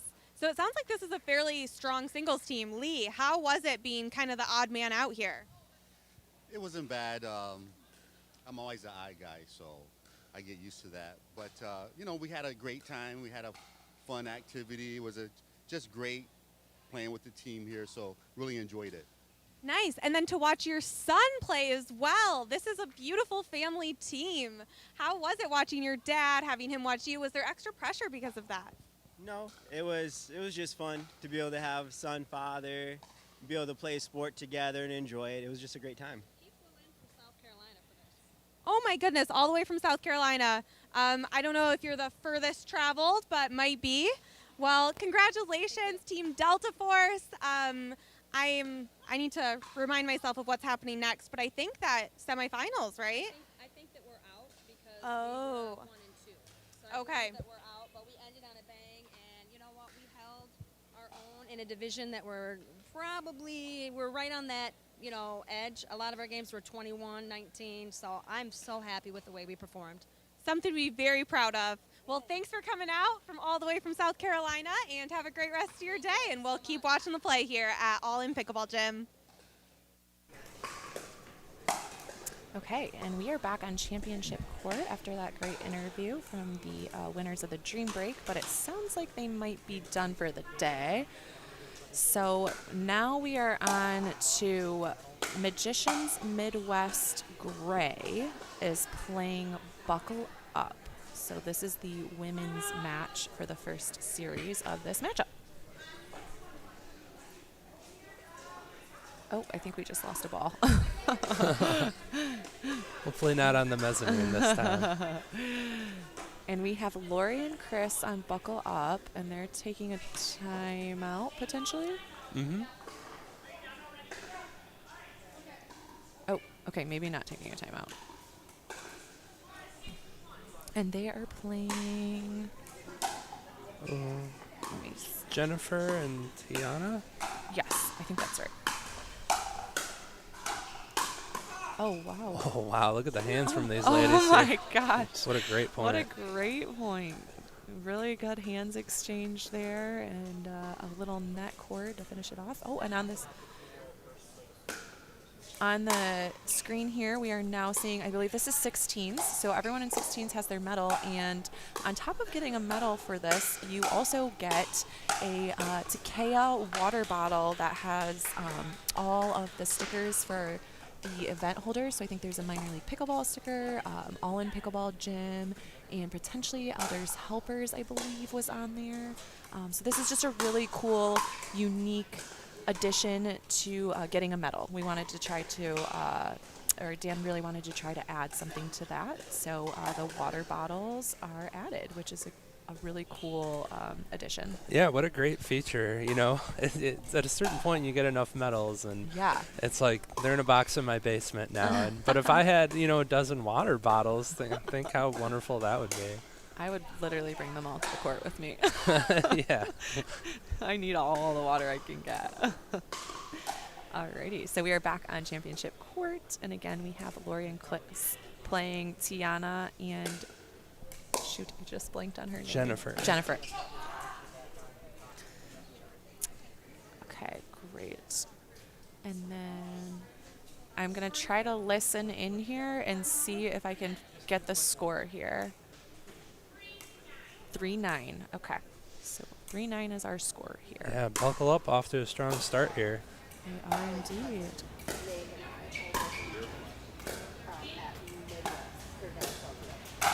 Ooh, she set herself up well and just misses on that one. I feel like in the first game of a matchup, the pressure's really on. You want to come out with the first win for set your the tone. team. Set the tone for sure. So it is 10-3 now, and let's see if they can get to the side change or not. That was a really strong backhand there. Just puts it right in the middle, and they will hold off for the side change. All right, we are headed to Soph down on the court. Hey guys, I am here with In a Pickle, our silver medal winners. Yes. So your guys are already gone because they were hour and a half away, so we let them go. Well, how was this experience? Tell me what your reflection is. A lot of fun. It really was. We liked how you didn't have to sit and play over and over and over again, and you got a bit of a break, but you had people cheering you on too. So that was fun. Cool. Well, would you do it again? Yeah, definitely. It was a lot of fun. I think the whole part about having a team together, being able to play with my partner and then mix it up and play with Mix was so fun. Awesome. Well, thank you so much. Take care.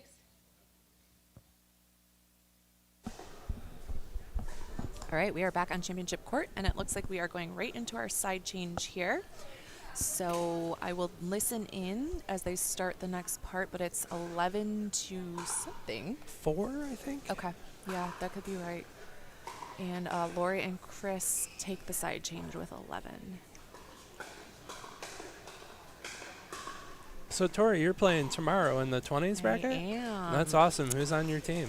Yeah, so I'm playing with Ryan Penninger and Hugh Davis, who owns Revlin, and my women's partner, Tina Van Dornick. So Oh, okay. Awesome. yeah, it's going to be really fun because a lot of our combos play tournaments together. So it'll be like a fun little way to practice for us. And really, really solid teams in the bracket. So it'll be really fun. Yeah, it's going to be competitive. Good luck tomorrow. Thank you. Okay, so looks like at the side change, the Magicians come out with a point there. So good side change. Back to Soph with the third place team in 16s. This is Sophie, and I am here with our bronze medal team from the 16 bracket. Congratulations. Rachel's actually my women's doubles partner, so this is very fun. How did you feel coming into this, and then how proud were you of your results? A little nervous coming in because it's brand new, but I was pretty happy with the results. Nice. Will, what did you think? Did you think you had this in the bag, or were you surprised? I knew it was going to be a great competition today. The strategy was really interesting, and being this our first event as a team, it was really, really interesting and exciting.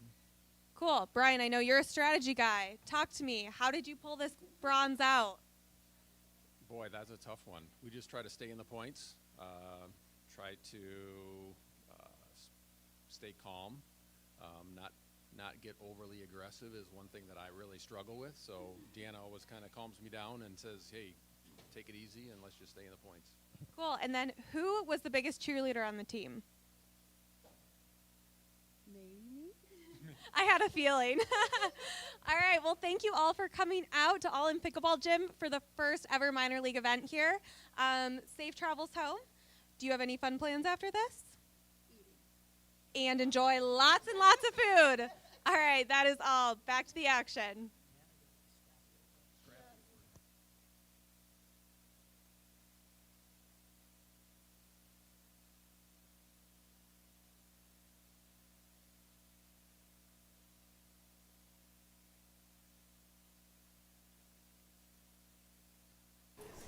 All right, we are back on championship court here, and our ladies matchup between teams Buckle Up and Midwest Magicians Gray.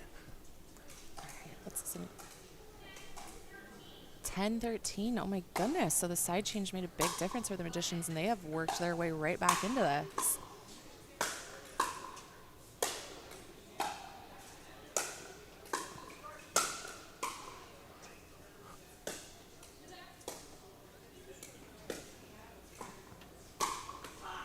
Oh, what a great point. This is why I love women's. Like, we had amazingly defended overheads. Then she drops it short because she can't beat them on the overhead, and they get right up to the net, and then play a couple slower points, and then get the speed up, and that's what finishes it.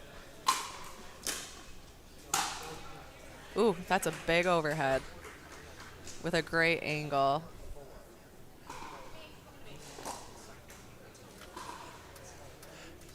Yeah, Jennifer's been ripping that ball this match. She's had a couple of strong finishes on the overheads. I think one of the adjustments that she might have made in the side change that has made a big difference is she missed a couple in the net on this side, and I think she adjusted her height a little bit, and she's been getting some really great shots. All you have to do to win at pickleball is just don't miss, right? It's as easy as that. It's so easy. You don't have to do anything Anyone smart. can Just do it. don't miss. Hit it in the court. 15-12, I believe.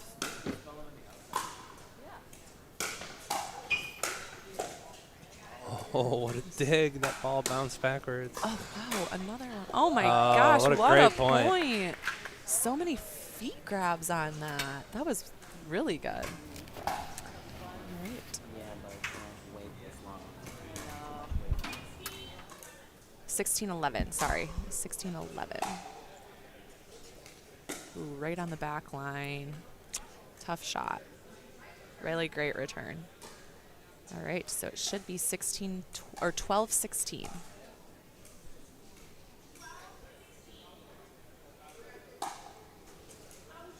Oh.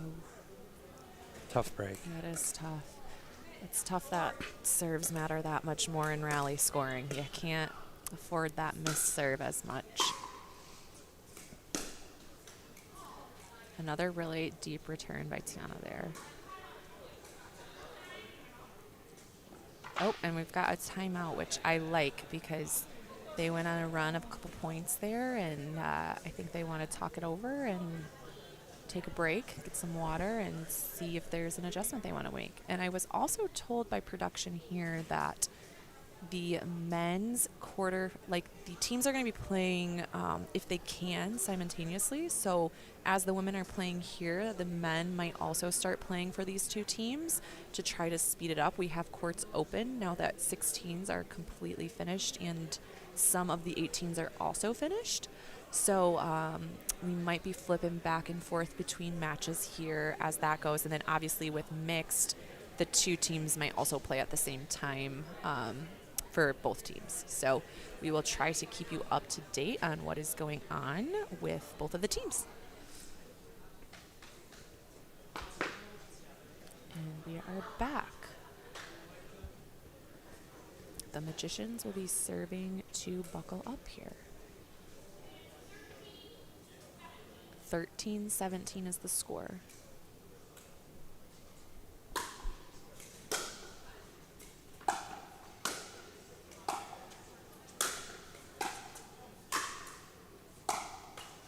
Ooh, tough. Chris has got such a big overhead. She's tall and she's got some long arms and she's got a pretty good overhead shot. Yeah, she smacks that ball hard. She does.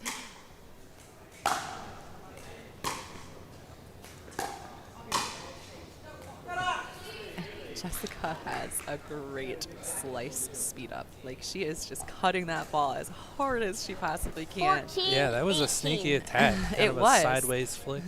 And it works well because even if you get a paddle on it, the spin is changing your trajectory so much that if you don't compensate for that, just like what Lori did, it just went wide a little bit. But they do get the ball back. 19-14. And it is 19-14.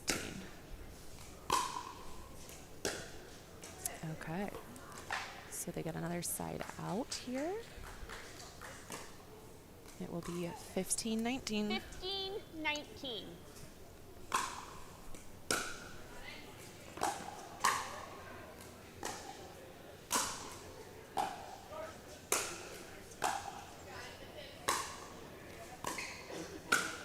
Oh, so good. I want to know if Chris has got some volleyball in her. She's got like the jump and flick down on that overhead. That was a really well played point. I think they thought that they were going to kind of just drop it in, and she just backhand flicked it and right down the middle. Yeah. Yep. Oh, great shot. Just catches her while she's coming in and hits it right at her feet. Makes it really tough to return that. A lot of pace on that ball. Tough shot. 16-20. All right, so 16-20. So Buckle Up cannot score unless they are serving. They're frozen. Oh, what a dig So from good. Jennifer. Whoa. She really wants to cut that ball. All right, so they do not get a point for that. Buckle Up doesn't, but they can finish the game here. 2016.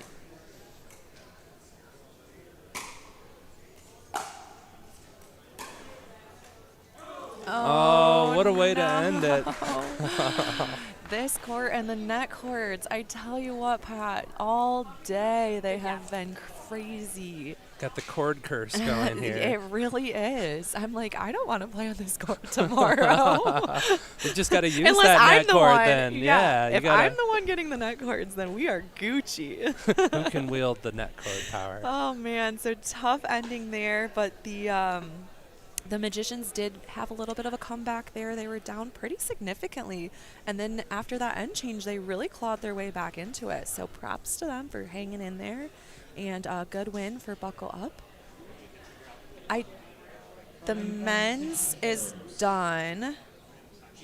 So we're waiting to hear which team won that. And then I think we'll be putting a mixed match right onto the courts here.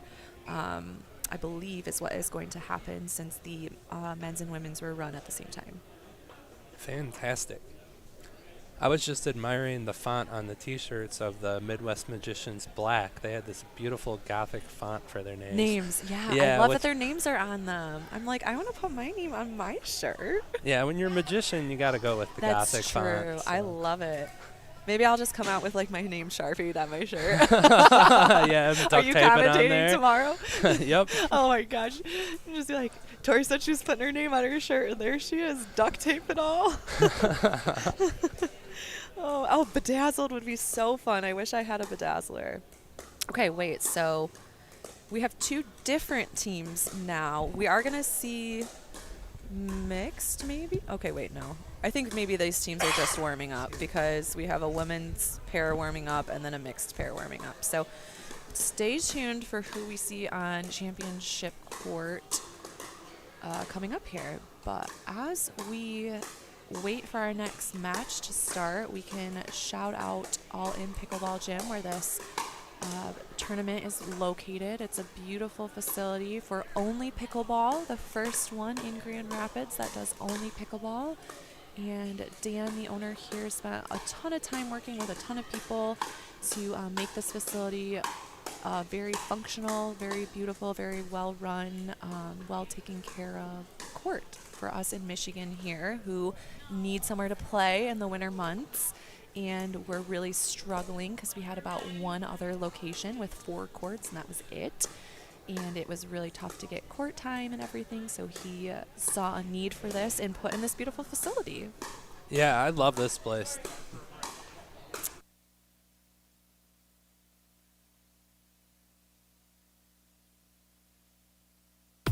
Welcome to All In Pickleball Gym, the first dedicated indoor pickleball facility in Grand Rapids. Featuring 5 full-sized indoor courts and 2 trainer courts that feature a professional outdoor pickleball surface. 16-foot full enclosed ball containment nets on every court will ensure that you will never have to yell ball again. Looking to level up your game? Join any one of our leagues, drill sessions, or training clinics scheduled throughout the week. Industry lighting, online booking, key code access, custom training courts, and players lounge are just a few of the amazing things about All In Pickleball Gym.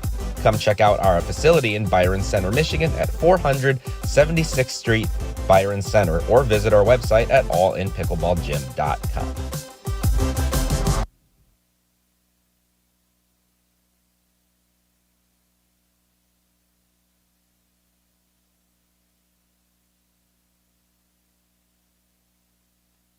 All In Pickleball Gym is the idea host for competitive pickleball events. We are the nation's preeminent indoor court facility, full video editing and live streaming services. Our in-house editing and live stream broadcast capabilities set us apart from all other pickleball host venues. Contact us at support@allinpickleballgym.com to learn more about our minor league team affiliation opportunities.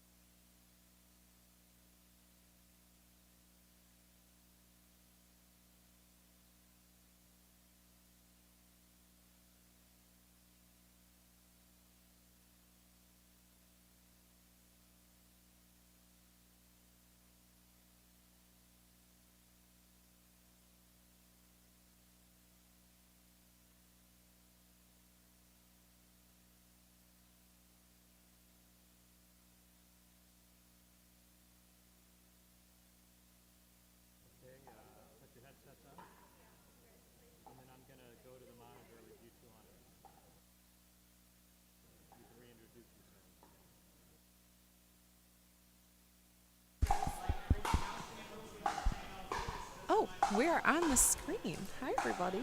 Hello.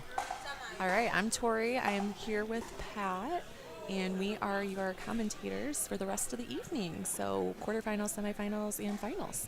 Yeah, all the big matches coming here. I'm excited. Should be really good. There's been some really close matches already with these teams, so I'm pretty excited to see what comes out. It looks like we have Kind Crumbs playing Grand Rapids Irrigation. And so they're starting fresh. So we have the women will be up first, which is Mary and Rebecca for Kind Crumbs, and Catherine and Lori will be playing for Grand Rapids Irrigation. Sweet. And we have lovely Roxanne keeping score for us and keeping everyone in line. Oh, that's not Roxanne, though. Oh, I was told misinformation. Yeah, that'll happen. Don't believe what you're told. So did we establish, is this a quarterfinal or a semifinal? I truly don't know the answer to that, and hopefully I can get that figured out. Yeah, 'cause I believe... It was different because there was only 3 teams in one bracket, so I think that's where the hang-up is. There might have only been, like, 1 extra round instead of, like, an actual quarterfinal is what I'm thinking. Oh, okay. Do you know what I mean? Yeah. And now it might just be semis, but I'm not 100% on that. We will try to figure that out as we continue to watch these women play.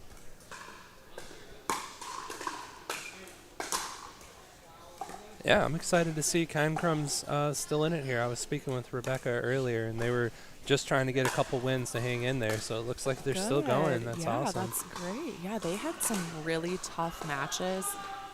Their team is really strong. Really consistent. So, and I don't think I think a couple people on their team like haven't played together much, so it's really exciting to see that. I'm not sure that Rebecca and Mary have played together a whole lot. Maybe they have, like, don't quote me on that, but I know that Moni and Mary have been playing together in mixed, and I'm not thinking that they have played together a whole bunch, so they've really been doing a great job of adjusting to that new partnership, and it's really exciting to watch. So as we line up here, we've got Catherine back here receiving the serve. Lori is playing with her in the blue, and Rebecca is serving, playing with Mary.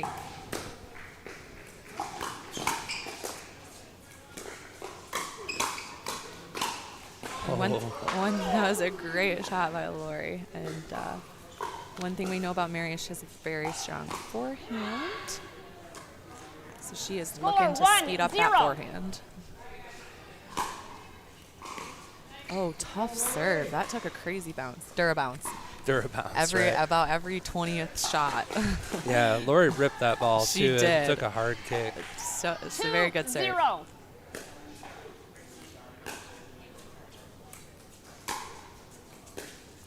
So, my apologies. Sharon is our beautiful scorekeeper over there for the evening matchups.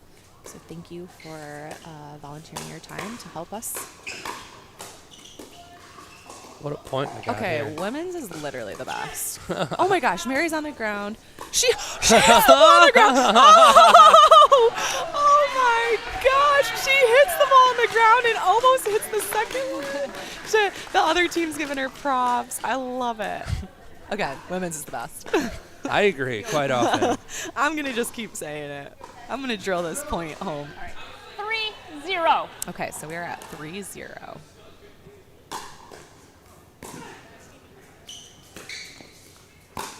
Oh, shoot. So, again, that was set up by Lori's serve. I mean, just a really tough serve to return. Mary returns it really short, and it allows the blue team to get up to the net and control the point.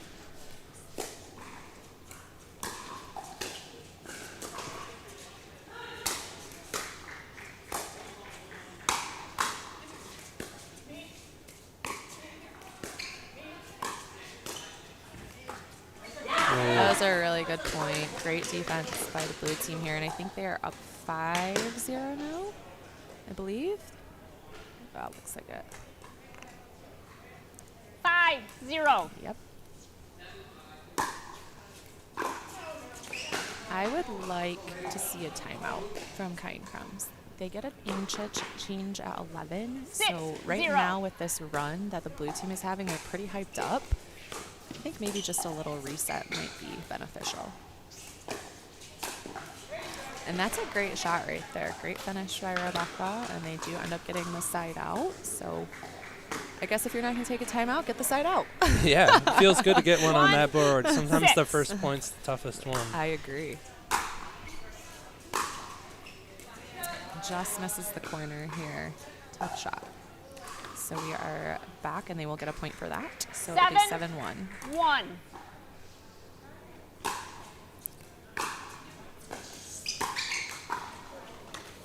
A sneaky penetrating drop from Lori, just couldn't quite She's make it got there. really tough drops, yeah. 2-7. Ooh, a corner serve. It's a big ball from Catherine. Finds a good spot there in the corner. 8-2.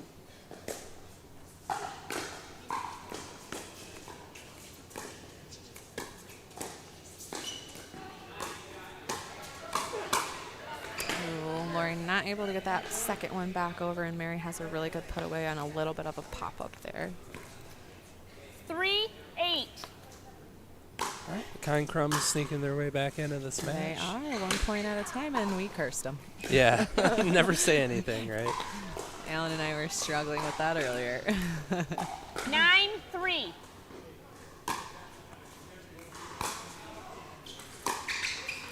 Oh, wow. Yeah, what a nice shot from Lori.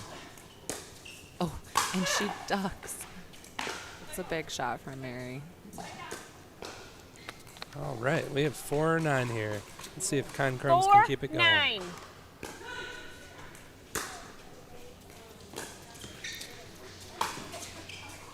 Look at that lob. That was a really good lob. All right, creeping right back in. 5-9.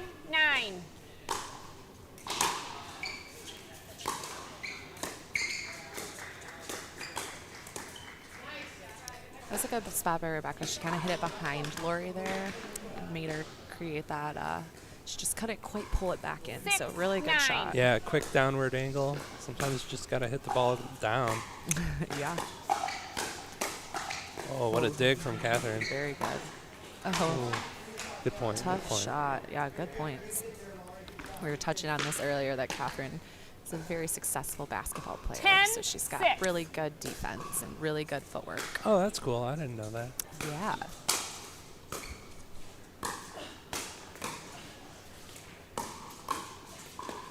Oh. Couple of hard pokes blocked I was back gonna there. say that was some great hands by Mary and Rebecca over there, and they end up coming out on top. So they're sneaking right back in it. Let's 7-10. go. 7-10. Wow.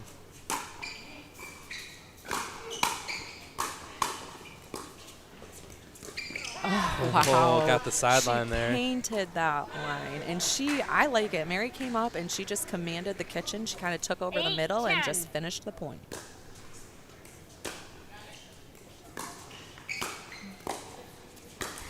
Wow, what a great dig from behind her there. That was really good. It's a 1 point game now. It is. 9, just 10. like that. Rally is crazy.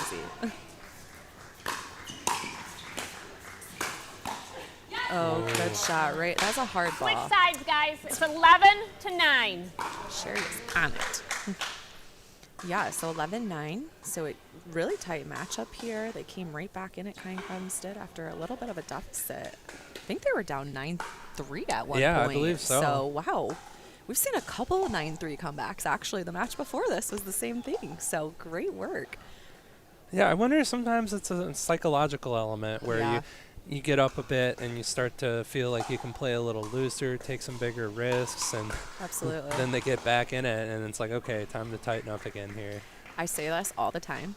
Every match, I am up 6-0. I literally always lose. I'm not kidding. And don't quote me on that. There's probably some that I've come back from, but it's tough. You really have to change your mentality about it. Yeah, it's tough. When I play and I'm in that situation, I always tell people no mercy. You know, if it's 10-2, you play it like it's, 0-10. And I will say a lot of the times it's rec play, so I'm not always like, okay, let's just smash them. But regardless, it is something you do need to work on, and it is sometimes you try to go for too much because you're up and you think you can, but in rally scoring every point counts, right? Yeah, or you want like a pretty finish, you want a photo finish. Exactly, and you're like, I've got plenty of time, I've got plenty of points, and you just go for it, and sometimes you just lose your rhythm. Yeah, stick to the fundamentals. So we have 11-9 here. Ooh, Oh, great spot by Catherine. Great cut right behind Mary there. Yep, catches her a little bit pinched in the middle and finds the backside of her. So I think it'll be 12-9 now.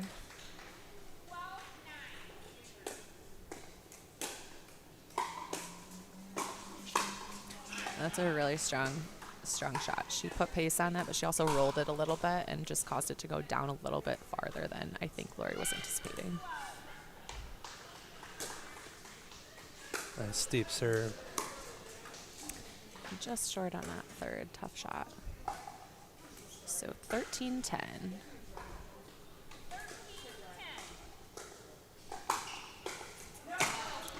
Just wide of the middle line there for the serve. So we are at 11-13.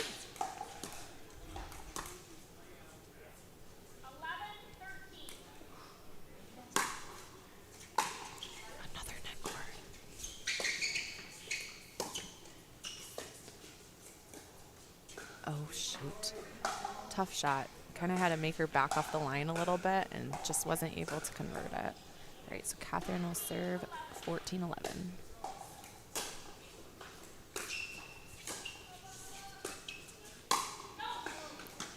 I like the idea. I think she was reaching a little bit. Yeah, she got what she wanted and just overcooked it her a little. A little bit. Let's see if Kind Crumbs can get it back here. Nice volley from Mary there. Yes, very good.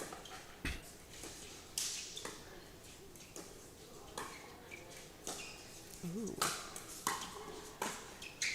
Oh my goodness. Oh, she gets up there. Oh, down the middle to end it. That's a great point. So good, though. That was very well played. I think Grand Rapids Irrigation kept their composure very well and just ended up 16-11 timeout. I really like that timeout. That was a taxing point for Kind Crumbs, and then they lost it, so it gives them a second to breathe and also just recompose themselves because they can be right back in it just like they were before. Yeah, I agree. Great timeout. There's so much to say about momentum in the sport of pickleball, and when your opponent's hot, it's good to break that up, and it doesn't always work, but if you get the chance, you have those timeouts, you may as well use them. Yeah, and it really can make a difference. They went on a little run there, and sometimes you just need a drink.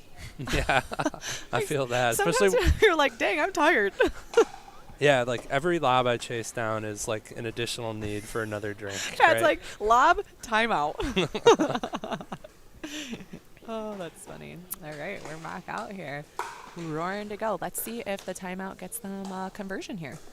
I think it's 16-11 to come out of this timeout. Catherine will be serving to Rebecca here.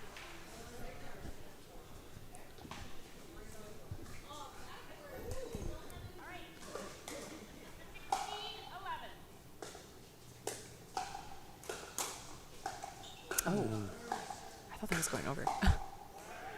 Tough shot. All right. 17-11. Lori will be serving to Mary.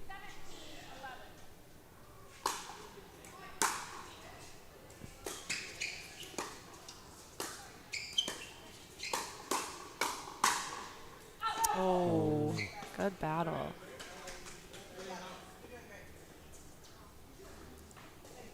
All right, so 18-11.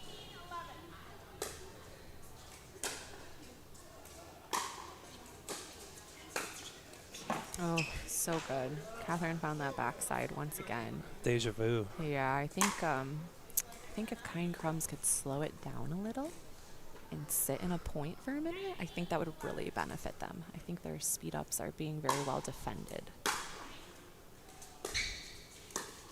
Ooh, tough drop. Good shot. Okay, so 20. They are serving, so this is game point.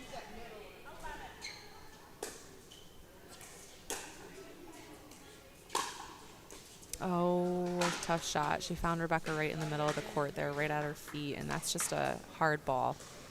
So Lori and Catherine from Grand Rapids Irrigation come out with the W, and Mary and Rebecca from Kind Crumbs really put up a good fight there and had a good run right in the middle of that match. Yeah, fun match to watch. Really fun. We are going to take a break. Welcome to All In Pickleball Gym, the first dedicated indoor pickleball facility in Grand Rapids, featuring 5 full-sized indoor courts and 2 trainer courts that feature a professional outdoor pickleball surface. 16-foot full enclosed ball containment nets on every court will ensure that you will never have to yell "ball" again. Looking to level up your game? Join any one of our leagues, drill sessions, or training clinics scheduled throughout the week. Industry lighting, online booking, key code access, custom training courts, and players lounge are just a few of the amazing things about All In Pickleball Gym. Come check out our facility in Byron Center, Michigan at 476th Street, Byron Center, or visit our website at allinpickleballgym.com.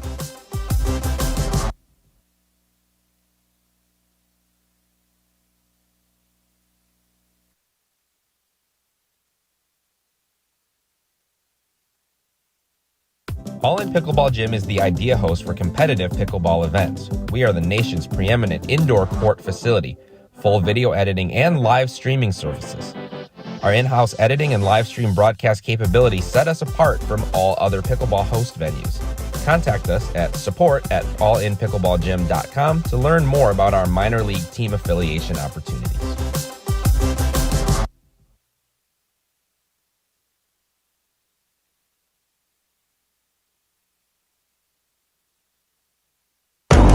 Can't stop, won't stop.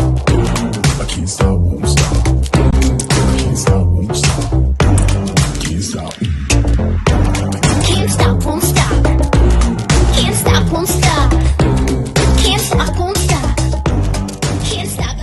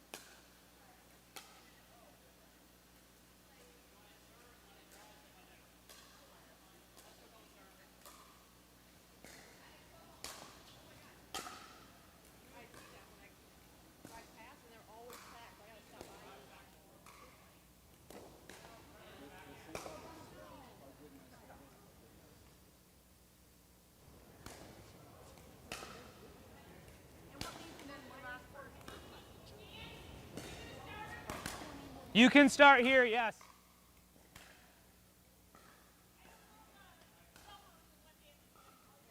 Aaron, 1 or 2? Let's go with number 2. It's a 2. Okay. Do you want to serve or return? That was what we were doing, sorry. Oh, they did that mixed and all that. That's the next one. That's the next one. Yep.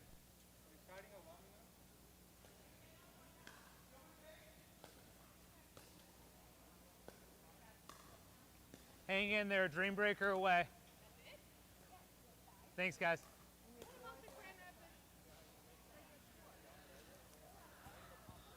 All right. Okay, we are back, and so I have an update on what is going on here. So there is a Dream Breaker happening for the final of Pool B. So Pool B only had 3 teams, so they had to play a quarterfinal match per se to find out who was coming out of their pool because they had less teams in it. And this match is in a Dream Breaker. So that is what is happening here on Court 2 for an update.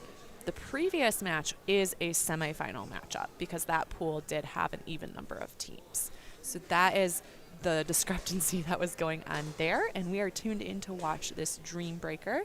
It looks like we are starting out with a traditional male-to-male matchup for our first matchup, and we have the Magician's Gray versus the Buckle Up. Team Buckle Up, yep. Team Buckle Up has done 3 Dream Breaks.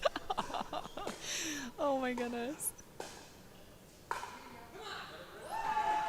Okay, so the Magicians take that first point. If we can figure out names here.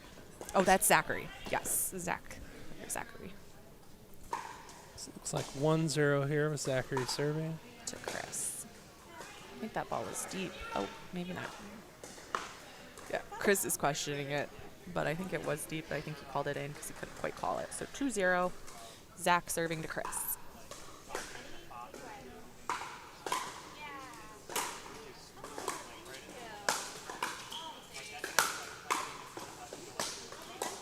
Oh, that was really tricky by Chris. I think Zach thought he was going to go across to him, and he goes behind him, and Zach gets a paddle on it, but just couldn't get quite there. So Chris takes a point, and it is 1-2. Ooh, Oh, wow. savage. Very good shot. Just rolls that right over to the line, and Zach comes on top 3-1 for his team. Oh, okay. So we've got Bob, and he is matched up with, remind me of her name, Tiana, is that Yeah, right? Tiana. Tiana, okay. And I feel like they played each other last time. They did. Okay, this is really interesting. So these 2 teams actually went to a Dream Break in their pool play. So fitting that they're doing it again. And this is the exact matchup that played in the Dream Break last time. Bob did face Tiana, and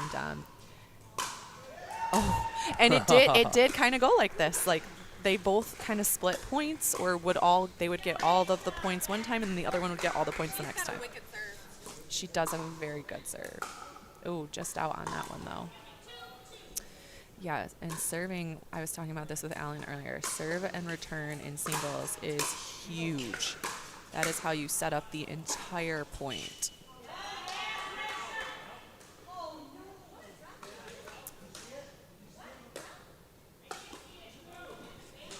Oh no, and Bob serves it out. 2 out serves in a row. Oh my goodness. So they are switching, and we have Chris coming on, and she will be playing, I forgot his name. Oswin. And I think he's called Oz, or goes by Oz. Yeah, and what score do we have here, I wonder? That's what I was trying to listen for, and I can't hear Dan. Soph might be able to let us know what that score is. She'll get over there and figure it out for us. I think it's 4-6. Okay. 4-6 with Chris serving to Oz. Oh, and she gets that line. Oh. I thought he was holding his hand down, but the screen is a little far away, so. Oh, okay. So Dan, as a ref, called that out, or confirmed.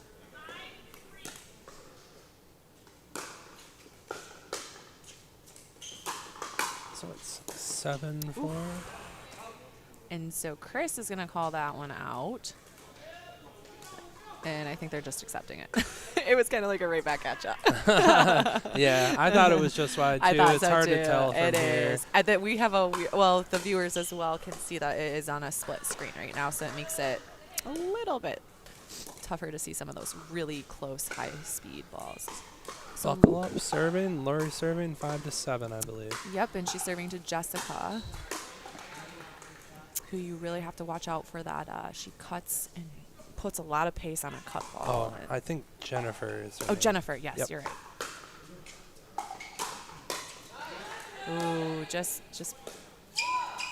Jenny. So Jenny will serve to Lori here. 8-6 is the score.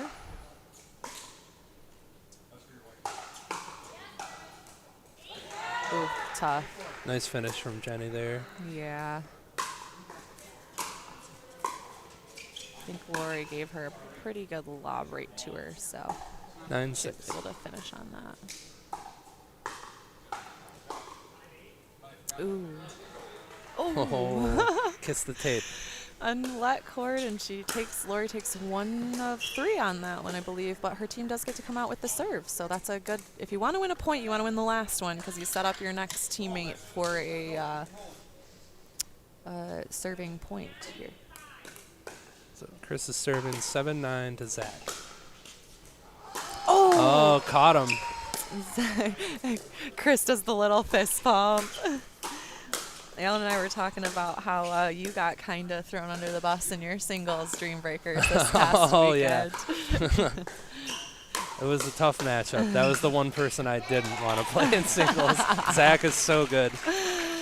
Oh, so fun. All right. So Chris gets another one here. Okay. So he is up 2-0 here.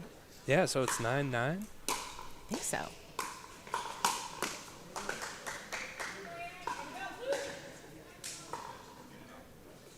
Oh, and he wanted to hit that. I don't know that he could have reached it, but it was a good leave regardless because it ends up going out. So he is up 3-0 in this one, and I think took the lead. Yeah, that's right. Getting back in it for Buckle Up. Let's see if he gets the side change here. Oh, Zach just puts it right where he's not. Sneaky And shot. Yeah, I think so it's all tied up 10-10. 10-10. Yeah. Yeah, so we'll see who gets this first point, and we'll get a side change right after this first point because we're still in rally. So regardless of who serves, it's going to come down to who wins. Oh, and we've got 2 balls on the court here. Look at her. She's like, where did that come from? She's like, no, we're going with my ball here. I like She's this like, one.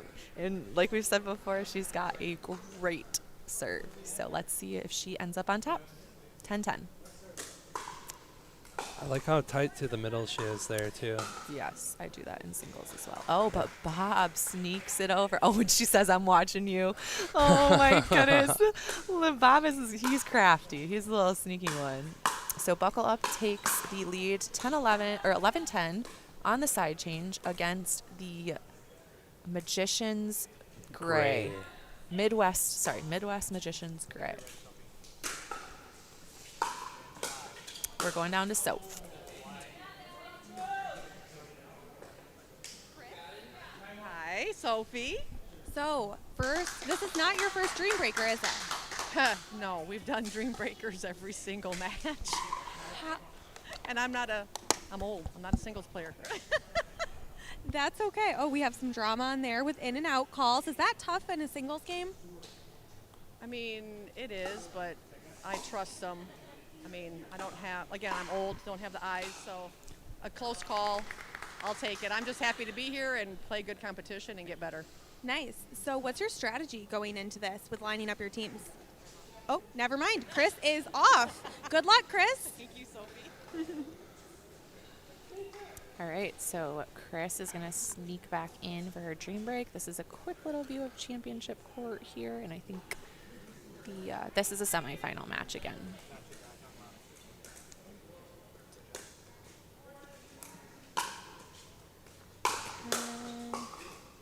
So again, this is a semifinal matchup between Kind Crumbs and Grand Rapids Irrigation. We have Aaron and Ben playing together.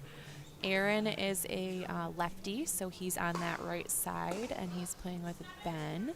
And Mani is playing with Jeff, serving to Ben right now. also an interesting change up here. I believe the last time Jeff and Monty played together, they were on opposite sides. So they might have done a side change. I could be wrong on that, but I believe that they might have changed that up.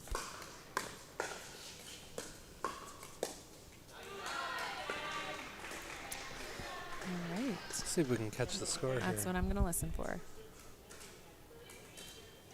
15-7, I believe is what she said. Yep. Just deep. Shoot. Oh, we've got a shoe tie. Medical timeout. Good partners tell you when your shoes are untied. Yeah, or if your fly is down. Alrighty, so Aaron serving to Jeff here. We're back to on the Dream Breaker. And this is Jenny and Lori playing again. So last time I believe it was 3-1 Jenny. Let's see what this ends up being. Oh no, she just serves it wide Final on serve that in one. this rotation, 16-15. 16-15. Lori serving to Jenny here.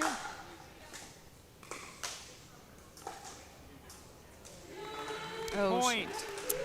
Just can't quite get there. Jenny has a pretty Zach, good cut you on are the ball, serving to and Chris it didn't at look like it came up very 16 all. high. No, it was a nice short play there. You Yeah. never know what you're Timeouts going to get. remaining, and we will freeze just like we have all day at 20. Okay, so we have Deanne in the background there, owner of All in Pickleball Gym, facilitating this Dream Breaker, doing a great job. And we are finding out from our live reporter that neither team has taken a timeout in this Dream Break. So that is still an option as well if one of the teams decides to do that. Point.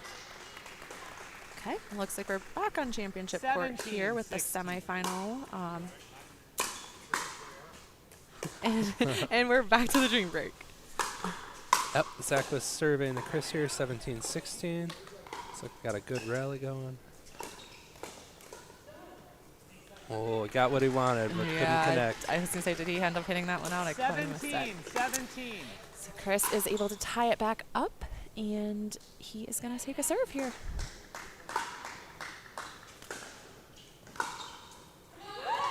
Oh, what a pass from tough. Zach.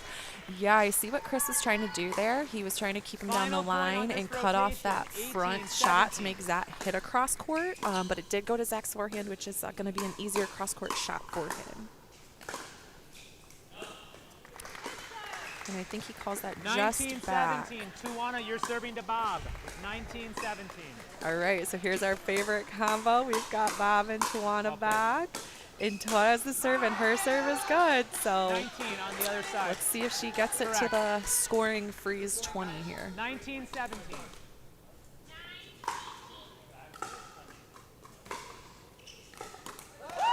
Ooh, tough return. Okay, so she does. So this is match Tuana, point. you are frozen Yeah, at it was a 20. nice You dig can from only score on Tuana your there. serve. 20-17. Let's see, Bob has what it takes to keep his team in it here.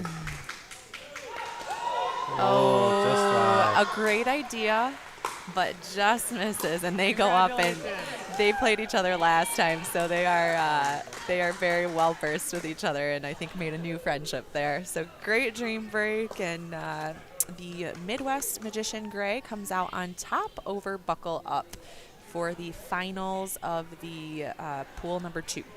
So they will move on to the semifinals, I believe. We'll get you on 2.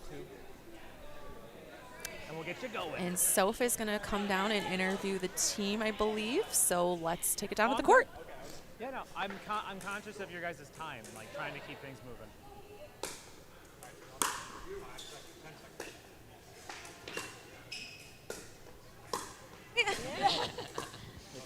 Hey, this is Sophie. I am with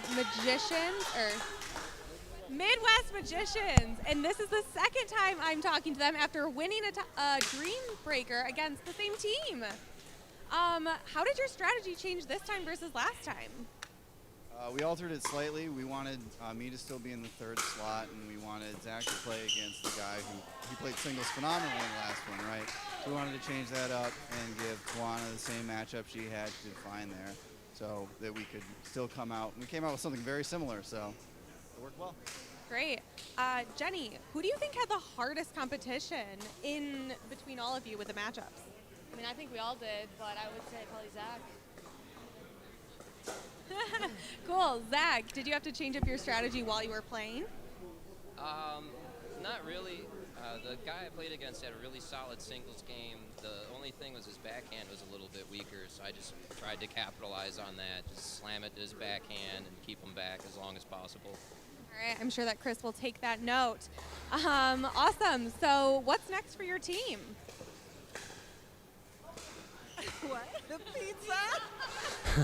Food. We need food. So first food, then match. I'll let you guys get out of here, and we'll head back over to the other court. Thank you.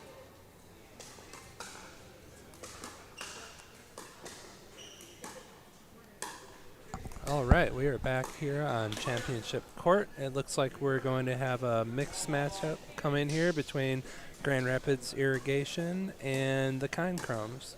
And this is going to be, again, a semifinal match.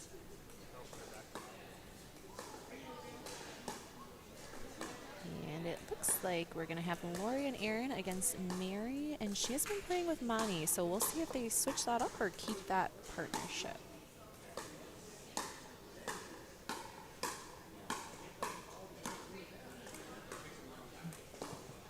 Oh, they do keep it. Okay, so we will have Mary and Mani playing Lori and Erin. And I think Lori and Erin will come out with Erin on the right because he is a lefty, which is a little untraditional for mixed. However, traditional for a left-handed player. You're going to put both of your forehands in the middle there to keep a really strong middle. So hopefully they've had some practice together and know who's taking that middle ball because that can get tricky. Yeah, it always throws me off playing with the lefty. I really got to have it in the brain. Otherwise, I'm deferring on a bunch of shots I should take and the opposite. And in mixed, it's interesting, too, because in mixed, you know, you kind of tend to hit a little more angled shots because you have a difference in coverage sometimes as far as how much your guy is going to take. And so the angles for the blue team, you know, both of their forehands are in the middle. So both of their backhands are going to be towards the angle shot. Yeah, all things equal. It'll be interesting to see how they cover the court with that alignment. So we'll see if Mani and Mary kind of go for that strategy potentially, like trying to hit to the corners of the court to keep them in their backhands, or if the middle ball does become a problem for Lori and Erin because they aren't as used to playing together. We will see. I like to test the middle in that situation. Yes. A lot of times you can get people to clink paddle, so yeah, we'll see if that's how it goes. I mean, I'll clink paddles with my backhand with someone in the middle, so I want that middle backhand. Give it to me. I like the middle backhand, too. I think it's more unexpected. People don't expect it to come as strong, angle. And it cuts off the ball slightly sooner. Yeah, I agree. So this will be a fun one to watch. Really strong players on the court here, and looking forward to this matchup. I think also, I'm not sure who came out on men's, but I know Grand Rapids Irrigation was ahead for most of the game. So assuming that they came out on top, Grand Rapids Irrigation, the blue team, is up 2-0 in this lineup. Yep, they definitely did pull out the win there in men's. So, yeah, 2-0 currently. And so this is a really big match up for Kind Crumbs. They really need to secure this win here. Otherwise, they will not have a chance at moving on. So we will see if they can get it done or not. I think we're going to see a lot of fastballs in this match. Yes, I would tend to agree. These are four very quick players here, so should be a fun one. A lot of firm serves, firm volleys. Yeah. I almost wonder if the team that can slow it down the best is the one that comes out on top. Yeah, we'll see if it plays that way. Or if it's just who can overpower who. Sluggerfest. Yes. We're going to have fun either way here. Absolutely. It's going to be a good one. And we're getting locked in from our players on the court. Guess they never want us to leave, Pat. Oh, okay. You could probably just leave it. No biggie. All right, and it looks like Mary and Mani are going to start the serve, so, looks like Mani is filming his games today, so he ran over to start his camera. Let's see if he ices his partner.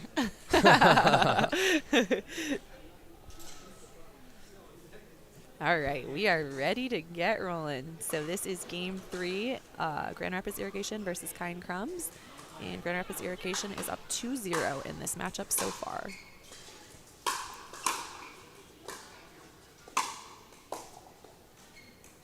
Ooh. Another net cord. Man, net cords. All right, so it is 1-0. Monty serving to Lori.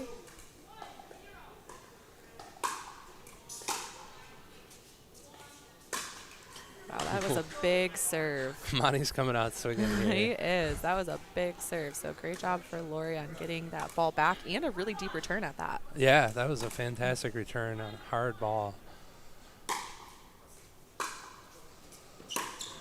Oh, sneaky. Okay. Not what was expected there. Yeah, so Aaron, the lefty, comes over and takes Lori's forehand. I love it. It really is reverse mixed, right? Like he's going to be looking to cheat that middle.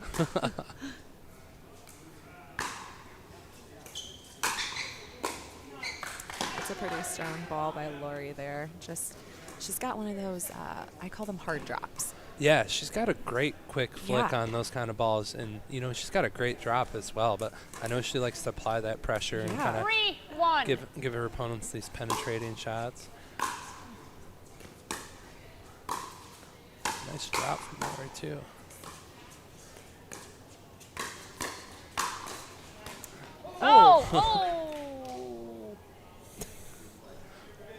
Well, nobody likes to see that, but it was a great point.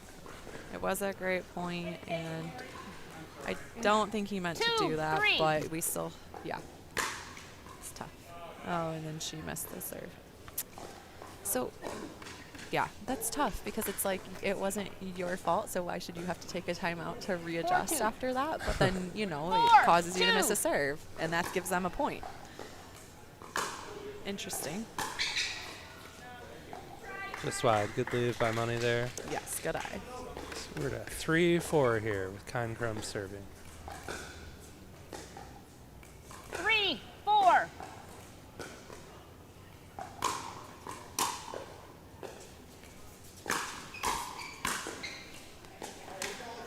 Some big drives from Kind Crumbs, but ultimately the defense of Grand Rapids Irrigation wins out on that one. 5-3.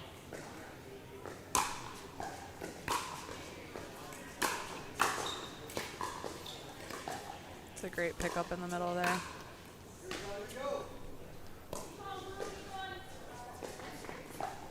Yep, they set themselves up well. Just couldn't finish with that backhand there. So 6-3 with Aaron serving to Mary here. Nice dig for Mary on a tough roll. Oh, sneaky. That lefty factor is miserable to deal with. It's tough. You just really have to think about it. Yeah, you have all these instincts on where a good ball is and where it isn't, and it just flips. 7-3. Those dang lefties. Fire them all. Yeah, they should get their own league. The lefty league. Oh, and another net cord. Oh, my How did that goodness. sneak over? That was so mean. Wow.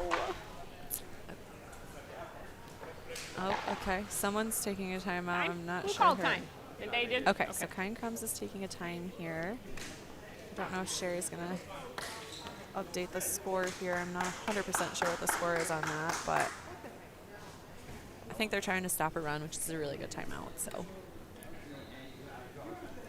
and I mean, these guys have been playing since about 9:45, I believe. Wow, what a long day. Yeah, so it is now 5 o'clock, and I mean, sometimes in these tournaments, it's hard to find time to eat and to replenish. So, Long, fun day of pickleball, but it'll wear you out. Yeah, so it is definitely an all-day commitment. We don't mess around, us pickleball players. Yeah. We're going for it. And that's what's cool about the team format here is like now they don't have to play the other bracket tomorrow, so they can let it all out. All right, so an interesting turn of events. Okay, that was a serve, right? Yeah, I believe so. Okay, I was a little confused. 4-8. So 4-8. So a good timeout. They get the serve back. Yeah, what a great serve from Money there, but Aaron's still all over it. Good hands from both teams. So really interesting That was- here. Out of the timeout, Mary and Monty switch sides. So they want that cross-court lineup with Lori and Aaron with Monty. Oh, yeah, I didn't even notice. Yeah, so interesting strategy. And again, this game does matter. Like, they need to win this game at Crying Crumbs. So maybe switching it up for a couple points allows them a different look at things. We'll see if they switch back at this side change. 5-9.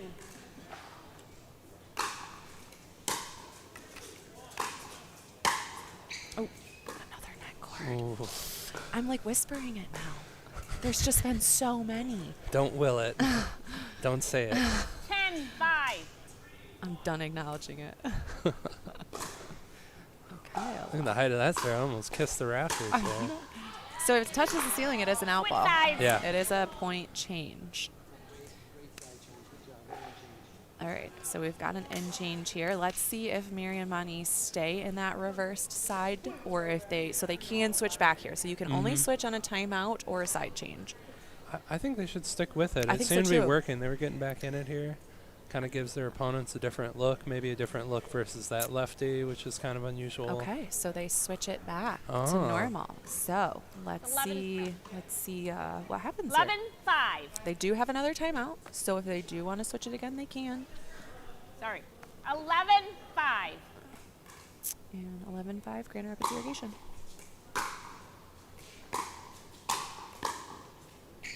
Nice Wow. shot. Great hands by Lori just to get that up and over. I think Mary thought it was going to go wide, and it just kisses that line. 12-5. That shorty ball. Oh, man. So Aaron's got a lob serve, a short spin serve. We'll see what he throws out next.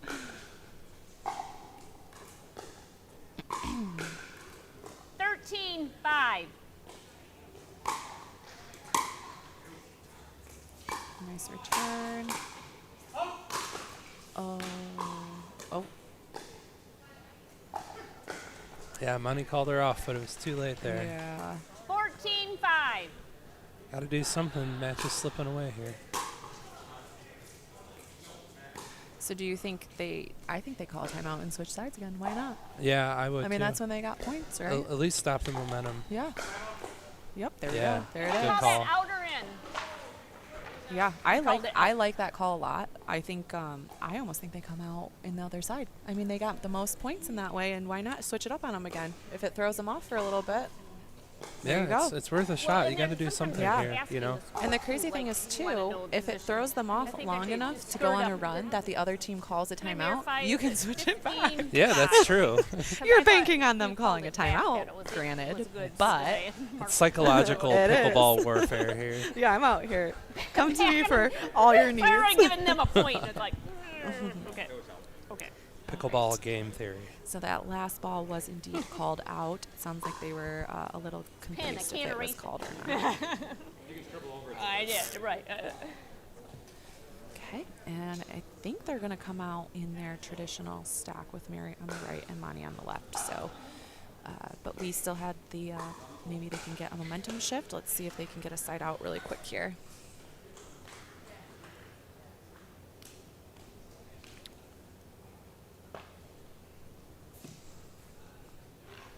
All right, time in 15-5. 15-5.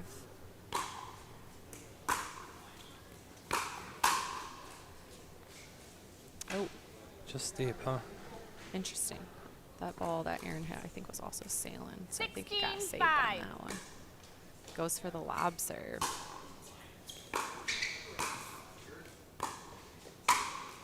That's a big ball. That's a really good flick by Monty. Yeah, great crack down the middle. Good placement, too. 6-16. Let's see if Kind Crumbs can pull out a few points here.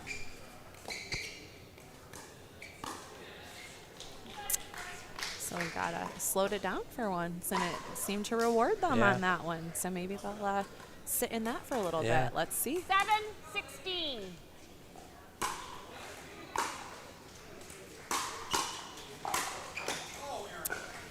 Yeah, good hands Speeds from it up. Monty. Sped it up, got what he wanted. Got what he wanted. close the gap and finish the and point. Monty in the middle with his forehand with an in-the-air volley is a tough ball. I mean, it's going to be a tough ball. He hits the ball hard, and he's so long and strong, too. He's probably got the strongest, like, finish off to the side of the court from up in the middle. Like, his ability to, like, create that angle off the side of the court is one of the best I've ever seen. Oh, mean that is shot. so good. Great ball by Aaron. But good little run by Kind Crumbs here. So got a couple points in there and still hanging on. 17-9.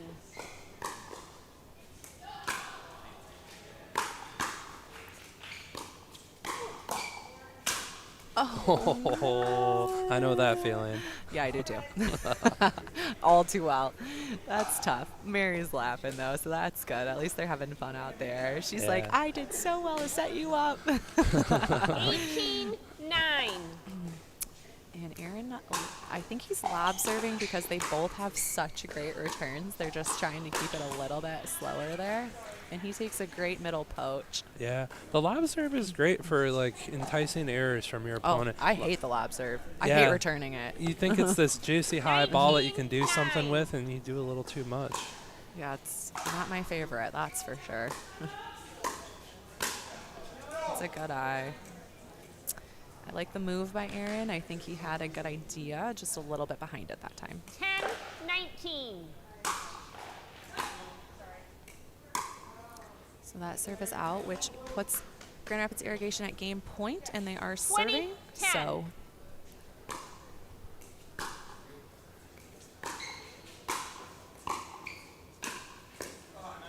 that's a good shot. Good pressure for Money there. I'd like to see that pattern again. I think that was really smart. He gave it to Lori and then brought Aaron up halfway to the net and then just ripped it at him.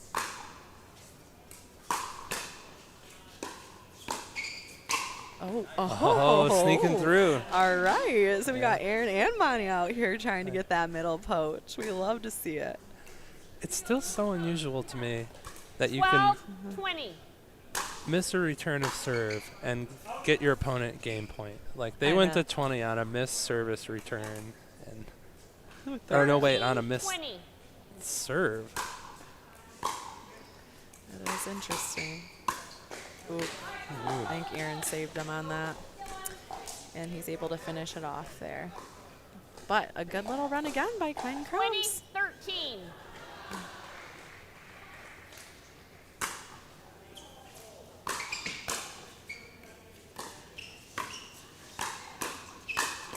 Oh, that's just a tough shot. Ooh, and Lori loves it. She says, let's go. Let's go. Come on. Yeah, well, good match here. Good match. Grand Rapids Irrigation came out on top. So they will be going to the finals, I believe, because that was a semifinal. So awesome. They did come out on top. They will play this. They will play this last mixed game for the DUPR rating. So the team of Jeff and Rebecca will play Catherine and Ben Bernier, and but the Grand Rapids Irrigation team, regardless, will be going to the finals. So over here we have. Wow. We will have we have Janice and Jenny for Drunken Miller Painting playing Jenny and 18-3 for the Midwest Gray team, Midwest Magicians Gray team. Oh, and I think they're taking a timeout here.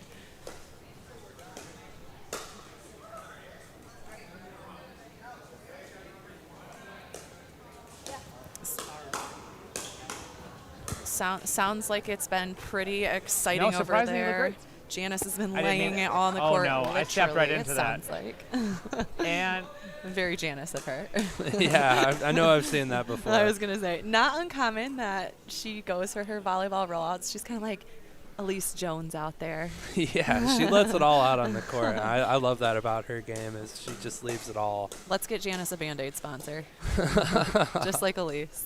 Following in her footsteps. Elise has a Band-Aid sponsor? She does. That's beautiful. At least they were saying she did, which is so fitting. Love it. I love when players pick their sponsors that correspond with, you know, some part of their game. Yeah.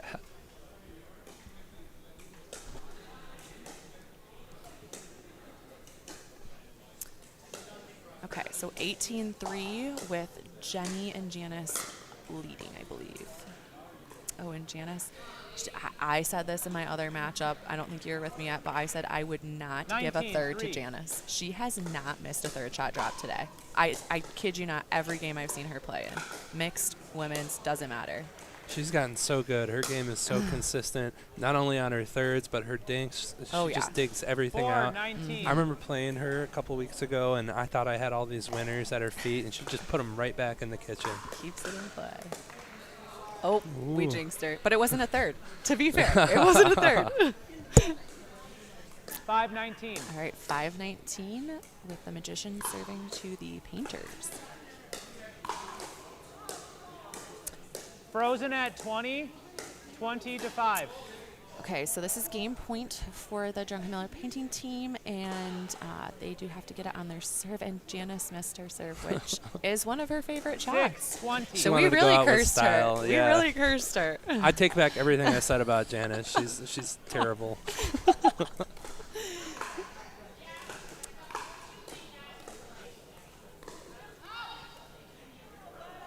All right, so she puts it wide there, but they do not get a point for that because they Side have to be out, serving. 20-6. So Janice will get another chance here at game point.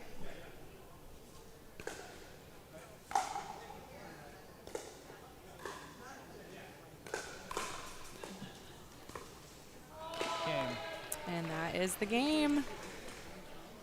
Strong performance from Jenny and Janice there to win 26. And where are they at in this series here? So they should be playing a semifinal as well. Okay. So maybe that was the first match? That would be the first match of their semifinal, yep. Okay.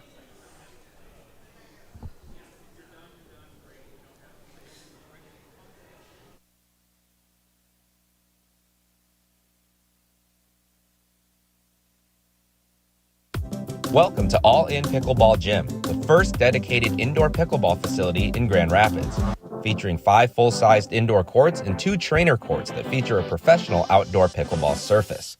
16-foot full enclosed ball containment nets on every court will ensure that you will never have to yell "ball" again. Looking to level up your game? Join any one of our leagues, drill sessions, or training clinics scheduled throughout the week. Industry lighting, online booking, key code access, custom training courts, and players' lounge are just a few of the amazing things about All In Pickleball Gym. Come check out our facility in Byron Center, Michigan at 476th Street, Byron Center, or visit our website at allinpickleballgym.com.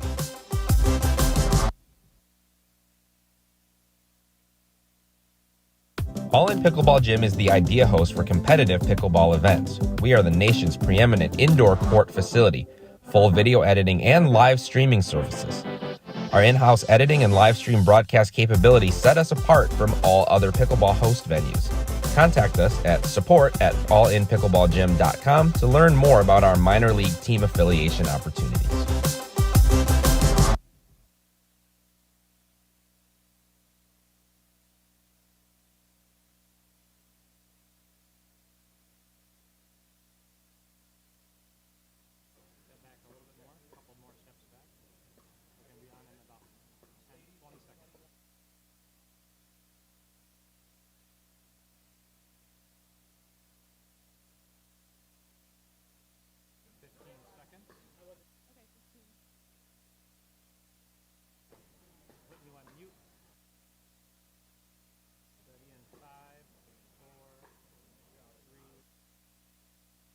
Sophie, and I am here with the winners of our last match. How did it go, Janice? It went very well. Probably our best play and win yet today, so it was really fun. Yeah, I was really surprised that they actually kept coming back to you for thirds. I feel like you're so consistent there. We heard everyone talking about it in the booth. Do you feel like that's one of the strengths of your game? Favorite shots, yes, absolutely. And I do love thirds, so yeah, when they're on, you know how that goes. Have you played together often as a team? No, never. We played together just in rec play on women's nights, but as in tournaments competitively, no, this is our first time. How has it gone? Very well, very well. Jenny keeps me calm. She knows the score. That's what she always knows the score. She knows what's going on. throughout. I love it. You always need that balance. So are you excited to watch the men on your team play? Hopefully they keep up the energy and we continue to do as well as we've been doing all day. Awesome. Well, good luck to both of you. We can stare up at the camera and sign off. Back to the booth. Okay, we are back. So, yeah, that was a very commanding lead for them. I think it was 21-6, I believe. So, a really great win for them. And congratulations to those two. Yep, they're up 1-0 in their series now in their semifinal. Yeah, and so we're going to go, and the men from that matchup are now playing. So we have Caleb and Seth for the Drunken Miller painting team, and they will play Zach and Oz for the Midwest Magicians Gray. They have that gray magic, just like Gondalf. Does he have? Oh, he has the fun font as well for his name. I know you were commenting on that. Oh earlier. yeah, that Gothic font. That's yes, so cool. So fun. You know me, I'm all about fashion, so I love the matching element of team play here. I will make. I let me edit this statement. I did make my team match tomorrow. Yeah, and I wonder, we see two similarly named teams. I wonder if they're like practice partners. Yeah, so I don't know about that because there's 3. So there's actually a Midwest Magicians team in the 20s tomorrow with us. So there was there was 2 today. Can you hear me? And then there was sorry. There was 2 today and then there was 1 tomorrow. But I am hearing from our live reporter on the ground that Oz and Zach are playing together for the first time today. So first time matchup. And as we mentioned before, a lot of times in first time matchups or when you're first playing a team you've never played before, test the middle ball. We'll see how the middle ball goes because sometimes you can get that miscommunication point a couple times. Yeah, it's tough to know. It's so good to know your partner and what they expect to hit and what they expect you to hit. So I assume if they've made it this far, they're doing a good job with it. They both look like fantastic players. So, yeah, it is so interesting because I can't believe that the pros change partners so much. I always say this because I think that you don't even have to be the number 1 player, but if you and your teammate know how each other play, you can put up a really good fight and maybe even win some of those matches because you're just comfortable. So I can't believe how many times they switch partnerships.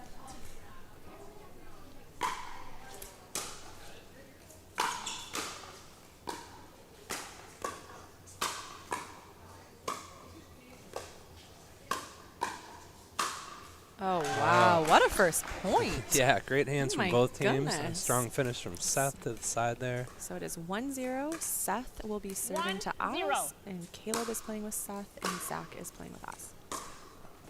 I didn't even notice they're wearing these paint shirts there. Yeah. For That's their so cool. painting team. I know we were talking about it earlier, if they made them or not. We're not sure. Team bonding.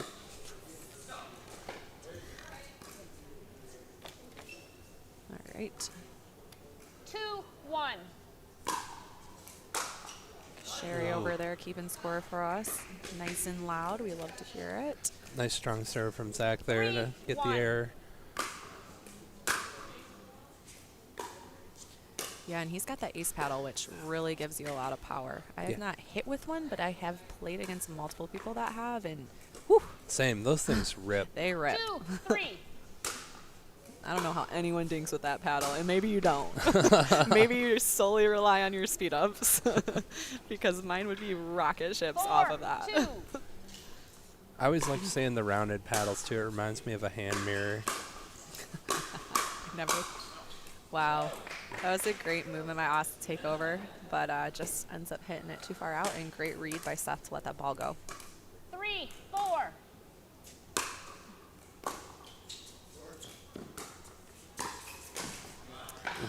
See, I love that move. Seth read that Caleb wasn't going to drive, that he was going to drop, and he covered that middle to try to poach what was coming off of the drop and just misses it. Yeah, that actually hit about 4 inches below the tape on the net, but it somehow almost bounced over. 4-5. There's a lot of pace on these balls right now. Oh my goodness. Set himself up well, but yeah, just a little out there. I almost wonder, I saw Seth adjust and mixed to like an 80% ball. Mm-hmm. and really working on where he was putting it and not hitting it as hard. And I almost wonder, after you come out so fast in these battles, if a team can offset it just a little, do you get a bunch of points because the team has to then adjust again to not as quick as a ball. Yeah, that's an interesting thought. That's why variety can be effective in this sport for sure. Ooh, and that serve goes long. I have seen like 3 or 4 missed serves in this match, I think. These boys are hitting the ball. Oh, miscommunication.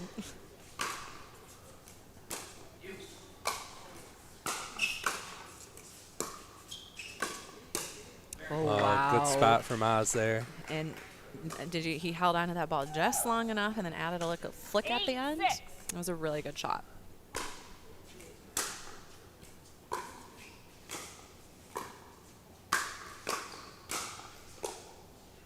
Nice spots. Great speed from Caleb on that ball. He didn't have much time to react. Still hit a great ball. 7, 8.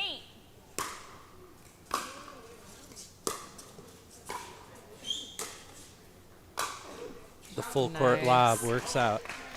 Caleb hits with so much topspin. That lob is going in. It does not look like it, but it is going in. He's one of the spinniest players I've played with recently. Oh, good communication, but can't quite finesse it over. Tough shot. I have to laugh at how fast these men's games go, though. Like, we're already at, like, 10. It's been, like, 3 minutes.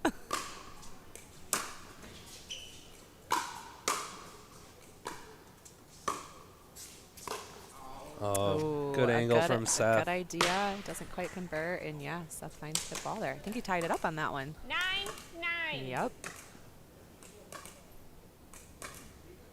All right.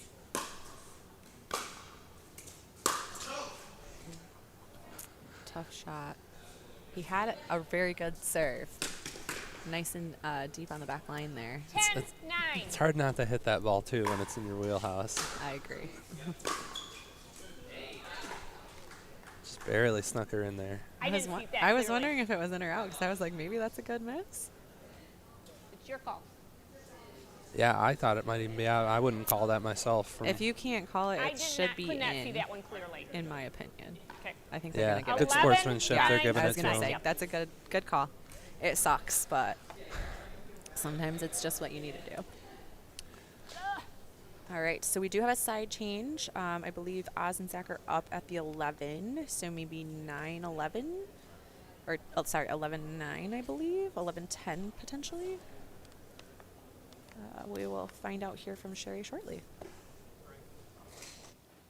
All In Pickleball Gym is the idea host for competitive pickleball events. We are the nation's preeminent indoor court facility, full video editing and live streaming services. Our in-house editing and live stream broadcast capabilities set us apart from all other pickleball host venues.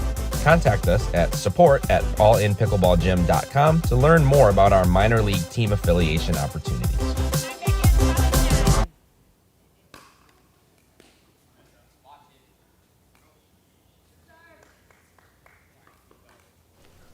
All right. 12-9.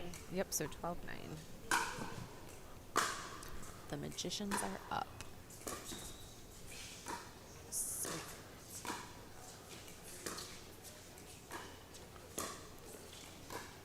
Great patience from both teams This here. is amazing. Such good dinking. Oh my goodness. And oh, wow. Good Sneaky. point. Caleb was so handcuffed there, but still managed to sneak a backhand through. Yeah, that was great. All right, so 10-12. 10. Sorry. 12.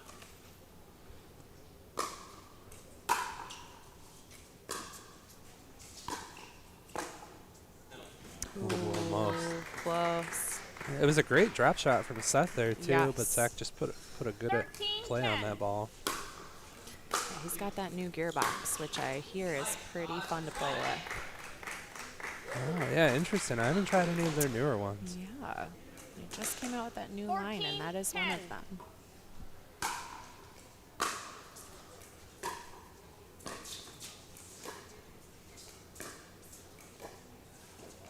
See, I like to see this. I like to see them slow it down, which from what I said initially, too. They're slowing it down, and they're winning the point in the dink and waiting for the right shot.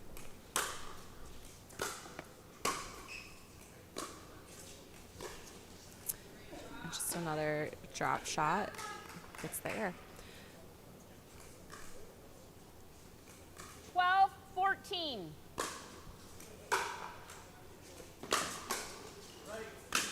Oh, Seth.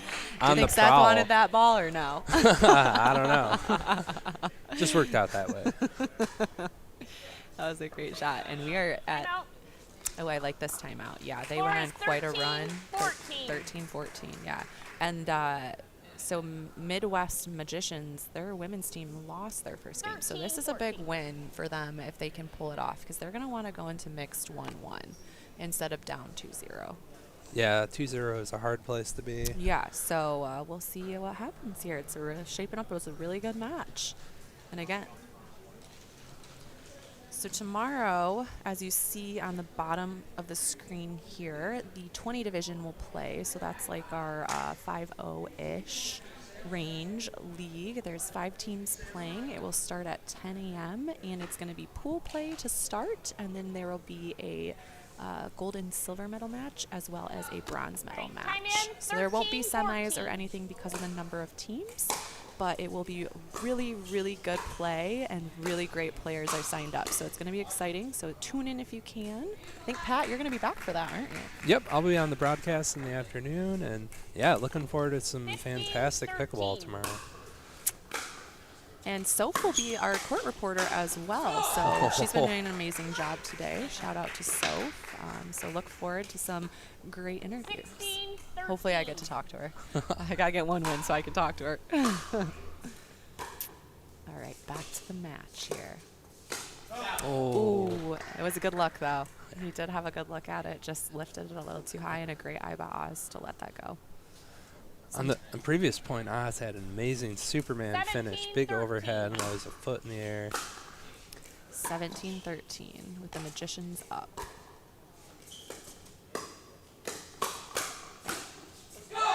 Wow, good hands. And you know what, though? To get there. Timeout. So we've got a timeout on 18-13, I believe. Yep. 18-13. But I will say, 18-13. you know, they kind of took a page out of Seth and Caleb's book, and they did 3 or 4 drop shots to get up to the net and set up a dinking point, and then went into hands battle from there. So maybe that is going to be both team strategies here going out and seeing who can set up the point better. And everybody loves smacking the ball hard, but, you know, it seems like in matches with strong players like these, you know, the people who take the unnecessary risk first tend to lose more. So I think we just saw that on the last point. I agree. Just going for a little too much, especially with this rally scoring. I've been saying it all day. If you can get one more ball in play and potentially let your opponent make that mistake instead of you, that can just be a game changer. Yeah, absolutely. So let's see if Seth and Caleb change anything up coming out of this timeout that they called, and see if they can get on a little run, or if the Magicians of Oz and Zach end up pulling out the win here. So we're coming out of this at 18-13.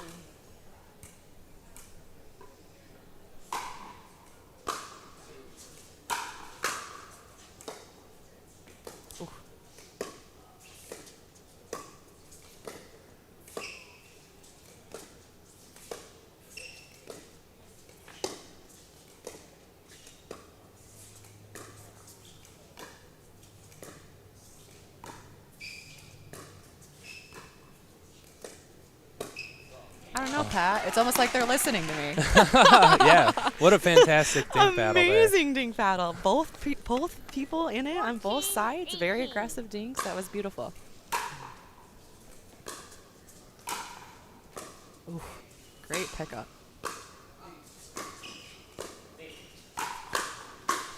Ooh, that ball was, yeah, that's a tough ball. I would not want to be in the way of that one. 19-14. Oh, Caleb gets it. Oz gets it. Oh.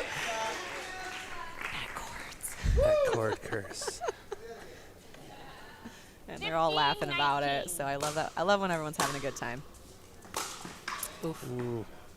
That's tough. Sometimes you just can't help but go for too much, and a lot of times it doesn't end up on the better side for you. Yeah, tough time to take a risk when it's 19-15. Oh, how did he dig that out? With the neck cord, too.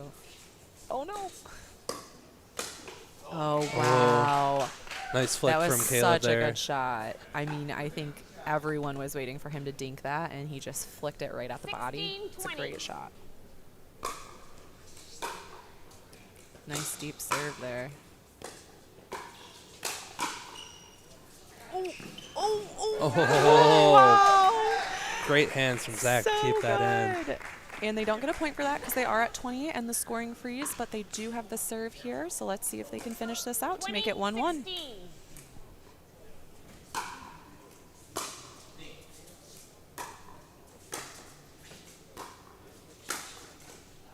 Ooh, tough. All right. So Seth and Caleb are not at 18 yet, so they do get a point for that, and they stop match point.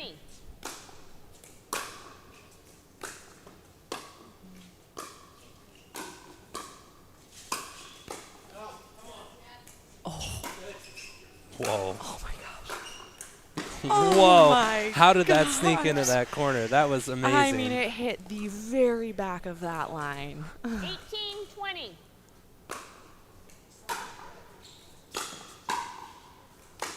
Oh, Okay, Caleb. so at 18-20, everyone now has to score only on their serve. So again, it is match point for Zach and Oz here.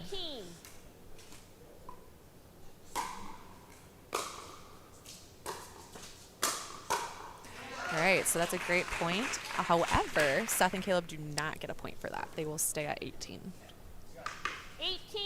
18-20.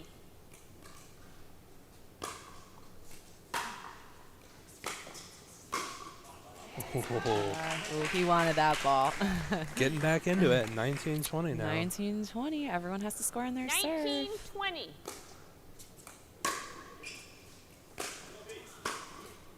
Yeah, I was going to say, I thought that looked like it was deep. It was floating pretty good there. All right, so it is 20-20. You have to win by 2. You have to win, or you can only score on your serve. Ooh. Another net. Wow. Oh my gosh, what a good eye by Caleb, and way to get out of the way. I mean, he ducked real low to get out of the way of that one. 21-20. Game point for Druckenmiller Painting. Yep. Oh. All right, so again, have to win by 2, so they're going to have to get 2 points here if they want to close this out. 20-21. 3 points, right? Oh, yeah, because they're at 20. You're right. Math is hard. I agree. Ooh. Well, there's One down. There's one. So now we're at 21-21. 21-21.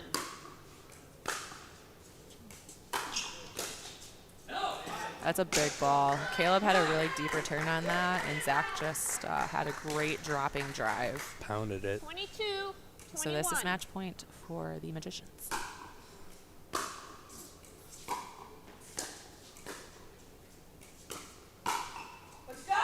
Oh, what a wow. Finish. Right down the line. Caleb and Seth are smiling. It was a great match. That might have been the closest, longest match we've seen today. So great job, guys. Yep. And the Magicians put themselves in a good position. They are now 1-1. 1-1. Oh, we are being told that these are the 4 youngest players of the tournament today, and they have given us the longest, closest game we have seen. So for those out there that think pickleball is only for old people, there is our excitement for the day. We can play it too, us youngins, okay? Yeah, it's always cool to see when both of the teams get a match point as well. I like that. And they had a couple, too. I mean, Seth and Caleb fended off maybe 3. Yeah, I think so. And because they were down 16-20 and then lose 23-21. So, I mean, that's awesome. And that's with normal pickleball, right? Like, they couldn't score unless they were serving. So that's even more challenging. So great job to both teams. And now you come down to mixed. So this is a really important mixed matchup here. Depending on who wins these mixed games, we could see a dream break. I hope we do. I hope we do too, because this is to go to the finals. So Grand Rapids Irrigation is in the finals currently, and they are standing by, watching these teams play. And it looks like Jenny and Caleb will be coming out first for the painters. We will see who the magicians end up putting out. I'm curious too. I'd like to know who the home team was, because I think they get to see the lineup first. I'm always curious who gets to see the lineup and how they strategize accordingly. Yeah, it's interesting to see. You know, it's hard to establish those details sometimes. Do we know who the home team is here? Who got to choose? We're going to find out for you folks who got to choose. And then I sit here and act like I know why they chose what they know, but I have no idea. We can speculate, though. That's a good thought exercise here. I gotta prepare for tomorrow. Like, why did they do this? Yeah. So they got to choose? Oh, okay. So. Okay. So interesting. Okay, we were talking about this earlier.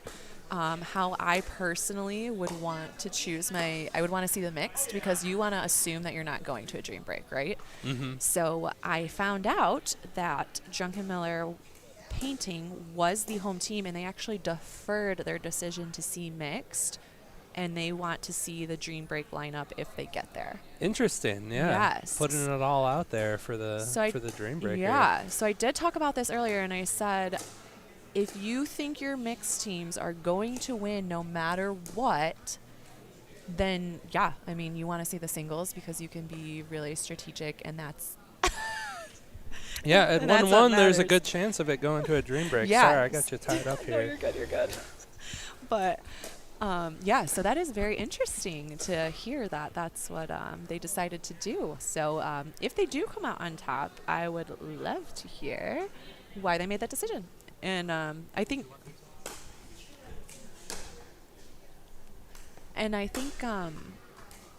it does come down to, if you really think your mixed teams are super solid and it doesn't matter who you play, like, why not? Yeah, why not? Hedge your bets. Yeah. And both of their mixed teams are very solid. They both play together frequently, so that also does make a difference, because Janice and Seth play together as mother and son, and they have played together in tournaments, and Jenny and Caleb have played together in tournaments and play together frequently as well. And this other team, actually, I don't know if they knew this coming into it, but it sounds like there's a lot of first-time matchups, so maybe that was another strategy as well. Yeah, I bet that was a consideration. That makes sense. Yeah. I'm just now putting this all together in my mind. We're just speculating, but it's making sense. Go with our reasons, not theirs. We'll find out if we were right later. Totally. So it looks like the Magicians are going to start with Jenny and Zach as a mixed team, and they will be playing Caleb and Jenny. Oh, Jenny and Jenny. I guess you'll just never know who we're talking about. For the painters. I love these headbands. I love the get-up that the men have here. That I know, everyone like, why has. didn't the girls do that? I mean, I guess I like to wear a hat too, so that makes sense. And Janice does have a headband on, but hers is a little higher than probably the shirt sleeve that was cut off of that shirt. Is what I'm assuming is on their heads. Yeah, so I'm excited to watch this matchup. We all know that from watching Caleb, he likes to hit the ball hard, and it looks like Zach likes to play with some pace too. And we've seen Jenny for the magicians also play with a lot of pace and a lot of spin. So look for that. Jenny on the painters also has a great speed up and really good short game as well. She's got good control at the net and is very patient and can set herself up for some great putaways. Yeah, I love Jenny's game. So look for her she might be the dictation of the game, honestly. If she's getting a lot of the balls, she can drop it in and try to keep the game nice and slow and set her partner up and herself up.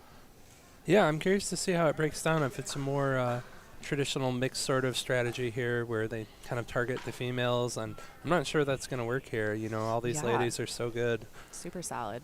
Sometimes it's like you target one player, whether it's the guy or the girl, for the first 5 points, and then switch it so that other person can't really get in a rhythm. Oh, we're doing some ball checks here. Okay, looks like we've decided on one, and it looks like Jenny and Zach on the Magicians will be serving to start the game, with Jenny and Caleb representing the Painters. Here we go.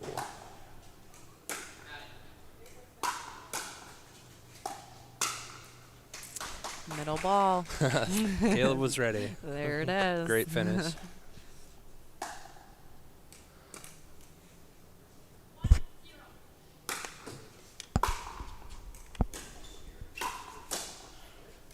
Oh, what a dig from Jenny there.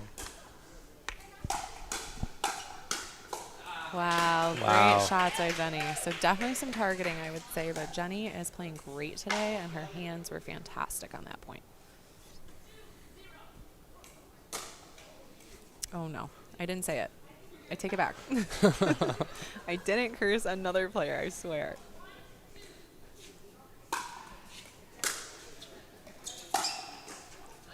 That's a hard ball. It's a tough shot. As predicted, pretty fast-paced game so far.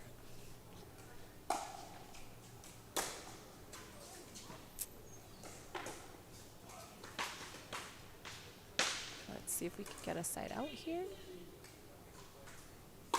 Magician's going on a slight run here. Oh, wow, Oh, so sneaky. good. Yeah, just passes Zach up that line. That was a great shot. Did that kiss the net too? I wonder. I am not sure. I don't It know on sounded that like it one. might have. He kind of flailed at it like it jumped on him. It might have. I did, sorry. Oh, tough. That was a great block by Jenny, but it left it up just a little bit, and Zach was able to capitalize on that.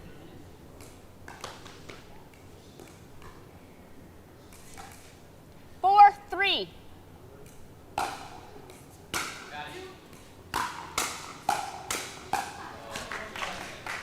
Strong punch from Caleb there to finish the point. And way to keep it nice and low. I Four, mean, she really four. had to dig that out. Wasn't quite able to get it back over. Yeah, he really used his length well there. Oh, wow. That was like a two-handed scorpion slappy do. Nice shot by Jenny in the blue. 5-4. Jenny on the block. Ooh, good drive from Zach there. I was like, I don't know if they've had any third shot drops. The drive seems to be working for them. 6-4. Going on a little run again. Oof. All right, so 5-6 here. Very tight game. 5-6.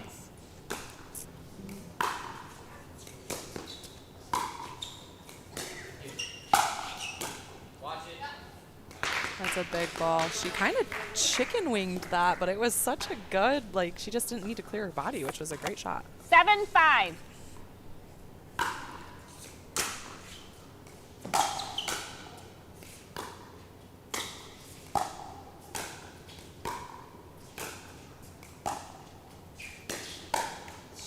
Ooh. Tough shot. So, as a mixed player, as a male mixed player, I mean, Jenny is seeing 95% of the balls right now. Yeah. How do you tend to try to keep yourself involved in the game and make yourself a presence? Yeah, in general, you know, I'm kind of resistant to the male dominating kind of mixed mentality, but from my regular mixed partner, I've gotten more into it. You know, I like my forehand in the middle. I'm great at kind of dictating from the kitchen. And so in that situation, I just have to cheat over more and more until I get some balls and I can kind of create some action. 9-6. You know, you open yourself up to get burned behind you there, but you know, my partner is always telling me that's the cost of doing business. That's in the budget. So if they want to start going behind me, not only am I good at running down a backhand behind me, but you have to do something to get yourself into the match. Yeah, I agree. And 7-9. a lot of times if you're isolating someone so much that that other person just doesn't have a second to take a breather, and then if they start making errors, you know, they get a little bit down on themselves, and Got to do something to mix it up, just like a Yeah. timeout. Change it up on the court. 10, You can 7. adjust your stacking strategy. 10-7 here. Let's see if we get the side change on this point or not.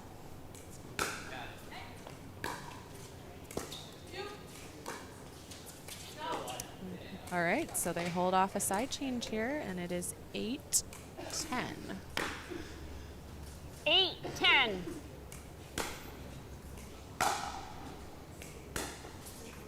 Oh, what a great beautiful drop. Oh, it was such a good drop, and I Switch think sides. Caleb knew it. Did and we he- curse him by saying Jenny's shot was good? Score is 11-8. I think he knew that he could have run up there and smoked that ball, and he didn't, and so he was so in his head about it. I've totally done that before, I sensed that too. he was going to clobber his nice backhand against that, and I think it was the right decision to hold off there, but just need to Yeah. execute. Just thought about it for a second too much. Caleb's got one of the hardest backhand drives I've seen in Grand Rapids. Yeah, and everything he does is so spin heavy. It is tricky to return. Yeah, that is for sure. If it sneaks over the net, it dips hard. You got to be ready for it. It's tough. One adjustment I'd like to see Jenny and Caleb make is really watching the ball. So Jenny in the blue that's playing with Zach, they're hitting a hard ball, but I want to say, and I mean, we haven't seen any of them drop, but I want to say 50% of their hard drives are going out. And they have hit almost every single one. So I'm curious if that's an adjustment that gets made, like maybe testing it to see if it is going to topspin and drop in. But personally, I think a lot of these drives that they're hitting from like mid-court are going out. Yeah, interesting. And maybe that's something their teammates can kind of help them to recognize here. I'm just curious if maybe, because I think, I truly think a lot of the drives might be a little bit deep. And the one they let go will probably go in, and I'll eat my words. But it's a tough place to be, because if you're not sure it's going out, you don't want to defer and let it bounce in that situation. But and to be fair, you also, if the magicians are doing a great job of hitting their drives at their bodies. So it is like a protection, a reflex, like you're like just trying to get out of the way of the ball and protect yourself. So that's a great spot to do it. However, at the same time, if it's up above your chest or your head every time, you have to wonder if it is going to go out. yeah, it might be time to hit the deck. Yeah. So let's see 11, transpires here. We're coming back to the court at 11-8 with Zach serving to Jenny. Let's go. Oh, wait, we have a side change.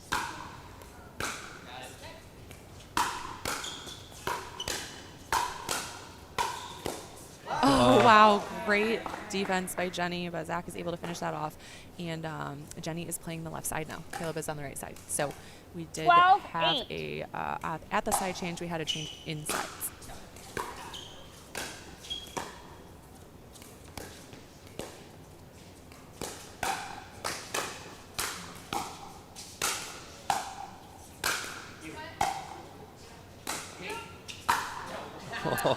I love that play by Jenny. She hit probably a 50% ball and just allowed Zach to just completely hit that 9-12. Kind of a bait shot. Yes, exactly. All right. Patience prevails. They slowed it down a little bit on that point and ended up getting another one. 10-12.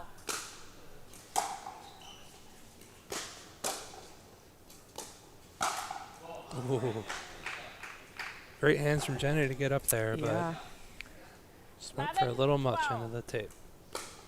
I want to learn how she hits that ball. I mean, she is just like wrecking it, but spinning it at the same time. She's making great contact. She's hitting the ball squarely. It's crazy. Oh, Caleb. Oh. Wow, great point. Great point. Great point by all athletes involved. 13-11. All right, so just within 2 here.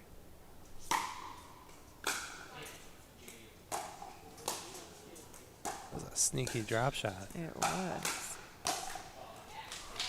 Great hands by Jenny. Way to stay on that point, and she ends up coming out on top. So 12-13, right within 1 again. So great run. 12-13.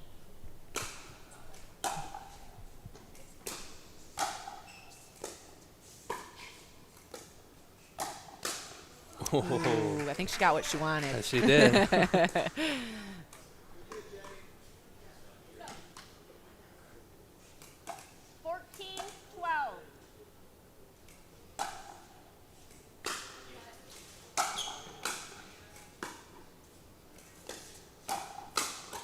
Wow.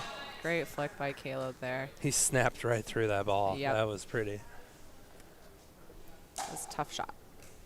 Tight game here, 13-14. Yep. 13-14.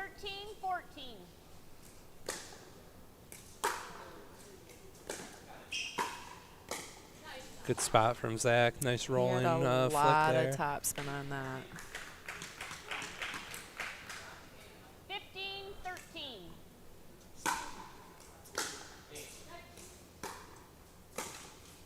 That's one way to do it.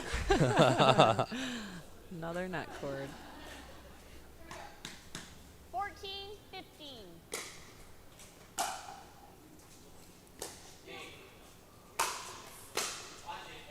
Oh, wow. That was a big overhead, and Caleb got a good paddle on it. Just overcooked it a little bit. Yeah, he put himself out wide looking for the wide ball and just went right down the middle with it. Tough shot.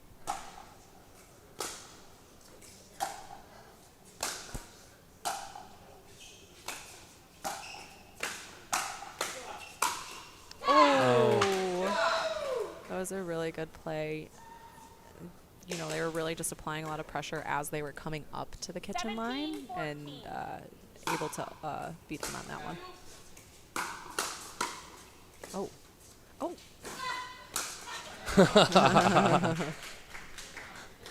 I like Jenny's conviction on that finish.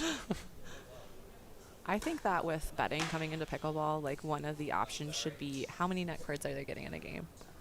I mean, I feel like the odds would be, if you won that, like the odds would have to be so good. Yeah, or maybe it's like an over-under. Yeah. It's crazy that this sport is gearing up for sports betting. I know. There's a lot of things to like put on there, I feel like categories, or I don't know much about it, but Yeah, like think of all the side bet action you could have. Yeah. Like how many earnies, how many tweeners. Wow, that finish was so good because he was in the middle and he could have put that ball right down the middle, but he pulled it right to Caleb's side and just beats him on that line. 15. Really good read by Zach.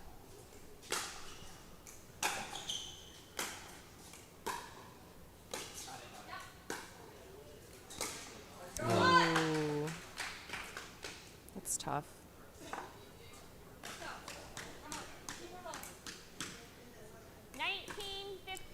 All right, 19-15.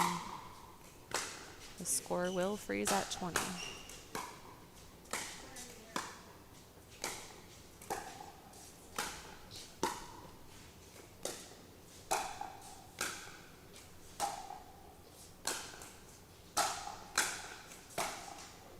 Good job by Jenny. Yeah, good patience. Didn't try to do too much. Just kept the ball in play.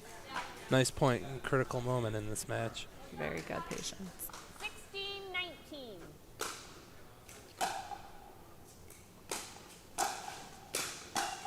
Oh, Wow. sneaky low drive from Caleb there. Just over the net. That was a great shot. 17-19. On a little run here. Ooh. Why did I say it? Yeah. I am literally cursed. And the fact that they go to 20 for that still just blows my mind. Yeah, it is crazy. They are frozen now, but they did serve, so if they score, okay, well, we got a side out. And I think they were only at 17, so they will get a point for that, but now that they're at 18, everyone, this is regular pickleball now. Everyone's locked, yeah. Yep, everyone's locked in scoring. You can only score when you serve. Oh, just out. That's too bad. I wonder if in the future, too, they adjust at what points you get locked in, too, because 20 seems a little too advantageous. I wonder if they'll switch it someday. I don't know. That is a great point. Wow, great read by Jenny, and she gets that right back. I'd honestly like to see them lock at 18. Yeah, or 19 if you're first there or something, Yeah, maybe true, even. because then you still have to get 2. Just 20, like getting a freebie on rally scoring to get your game point just seems unfair. That's an interesting point as well as Oh, yeah, wow, staying in Caleb. this. He Let's comes go. wide and gets it in there, and is it? It's 19-20. I think. Okay. Yeah. 19-20.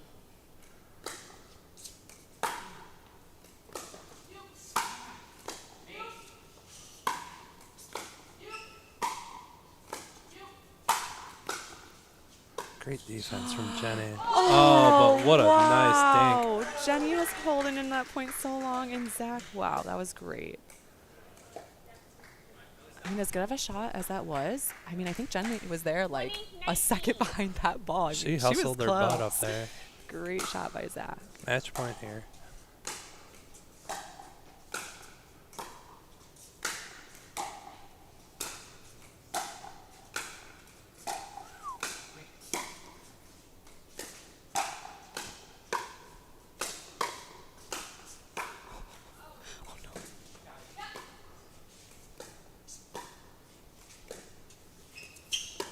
Oh.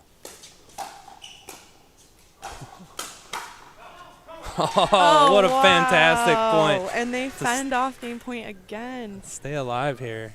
All right, so 19-20. 19-20.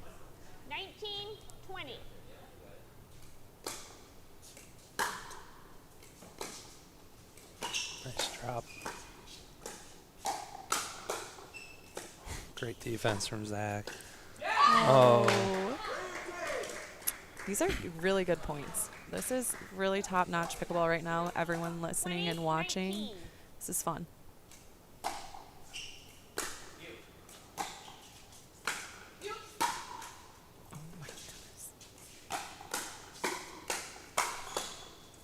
Oh, wow. So they fend off another match point. That All was right. an amazing shot of desperation to win that point from Caleb there. It's 19. Yeah, 19-20. 19-20. Let's see if they can tie it up.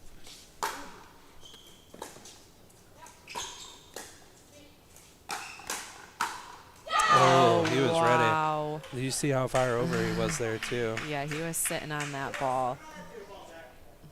It was a great shot. It's our third or fourth match point. 19.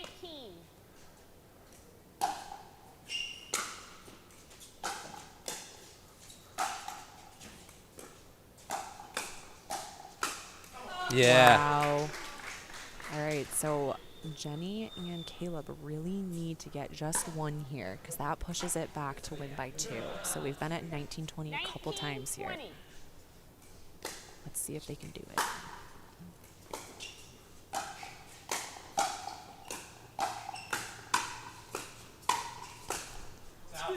Oh. But another great point. I mean, no one is getting this easy. There's no more. Okay. So All right. I like this. So Zach and Jenny have been at match point probably 4 or 5 times at this point, and they call a timeout offensively. Mm-hmm.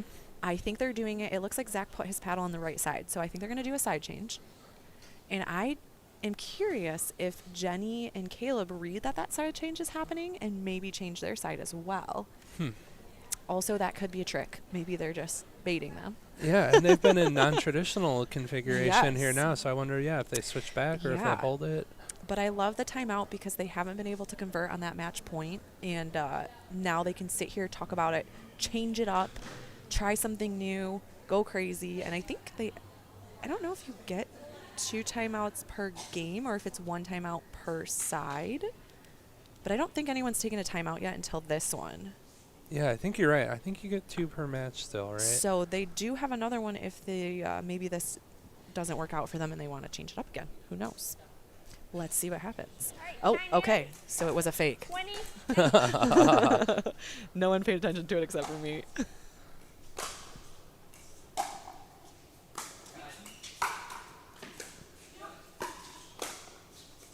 Great. Oh, hanging in there. Wow. Still going So here. good. Okay. So again, 19-20, and let's see if Jenny and Caleb can get to 20 here.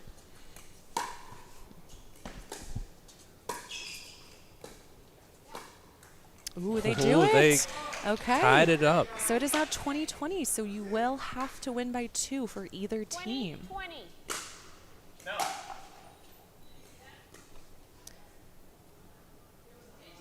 So I can't definitely make a call.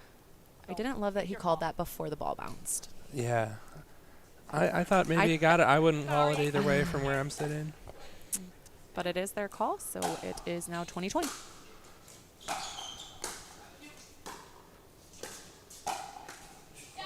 That's a good little poke in the middle there. She had a really good backspin on it, so it was just dropping really fast. So it is now 21-20, match point. 20.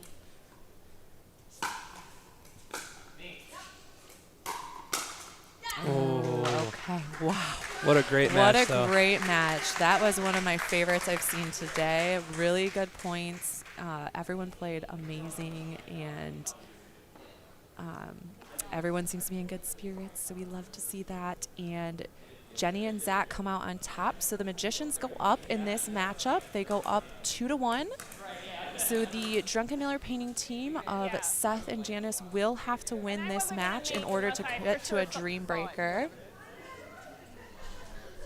And so they will have to win this match to get to Dream Breaker, and they will play Oz and I forgot who their other girl is.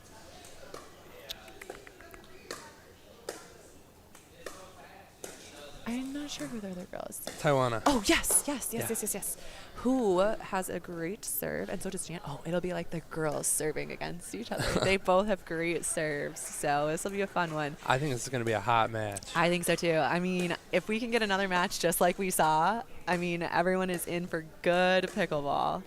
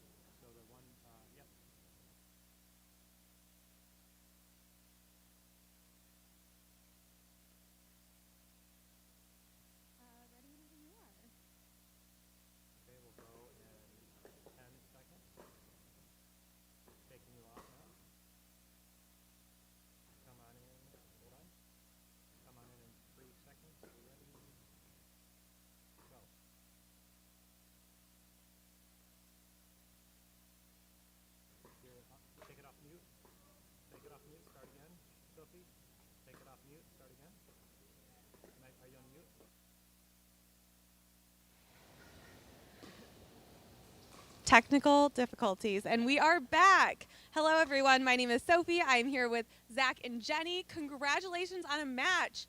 Okay, I think everyone's dying to know what happened in that last timeout, and how did you finally close out that game point? Well, we were just talking about if we should switch up a strategy or not. Ultimately, we decided not to. So we said, you know what, we're going to keep going with what we're doing. It's working pretty well. We just need to pull it together a little more, and we're there. Point at a time. Yeah. Eventually, when it got really close, we were like, forget the game plan because it just changes so often. Why not just take it a point at a time? We had a couple of target spots we wanted to look for throughout the point. So if they came up, hit the ball there, it could get some openings, and it ended up working out pretty well. Yeah, and they did not give them to you easily. That was some of the best pickleball we've seen all day. So did you have a different strategy going in initially?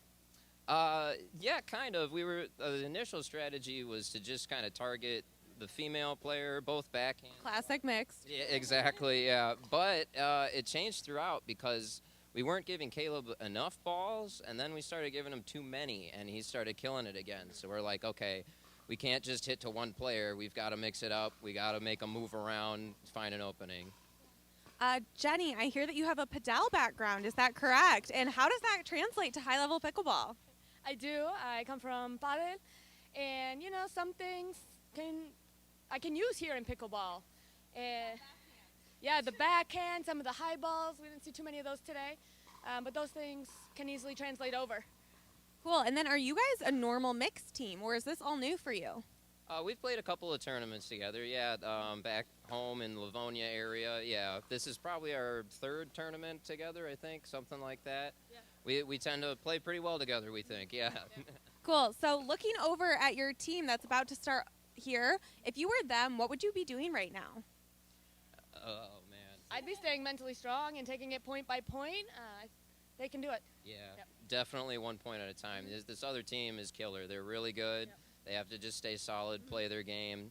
No matter how the point goes, when it's done, new point, fresh mindset. Absolutely. That's very good advice, especially as we get to the end of the day. What time did you guys start again? 9:45. Yeah, we've been here all day. So it's been a long day, a lot of very good, very tough pickleball. Thank you so much for joining me over here. Let's get back to the game, and I'll hand it over to the booth. Thank you very much. Thank you.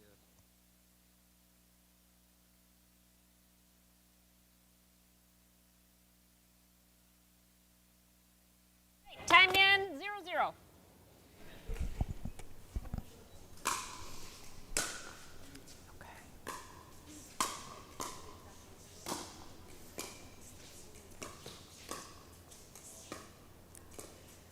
Okay, I wanted to let the point play out first before I introduce everyone. So Janice and Seth are playing Tiana and Oz. 1-0.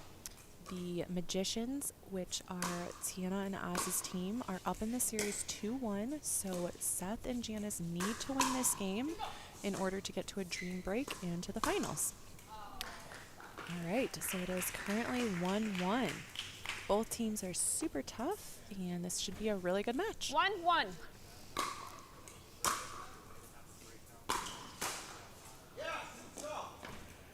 All right, so we're getting some volume out of Oz out here. Pumped up, ready to go. 2-1.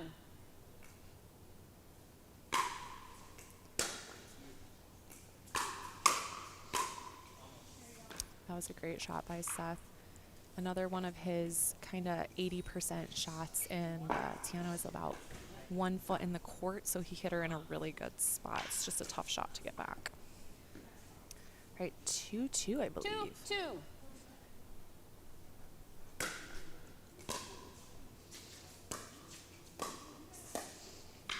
Oh, tough shot by Oz there. Gets Seth moving a little bit to get to his backhand, and gets an air from 3-2.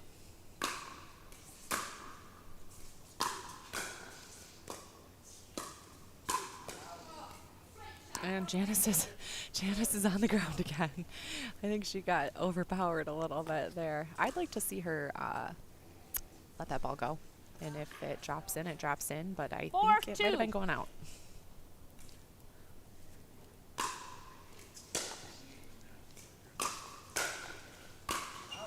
There we go. That's a good eye. I like to see people let the ball go a little bit, because if they get it a couple times, it forces the other team to really slow down their shot. 4-4.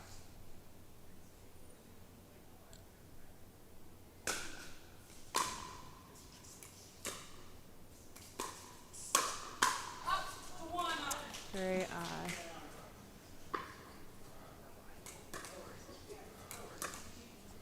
5-4. Seth serving at 5-4. Ooh. Ooh, tough return. And we have just been told that Oz and Tiana have not played together in a tournament, however, are a little familiar with each other's play because they play together in rec quite frequently. Good cover in the middle there. Yeah, great shot. And Seth and Janice over here actually happen to be mother and son, for those of you that don't know, and play in tournaments together frequently.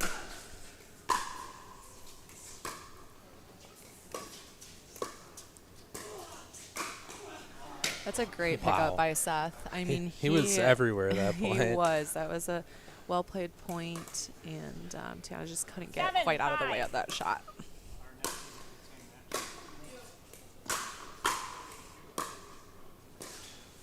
Ooh, I like the idea she was going for, just couldn't quite get under it, and Seth and Janice get another point.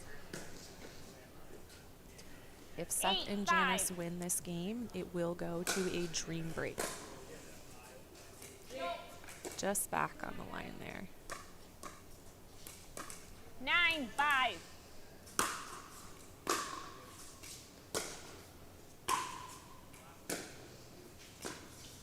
And there goes Janice again. I've been saying it all day. I'll say it again. It's 10. She is not missing her thirds very frequently, and I would just keep that third shot away from her. That's a great ball, too. You know, that's one where you wonder if I should step in and take that, or if Tawana owns that one. Great placement. So good.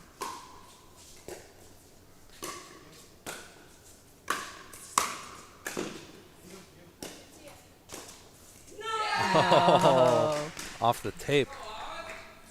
Tough shot. It is 6-10. All right, 6-10. Tiana will serve to Janice. All right, 6-10.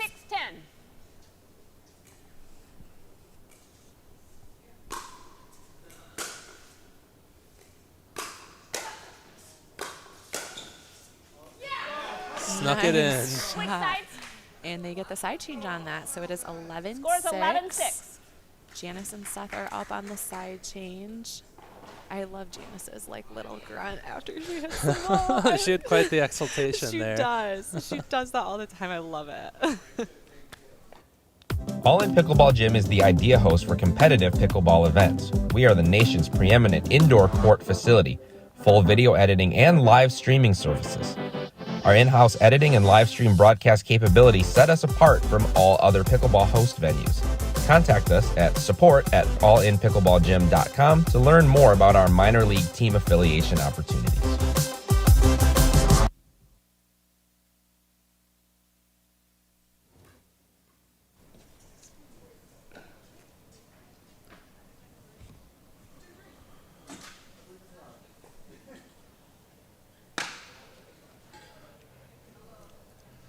All right, we are about to get started here again after an end change. Team Druckenmiller Painting is up 11-6 against the Midwest Magicians Gray. Score is 11-6.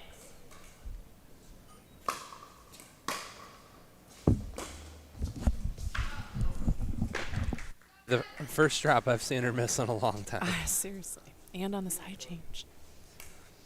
All right. Yeah, I got to adjust to that wind. Shout out to All In Pickleball Gym. Yes, Janice. I love that. I think Tiana honestly thought it was going to come a lot harder because of the effort that was put into that, and I think it threw her off a little bit. Yeah, I think the ground absorbed most of the speed of that ball.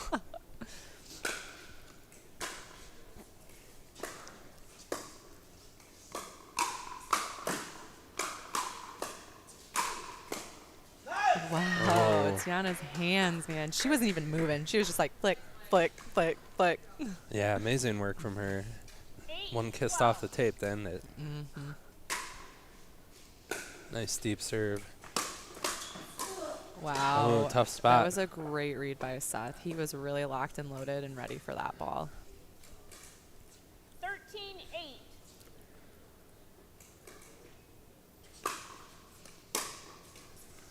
Wow, nice serve. All right, 14-8. So they're pulling away just a bit here. We'll see if the Magicians can come back.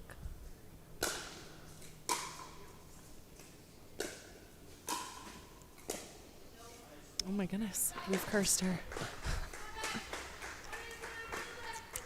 All right, 9-14, I believe. 9-14.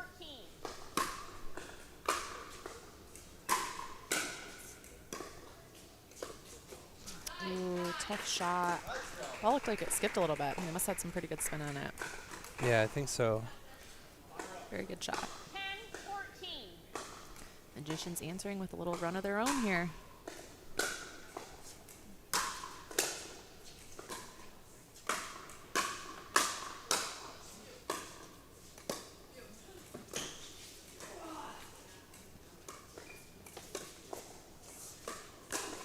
Wow. Wow, so sneaky from Seth here. And he's going back to that line shot. We saw him hit that against Rebecca quite a few times, and looks like it might be effective here as well.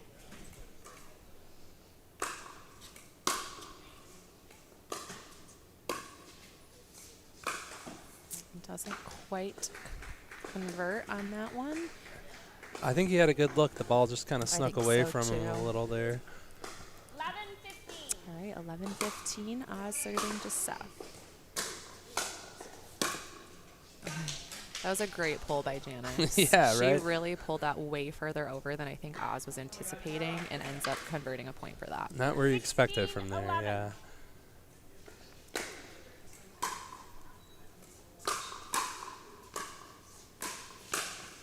Whoa. I like that move by Seth. I think it was definitely an opportunity. Just ended up missing it on that one. He's fast enough to be there, and he was. He just missed a little bit. Nice serve again. And a great return. Kept her nice and deep and ended up hitting it just a bit short there. 17. All right, so it is 17. 17-12. 12. All right. So 18-12 here.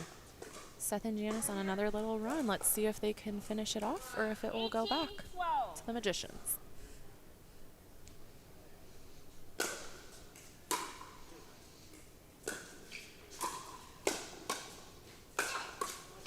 Yeah. I love Seth letting Janice take that ball because she has gotten Oz a couple times on her pull with that backhand. And I think she's hitting an off-speed backhand. And I think it's really throwing him off because he's not quite in position, and then she's hitting it just slow enough that he's not adjusting fast enough to it, if that makes sense. Yeah, that's probably one of the toughest shots to return in pickleball is the one where you think the other opponent is going to hit it. Yeah. You know, you would think that Seth's going to take that. It's his forehand. He's ready, and Janice snuck in there and took it from him. I think Seth still would have hit it if she hadn't. Oh, absolutely. I mean, he was there.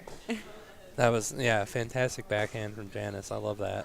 I love it too. And and again, I love that she took that too because she saw an opportunity and she really converted on that. So great shot. So I think Oz and Tiana ended up taking the timeout here. It is 19-12, potentially 19-12, I believe. Yeah, I forget. I'm losing track here.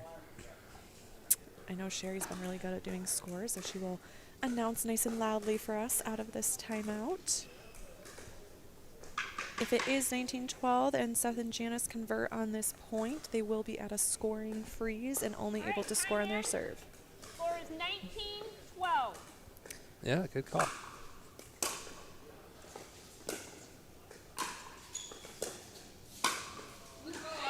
That's a great shot. He's got a great backhand flick pull. It's tough. All right, so 13-19. 13-19.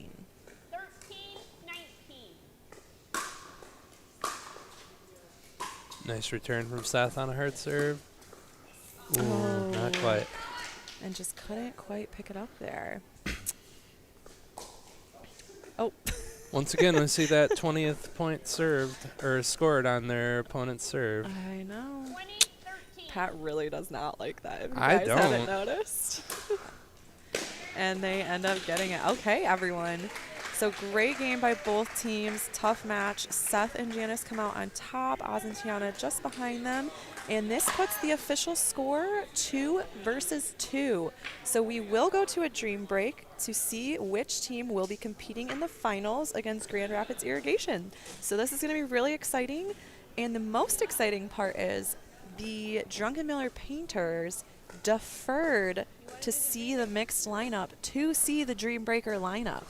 So let's see how they strategize and put their players out as we find out what their lineups are going to be, because this is something that they kind of prepared for. Yeah, what a big brain decision from them. Oh, yeah, and they have left the gym. So we're going to play some highlights from this morning for you guys as we get this Dream Breaker set up. Enjoy. Can't stop, won't stop. I can't stop, won't stop. Can't stop, won't stop. Can't stop. Can't stop, won't stop. Can't stop,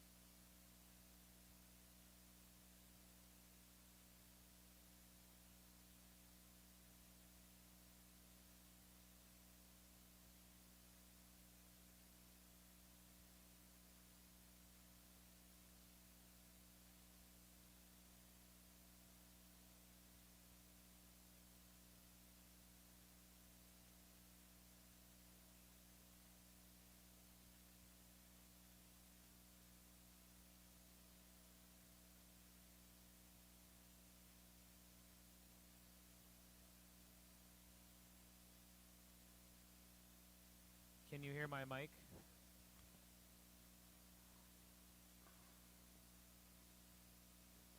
All right, we are back. So, as mentioned before, sorry, I thought I was on live. We're back, and as mentioned before, the Drunken Miller Painters were able to see the other teams, the Midwest Magician Gray team's lineup prior to releasing their lineup. And it sounds like they responded with a very traditional lineup, so it sounds like it's going to be guys versus girls, as in guy, girl. So sounds like they're playing it pretty straight up. Maybe not trying to get like one person to get all the points. And we were talking back here in the booth. I know that all 4 players on the Drunken Miller Painters have competed in singles tournaments. A lot of them have done very well in singles tournaments, including the girls. And Jenny played her first one recently and did pretty well. So that's exciting. As far as the Magicians go, I know Oz has competed in singles, I believe.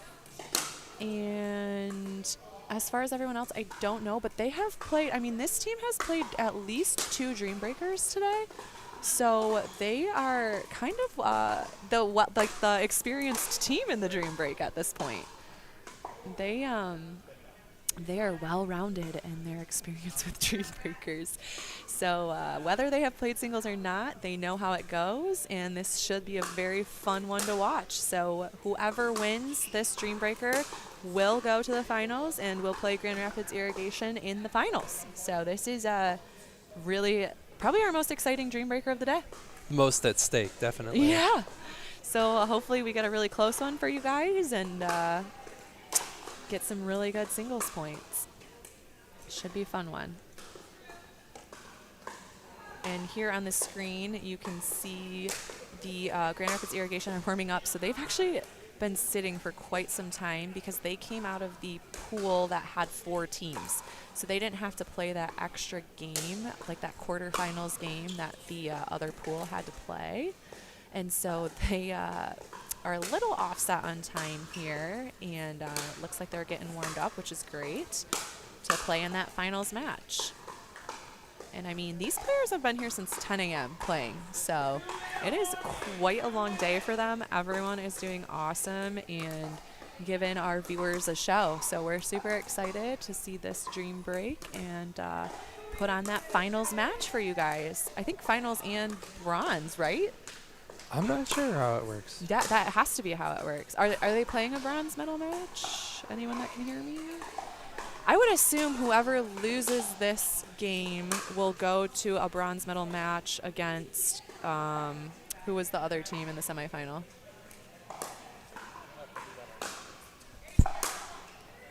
Well, is that why Kind Crumbles is still here, I wonder? I think Kind Crumbles stayed because they will play in a bronze medal match against whoever loses this game. Yeah, I don't see it on the schedule here, though. I just see the 2 semis and then the finals here. Okay. So maybe they just decided bronze on points or record or whatever it may be. Okay, so yeah, I'm not sure on that one, but we will keep you posted. That is how I would assume it would work, because I think typically you play for bronze, right? If you're going to play for gold, you play for bronze. However, because of time restraints, it might go down to the points today. We are all right. Our production manager is on it, and we are going to get this started for you guys. He is like, let us get it going, because we still have a whole nother series to go. So thank you, Scott, who is doing a great job today live streaming. He has Livestream Pickleball, and he is doing phenomenal work out here so that all of our viewers at home can see this. So thank you, Scott, very much for all your hard work and everything you do. Okay, let's get this started. We have Dan announcing this game. Dan is the owner of All In Pickleball Gym. So thank you, Dan, for hosting this great event and always being our ref for Dream Breakers. He is on it. He is like, this is your last serve for this series. Next people are up. Let's go. Like, You're on deck. Let's Yeah. get it going. He's been doing a great job. He has done quite a few Dream Breakers today. So This is going to be a fantastic match here. I'm very so excited. excited for this one. So we have Caleb against Zach.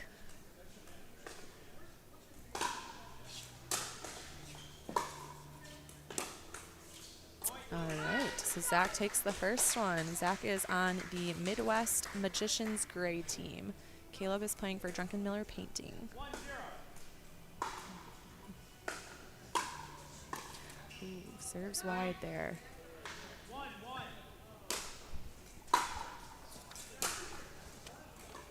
Wow, that was a tough ball. What are you? Oh. Okay, so 2-2, so even split on points there, but Caleb did get the last point, which gives his team the first serve, and Janice loves singles and loves to serve, so let's see what happens here. Janice versus Jenny.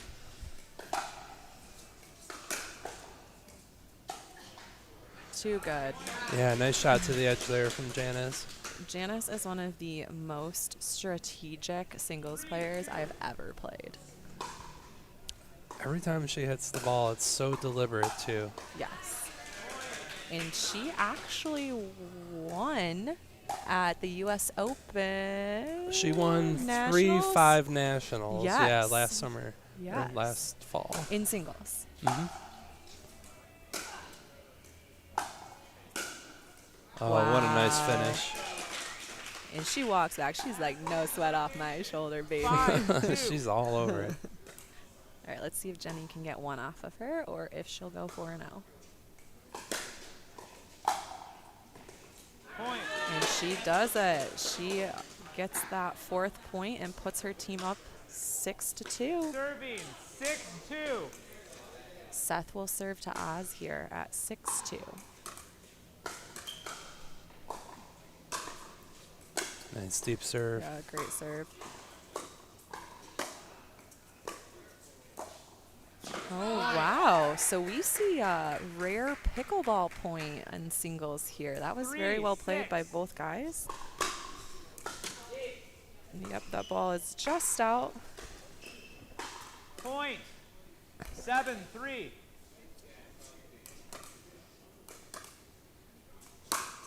It is 7-3.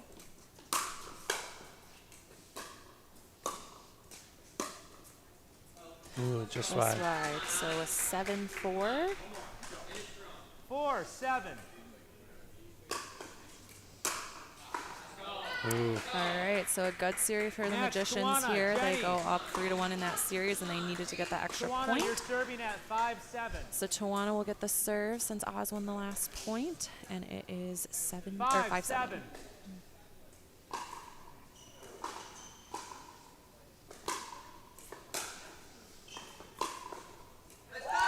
Wow, nice winner down the line there from Tawana. And that was set up by an amazing serve. Yeah. That serve kissed the line and had a lot of pace.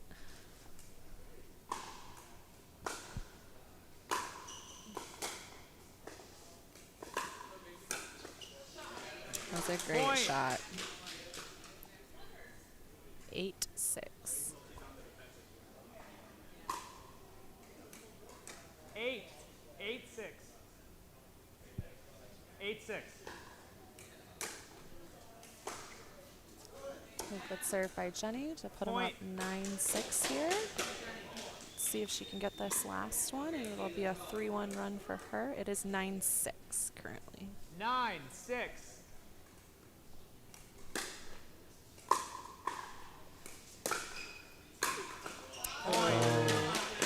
Tiana was very Back close to to the converting top. on that, Caleb, but Jenny Zach. gets it just past her a little bit. So 10-6. We will end change at 11. Caleb, Score is if he gets a 10-6. point here, will get the end change for his team.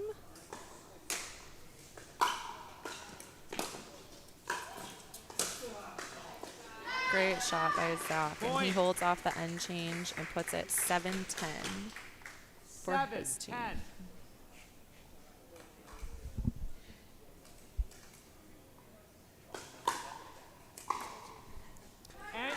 End change, point. All right, with the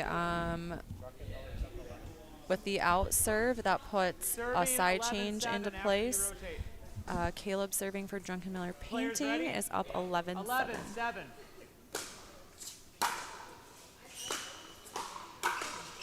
And Caleb just gets Point. a great deep ball there. Zach isn't quite able to pull that up over the net. Last point in the rotation, 12-7.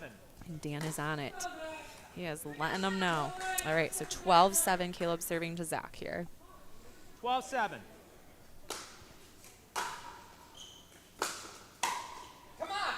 Oh, nice shot. Wow. He had a lot he could have done with that shot. He put it right on the sideline. Corner. That was a great ball. Wow. See, this is the thing I keep saying, too. If you can't win a point and you're going to get one in your series, get the last one to set your team up with the serve. Yeah. That's a good call. 8-12. So Janice took Jenny 4-0 last time, but Jenny didn't get to serve. All right. One apiece for the ladies Point, here. 13-9. 13-9. Drunken Miller Painting is up.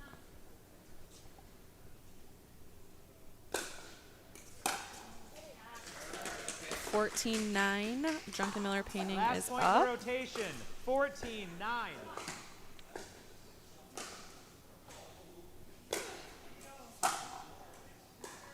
Oh my gosh. That was a great serve and an even better return that ticks off the tape there, and Jenny gets another one for her team there. 14. And she puts her team in position with a Players serve. ready. So 10-14.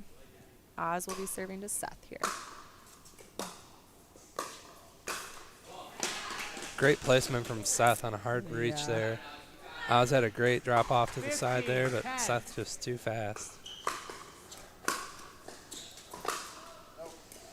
I like that idea. I think he saw Oz kind of cheating over that way at the last 11, second and pulled it 15. just wide. Mm-hmm.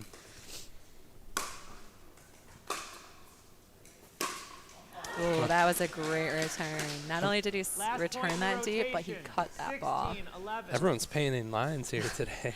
This is some singles to watch. Ooh. Shoot. Point. Another misserve. Tuana serving at 12-16 to Jenny. All right.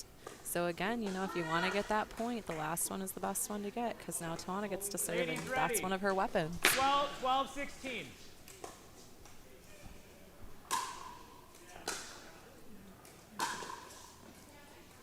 Wow, great shot.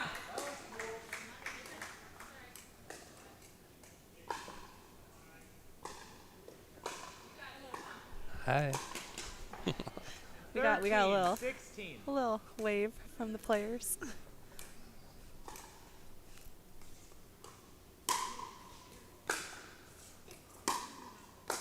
Wow. That is a great ball. I mean, she is cutting that and putting pace on it. That's a great series for her. 14. All set up because 16. her serve is a very powerful weapon.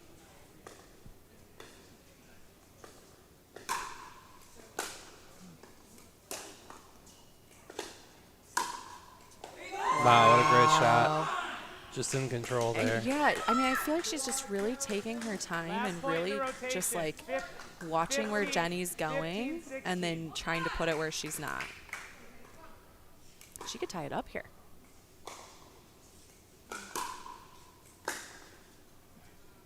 And she Great does. serve, and she ties it up for her team and gives her team the serve for her next person Jack, out you're here. serving to Caleb at 16 all. That was a exciting run there. That's why the Dreambreaker is crazy, because I think Jenny beat her 4-0 in the time before. 3-1, I think, yeah. And then she comes out 4-0 right there. So Anything can anyone's happen. game. No. And Point. Zach with a super strong serve, and it puts the Magicians ahead for the first 16-17. time in the Dream Break. Apologies, 17-16. Thank you.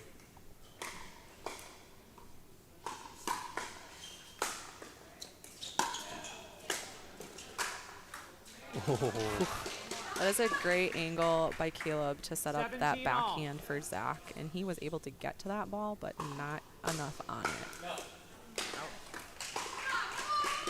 Last point of the rotation, 18-17.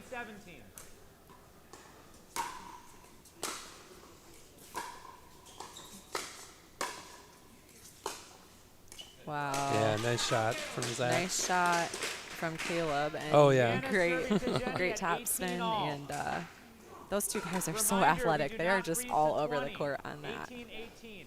Janice serving to Jenny. Until 20. Right, Tie so match. tied it up there with that shot, 18-18. 18s.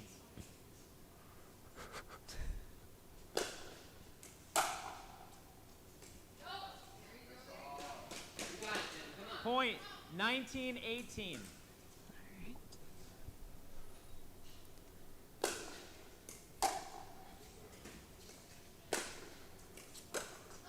A great corner shot. Janice just really 20-18, backhand both teams are heavy now to Jenny frozen. here. I love her focus there. It's so deliberate. She's Oh, just, yeah. Nobody's rushing her. Yeah, Janice, you go. Game point here. 20-18. Or match point, actually. Okay, they Last hold it point in off. the rotation, 18-20. So both of them are frozen, and they have to score on their serve and win by 2.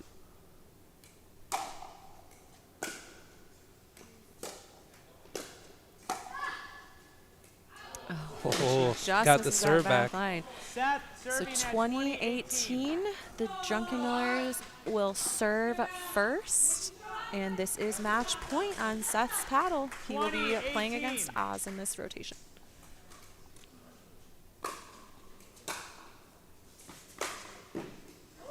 Too good. Oh, wow, what a wow. finish. Great match, Paints everyone. the line.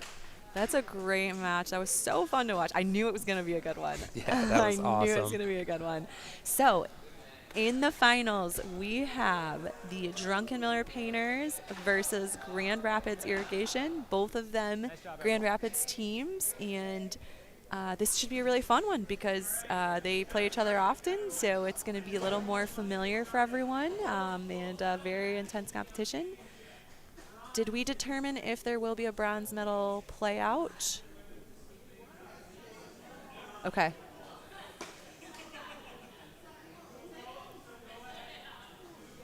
Okay, so for listeners out there, we are going to do a third medal match. So the Kind Crumbs will be playing the Midwest Magicians Gray for third place, and they will be playing simultaneously. So the women's and men's matches will be played at the same time, and both mixed matches will be played at the same time to try to get players out of here quickly. I don't know if the finals will also be done that way or if all finals. Okay, so all finals matches for gold and silver will be played on championship court here, and we will try to flip back and forth as there is time, and keep you guys updated on scores so that we can all know how bronze is going. And then obviously here on main court, we will have gold and silver. So again, that will be the Drunken Miller Painters, who are Caleb, Jenny, Seth, and Janice. They will be playing Grand Rapids Irrigation with Catherine, Ben, Lori, and Aaron for first and second. For the bronze medal match, we will have the Midwest Magicians Gray, which is Oz, Tiana, Jenny, and Zach. And they are playing Kind Crumbs, Rebecca, Mary, Monty, and Jeff for third. Wow, so much great pickleball still to come here. So much. So stay tuned. This is what everyone has been playing. I can't even do the math. Like 10 hours for. Hey, you got all the names right there, so good I job. don't even know. I'm just saying things at this point. I've also been here for a minute, friends. But yeah, this is going to be some really high-level pickleball. I think some really close matchups, and I'm very excited to see how this plays out.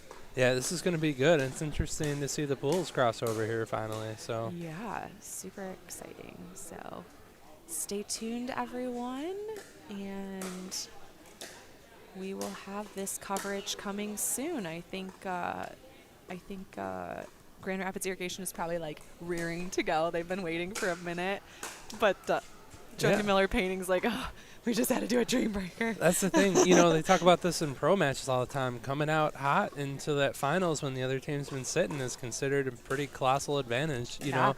And we saw Grand Rapids Irrigation over there trying to stay warm and everything, but they were also spectating this match. So, yeah, hopefully they can come out firing and bring their best game after a long break here. What do you say, Pat? We hoping for a dream break for first and second? Duh. Pat's like, I live here now. My cot is set up. I will be here all weekend. I'm ready. They got pickleball. They got pizza. I'm ready. I'm moving in. Pickleball, pizza, and prime time coverage. The prime triple time P. coverage. Let's go. We're a mess.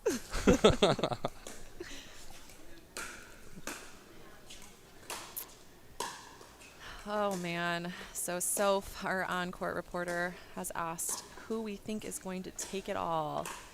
I honestly have no idea. I would love... I don't know. Yeah, I would hate to say I would hate to jinx anybody here, Yeah, too. actually, yeah, I am not saying anything because I am have sick of being the reason for the mistakes. I have my suspicions, but I'm going to keep it internal here. And I'll let you know if I was right after the match. Okay.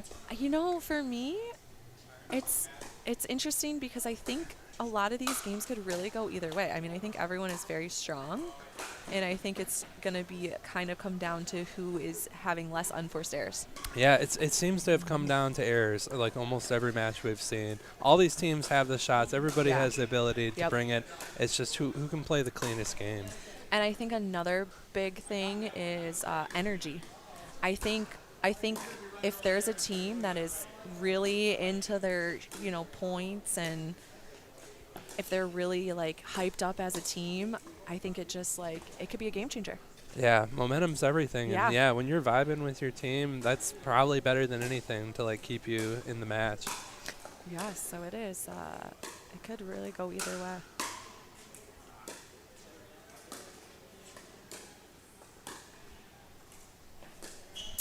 So we're going to check DUPR scores here. It sounds like one team might be a little bit higher on average as a DUPR score. However, I don't like the DUPR score rating because I personally know mine is very low and does not necessarily reflect the level of play that I typically play at. So I don't know how much you can put into that if you... Well, here's the thing. I think if you've played over 100 matches on DUPR, I think your score is pretty accurate for the most part, depending on what the level of players in your area that you're playing in frequently. Yeah, and it depends on how many matches the people you've played have had too. Correct. Because somebody has an artificially lower high score DUPR just from having not played a lot. When you are up against that just throws your numbers off too. Exactly. I mean, I was talking to my friends the other day, and they said they won a 4-5 tournament in an area, and their DUPRs went down because everyone they played had less than a 4-5 DUPR, but they were all playing up because they thought that that's what their rating was in that area, because everyone they were playing says they're 4-5, and then they come in and blow out every one of these teams, but their DUPR goes down. Yeah, because they're not that actually expected 4 or result. 5. Because they got enough points against them that they beat the expectation of the outcome. Yeah, interesting. So it is interesting how I think once you start getting over that 100 match mark, I think it definitely starts evening out a little bit more, because you've just gotten so much more exposure in at that point that the algorithm can work a little bit better. I think I'm at about 60 or 70 matches now, and I feel my DUPR's about where it should be. Good. It seems to bounce around, based on weird conditions. So. Well, and the other thing is it changes if you don't play, but someone you've played plays on a tournament, and they do worse or better, your DUPR will change just a little bit. Oh, it'll ripple out. Yes. Huh, interesting. So as your opponent's DUPRs change, yours can also change. So it is interesting. It's very minimal. Would you but like to react it is a to thing. the mix or react to the potential dream breaker? Let's tune into Dan here. Okay. So I don't know. We're reacting to mix. We will start with women's, men's, and go through just like we have all day. So for the ladies, 1 or 2? Ben. Sorry. Hey, Jenny, 1 or 2? It is a 2. Do you want to serve or return? You're on this side. Rapids Irrigation on this side. Let's have fun. Dan's out there. Let's Sorry, have Ben. fun. I shouldn't have asked you. All right, so Jenny and Janice have chosen to receive, and so that means Catherine and Lori will serve first, and I'm not sure. I can get a fresh one. Whichever team won that toss chose to see the mixed lineup, but I do not know which team got the toss. So, okay. So the Druckenmiller Painters won the toss and chose to see their mixed lineup, which is different than they did last time. So, Yeah, interesting. I kind of like that play the last time where they opted to see the Dreambreaker lineup, and I think it probably made a pretty significant difference in the outcome. So they're like, we're not going to a Dreambreaker this time, dang it. Yeah, we're winning this in We're 4, winning easy. it straight out. Too funny. Anyways, speaking of dupers, let's see here. According to the dupers, how do I know? So it's the total here. But So how do I know which team is which? Team Drucken, you got to go all the way back. Oh. Yeah, Team Druckenmiller seems to have a slightly higher collective duper. 18.16, and Grand Rapids Irrigation is 17.3. Okay, so there is a little bit of a whole point differential there. Yeah, that's pretty significant difference. But again, we see, there's a large margin for error within duper, especially given people's circumstances. So yeah, I think it's going to be pretty close. But that is, since duper is a sponsor for this event, I believe, right? Yeah, on some level. Associated with duper. We will shout them out to duper, and the duper rating is how these teams picked where they were going to play. You could not enter a level if you were higher, 0.3 higher than what the number given was. So the painters are very close to that cutoff with 18.16. So they couldn't have played an 18 if they were 18.3. So yeah, that's how that gets determined there. So that is how these teams were placed into their events, and the 18 kind of turns out to be a 4-5 level if you're looking at just like a regular tournament rating. That would be kind of where these players are putting themselves at, or where their dupers are putting themselves at. So. Yeah, I think that's apt. Yeah, oh, I totally agree.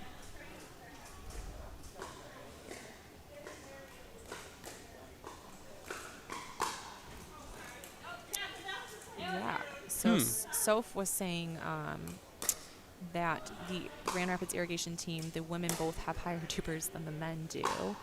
And I will, Ladies, we ready I to will go? say I've played with a couple of them, and I know Catherine and Ben play together frequently, and I don't think they've played a 4-5 event. I think they have done very well at 4-0, winning a lot of tournaments. I'm not sure that they've played 4-5 yet, cool. so this might be one of their first Good, let's do 4-5 it. tournaments. I think got the backup, Lori's so played 4-5 a couple times. I believe you chose to serve? Yeah, I believe so. I've seen I Lori think play so. 4-5. Maybe not for a little while, but And I'm not sure about Aaron. I'm still kind of new to him. I believe Aaron's played 4-0 from what I've seen. I've seen Okay. him play 4-0 singles and doubles. So All right. So yeah, and I think Ben in men's has also only played 4-0. All right, here we go. 0-0. I believe that's correct. Yeah, and then kind of a mix for the other team here. I know Jenny's played 4-0 and 4-5. Janice has played 4-5. Here we go. Got a nice fresh ball for a new match here. Ooh. Point. Do you like a new ball? I do. Okay. I like it very 1-0. much. I don't love a new ball. I like a slightly used. I think for consistency, I like the fresh ball because you can put more action on it. It's got a little more Fair. pop and spin, and you can catch people off guard if you can wield those mechanics of it.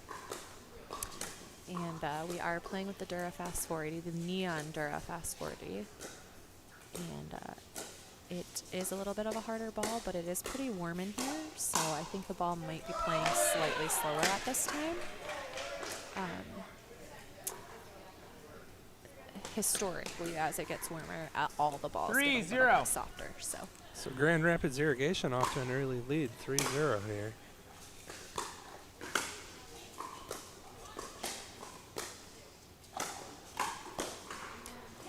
And that was a really good shot. Lori just kind of flicked that right at Janice, and she got a paddle on it, but was a little bit behind it. Yeah, Lori's playing great today. I haven't seen her play in a little while. I know she was fighting an injury or something for a minute, and oh, wow. yeah, she's bringing it. That was a great spot, too. Just 1-4. caught Catherine moving, and she couldn't quite recover from that.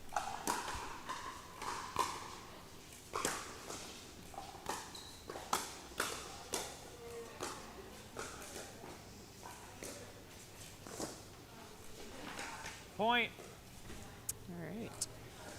So Grand 5-1. Rapids Irrigation continues to increase their lead here, 5-1. Oh, in a good spot. Point. Just catches Lori off just far enough over in the middle that she can't quite get a paddle on it. 2-5. Nice wow, serve. Great serve.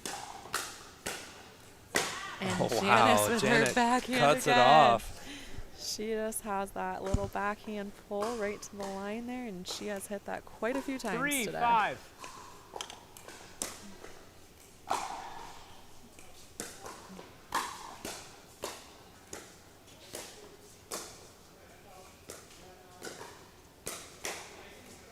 Oh, another backhand. one.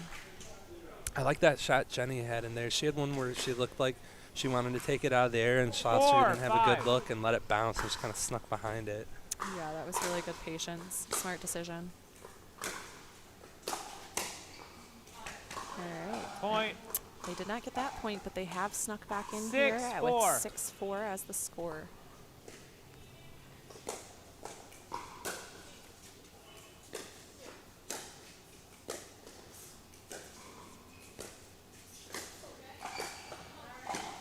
Tough shot. Gets catching Catherine moving again 5, and 6. hits it at her feet. She can't quite recover from that one. So great shot.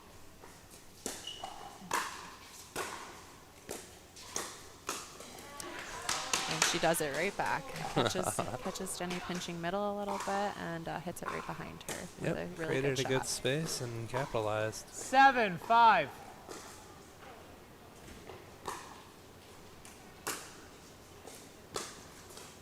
Oh.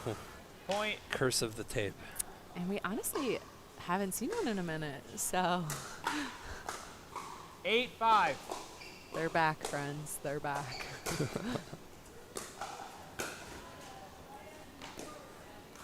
Janice was going for that backhand pull again and pulled it a little too hard. 9-5. Doesn't quite convert on that one. Yeah, I kind of thought Jenny might step in and take that one.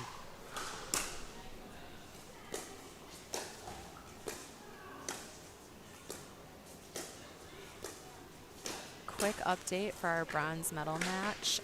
Kind Crumbles is currently winning both their men's and women's 6-9. matches right now, so we will keep you updated.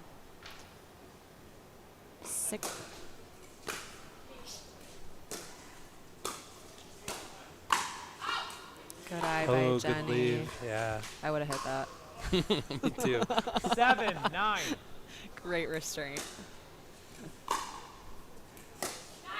Oh, good spot. Lori she doubled down on it. She's like, I'm not missing that again. And Yeah, just painted the snags line. that and line. had a wicked bounce. All right, let's see if they get the side change here or if painters can hold them off. End change. They do get the end change. So Grand Rapids Irrigation will change ends with Drunken Miller Painting 11-7.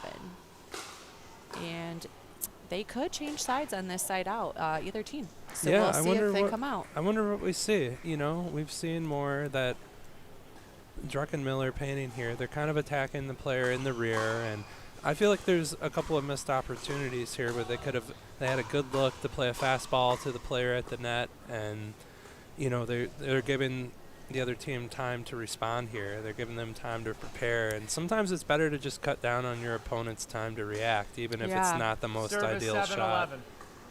So yeah, I wonder what 11-7. changes we'll see from the teams Yeah, here after the end interesting. change.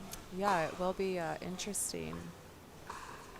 A lot of times we say a team that likes pace, like Lori and Catherine. They play with a little more pace. A lot of times to neutralize that, you do want to play a slower game. But I do agree. I think maybe they're not taking all their speed up opportunities because they're trying to keep the game so slow that they're not attacking enough. Yeah, maybe just a little too cautious. Yeah. We'll see what happens here. Everyone did stay on the same side.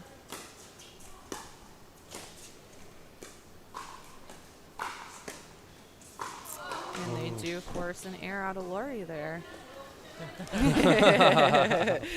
Nice little 8-11.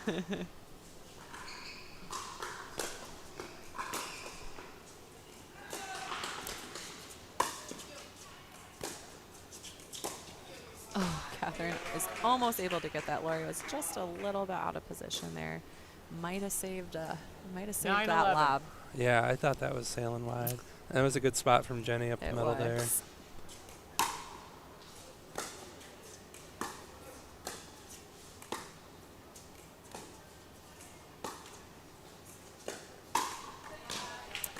All right, so they grab another one here, and just like that, right back in it. 10-11. Janice's focus.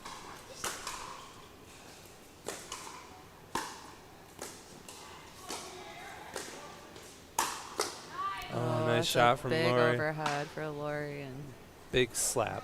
Janice is able to dig it out, but can't get it up enough. Go ahead.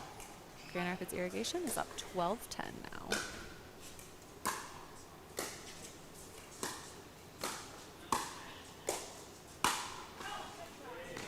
All right, so Lori hits it just deep on that. 11-12. Within one again.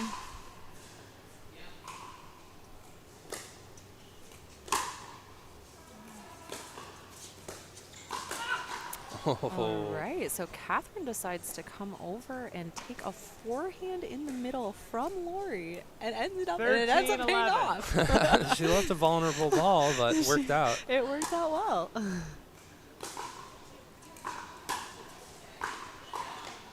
And seeing that one, I think Lori might have thought she might do the same thing again. 12-13.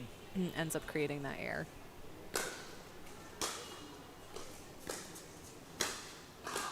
Ooh.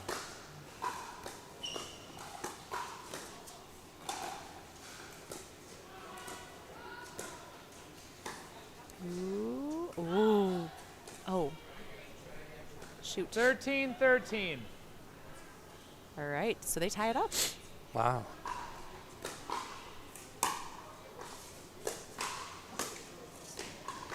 All right, so I think I think Lori might be a little 14-13. fatigued here, and it looks like Catherine's trying to come over a little bit to help her out. Yeah, the pace of play here is fast. I understand that. Yeah. Catherine had a good look on that post. She did. Just hit it a little too low. She did. And they have had some really great dinking points. I mean, the dinking points have gone either way. I mean, both teams have just been grinding it out. And let me tell you, dinking is some of the most energy you will exert for not hitting the ball very hard in the entire game. A lot of micro adjustments and footwork and bending over. The legs just get tired sometimes. Oh, what a nice dig from Catherine there. And a scoop from Lori. Yeah, Lori set that up really well with that scoop. You know, she, instead of like doing a reset scoop, she kind of added some pace, and they ended up coming out on top. 15-14. And they take the lead again.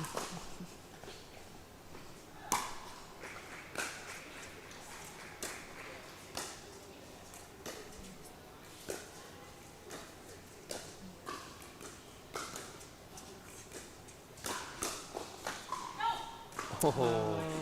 I do think that shot was going to go in by Catherine, so good take by Jenny. Just couldn't finish the snap with her wrist, and it just goes just out. Yeah, super high ball. I do think it was good, though.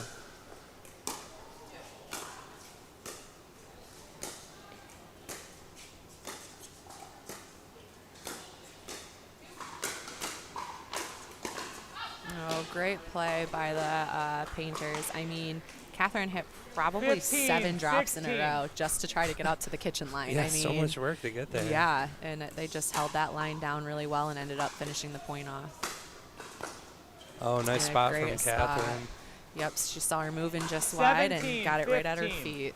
So they take the lead once again. Oh, sorry, 17-15. So they go up another point here. I'll recall 17-15.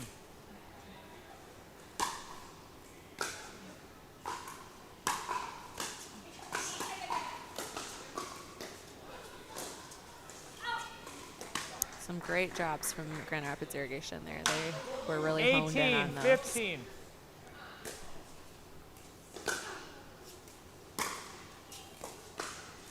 Nice drop and return. Yes.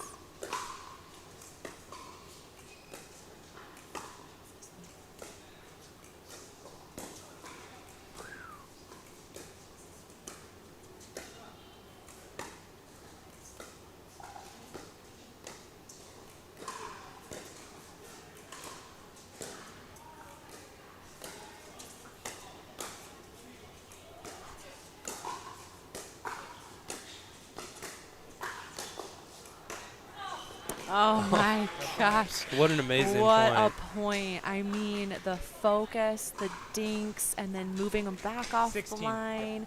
That was just a great point by all the ladies. That was very hard fought. 18. And we are to 16-18 here. All right. Oh, wow, getting back in it. Yeah, picking up another 17, point, and it is a 18. 1-point difference once again. Oh. All right, so the freeze doesn't happen until 20, so there's another point for the irrigation on the missed serve there.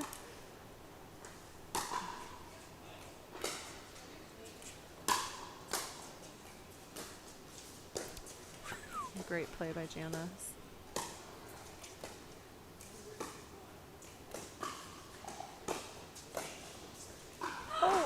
Oh, no. A net court on both sides. All right, well, that puts us within one once again. So I believe it's 18-19 here. 18-19. All right, the race to 20.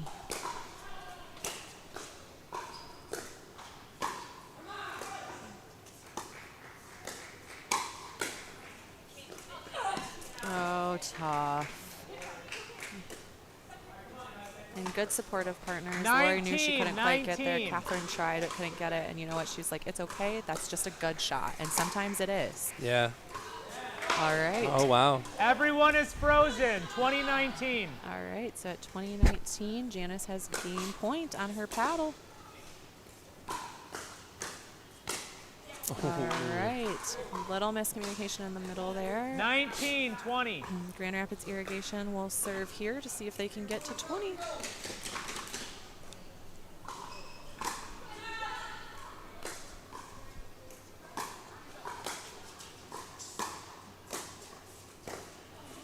All right. So the 20-19. Drunken Miller Painting holds them off. And Janice again has match point, or sorry, game point on her paddle.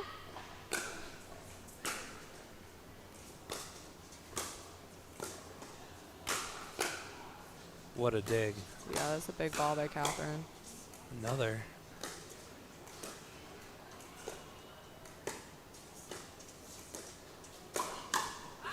Wow. Wow, what a match. So Great good. match, So ladies. Drunken Miller Painting ends up coming from the behind. They were behind almost the whole game, and they take Great the game. W here with All some around of the great. best points we've seen. I mean, really great dinking. Everyone was honed in.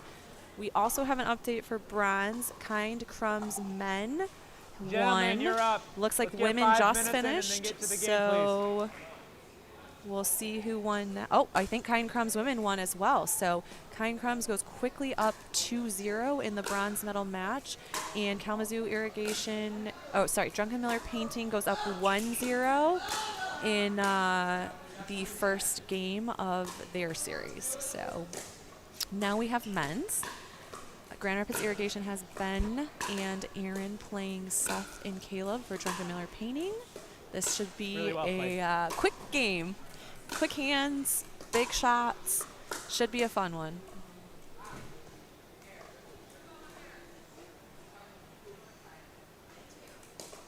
Again, this is the finals. So as listed on the TV here, these two teams are playing for first and second place. And in the background, we also have our third and fourth place teams playing as well, with Kind Crumbs up 2-0 and Drunken Miller Painting up 1-0. I don't know if you saw Aaron there hitting tweeners and behind the bags during his warm up here. Oh, Love it. He's feeling loose and ready to go. I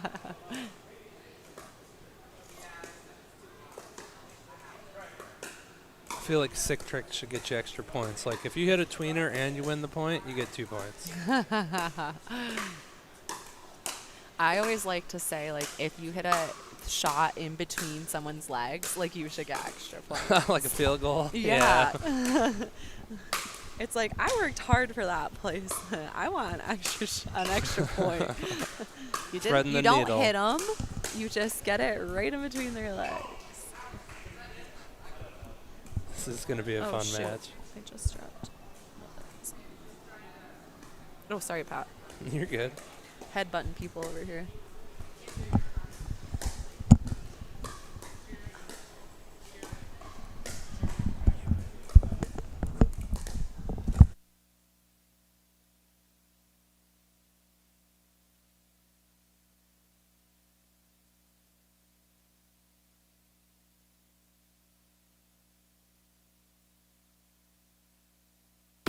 Welcome to All In Pickleball Gym, the first dedicated indoor pickleball facility in Grand Rapids, featuring 5 full-sized indoor courts and 2 trainer courts that feature a professional outdoor pickleball surface. 16-foot full enclosed ball containment nets on every court will ensure that you will never have to yell "ball" again. Looking to level up your game? Join any one of our leagues, drill sessions, or training clinics scheduled throughout the week. Industry lighting, online booking, key code access, custom training courts, and players lounge are just a few of the amazing things about All In Pickleball Gym. Come check out our facility in Byron Center, Michigan at 400 76th Street, Byron Center, or visit our website at allinpickleballgym.com.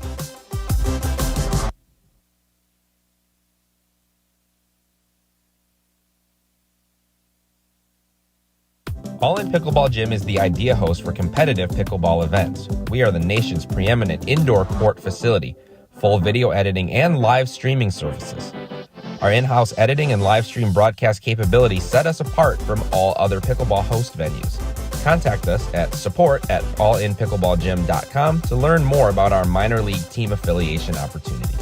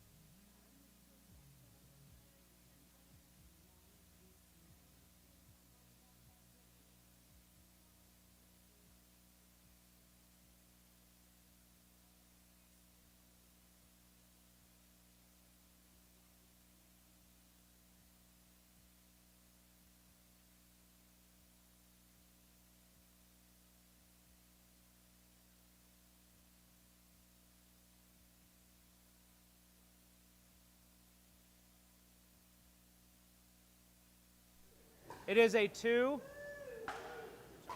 Return. You guys are where you need to be then.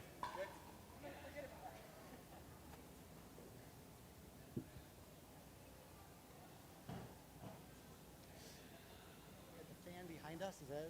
It's pointing up though. I know. Okay, so we are starting match number 2 for our finals here. We have Yes, sir. Seth and Caleb with Drunken Miller Painting Zeros. playing Aaron and Ben with Grand Rapids Irrigation. And Drunken Miller Painting is currently up in the series 1-0. All right, so out to a 1-0 start here. 1-0.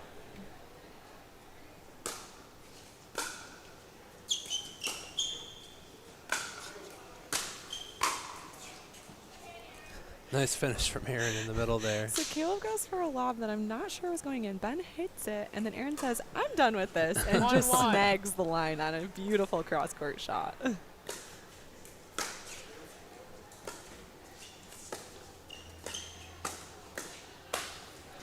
That's a great setup by Caleb. I like his patience there, and he applied a little more pressure each dink, but kind of just waited for that pop-up. Yeah, the tape helped him out there, too. Yeah.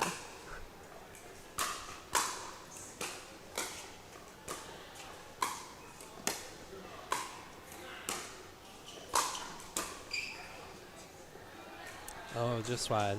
Yeah, and there was a little miscommunication there with lefty-righty on who's taking that overhead, but ultimately Aaron comes up with a big shot, and they get the point. Yeah, he cracked that ball. Ooh, almost. Nice rip by Seth there. Catches Aaron moving just a little bit.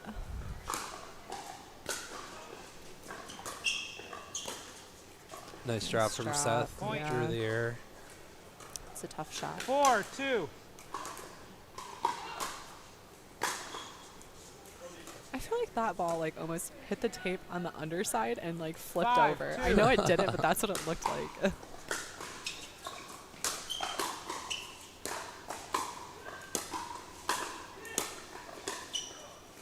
Nice digs from Caleb and staying it. Yeah.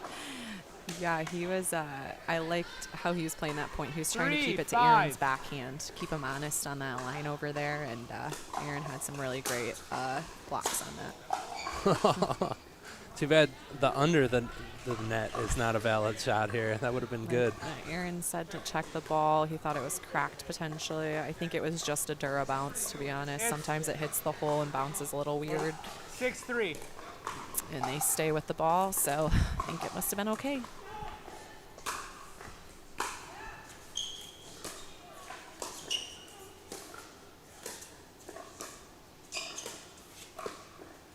Great patience. Get up to the net there for Druckenmiller. Yeah. Wow, good dinking point. That was really good. Everyone did a great job. 4-6. Grand Rapids Irrigation comes out on top on that one.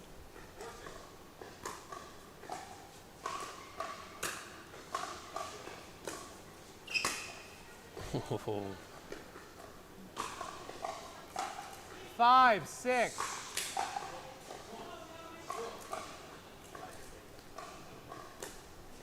Ooh, another lob serve from Aaron's partner. And it works.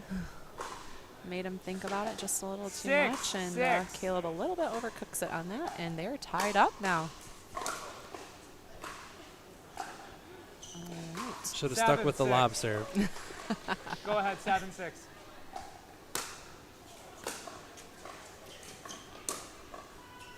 What a nice drop. So good. And another.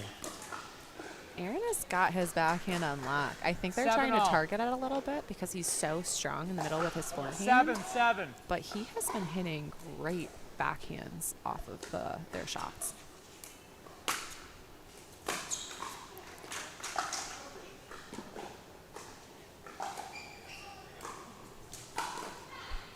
Eight, 7.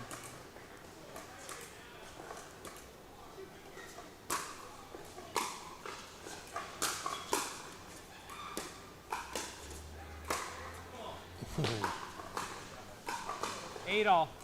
Tie game and 8-8 here. 8-8. They're playing really close points here. And we are back to only lob serves.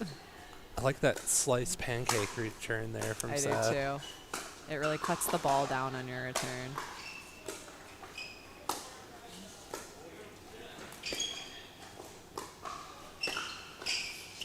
Oh, what a great flick from Caleb off to the side. I think Ben came up a little quicker than Aaron was expecting, and it kind of left him exposed there. And Caleb was able to catch him on his feet there.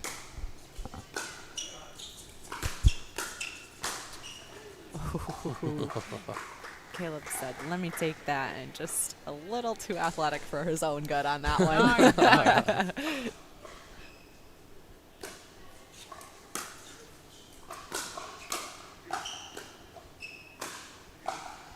like seeing Caleb take a little off those backhands. I can tell he wants to rip those, but it's keeping the ball in play, and it worked out. I think he's gotten a couple errors from just keeping that dink rally going with Ben. I think that's kind of where they've been trying to sit. Time 9. Caleb hits a little bit of a spin dink, and I think Ben hits a pretty flat dink, so it's really ideal for Caleb's dinking game. End change. And I think they're kind of starting to utilize that a little bit. So we will see here. I don't think Grand Rapids Irrigation will come out in a different format just because Aaron is a lefty. And Caleb and Seth seem pretty comfortable with that as well, so I think we'll just see a break and no changes. We have Drunken Miller painting up 11-9. Let's see if Soph has an update on scores. I think both mixed matches are being played, potentially. Just one mixed match is being played, so we'll get that bronze medal update for you. This mixed match does matter, so if Kind Crumbs wins this mixed match, they win the bronze medal, hands down. They will... Okay, so they just had an end change. 11-9, Kind Crumbs is up. So if they continue with the lead, they will win the bronze 3-0 over Midwest Magicians Gray. So we will keep an eye on that match as we stay here on Championship Court, where Drunken Miller Painters are up 1-0 and up in this game as well. Great reset by Seth, and then he gives himself such a great opportunity off of that. I love that play. Oh, and we have Dan, owner of All In Pickleball Gym, doing the most in between a bleacher to get the ball for these guys that are playing a great match. Loses a hat, stuck. He's ready to go. He's laying it all out there for his facility. We love to see it.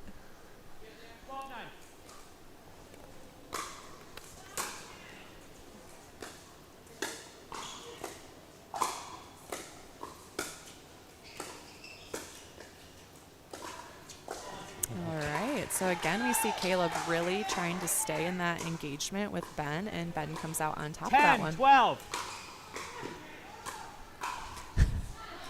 And we are just doing the most with the lob serves here.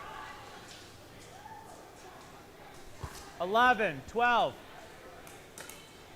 And it's kind of a bait shot, too, against big headers like Caleb and Seth. And that's why they're doing it. Oh, and now we're just doing in-the-game lobs, too. Things are getting crazy out here. They had an opening there. If there's some confusion, just couldn't land it in there.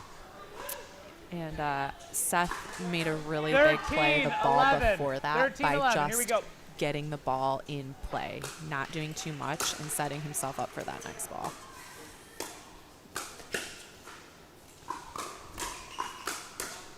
All right, and there we have Caleb athletically running off the court and getting back in a point or a hit later to finish it. And he hesitated, too, after he was off the court. He waited to see if it kept going. He did.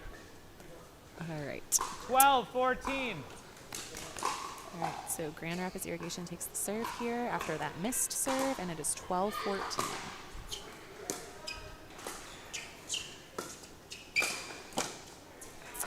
Yeah, it's too much for Caleb. Give him that. He's going to put it in a hard spot. And again, he's really playing that cross-court matchup with Caleb and Ben very heavily. Seen a lot of that.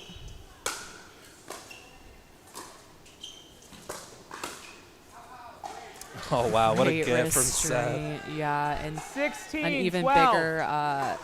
bigger point because he let that ball go.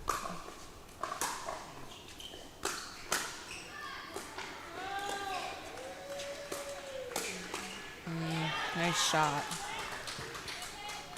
So Ben actually switched up the pattern a little bit there by hitting it to Seth, and 13, ends up coming 16. up on top of that point. So good shot by him.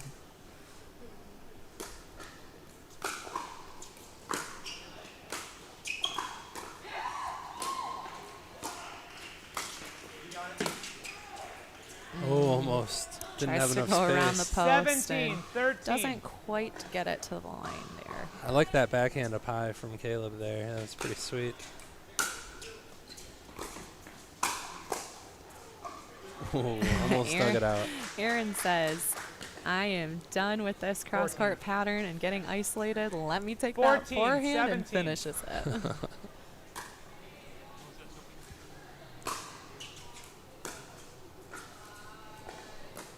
All right. 18, so we do 14. not have a freeze until first team to 20, so they will get a point for that missed third, and it is 18-14. It was wide. All right, so Aaron calls the serve out. Dan 15, confirms. 18. And they get a point. 15, 18.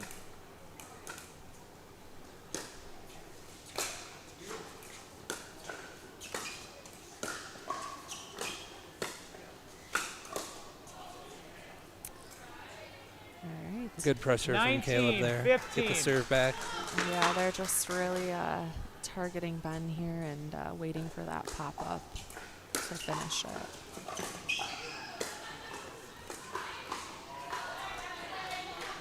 All right, an update on our bronze medal match. Kind Crumbs is up 2-0 in the series. However, their 16, first 19. mixed match is tied. So if they do end up losing that, it keeps the option for the Magicians to get third still. If they do come out on top, they will get 19. We will keep you posted.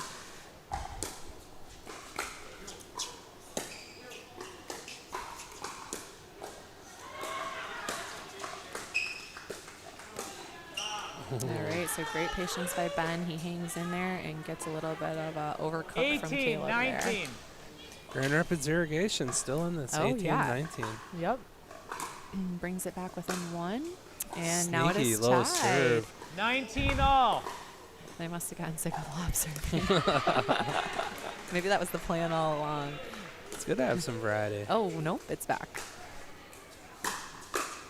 All right, and just like that, Everyone the is frozen. 2019. Everyone's frozen. as Dan says, you can only score on your serve now, and Grand Rapids Irrigation takes the 2019. first lead of the day.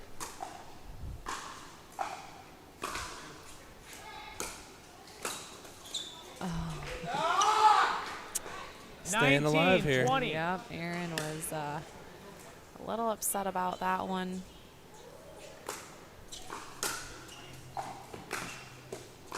Oh, and it goes over. Oh my gosh. And Caleb had to get out of the kitchen there, but he does it. Oh, oh wow. Okay. We're getting feisty out here. 2019. The boys were hitting my testosterone vape earlier.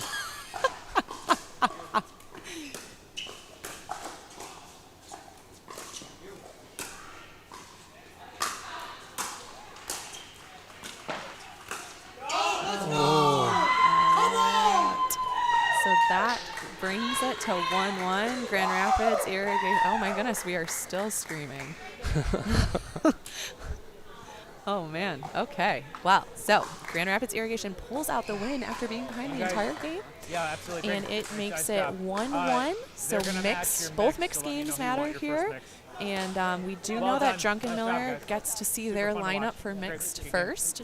So we'll see what they put out depending on what Grand Rapids Irrigation puts out. And it looks like Kind Crumbs is still competing with the Magicians over there for their potential last game. Oh, Sophie just filled me in. It is 18 all. So maybe we can get over to that court to see if they will clinch the bronze medal in this match or have to play on.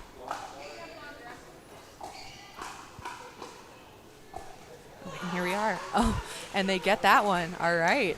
So 19-18 should be the score here. Okay, got it. We're going to go to Soph.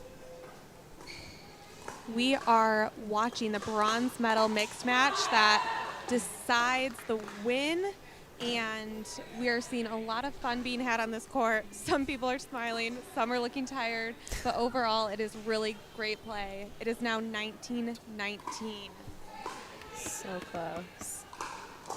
You're going, you and your mom.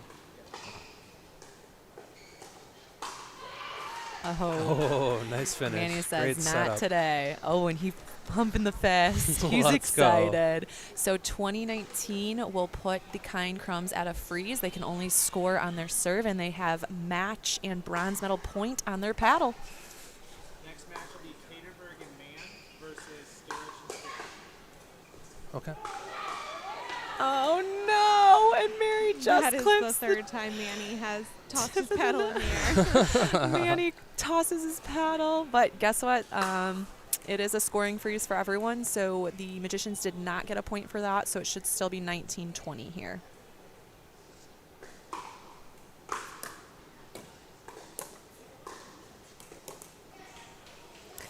A really well-placed dink by Manny. I like that he just took his time and really worked on the angle there instead of more of a pace shot. Great, very smart play. Bronze medal point again on Mary's paddle. Let's see if they can finish it off. Oh, no. And Manny tosses his paddle again. This is great. All right, so we have 19-20 serving. And the Magicians are able to hold them off for another match point.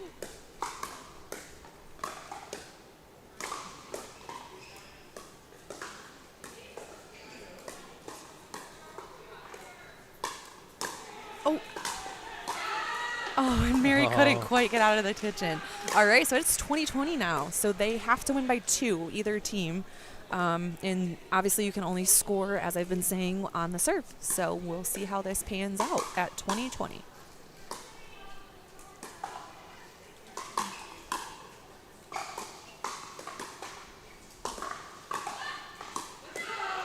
I like that play a lot. They saw Mary staying back and isolated her until they got just a high enough ball to hit at Manny, who was kind of by himself there. So great play by the Magicians. 21-20. All right. So side out, so it'll be 20-21, and the Kind Crumbs will have to score 3 points in order to win this.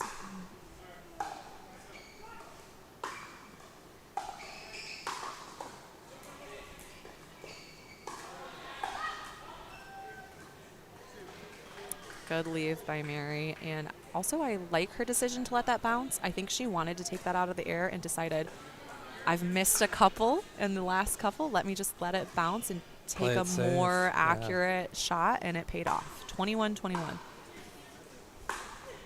Oh. Oh, just out. Oh, Manny calls it out, and we are at 22-21. Bronze medal match point on Mary's paddle once again. So let's see how this pans out.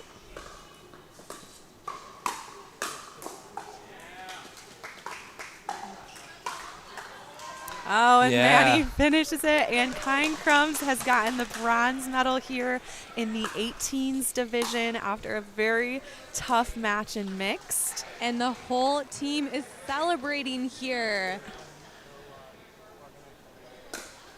Soph will get an interview organized with the bronze medalists, and we will come right back to this first mixed match.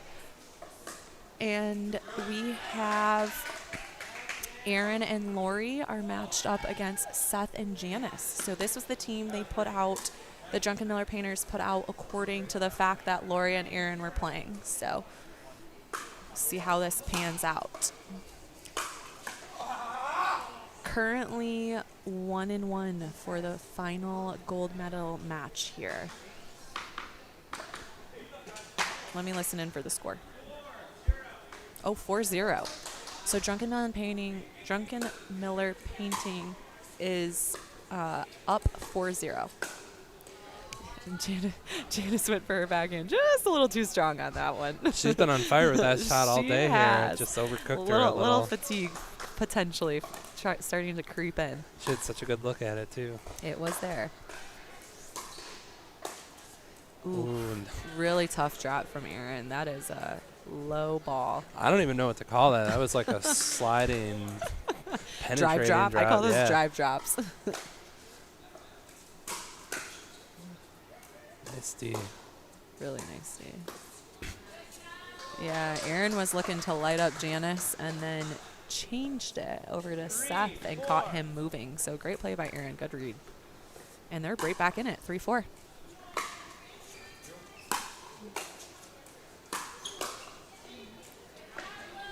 So Lori and Aaron are definitely a hard-hitting team.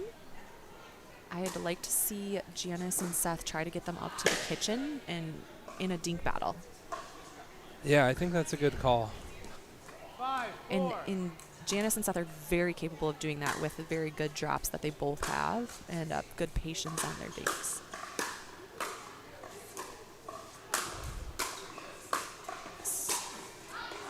So good point there. But again, you know, Seth is countering with a lot of pace, and Aaron's getting, you know, the next ball back. I'd like to see him drop it in. And we will go back to Soph on the court. She is with our bronze medal team, and she'll do a quick interview with them.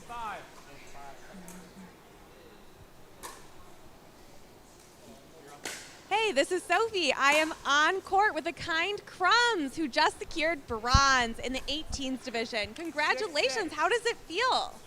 Pretty awesome. It was a tough, long day, but we pulled it out. It was great. It was so much fun. Awesome. Okay, really quickly, where does the name stem from? Gluten-free bakery called Kind Crumbs. And it's here in Grand Rapids, and it's allergy-friendly baked goods. That sounds delicious.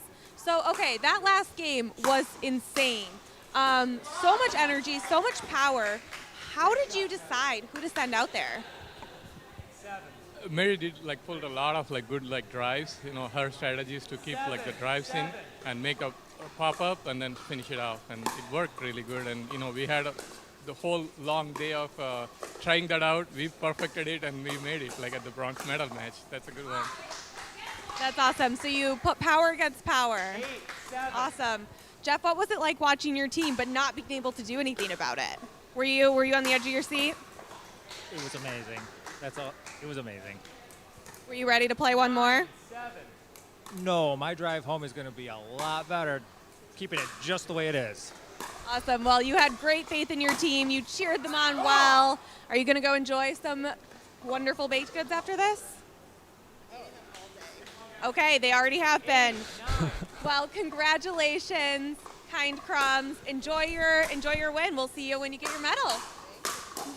Back to the booth. All right, so we are back at our first mixed match, and it is 1-1 for each team. So both of these mixed matches do matter. And Grand Rapids Irrigation is currently up 10-8, and Seth just cooks a easy overhead right past the backside of Lori there. Yeah, I'm curious to see how Seth adjusts here. You know, Aaron's on fire. He's been hitting these great forehands from the middle, just testing Seth, and he's won a lot of points from it. So I wonder what adjustments we'll see from Seth here. Yeah, I think he's had a lot of success in mixed, taking some pace off of it and working on his where his shots are actually going. So we'll see if he continues to kind of do that.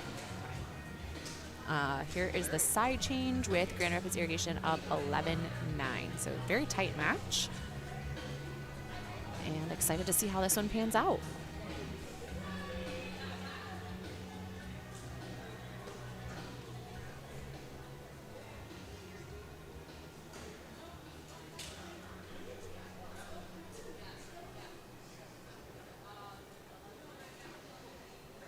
All In Pickleball Gym is the idea host for competitive pickleball events. We are the nation's preeminent indoor court facility, full video editing and live streaming services.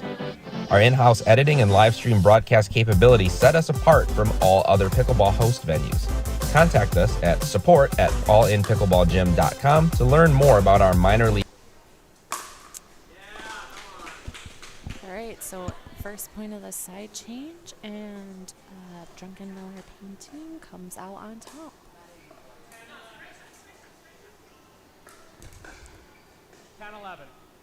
Within one.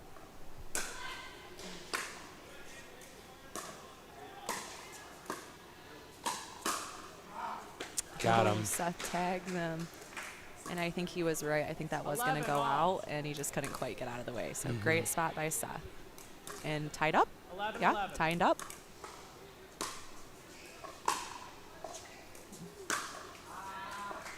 It is interesting. I feel like out of the side change, the team that's been down has always come out and gotten a couple points.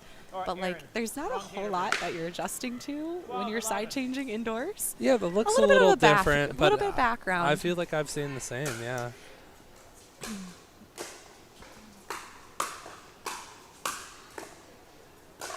Wow, great defense by Grand Rapids Irrigation, but Janice is able to get that ball just down enough that Lori can't quite dig that back over the net. And we are at 12-12.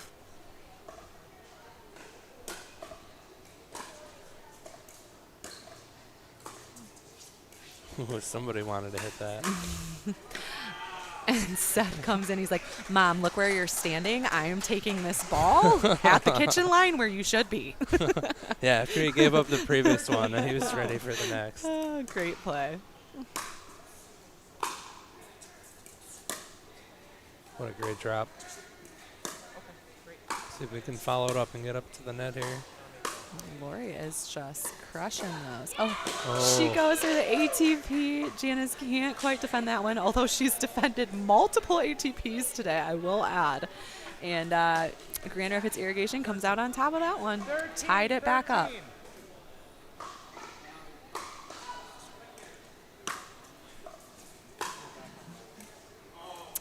Just out on that shot, so we are just point for point at this point. 14. Serving, 14-13. Nice deep serve. Yeah, that's a great shot. Oh, kissed it too. And Lori is ready for that. And then Seth gets a good put away. All right. And I will say Seth has kind of changed his location here. So I've noticed he's playing a lot more middle balls here. Good pressure from Seth there. And I think that's why he's kind of, I mean, look at Janice serving, and Seth is standing on the tee of the court here.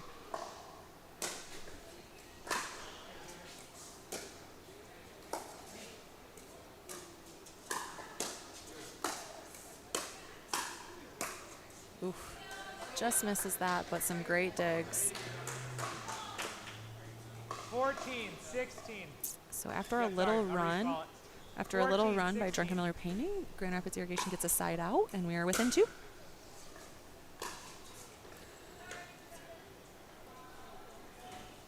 Lori gets a little behind that ball. 17-14. Seth serving, 17-14. 17-14 here.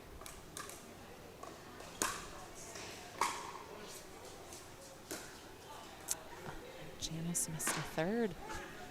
Wow. It was like a mirror image of what just happened. With Lori, yeah. It was. I think everyone's getting a little tired. It's been a long day. Yeah. I can't even imagine. I woke up at like 12:30 p.m., so. Pat.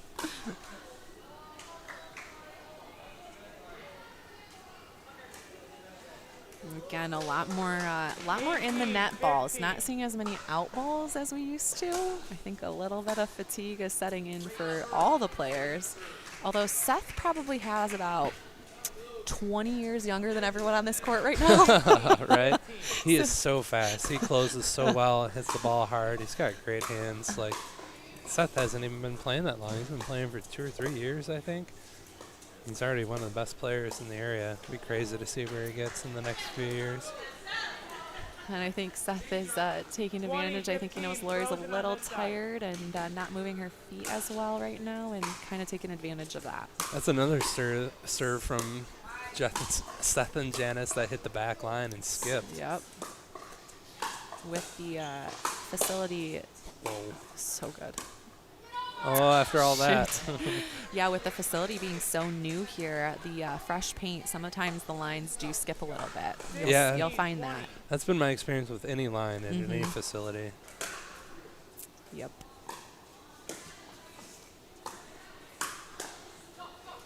Oh! So what if it bounces off the pole and goes over? That's a fault. Yeah, I know. Wishful thinking. play some ricochet pickleball. Have a different league for that. So this is game point, and she gets it.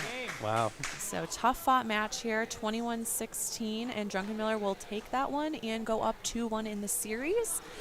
So if they get this last match, they will win. If they do not get this last match, it will go to a dream break. Yeah, nice, great, hard-fought match from everyone. And Seth and Janice started behind here, and were able to pull back into it and clinch the win. Beautiful work.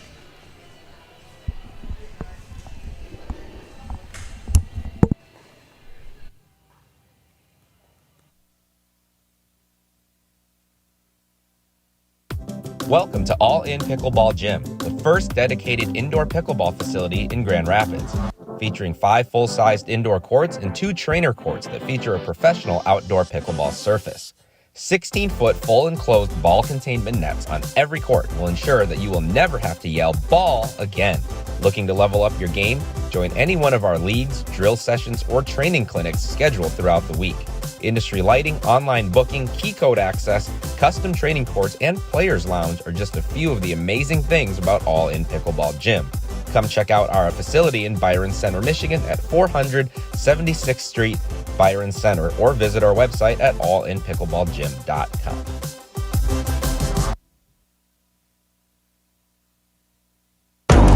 Can't stop, won't stop. I can't stop, won't stop. I can't stop, won't stop. Can't stop. Can't stop, won't stop. Can't stop, won't stop. Can't stop, won't stop. Can't stop.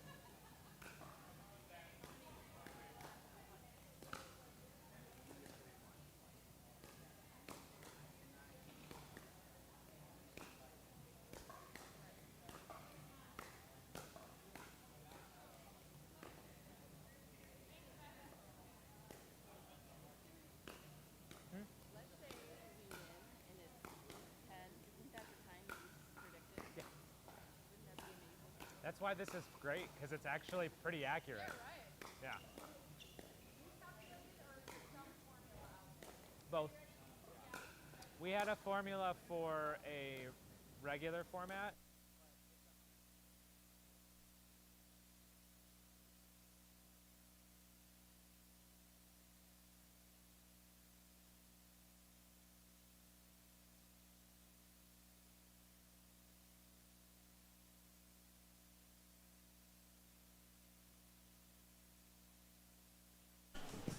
Okay, so this is our final mix match in the gold and silver medal round. We have Catherine and Ben, husband and wife duo here, playing for Grand Rapids Irrigation.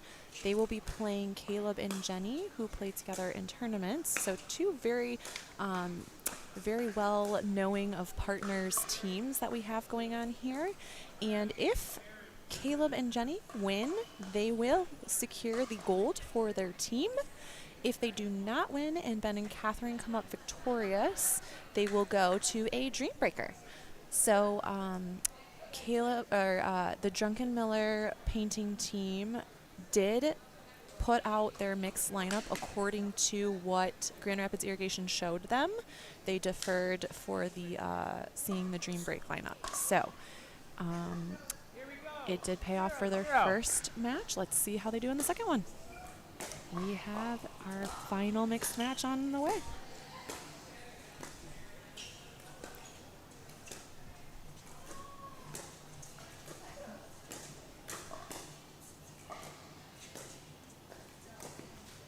Ooh, really tough shot by Caleb. Just snags the line there. 1-0.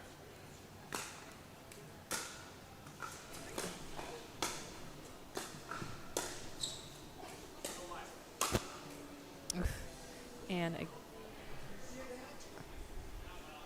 oh, okay. So that ball was called out. Okay.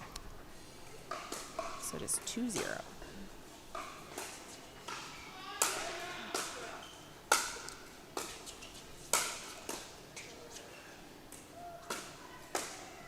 Wow.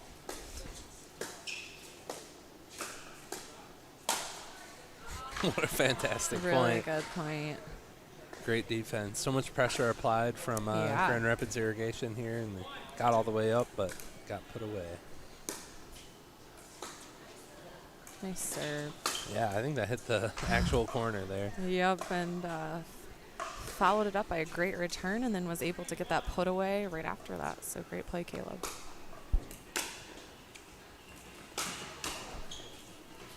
Oh. Oh. I think he's okay. Didn't know if he overextended there or not. I think Catherine slightly mishit that ball, and it just died a little short of where Caleb thought it was going to go. Just a little short on the drop there. Yeah, I would have been curious to see how that ball flew off Caleb's paddle had he hit it. That was such a hard shot from down low. Yes. You either got to hit someone or you lose the point. Yep.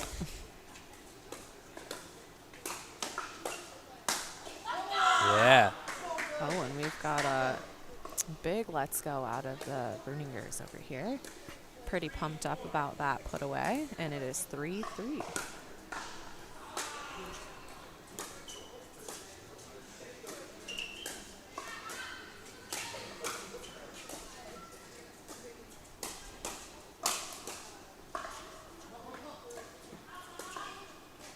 Oh, whoa. Oh, Caleb went over the side net. Oh, wow. Is that what happened? Yes. So the nets on the side closest to Caleb and Catherine are short so the viewers can see, and Caleb actually goes over that net. Treacherous. And Dan does overturn the out call and says that the ball is in. So point for Grand Rapids Irrigation.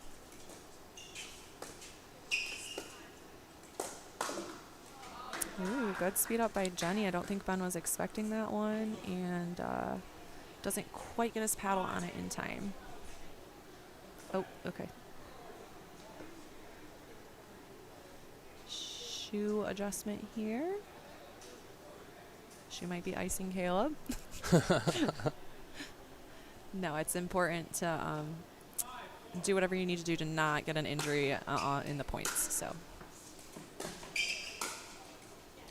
Great shot there by Ben. Finds the side of Jenny just behind her and gets a good shot there. 5-5.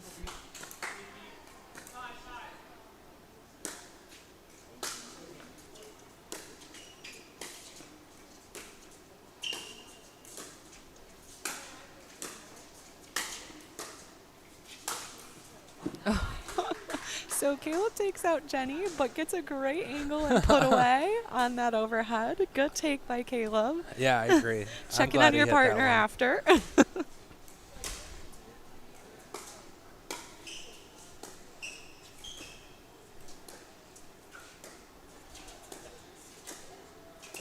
Beautiful dink battle here. Yeah, great dinking between both of the ladies there, and Jenny comes out on top of that one. I believe it's 7-5, okay. Might be the slowest serve I've seen from Caleb today. Oh, great spot on a hard ball. Really good spot. Nice shot. Yes. He's so good with his backhand up high like that. He is. Very good control on it.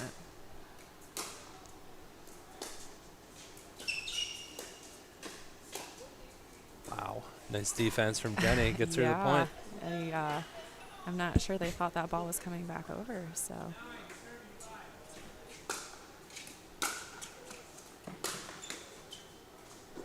Nice drive from Caleb. Gets Straight him under. to 10 here. 10. I 10-5. I feel like Caleb's really dialed it in here this match. In the men's match, he was missing a few more shots, I taking agree. risks, and he seems to be on point right now.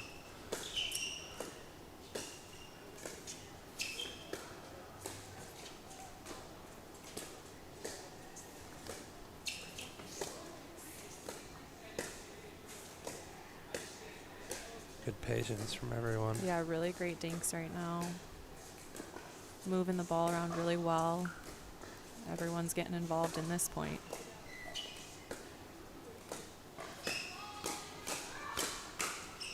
Whoa. End change. What a tight point. That was so cool. Really good point, and we have an end change. Duncan Miller Painting goes up 11-5.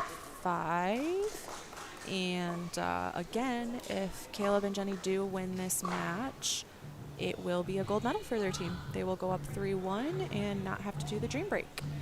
If Catherine and Ben come back here, we will see a dream breaker to win the gold medal. So stay tuned, everyone. We have a great match in here. Everyone's playing really well, and we're seeing some really long points. Really long points. Everyone's getting involved in the dinking. You can tell everyone really wants to win, so it's pretty awesome. Yeah, so much is at stake. I love seeing everybody playing a little tighter here, keeping it low, keeping it soft. Not as many risks by either team, I think. So that's the thing. Do you think that Catherine and Ben come out and maybe take a little bit more risks because, you know, you're down a little bit and maybe try to get a little more energy back? I don't know. I think they need to win this on steadiness. Maybe they need to entice risks from the other team. Make them do it. Yeah. Either way, let's see how it comes out here on the end change. We've seen the team that has been down switch sides and always go on a little run. So let's see if that happens here. 11-5.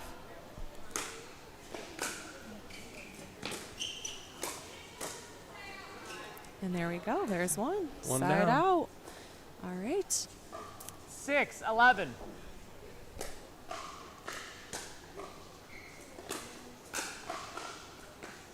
Ooh, just a tough shot.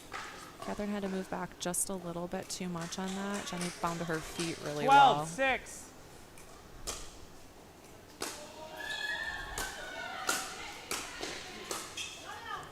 Nice dig from Caleb on an awkward backhand. Yeah. 13-6. Jenny and Caleb just playing really solid right now. Wow. Relentless. I mean, that is a tough ball to defend, and Catherine hung in there as much as she could. Yeah, and she got two back. Yeah, she did a great job, but Caleb was able to prevail there.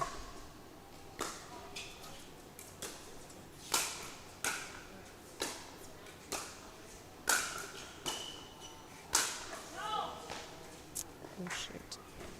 Okay. So we are 15-6. Caleb and Jenny are running away with it a little bit. Let's see if they, Catherine and Ben can come back here and make some adjustments. Oh, that's as close as I've seen to the ceiling so How far. that did not hit a rafter, I am very impressed. 16-6, All timeout. right, Catherine and Ben call a timeout here. I think that's a really good idea. I don't, maybe they come out and put Catherine in front of Jenny for a different look. I mean, I don't know. Tough place to be. Got to do something here. Yes. You know, they're down a significant lead here, and this is for the whole tournament. Right, So, yeah. So it's like, I don't know. If they felt comfortable doing that, it might be something that they could look into. I think they just need to try to win on consistency here. Yeah. If they come out aggressive, that's kind of Caleb's game, and Jenny's such a good defensive player. Keeps the ball in play for him very well. Yeah, I think they just need to try to come out here and play the best, fundamental pickleball that they can. Hit some drops, hit some dinks, and try to entice some errors from their opponents. Yeah, definitely. This is a really good matchup, and I do think that Jenny and Caleb are playing very clean pickleball right now, and really not missing much, and it definitely shows in the score. So. Yeah, they're performing fantastic. All right, so Time we in. are back. Serving 16-6. Jenny will serve.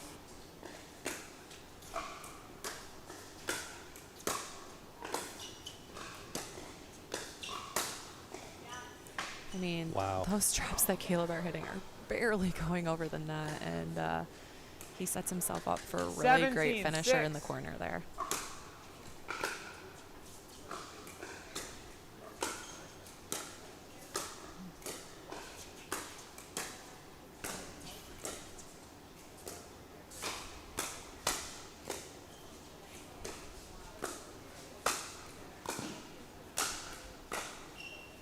Oh, wow. Great point. Great pickups by all people in that point. I mean, just way to grind it out for the 18-6. Drunken Miller painting.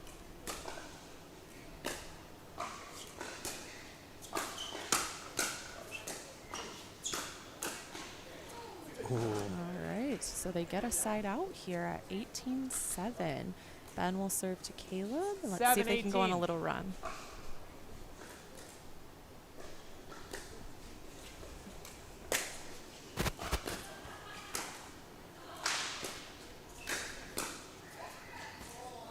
Good leave by Jenny. That was a very smart decision. Hard to leave that one. 19-7. So 19-7.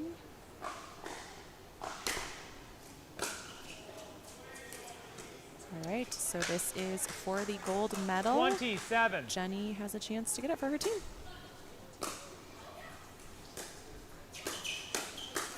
And they do get it. So Drunken Miller Painting comes out with the gold.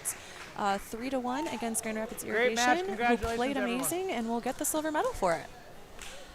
Yeah, what a great lineup here we've had. Yeah, really good. I mean, some of these games were just top-notch pickleball here, and I mean, that score was a big difference, but some of their points, I mean, were the best points we saw all day. I mean, it was just great pickleball all around, and everyone did an amazing job, and I think everyone will be happy to get some sleep tonight. It's been a very long day for all of these athletes. So congratulations to everyone that played today. Thank you, Dan, for hosting this event at All In Pickleball Gym. Thank you, Scott, for streaming it. Thank you, Minor League Pickleball, for putting on these events. And tomorrow we will be doing only 20s all day, so tune in at 10 a.m. for that. Soph is going to be here to interview maybe second and first place teams, I believe. So we're gonna hand out the medals to everyone and the amazing water bottles that are coming with those, and then she will be doing interviews with both teams. So we will hear from both of those teams. And thank you so much for tuning in. Stay tuned for the after pickleball interviews. Any final words, Pat? Excited to see these interviews and watch the play tomorrow. So we're putting all the pressure on Soph. She's getting the final interviews here. But yeah, thank you for everyone that tuned in. I mean, I had a great job. Wow, I can't even speak anymore. I had a great time breaking down these matches